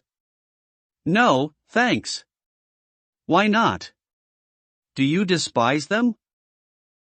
On the contrary, I have a high regard for them, but I don't want any. You'll gain on the exchange, idiot. Gold is worth 5 sous. That's right, and then the dealer will have your friend Catarus followed, a hand will fall on his shoulder and he'll have to explain who these farmers are, paying him his fees in gold coin. Let's not be silly, dear boy. Just give me my money, round coins with the head of some monarch or other. Anyone can come by a 5-franc coin. You must realize, I don't have 500 on me. I would have needed to bring a broker with me to carry it. In that case, leave it with your concierge, he's a good man, I'll come and pick it up. Today? Tomorrow. I won't have time today. As you say, then. Tomorrow, as I'm setting out for Auteuil, I'll leave them for you. Can I count on it? Absolutely. Because I'm going to hire my maid in advance. Do it. But that will be the end, won't it? You won't torment me any longer? Never again. Catarus had become so moody that Andrea was afraid he might be obliged to notice the change, so he pretended to be even merrier and more insouciant. You're full of beans, Catarus said. Anyone would think you'd already come into your inheritance. No, alas. But the day when I do, what? I'll remember my friends. I'll say no more. Yes, and you have such a good memory, too. What do you expect? I thought you wanted to turn me in for the reward. Me? What an idea! On the contrary, as a friend, I'm going to give you another piece of advice. Which is? To leave the diamond you've got on your finger here. I never. Do you want us to be caught? Do you want to do for the pair of us with such idiocies? How do you mean? Andrea asked. What? You put on livery, to disguise yourself as a servant, yet you keep a diamond worth 4,000 or 5,000 francs on your finger. Well, I'll be damned. That's a good estimate. You should be an auctioneer. I know about diamonds. I used to have some. I advise you not to boast about it, said Andrea, and, without losing his temper, as Catarus had feared he might at this new piece of extortion, quietly handed over the ring. Catarus examined it so closely that Andrea realized he was looking to see if the edges of the cut sparkled. It's a fake, said Catarus. Come, said Andrea, you must be joking. Oh, don't worry about it, we'll soon see.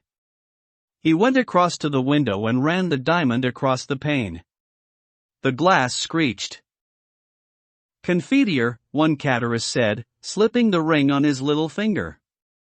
I was wrong, but those thieving jewelers are so clever at imitating stones that one no longer dares to go and steal from one of their shops.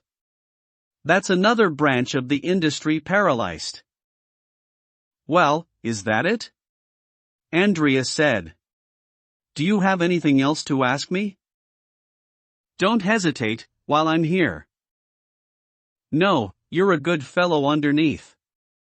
I won't keep you any longer and I'll try to cure myself of my ambition. But be careful that the same doesn't happen when you sell the diamond as you feared might happen with the gold. I shan't sell it, don't worry. No, not between now and the day after tomorrow, at least, the young man thought.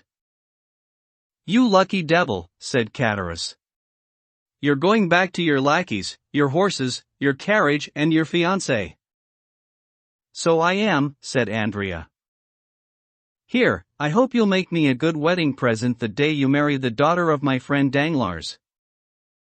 I told you, that's some nonsense you've dreamed up.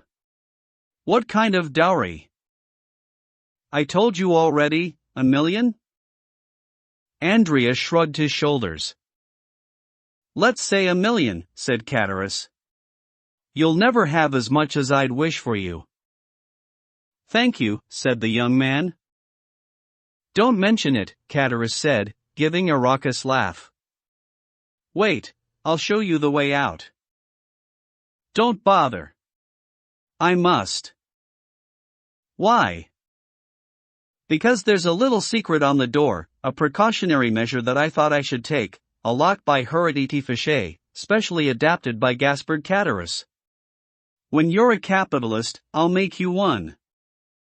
Thank you, said Andrea. I'll give you a week's notice. They took their leave of one another. Catarus remained on the landing until he had seen Andrea go down the 3 flights, and also cross the courtyard. Only then did he hurry back inside, carefully shutting the door and, like a practiced architect, started to study the plan that Andrea had left him. "Dear Benedetto," he said. "I don't think he'll be sorry to inherit, and the person who brings the day closer when he is to get his hands on 500,000 francs will not be his worst enemy, either. LXXXII. Breaking and entering. The day after the conversation that we have just recorded, the Count of Monte Cristo did indeed leave for Auteuil, with Ali, several servants, and some horses which he wanted to try out. The main reason for his departure, which he had not even considered on the previous day and about which Andrea knew no more than he did, was the arrival of Bertuccio, who had come back from Normandy with news about the house and the boat. The house was ready, and the corvette, delivered a week before and anchored in a small bay where it remained with its 6-man crew, after completing all the necessary formalities, was already fully prepared to set sail.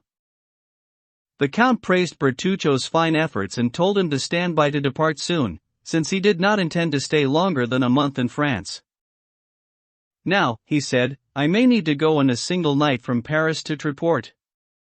I want 8 relays at intervals along the route which will allow me to cover 50 leagues in 10 hours. "Your Excellency already expressed that desire," Bertuccio replied, "and the horses are ready. I bought them and stationed them at the most convenient points, that is to say in villages where normally no one stops." "That's very good," said Monte Cristo. "I shall be staying here a day or two, so do whatever you need to." As Bertuccio was going out to order everything necessary for this stay, Baptistin opened the door. He was carrying a letter on a gilt bronze tray. "What are you doing here?" the Count asked, seeing him covered in dust. "I don't think I called for you, did I?" Without replying, Baptistin went over to the Count and gave him the letter. "Urgent and in haste," he said. The Count opened it and read. "Monsieur de Monte Cristo is warned that tonight a man will break into his house in the Champs-Élysées, in order to purloin some papers that he believes to be hidden in the bureau in the dressing room. The Count of Monte Cristo is known to be brave enough not to turn for help to the police, whose involvement might seriously compromise the person who is giving this warning. Monsieur le Comte can administer his own justice, either by entering the dressing room through an opening from the bedroom, or by lying in wait in the dressing room. A lot of people and obvious precautions would surely scare away the burglar and deprive the Count of this opportunity to discover an enemy who became known by chance to the writer of this warning, a warning which he may not have the opportunity to repeat if this first attempt should fail and the wrongdoer attempt another. The Count's first impulse was to think that this must be a thieves' trick, a crude trap warning him of a slight danger in order to expose him to a more serious one, so he was going to have the letter taken to a police commissioner, despite, or, perhaps, because of, the instruction from his anonymous friend, when he suddenly thought that there might, in fact, be some enemy peculiar to him, whom he alone could recognize and, in that event, take advantage of him as Fiesco one did of the Moor who tried to assassinate him. The reader knows the Count, so there is no need to mention that he was athletic and daring, and that his mind rebelled against the impossible with that energy peculiar to superior beings. Because of the kind of life he had led, and because of the resolve he had made, and kept, not to shrink from anything, the Count had managed to enjoy unknown pleasures in the struggle against nature, which is God, and against the world, which is, near enough, the devil.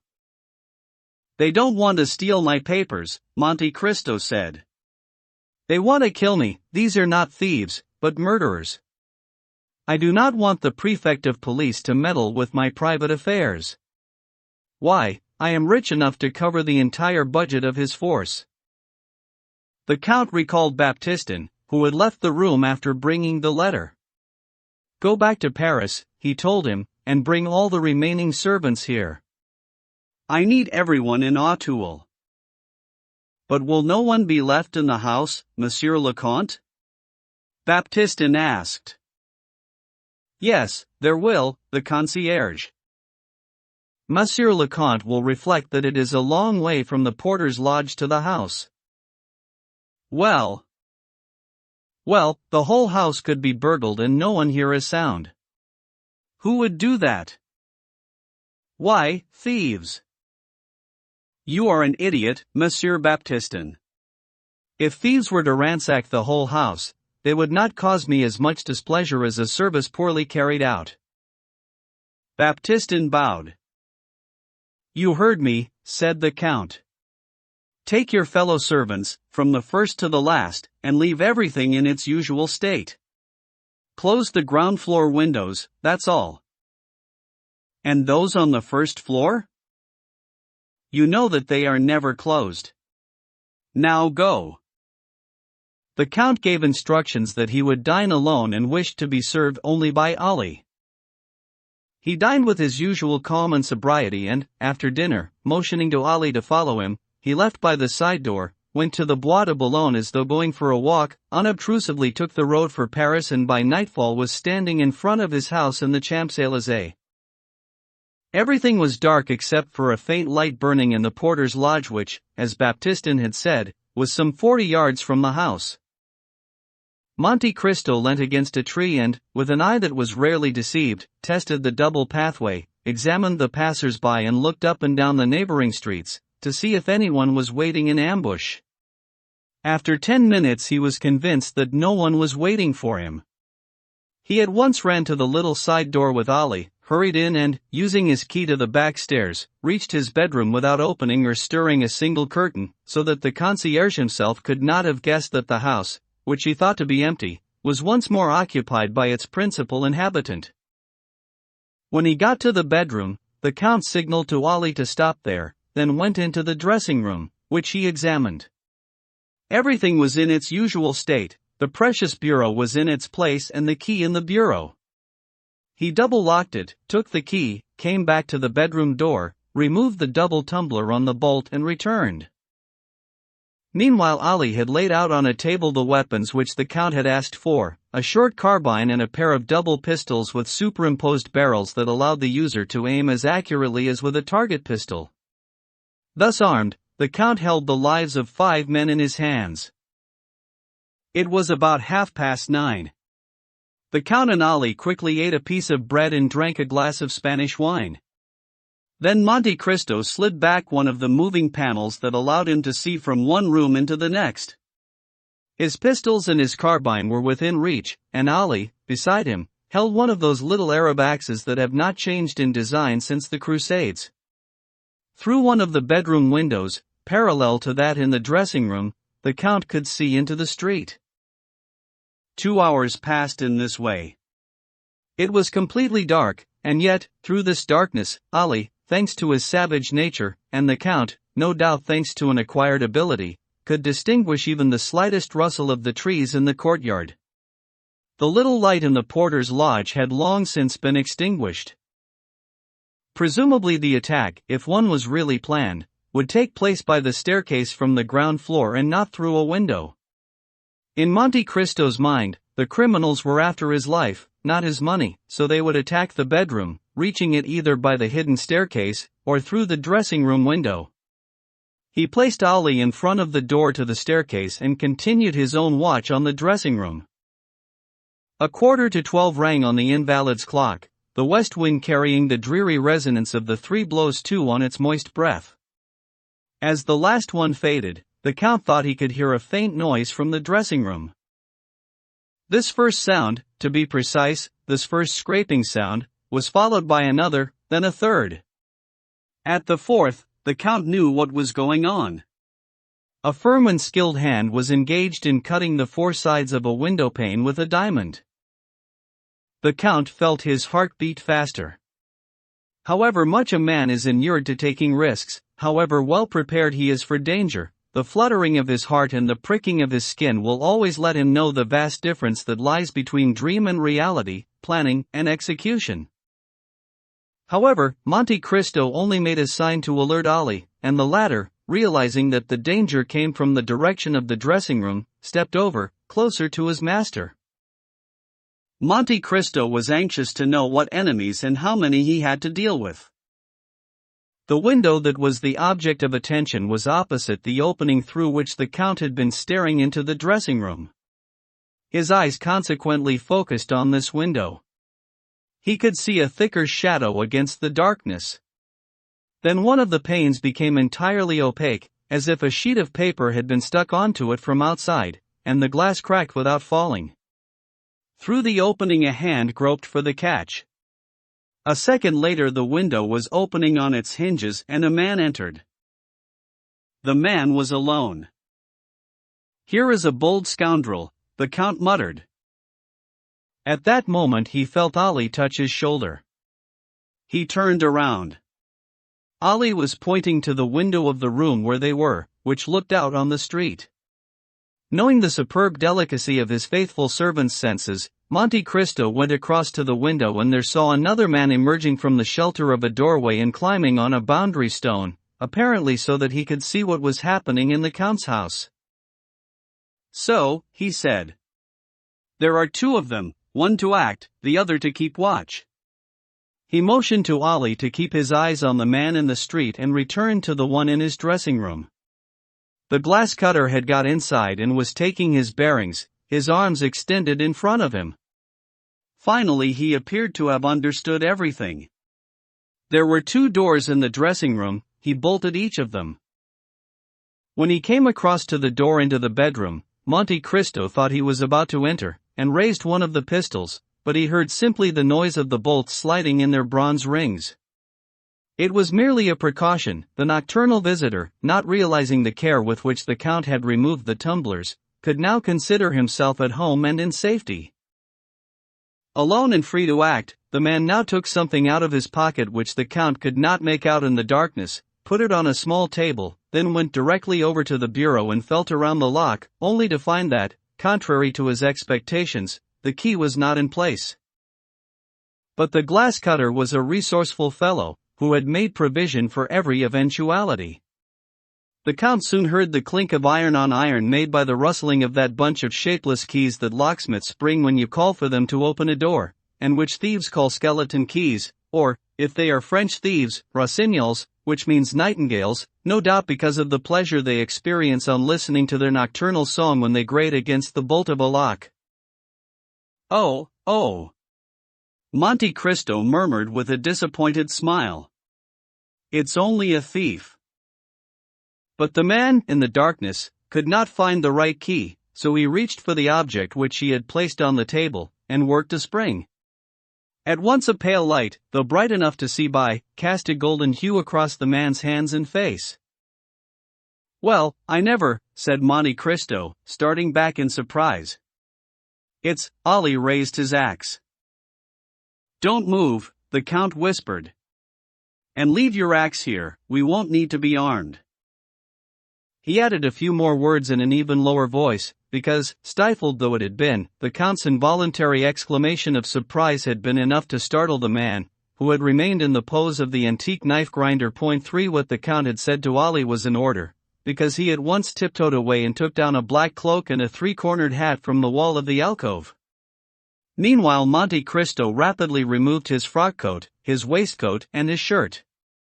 Now, by the ray of light glowing through the hole in the paneling, you could see that the Count was wearing on his chest one of those finely woven and pliable tunics of mail. In a France where people are no longer afraid of being knifed, the last person to wear one of these was probably Louis XVI, who did fear a dagger in his chest, but died from an axe to the head.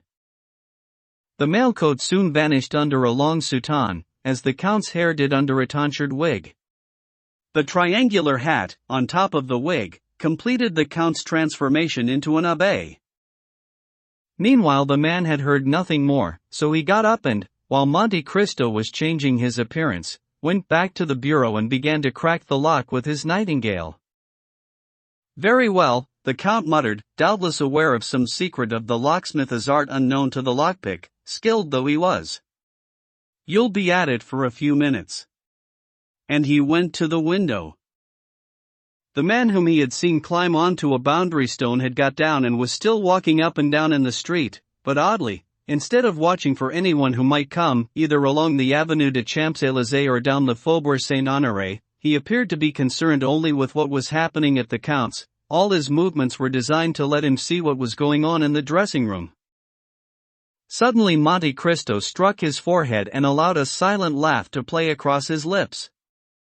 Then he went over to Ali and whispered, "Stay here, hiding in the dark, and, whatever noise you may hear or whatever may happen, do not come in and show yourself unless I call you by name." Ali nodded to show that he had heard and that he would obey.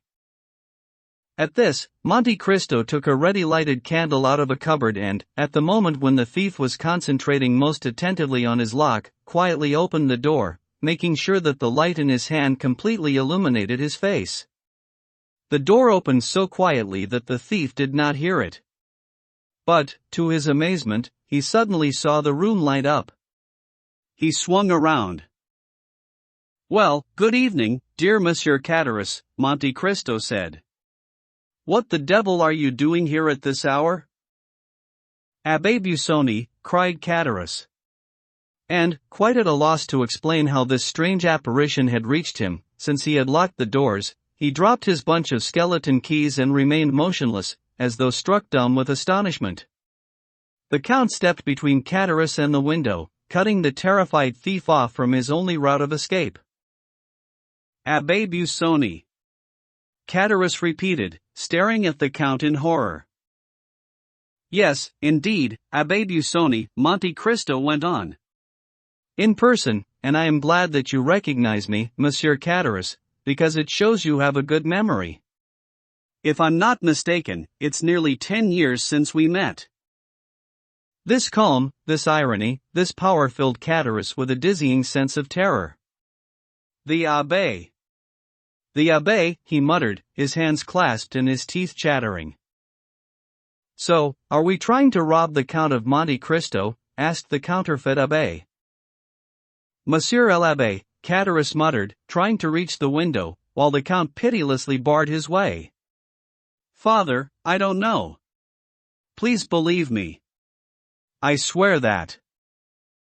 "A broken windowpane," the Count went on, "a dark lantern, a bunch of skeleton keys, a lock half forced.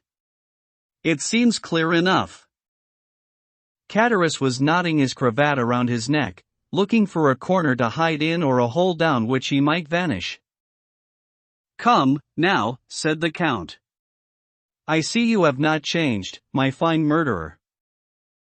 Monsieur l'Abbé, as you seem to know everything, you must know that it was not me, it was La Carconte. That was acknowledged at the trial, since they only sentenced me to the galleys." "So, did you serve your time, since here you are trying to have yourself sent back for another term?" "No, father, someone released me. Whoever it was did society a rare favor." "Ah," said Catterus. "But I did promise." "So, you're breaking your parole?" Monte Cristo interrupted. "Alas, yes," said Catterus, deeply unsure of himself. "An unfortunate lapse which, if I'm not mistaken, will lead you to the block.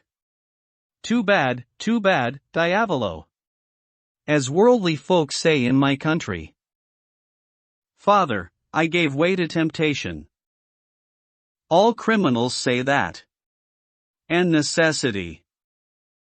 "Spare me that," Busoni said with contempt. "Necessity may make a man beg for alms or steal a loaf at the baker's door, but not come and crack the lock of a bureau in a house that he thinks is uninhabited. When the jeweler Jonas had just paid you 45,000 francs in exchange for the diamond that I gave you, and you killed him so that you could have both the diamond and the money, was that also necessity?" "Forgive me, Monsieur l'Abbé," said Catterus. "You saved me once, save me a second time. I'm not tempted to." "Are you alone, father?" Catterus asked, clasping his hands. "Or do you have the police waiting, ready to take me in?" "I am entirely alone," said the Abbé. "And I still feel pity for you. I shall let you go, at the risk of whatever new misfortune my weakness may bring, if you tell me the whole truth." "Oh, Monsieur l'Abbé!" Catterus cried, clasping his hands and coming towards the Count. "I can tell you, you are my savior." "You claim you were released from hard labor?" "Oh, yes, father. I swear on my honor." "Who did that?" "An Englishman." What was his name? Lord Wilmore. I know him, so I shall know if you are lying. Monsieur l'Abbé, I'm telling you the absolute truth. So this Englishman protected you? Not me, but a young Corsican who was my fellow convict. What was this Corsican's name? Benedetto. That's a Christian name. He had no other, he was a foundling. So the young man escaped with you? Yes. How? We were working at Saint Mandrier, near Toulon. Do you know Saint Mandrier? I do. Well, while we were sleeping, from 12 to 1, convicts taking a siesta. Poor creatures, said the abbé. Damn it, said Cataris. No one can work all the time. We are not dogs. Fortunately for dogs, said Monte Cristo. So, while the others were taking a siesta, we went a little way off, sawed through our leg irons with a file that the Englishman had got to us and escaped by swimming. What became of this Benedetto? I have no idea. But you must know. Truly, I don't. We parted company at Hyères. And, to give more force to his words, Cataris took another step towards the abbé, who remained calm and questioning, not moving from the spot. You are lying, Abbé Busoni said, in tones of unmistakable authority. Monsieur l'Abbé. You are lying. The man is still your friend, and perhaps you may even be using him as your accomplice? Oh, Monsieur l'Abbé. How have you managed to survive since you left Toulon? Answer me. As best I could. You're lying, the abbé said for the third time, in an even more compelling voice. Cataris looked at him in terror. You have been living on the money he has given you, the count continued. Yes, it's true, said Cataris. Benedetto became the son of a great nobleman. How can he be the son of a great nobleman? The illegitimate son. And what is this nobleman's name? The Count of Monte Cristo, the same in whose house we are. Benedetto is the Count's son? Monte Cristo asked, astonished in his turn. By God, he must be, since the Count has found him a false parent. The Count gives him 40,000 francs a month and the Count is leaving him 500,000 francs in his will. Ah, said the fake abbé, starting to understand. And what name is this young man using in the meantime? He is called Andrea Cavalcanti. So, he is the young man whom my friend, the Count of Monte Cristo, receives in his home, and who is engaged to Mademoiselle Danglars? The very same.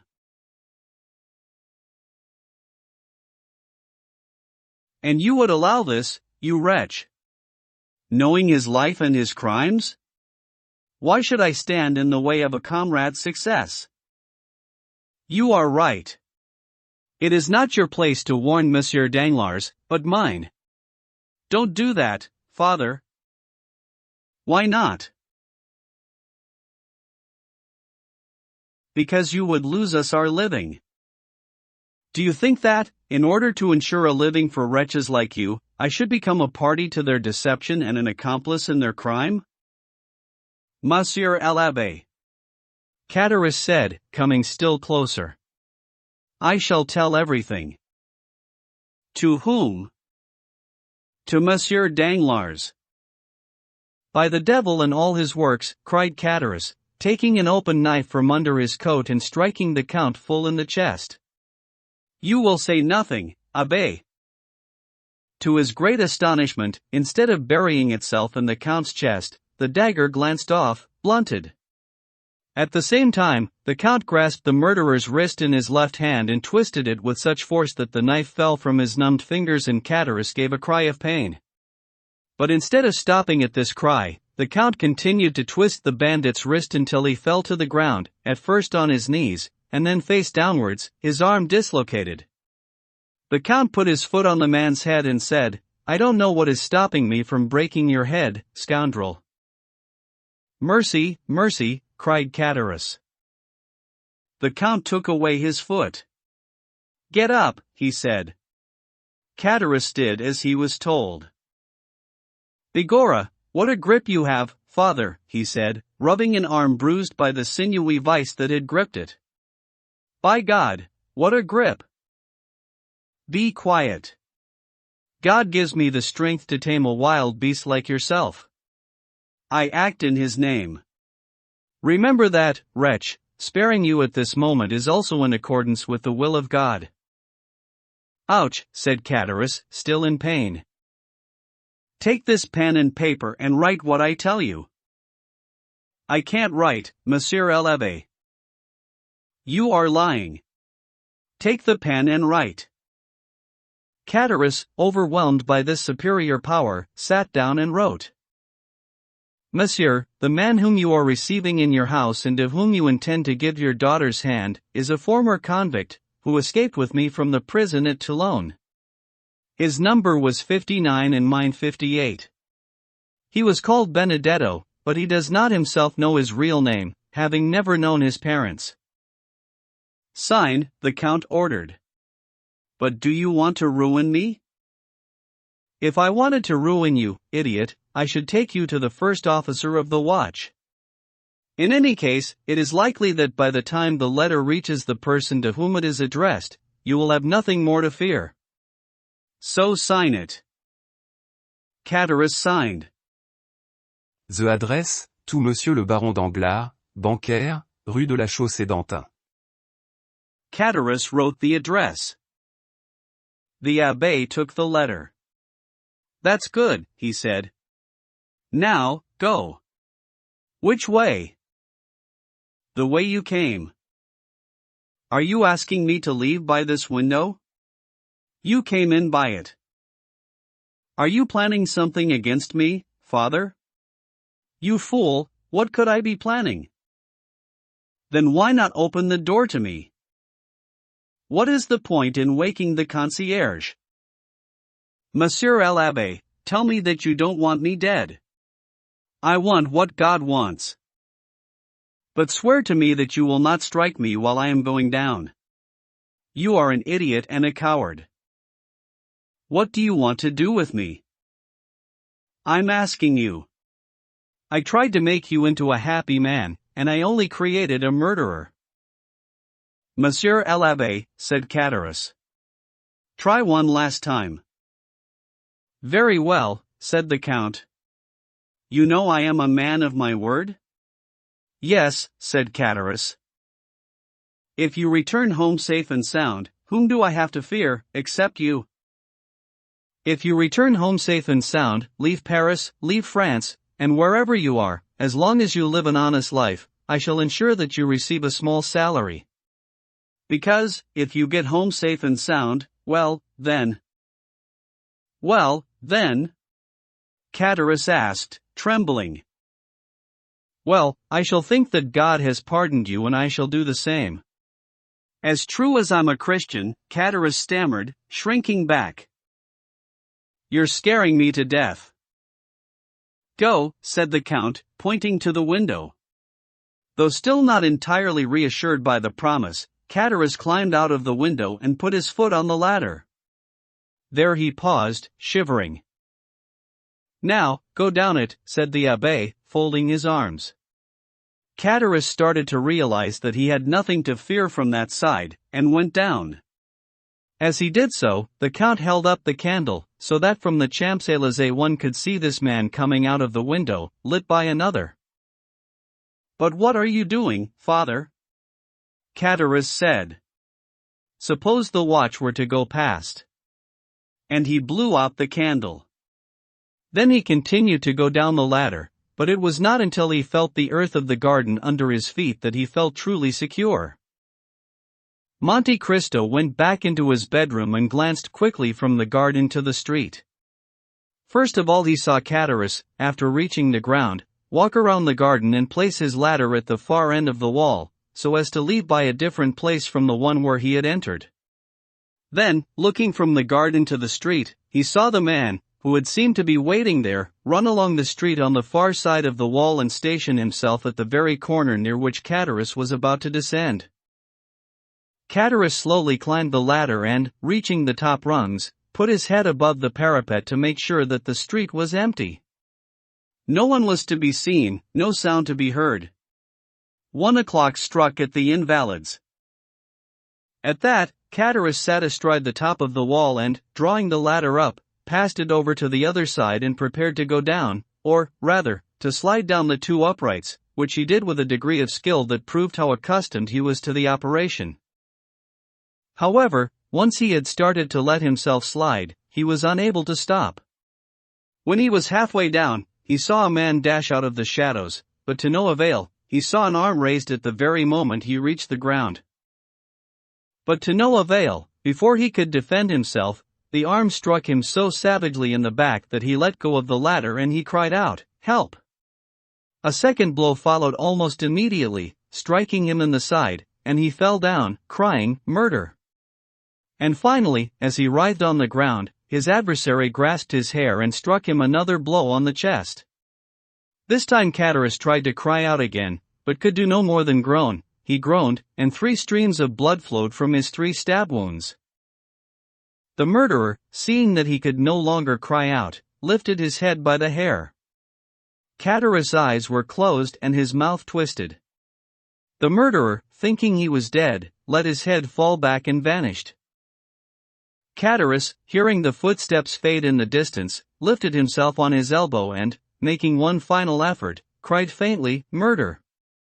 I am dying! Help me, Monsieur l'Abbé!"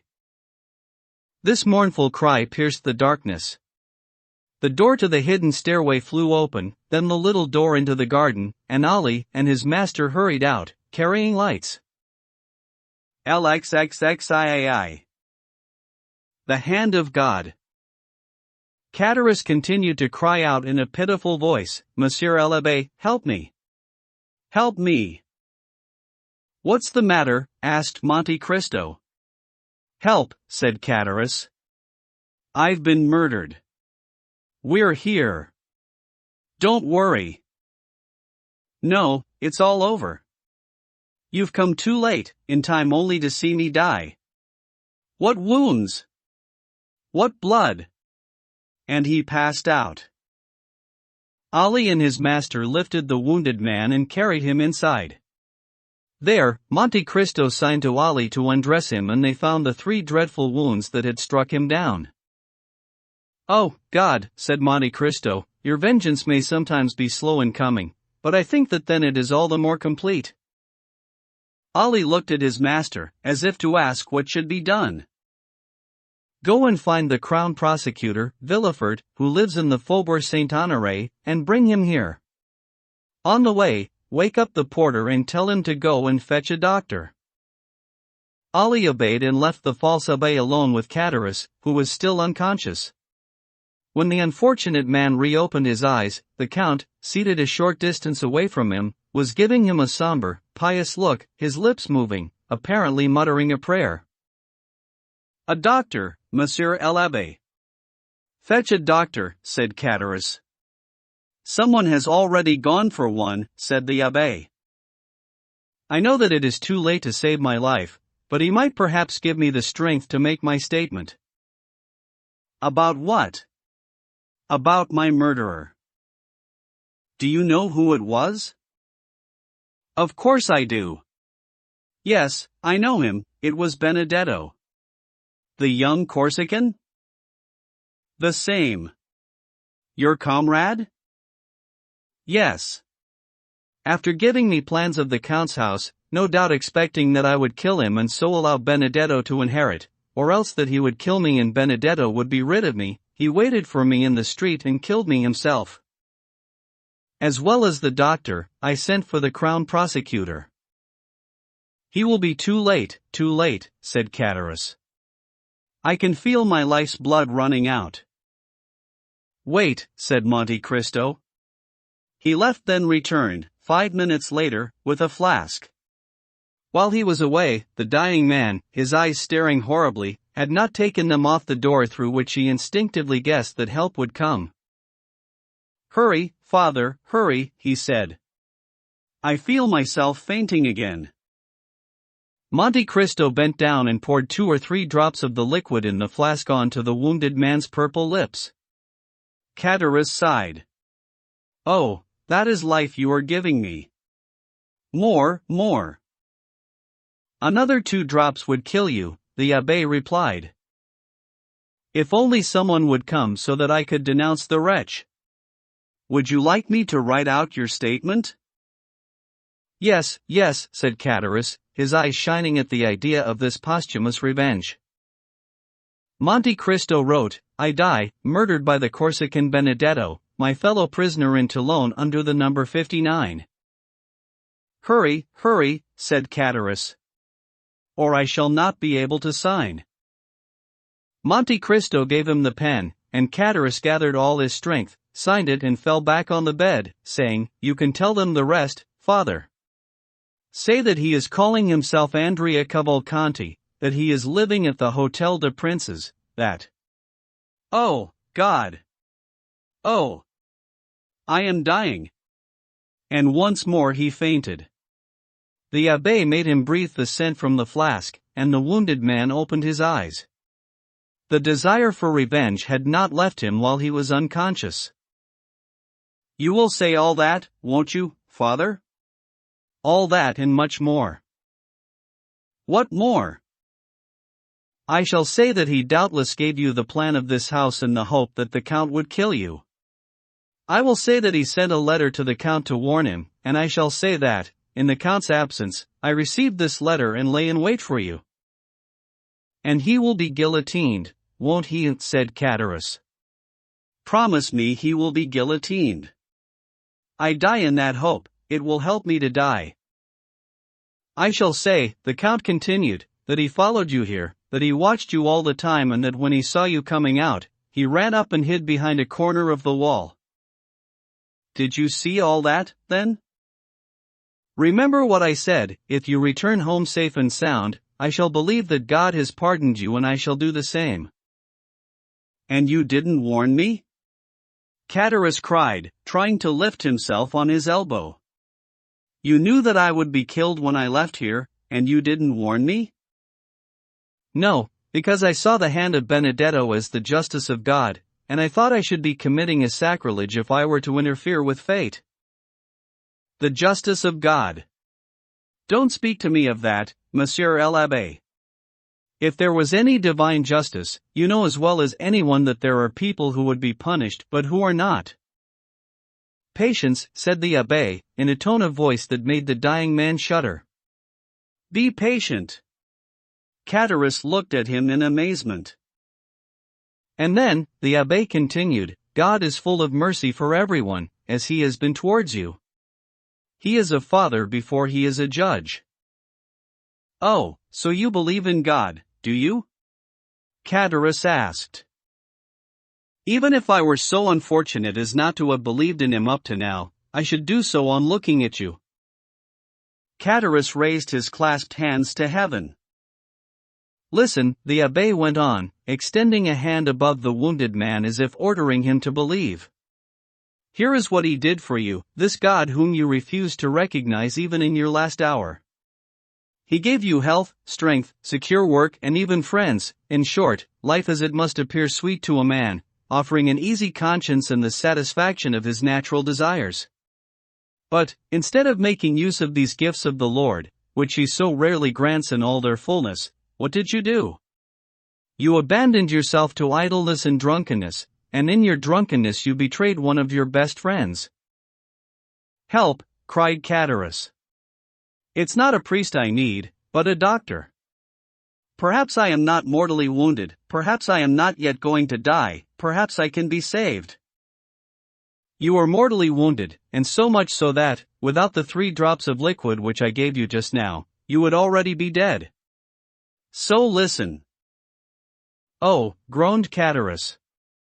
"What a strange priest you are, who puts despair instead of comfort into a dying man's heart. Listen, the abbé continued. When you had betrayed your friend, God began, not by striking you down, but by warning you. You lapsed into poverty and you knew hunger. You had spent half a life in envy that you could have spent in profitable toil, and you were already thinking about crime when God offered you a miracle, when God, by my hands, sent you a fortune in the midst of your deprivation, a fortune that was splendid for you, who had never possessed anything.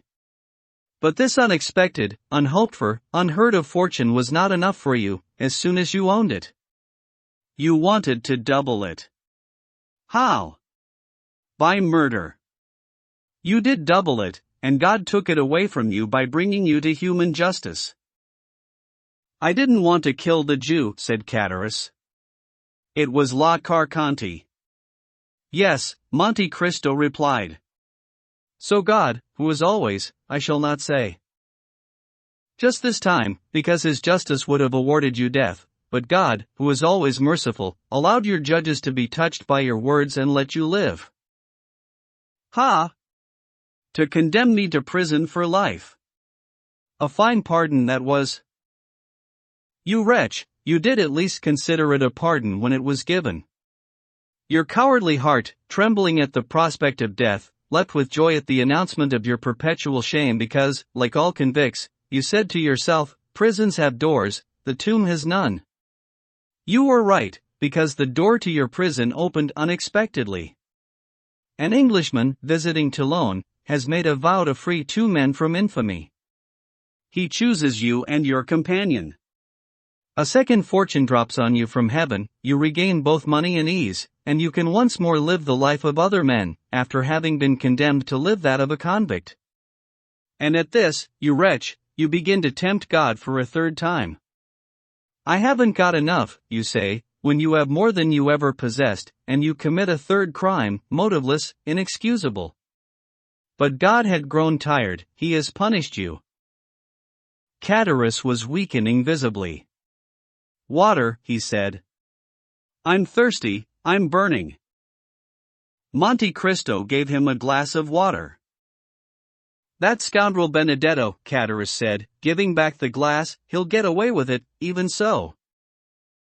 No one will escape, I am telling you that, Catullus. Benedetto will be punished. Then you too will be punished, said Catullus. Because you did not do your duty as a priest. You should have stopped Benedetto killing me. Said the Count, with a smile that made the dying man shudder with fear. Stop Benedetto killing you, just after you had broken your dagger on the mailcoat protecting my chest.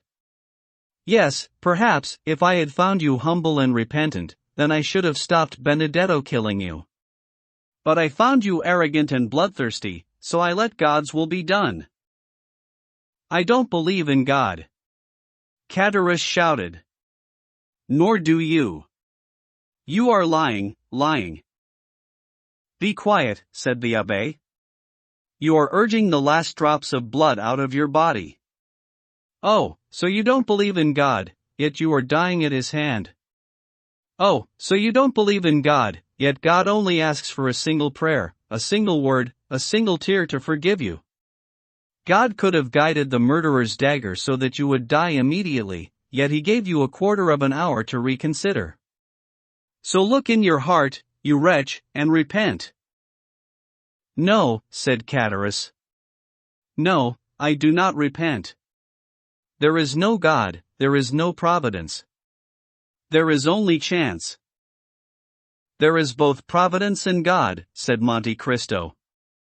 The proof is that you are lying there, desperate, denying God, and I am standing before you, rich, happy, healthy and safe, clasping my hands before the God in whom you try not to believe and in whom, even so, you do believe in the depths of your heart. But who are you then? Asked Catullus, turning his dying eyes towards the Count. Look carefully at me, Monte Cristo said, taking the candle and putting it next to his face. Well, the abbé. Busoni.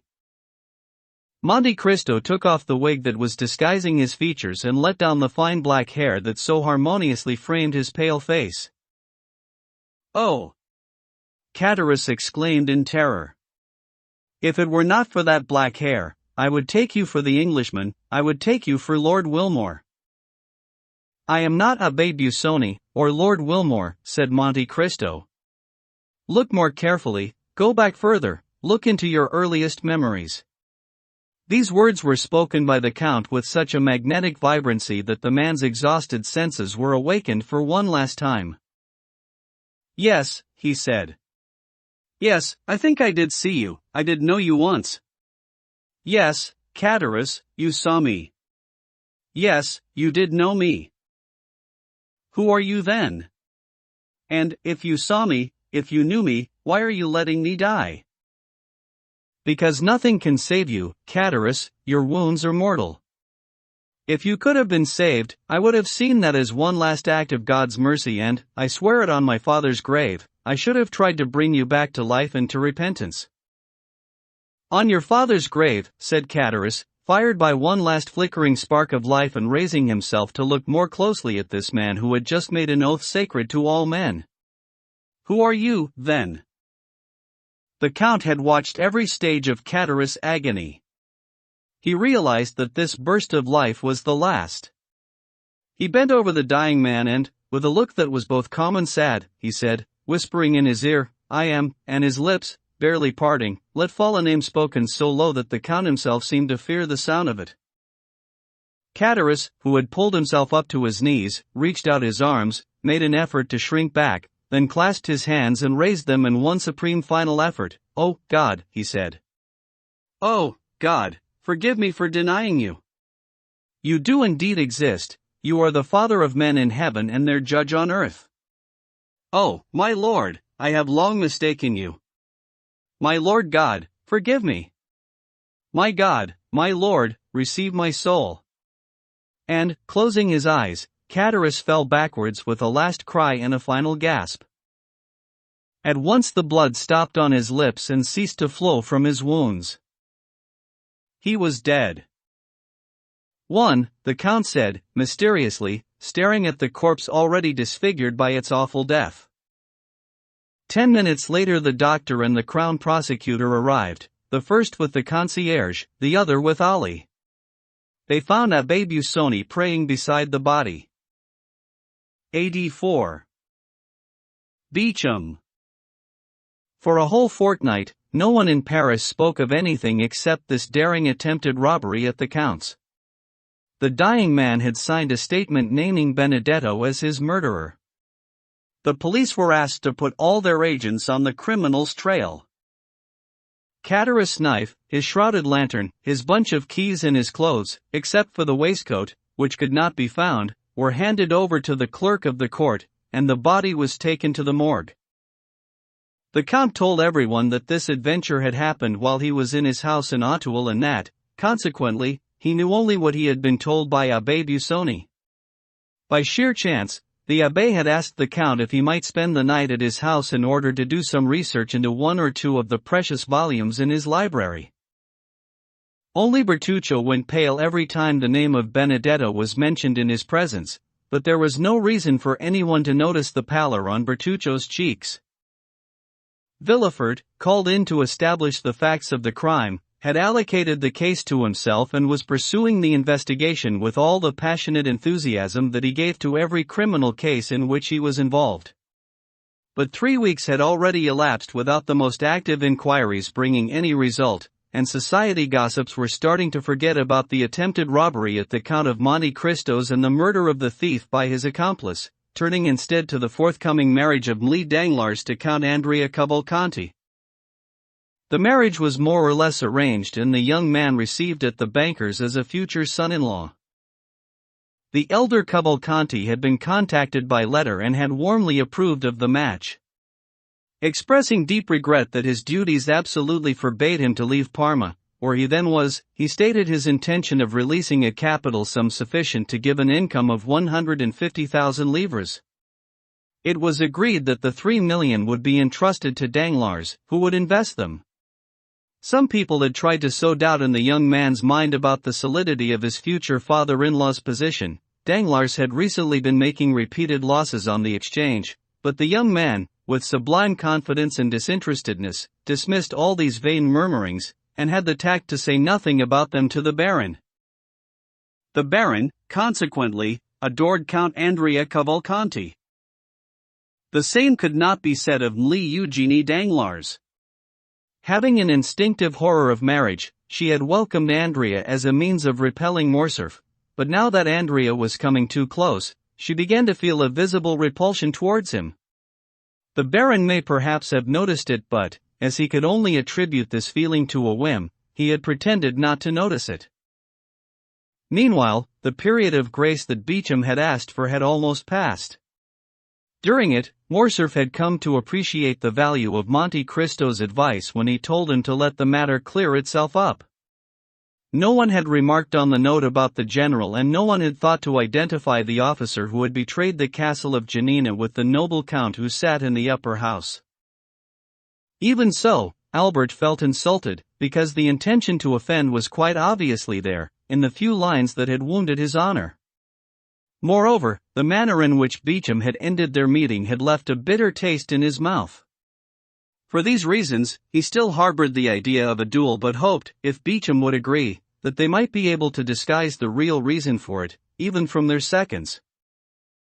As for Beauchamp, he had not been seen since the day of Albert's visit, and, whenever anyone asked for him, the reply was that he had left for a few days' journey. Where was he?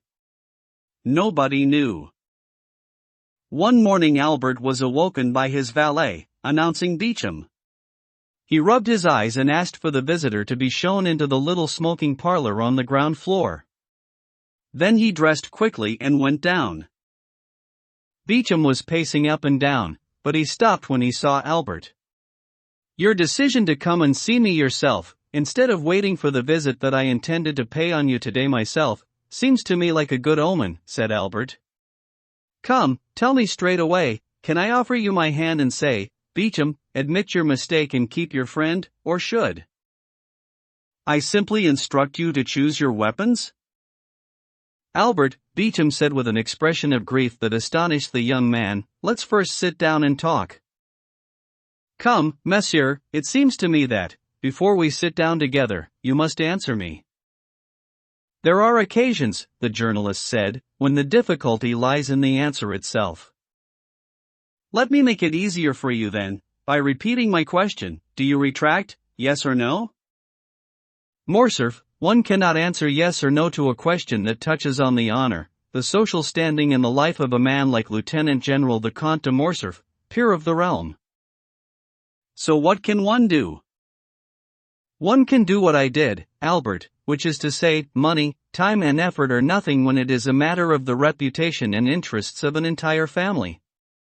One says, more than probability is needed, we must have certainty if we are to accept a duel to the death with a friend.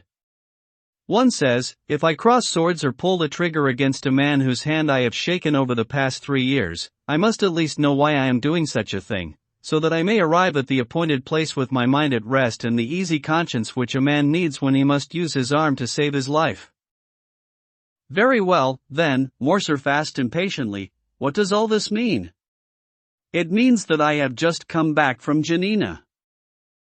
"From Janina? You?" "Yes, I." "Impossible." "My dear Albert, here is my passport. Look at the visas: Geneva, Milan, Venice, Trieste, Delvino, Janina. Do you believe the authorities of a republic, a kingdom and an empire?" Albert looked at the passport, then again, with astonishment, at Beauchamp. "You went to Janina," he said. "Albert, if you had been a foreigner, a stranger, or a mere lord like that Englishman who came to challenge me 3 or 4 months ago, and whom I killed to stop him bothering me, you will realize that I would not have taken such trouble. But I thought I owed you this mark of my consideration.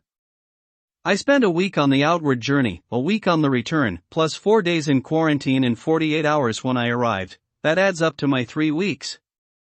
I got back last night, and here I am. My God! My God, what a roundabout story, Beauchamp, and still you won't tell me what I am waiting to hear."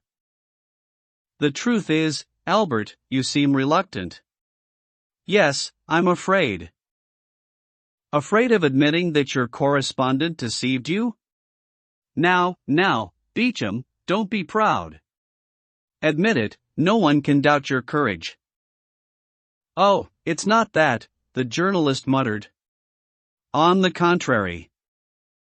Albert went deathly pale. He tried to speak but the words failed on his lips. My friend, Beecham said, in the most affectionate tone, believe me, I should be delighted if I could apologize to you, and I should do so with all my heart, but alas. But what? The report was correct, my friend. What? The French officer, yes. This Fernand? Yes. The traitor who delivered the castles of the man in whose service he was. Forgive me for saying this, my friend, that man was your father. Albert leapt up furiously to throw himself on Beecham, but he was restrained more by the other's compassionate look than by his outstretched hand. Here, he said, taking a sheet of paper out of his pocket. My dear friend, here is the proof of it. Albert unfolded the sheet of paper. It was a sworn statement by 4 leading inhabitants of Janina, confirming that Colonel Fernand Mondego, army instructor in the service of the Vizier Ali Tebelen, had betrayed the castle of Janina for a payment of 2,000 purses. The signatures had been validated by the consul. Albert staggered and fell, dumbstruck, into a chair. This time there could be no doubt, the family name was there. And, after a moment of painful silence, his heart swelled, the veins bulged on his neck and a stream of tears burst from his eyes. Beecham, who had looked with the utmost compassion on the young man as he gave way to his grief, came over to him and said, Do you understand, now, Albert? I wanted to see everything and to judge everything for myself, in the hope that the explanation would be favorable to your father and that I could do full justice to him. But on the contrary, the information that I obtained stated that the instructing officer, Fernand Mondego, promoted by Ali Pasha to the rank of Governor-General, was none other than Count Fernand de Morcerf. So I returned, reminding myself of the honor you had done in admitting me to your friendship, and I hastened round to see you. Albert, still stretched out in the chair, was covering both eyes with his hands, as if to prevent the daylight reaching him. I hastened round to see you, Beecham continued, to say this to you, Albert, the sins of our fathers, in these times of action and reaction, cannot be visited on their children. Albert, few men have gone through the revolutions in which we were born, without some spot of mire or of blood staining their soldier's uniform or their judge's robe. No one in the world, Albert, now that I have all the proof, now that I am the master of your secret, can force me to engage in a combat that your conscience, I am sure, would tell you was a crime. But I have come to offer you what you no longer have the right to demand of me. This proof, these revelations, these statements that I alone possess, would you like me to make them disappear? Would you like this terrible secret to remain between the two of us? Protected by my word of honor, it will never cross my lips. Tell me, Albert, would you like that? Is that what you want, my friend? Albert fell on Beauchamp's neck. Oh, noble heart, he cried. Here, then, said Beecham, handing the papers to him. Albert seized them convulsively, crumpled them, twisted them and considered tearing them up, but, fearing that the smallest scrap might be blown away in the wind and come back to haunt him one day, he went across to the candle which he kept burning continually to light cigars, and let the flames devour them to the last fragment. Dear friend, best of friends, he muttered, as he burned the papers. Let all this be forgotten like a bad dream, Beecham said. Let it vanish like those last sparks flickering on the blackened paper, and let all fade like that wisp of smoke drifting away from those silent ashes. Yes, yes, said Albert. Let nothing remain except the eternal friendship that I owe to my Savior, a friendship that my children will transfer to yours, a friendship that will always remind me that I owe you the blood in my veins, the life in my body and the honor of my name. For, if such a thing were to be known, oh, Beecham, I am telling you, I would blow my brains out. Or else, no, my poor mother. I should not wish to kill her at the same time, otherwise, I should go abroad. My dear Albert, Beecham said. But the young man's unexpected and somewhat artificial joy was short-lived, and he soon relapsed into an even deeper melancholy. What is it, dear friend? Beecham asked. What is it? What it is, Albert said, is that something is broken in my heart. You must understand, Beecham, that one cannot in an instant abandon that feeling of respect, of confidence, and pride, that a father's spotless name inspires in his son. Oh, Beecham! How shall I face him? Shall I shrink back when he puts his lips to my forehead or withdraw my hand from his touch? Beecham, I am the most wretched of men. Oh, my mother, my poor mother, he said, looking through tear-filled eyes at her portrait. How you would have suffered, had you witnessed all this. Come, come, Beecham said, clasping him by both hands. Take heart. But that first note that you printed in your paper, where did it come from? Albert exclaimed. There is some secret hatred, some invisible enemy behind all this. All the more reason, then, said Beecham. Courage, Albert. Let nothing show on your face. Carry your sorrow inside you as the cloud conceals ruin and death like a deadly secret that is understood only when the storm breaks. Come, my friend, gather strength for the moment when the storm will break. What? You don't think it's over yet? Albert said in horror. I don't think anything, but everything is possible. By the way, what? Albert asked, seeing Beecham hesitate. Are you still going to marry Mademoiselle Danglars?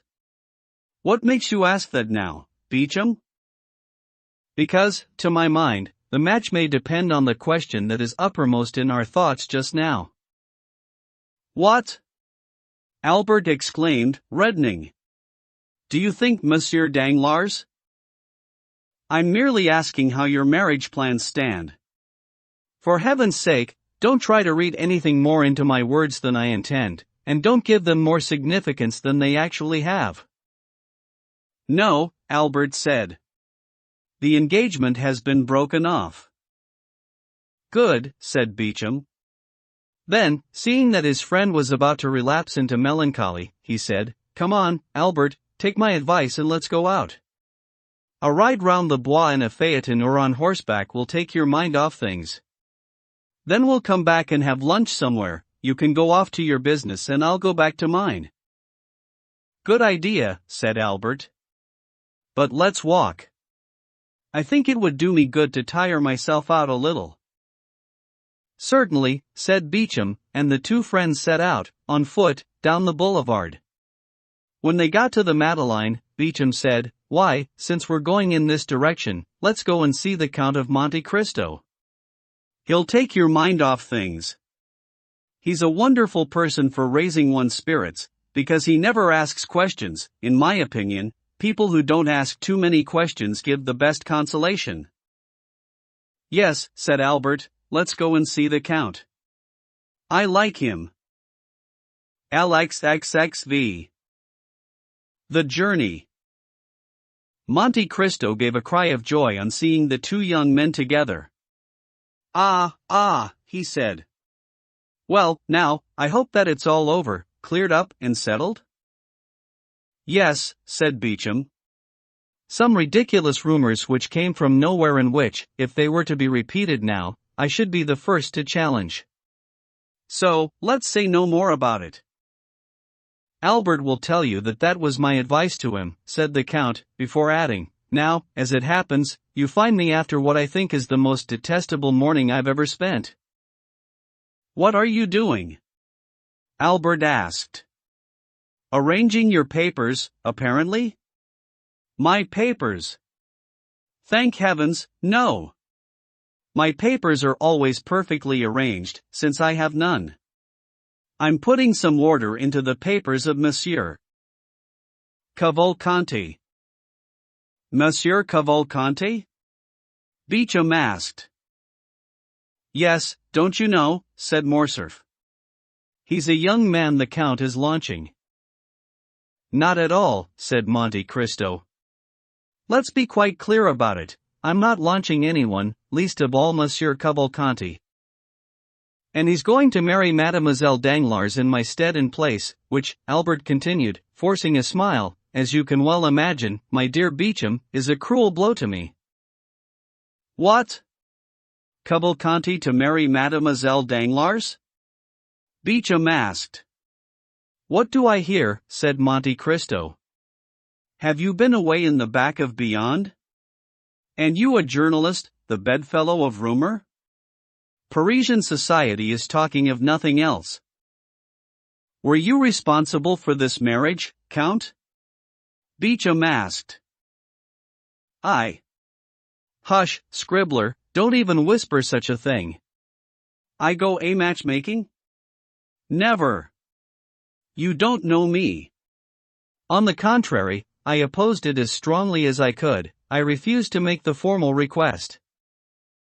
Oh, I understand, said Beecham. For the sake of our friend Albert, here? For my sake, said the young man. Oh, no, not a bit of it. The Count will support me when I say that I always begged him, on the contrary, to break off the engagement, which has now fortunately been broken off. The Count claims that he is not the person I should thank, so, like the ancient Romans, I'll raise an altar to the unknown God. Listen, said Monte Cristo, so little is this to do with me that I have fallen out both with the father-in-law and with the young man. The only one still to hold me in some affection, when she saw the extent to which I was disinclined to make her renounce her precious liberty, is Mademoiselle Eugenie, who doesn't appear to me to have a marked vocation for the married state. And you say this marriage is about to take place? Yes, in spite of everything I could say. I don't know the young man myself, though they say he is rich and comes from a good family, but that's just hearsay as far as I'm concerned. I repeated all this, time and again, to Monsieur Danglars, but he is besotted with his Lucan. I even told him about what seems to me a more serious fact, namely that the young man was kidnapped, carried off by gypsies or mislaid by his tutor, I'm not sure which. What I do know is that his father lost sight of him for 10 years, and God only knows what he did during that time. Well, none of that made any difference.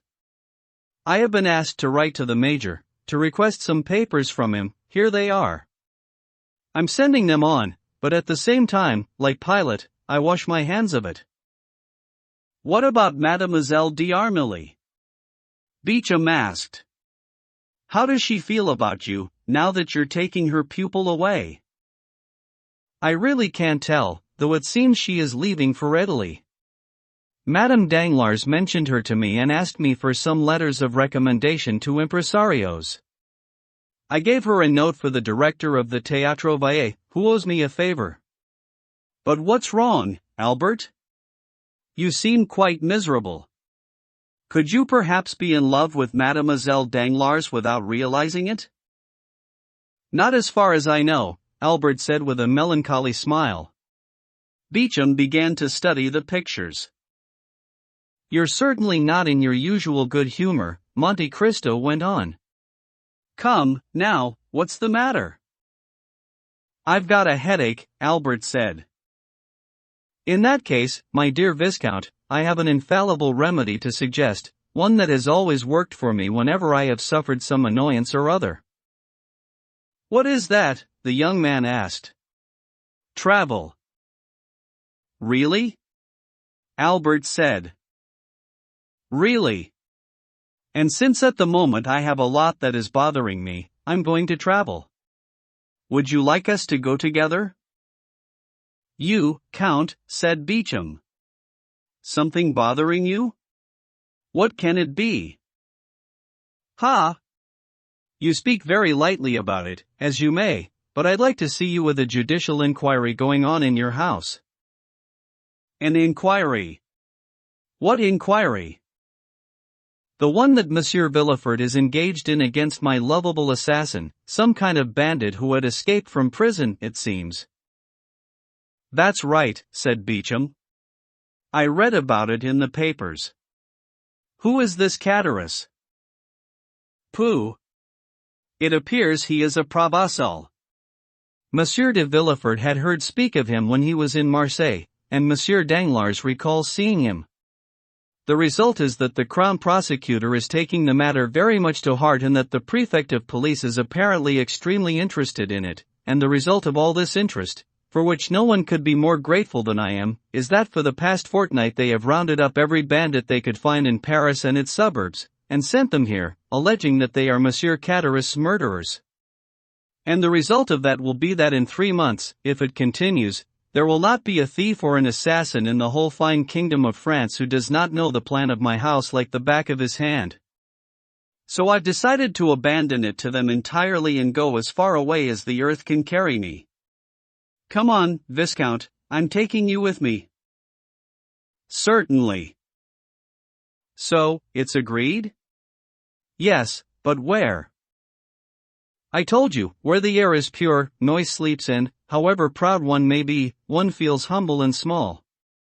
It pleases me to be humbled in that way, since like Augustus they call me master of the universe. 1. So, to cut a long story short, where are you going? To the sea, Viscount, to the sea. You must understand, I'm a sailor. As a child I was rocked in the arms of the old ocean and on the breast of the beautiful Amphitrite. I played with the green robe of the first and the azure robe of the second. I love the sea as one may love a mistress, and when I have not seen her for a long time I pine for her. Let's go, Count, let's go. To the sea? Yes. You accept, then? I do. Well, Viscount, this evening in my courtyard there will be a britska too in which one can lie flat out, as on a bed. 4 post horses will be harnessed to this britska. Monsieur Beauchamp, it will easily hold 4.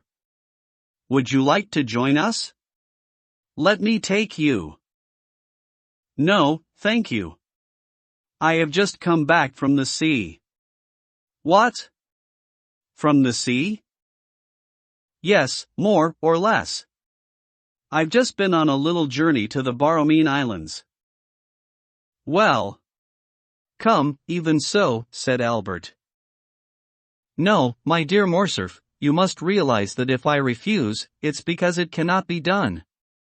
In any case, he said, lowering his voice, I must stay in Paris, if only to keep an eye on the newspaper's postbox. Oh, you're a fine and good friend, Albert said. Yes, you're right. Watch and wait, Beauchamp, and try to find out who was responsible for this revelation. The 2 friends took leave of one another. Their final handshake implied all that their lips could not express in front of a third person.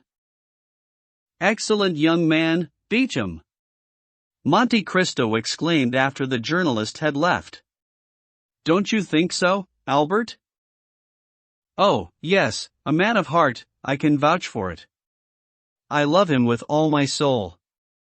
But, now we are alone, though I'm not bothered too much one way or the other, where are we going? To Normandy, if you agree. Perfect. Well out in the country? No visitors, no neighbors? We shall have the company of horses for riding, dogs for hunting and a boat for fishing, that's all. Just what I need. I must inform my mother, and then I'm all yours. But will they let you? Monte Cristo asked. Let me what? Come to Normandy. Why? Aren't I free? Free to go where you wish, alone, I know, since I met you on an escapade in Italy. Well, then. But are you free to come with the man called the Count of Monte Cristo? You have a short memory, Count. Why is that? Didn't I tell you how much my mother likes you? Woman is often fickle, said François, and woman is like the waves, said Shakespeare. 3 One was a great king, the other a great poet, so they must have known women. Yes, women. But my mother is not women, she is a woman. A poor foreigner might perhaps be forgiven his failure to understand all the subtleties of your language. What I mean is that my mother is not prodigal with her feelings, but, once she has given them, it is forever. Oh, really, said Monte Cristo, with a sigh. And do you think she does me the honor of granting me any feeling other than entire indifference? Listen. I've said it before, and I repeat, you must really be a very unusual and superior being. Oh? Yes, because my mother is captivated, I won't say, by curiosity, but by the interest you have aroused in her. When we are together, you are the only subject of our conversation. And did she tell you to beware of this Manfred?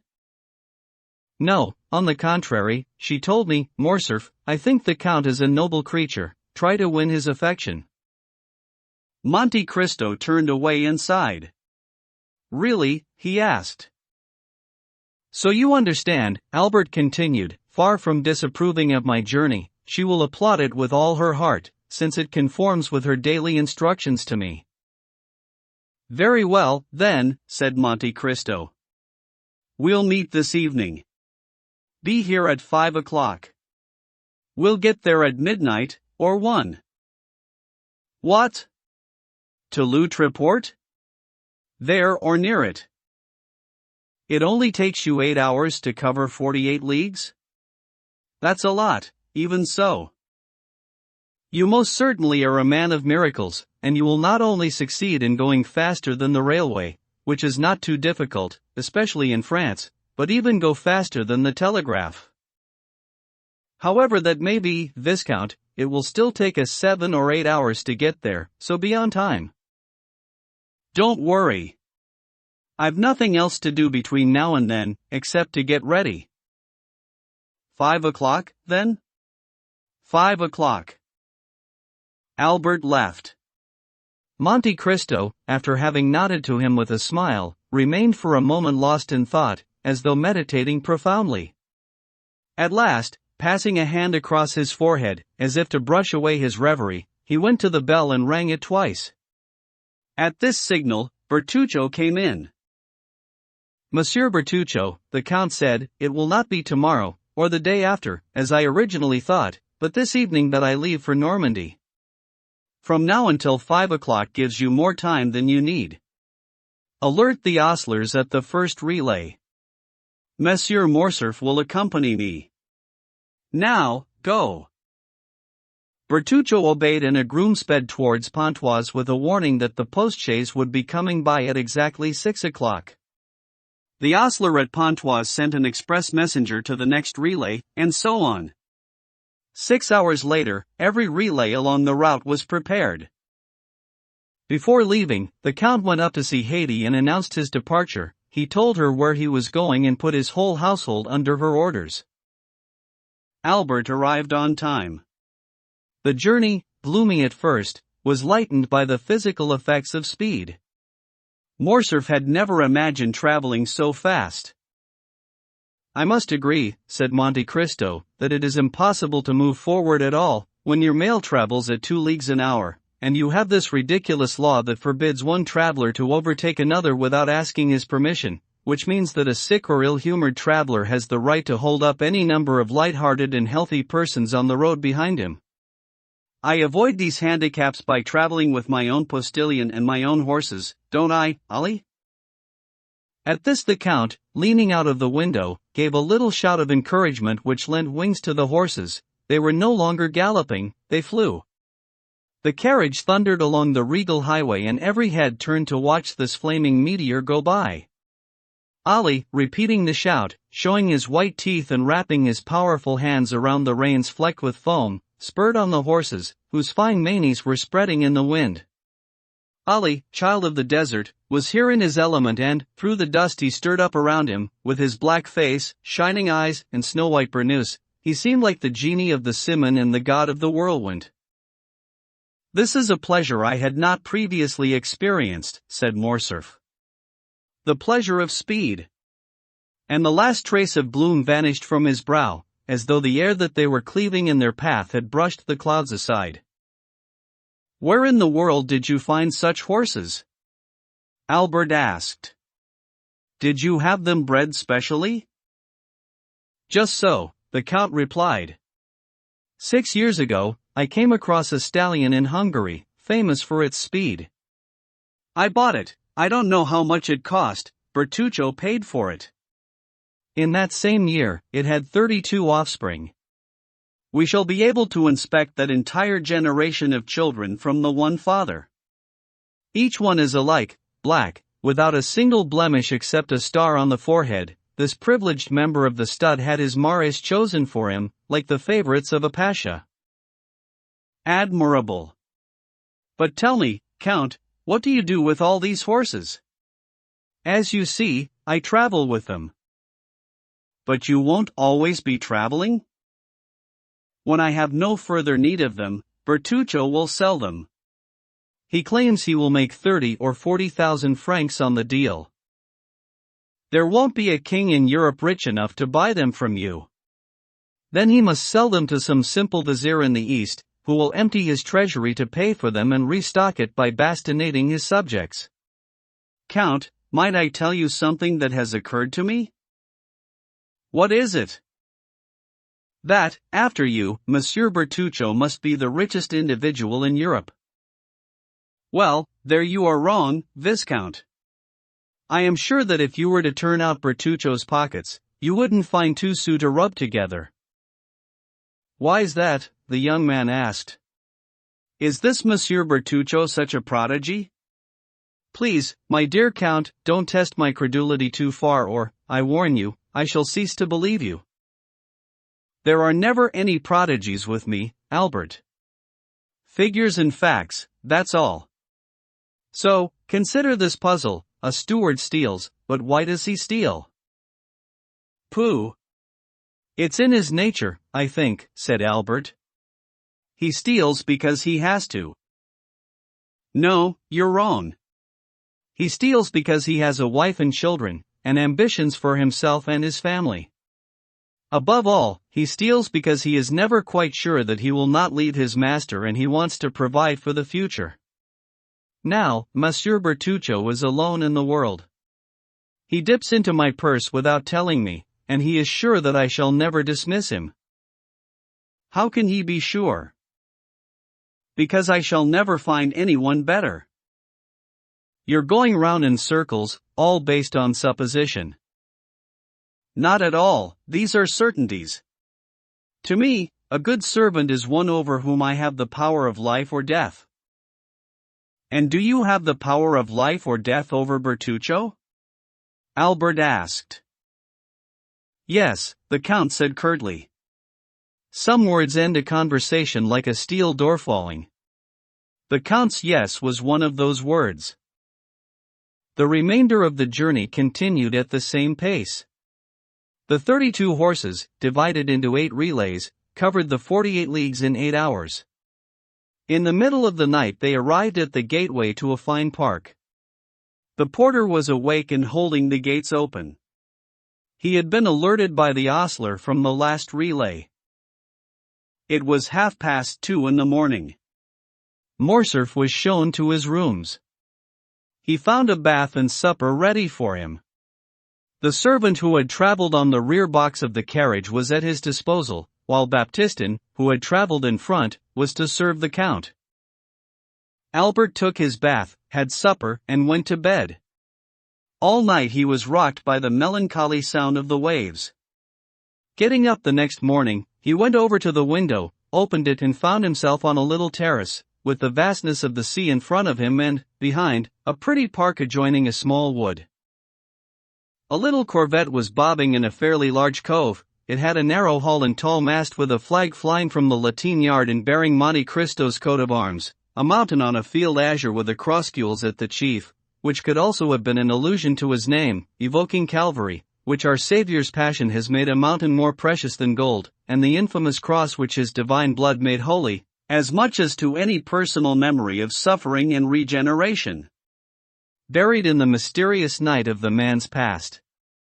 Around the schooner were several little boats belonging to the fishermen in the surrounding villages, which seemed like humble subjects awaiting the orders of their queen.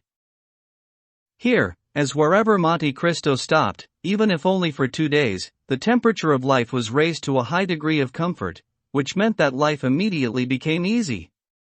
Albert found 2 guns and every other piece of equipment necessary for hunting in a small room beside his bedroom. A more lofty room on the ground floor was given over to all those ingenious devices that the English, who are great fishermen, because they have both patience and leisure, have so far not managed to persuade the more workaday fishermen of France to adopt. All their time was spent in these different pursuits, at which Monte Cristo excelled. They killed a dozen pheasants in the park, caught the same number of trout in the streams, dined in a pergola overlooking the sea and took tea in the library.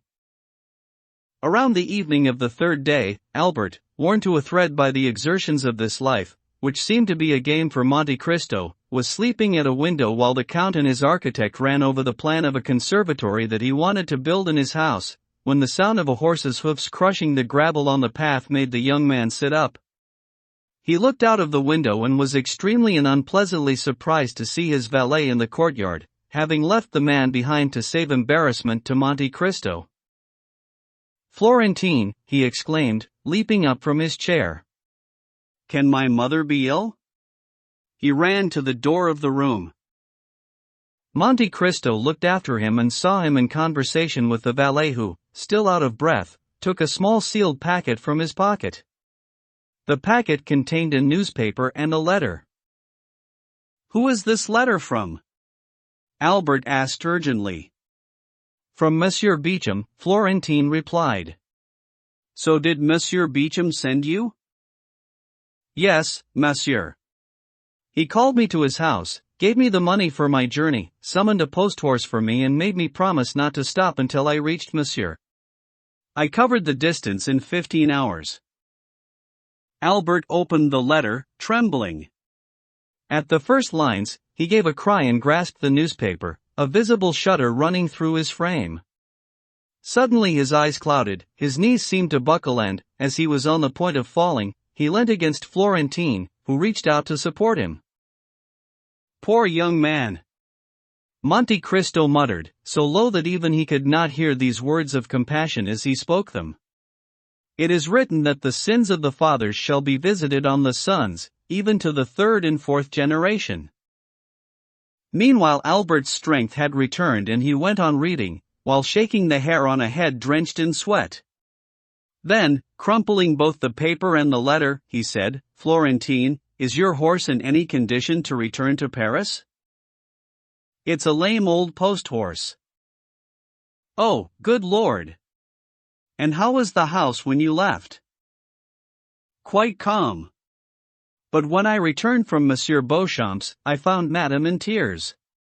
She called me to ask when you would return, so I told her that I was going to fetch you, at Monsieur Beauchamp's request. Her first impulse was to reach out as if to restrain me, but after thinking for a moment, she said, 'Yes, go, Florentine. Let him come back.'" "Yes, mother, yes," said Albert. "Have no fear, I am coming, and a curse on the vile slanderer. But, first of all, I must get started." And he set off towards the room where he had left Monte Cristo. He was no longer the same man. 5 minutes had been enough to accomplish a pitiful change in Albert. He had left his usual self, and now he returned, his voice strangled, his face blotched with feverish flushes, his eyes glistening beneath blue-veined lids and his walk unsteady like that of a drunken man. "Count," he said, "thank you for your excellent hospitality, which I should like to have enjoyed longer, but I have to go back to Paris." "What has happened?" "A great misfortune, but please let me leave. This is something more important than life itself to me." "No questions, Count, I beg you, just a horse." "My stables are at your disposal, Viscount," Monte Cristo said. "But you will drop dead of exhaustion if you go by post-horse. Take a brougham, a coupe, some sort of carriage." "No, that would take too long, and in any case I need the fatigue that you fear for me. It will do me good."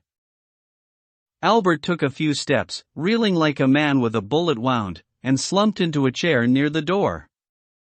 Monte Cristo did not see this second moment of dizziness. He was already at the window, shouting, "Ully, a horse for Monsieur de Morcerf! Hurry, he has no time to lose." These words brought Albert back to his senses. He ran out of the room, followed by the Count. "Thank you," he muttered, bounding into the saddle.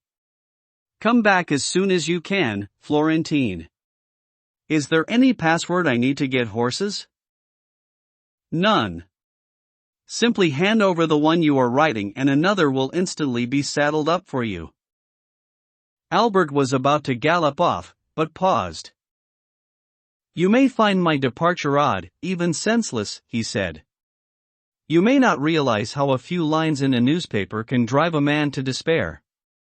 "Well," the young man added, throwing the paper to the Count, "read this, but only after I have left, so that you do not see my shame." While the Count was picking up the paper, he dug the spurs that had just been attached to his boots into the horse's flanks, and the animal, astonished at coming across any rider who thought he needed such encouragement, went off like a shot from a sling. The Count looked after him with a feeling of infinite compassion. Only when he had altogether disappeared did he turn back to the newspaper, where he read as follows. "The French officer in the service of Ali, Pasha of Janina, who was mentioned 3 weeks ago in the newspaper L'Impartial, and who not only betrayed the castles of Janina, but also sold his benefactor to the Turks, was indeed at that time named Fernand, as stated by our honorable colleagues in that newspaper. Since then, as well as his Christian name, he has acquired a title of nobility and the name of a landed estate. Today, he calls himself Monsieur le Comte de Morcerf and is a member of the Chamber of Peers." So the dreadful secret which Beecham had so generously buried had reappeared like an armed phantom, and, on the day after Albert's departure for Normandy, another newspaper had been maliciously informed and had published these few lines that drove the unfortunate young man to the brink of insanity. LXXXVI. Judgment is passed. At 8 o'clock in the morning, Albert stormed into Beauchamp's like a thunderbolt. The valet had been forewarned and showed Morcerf into his master's room, where Beecham had just got into his bath. "Well?" Albert asked. "Well, my poor friend," Beecham replied, "I was expecting you. Here I am. I don't need to say, Beecham, that I consider you too good and loyal a friend to have spoken of this to anyone, no, my dear fellow. In any case, the message you sent me is proof of your affection. So let's lose no time in preliminaries. Do you have any idea where this blow comes from?" "I'll say something about that later." "Yes, and first, my friend, you must tell me that story of this abominable treachery in all its details." Beecham told the young man, who was crushed with shame and anguish, the following simple facts. 2 days earlier, in the morning, the article appeared in a newspaper other than L'Impartial and, something which made the matter even more serious, in a paper well known for supporting the government. Beecham was having lunch when the passage leapt out at him. He immediately ordered a cab and, without finishing his meal, hurried round to the paper. Although his professed political opinions were diametrically opposed to those of the managing editor of the paper making the accusation, Beecham and he were close friends, something that happens occasionally, or even, we might say, quite often. When he arrived, the editor was holding a copy of his own paper and apparently admiring a leader on sugar beet, probably of his own composition. "Good," said Beecham.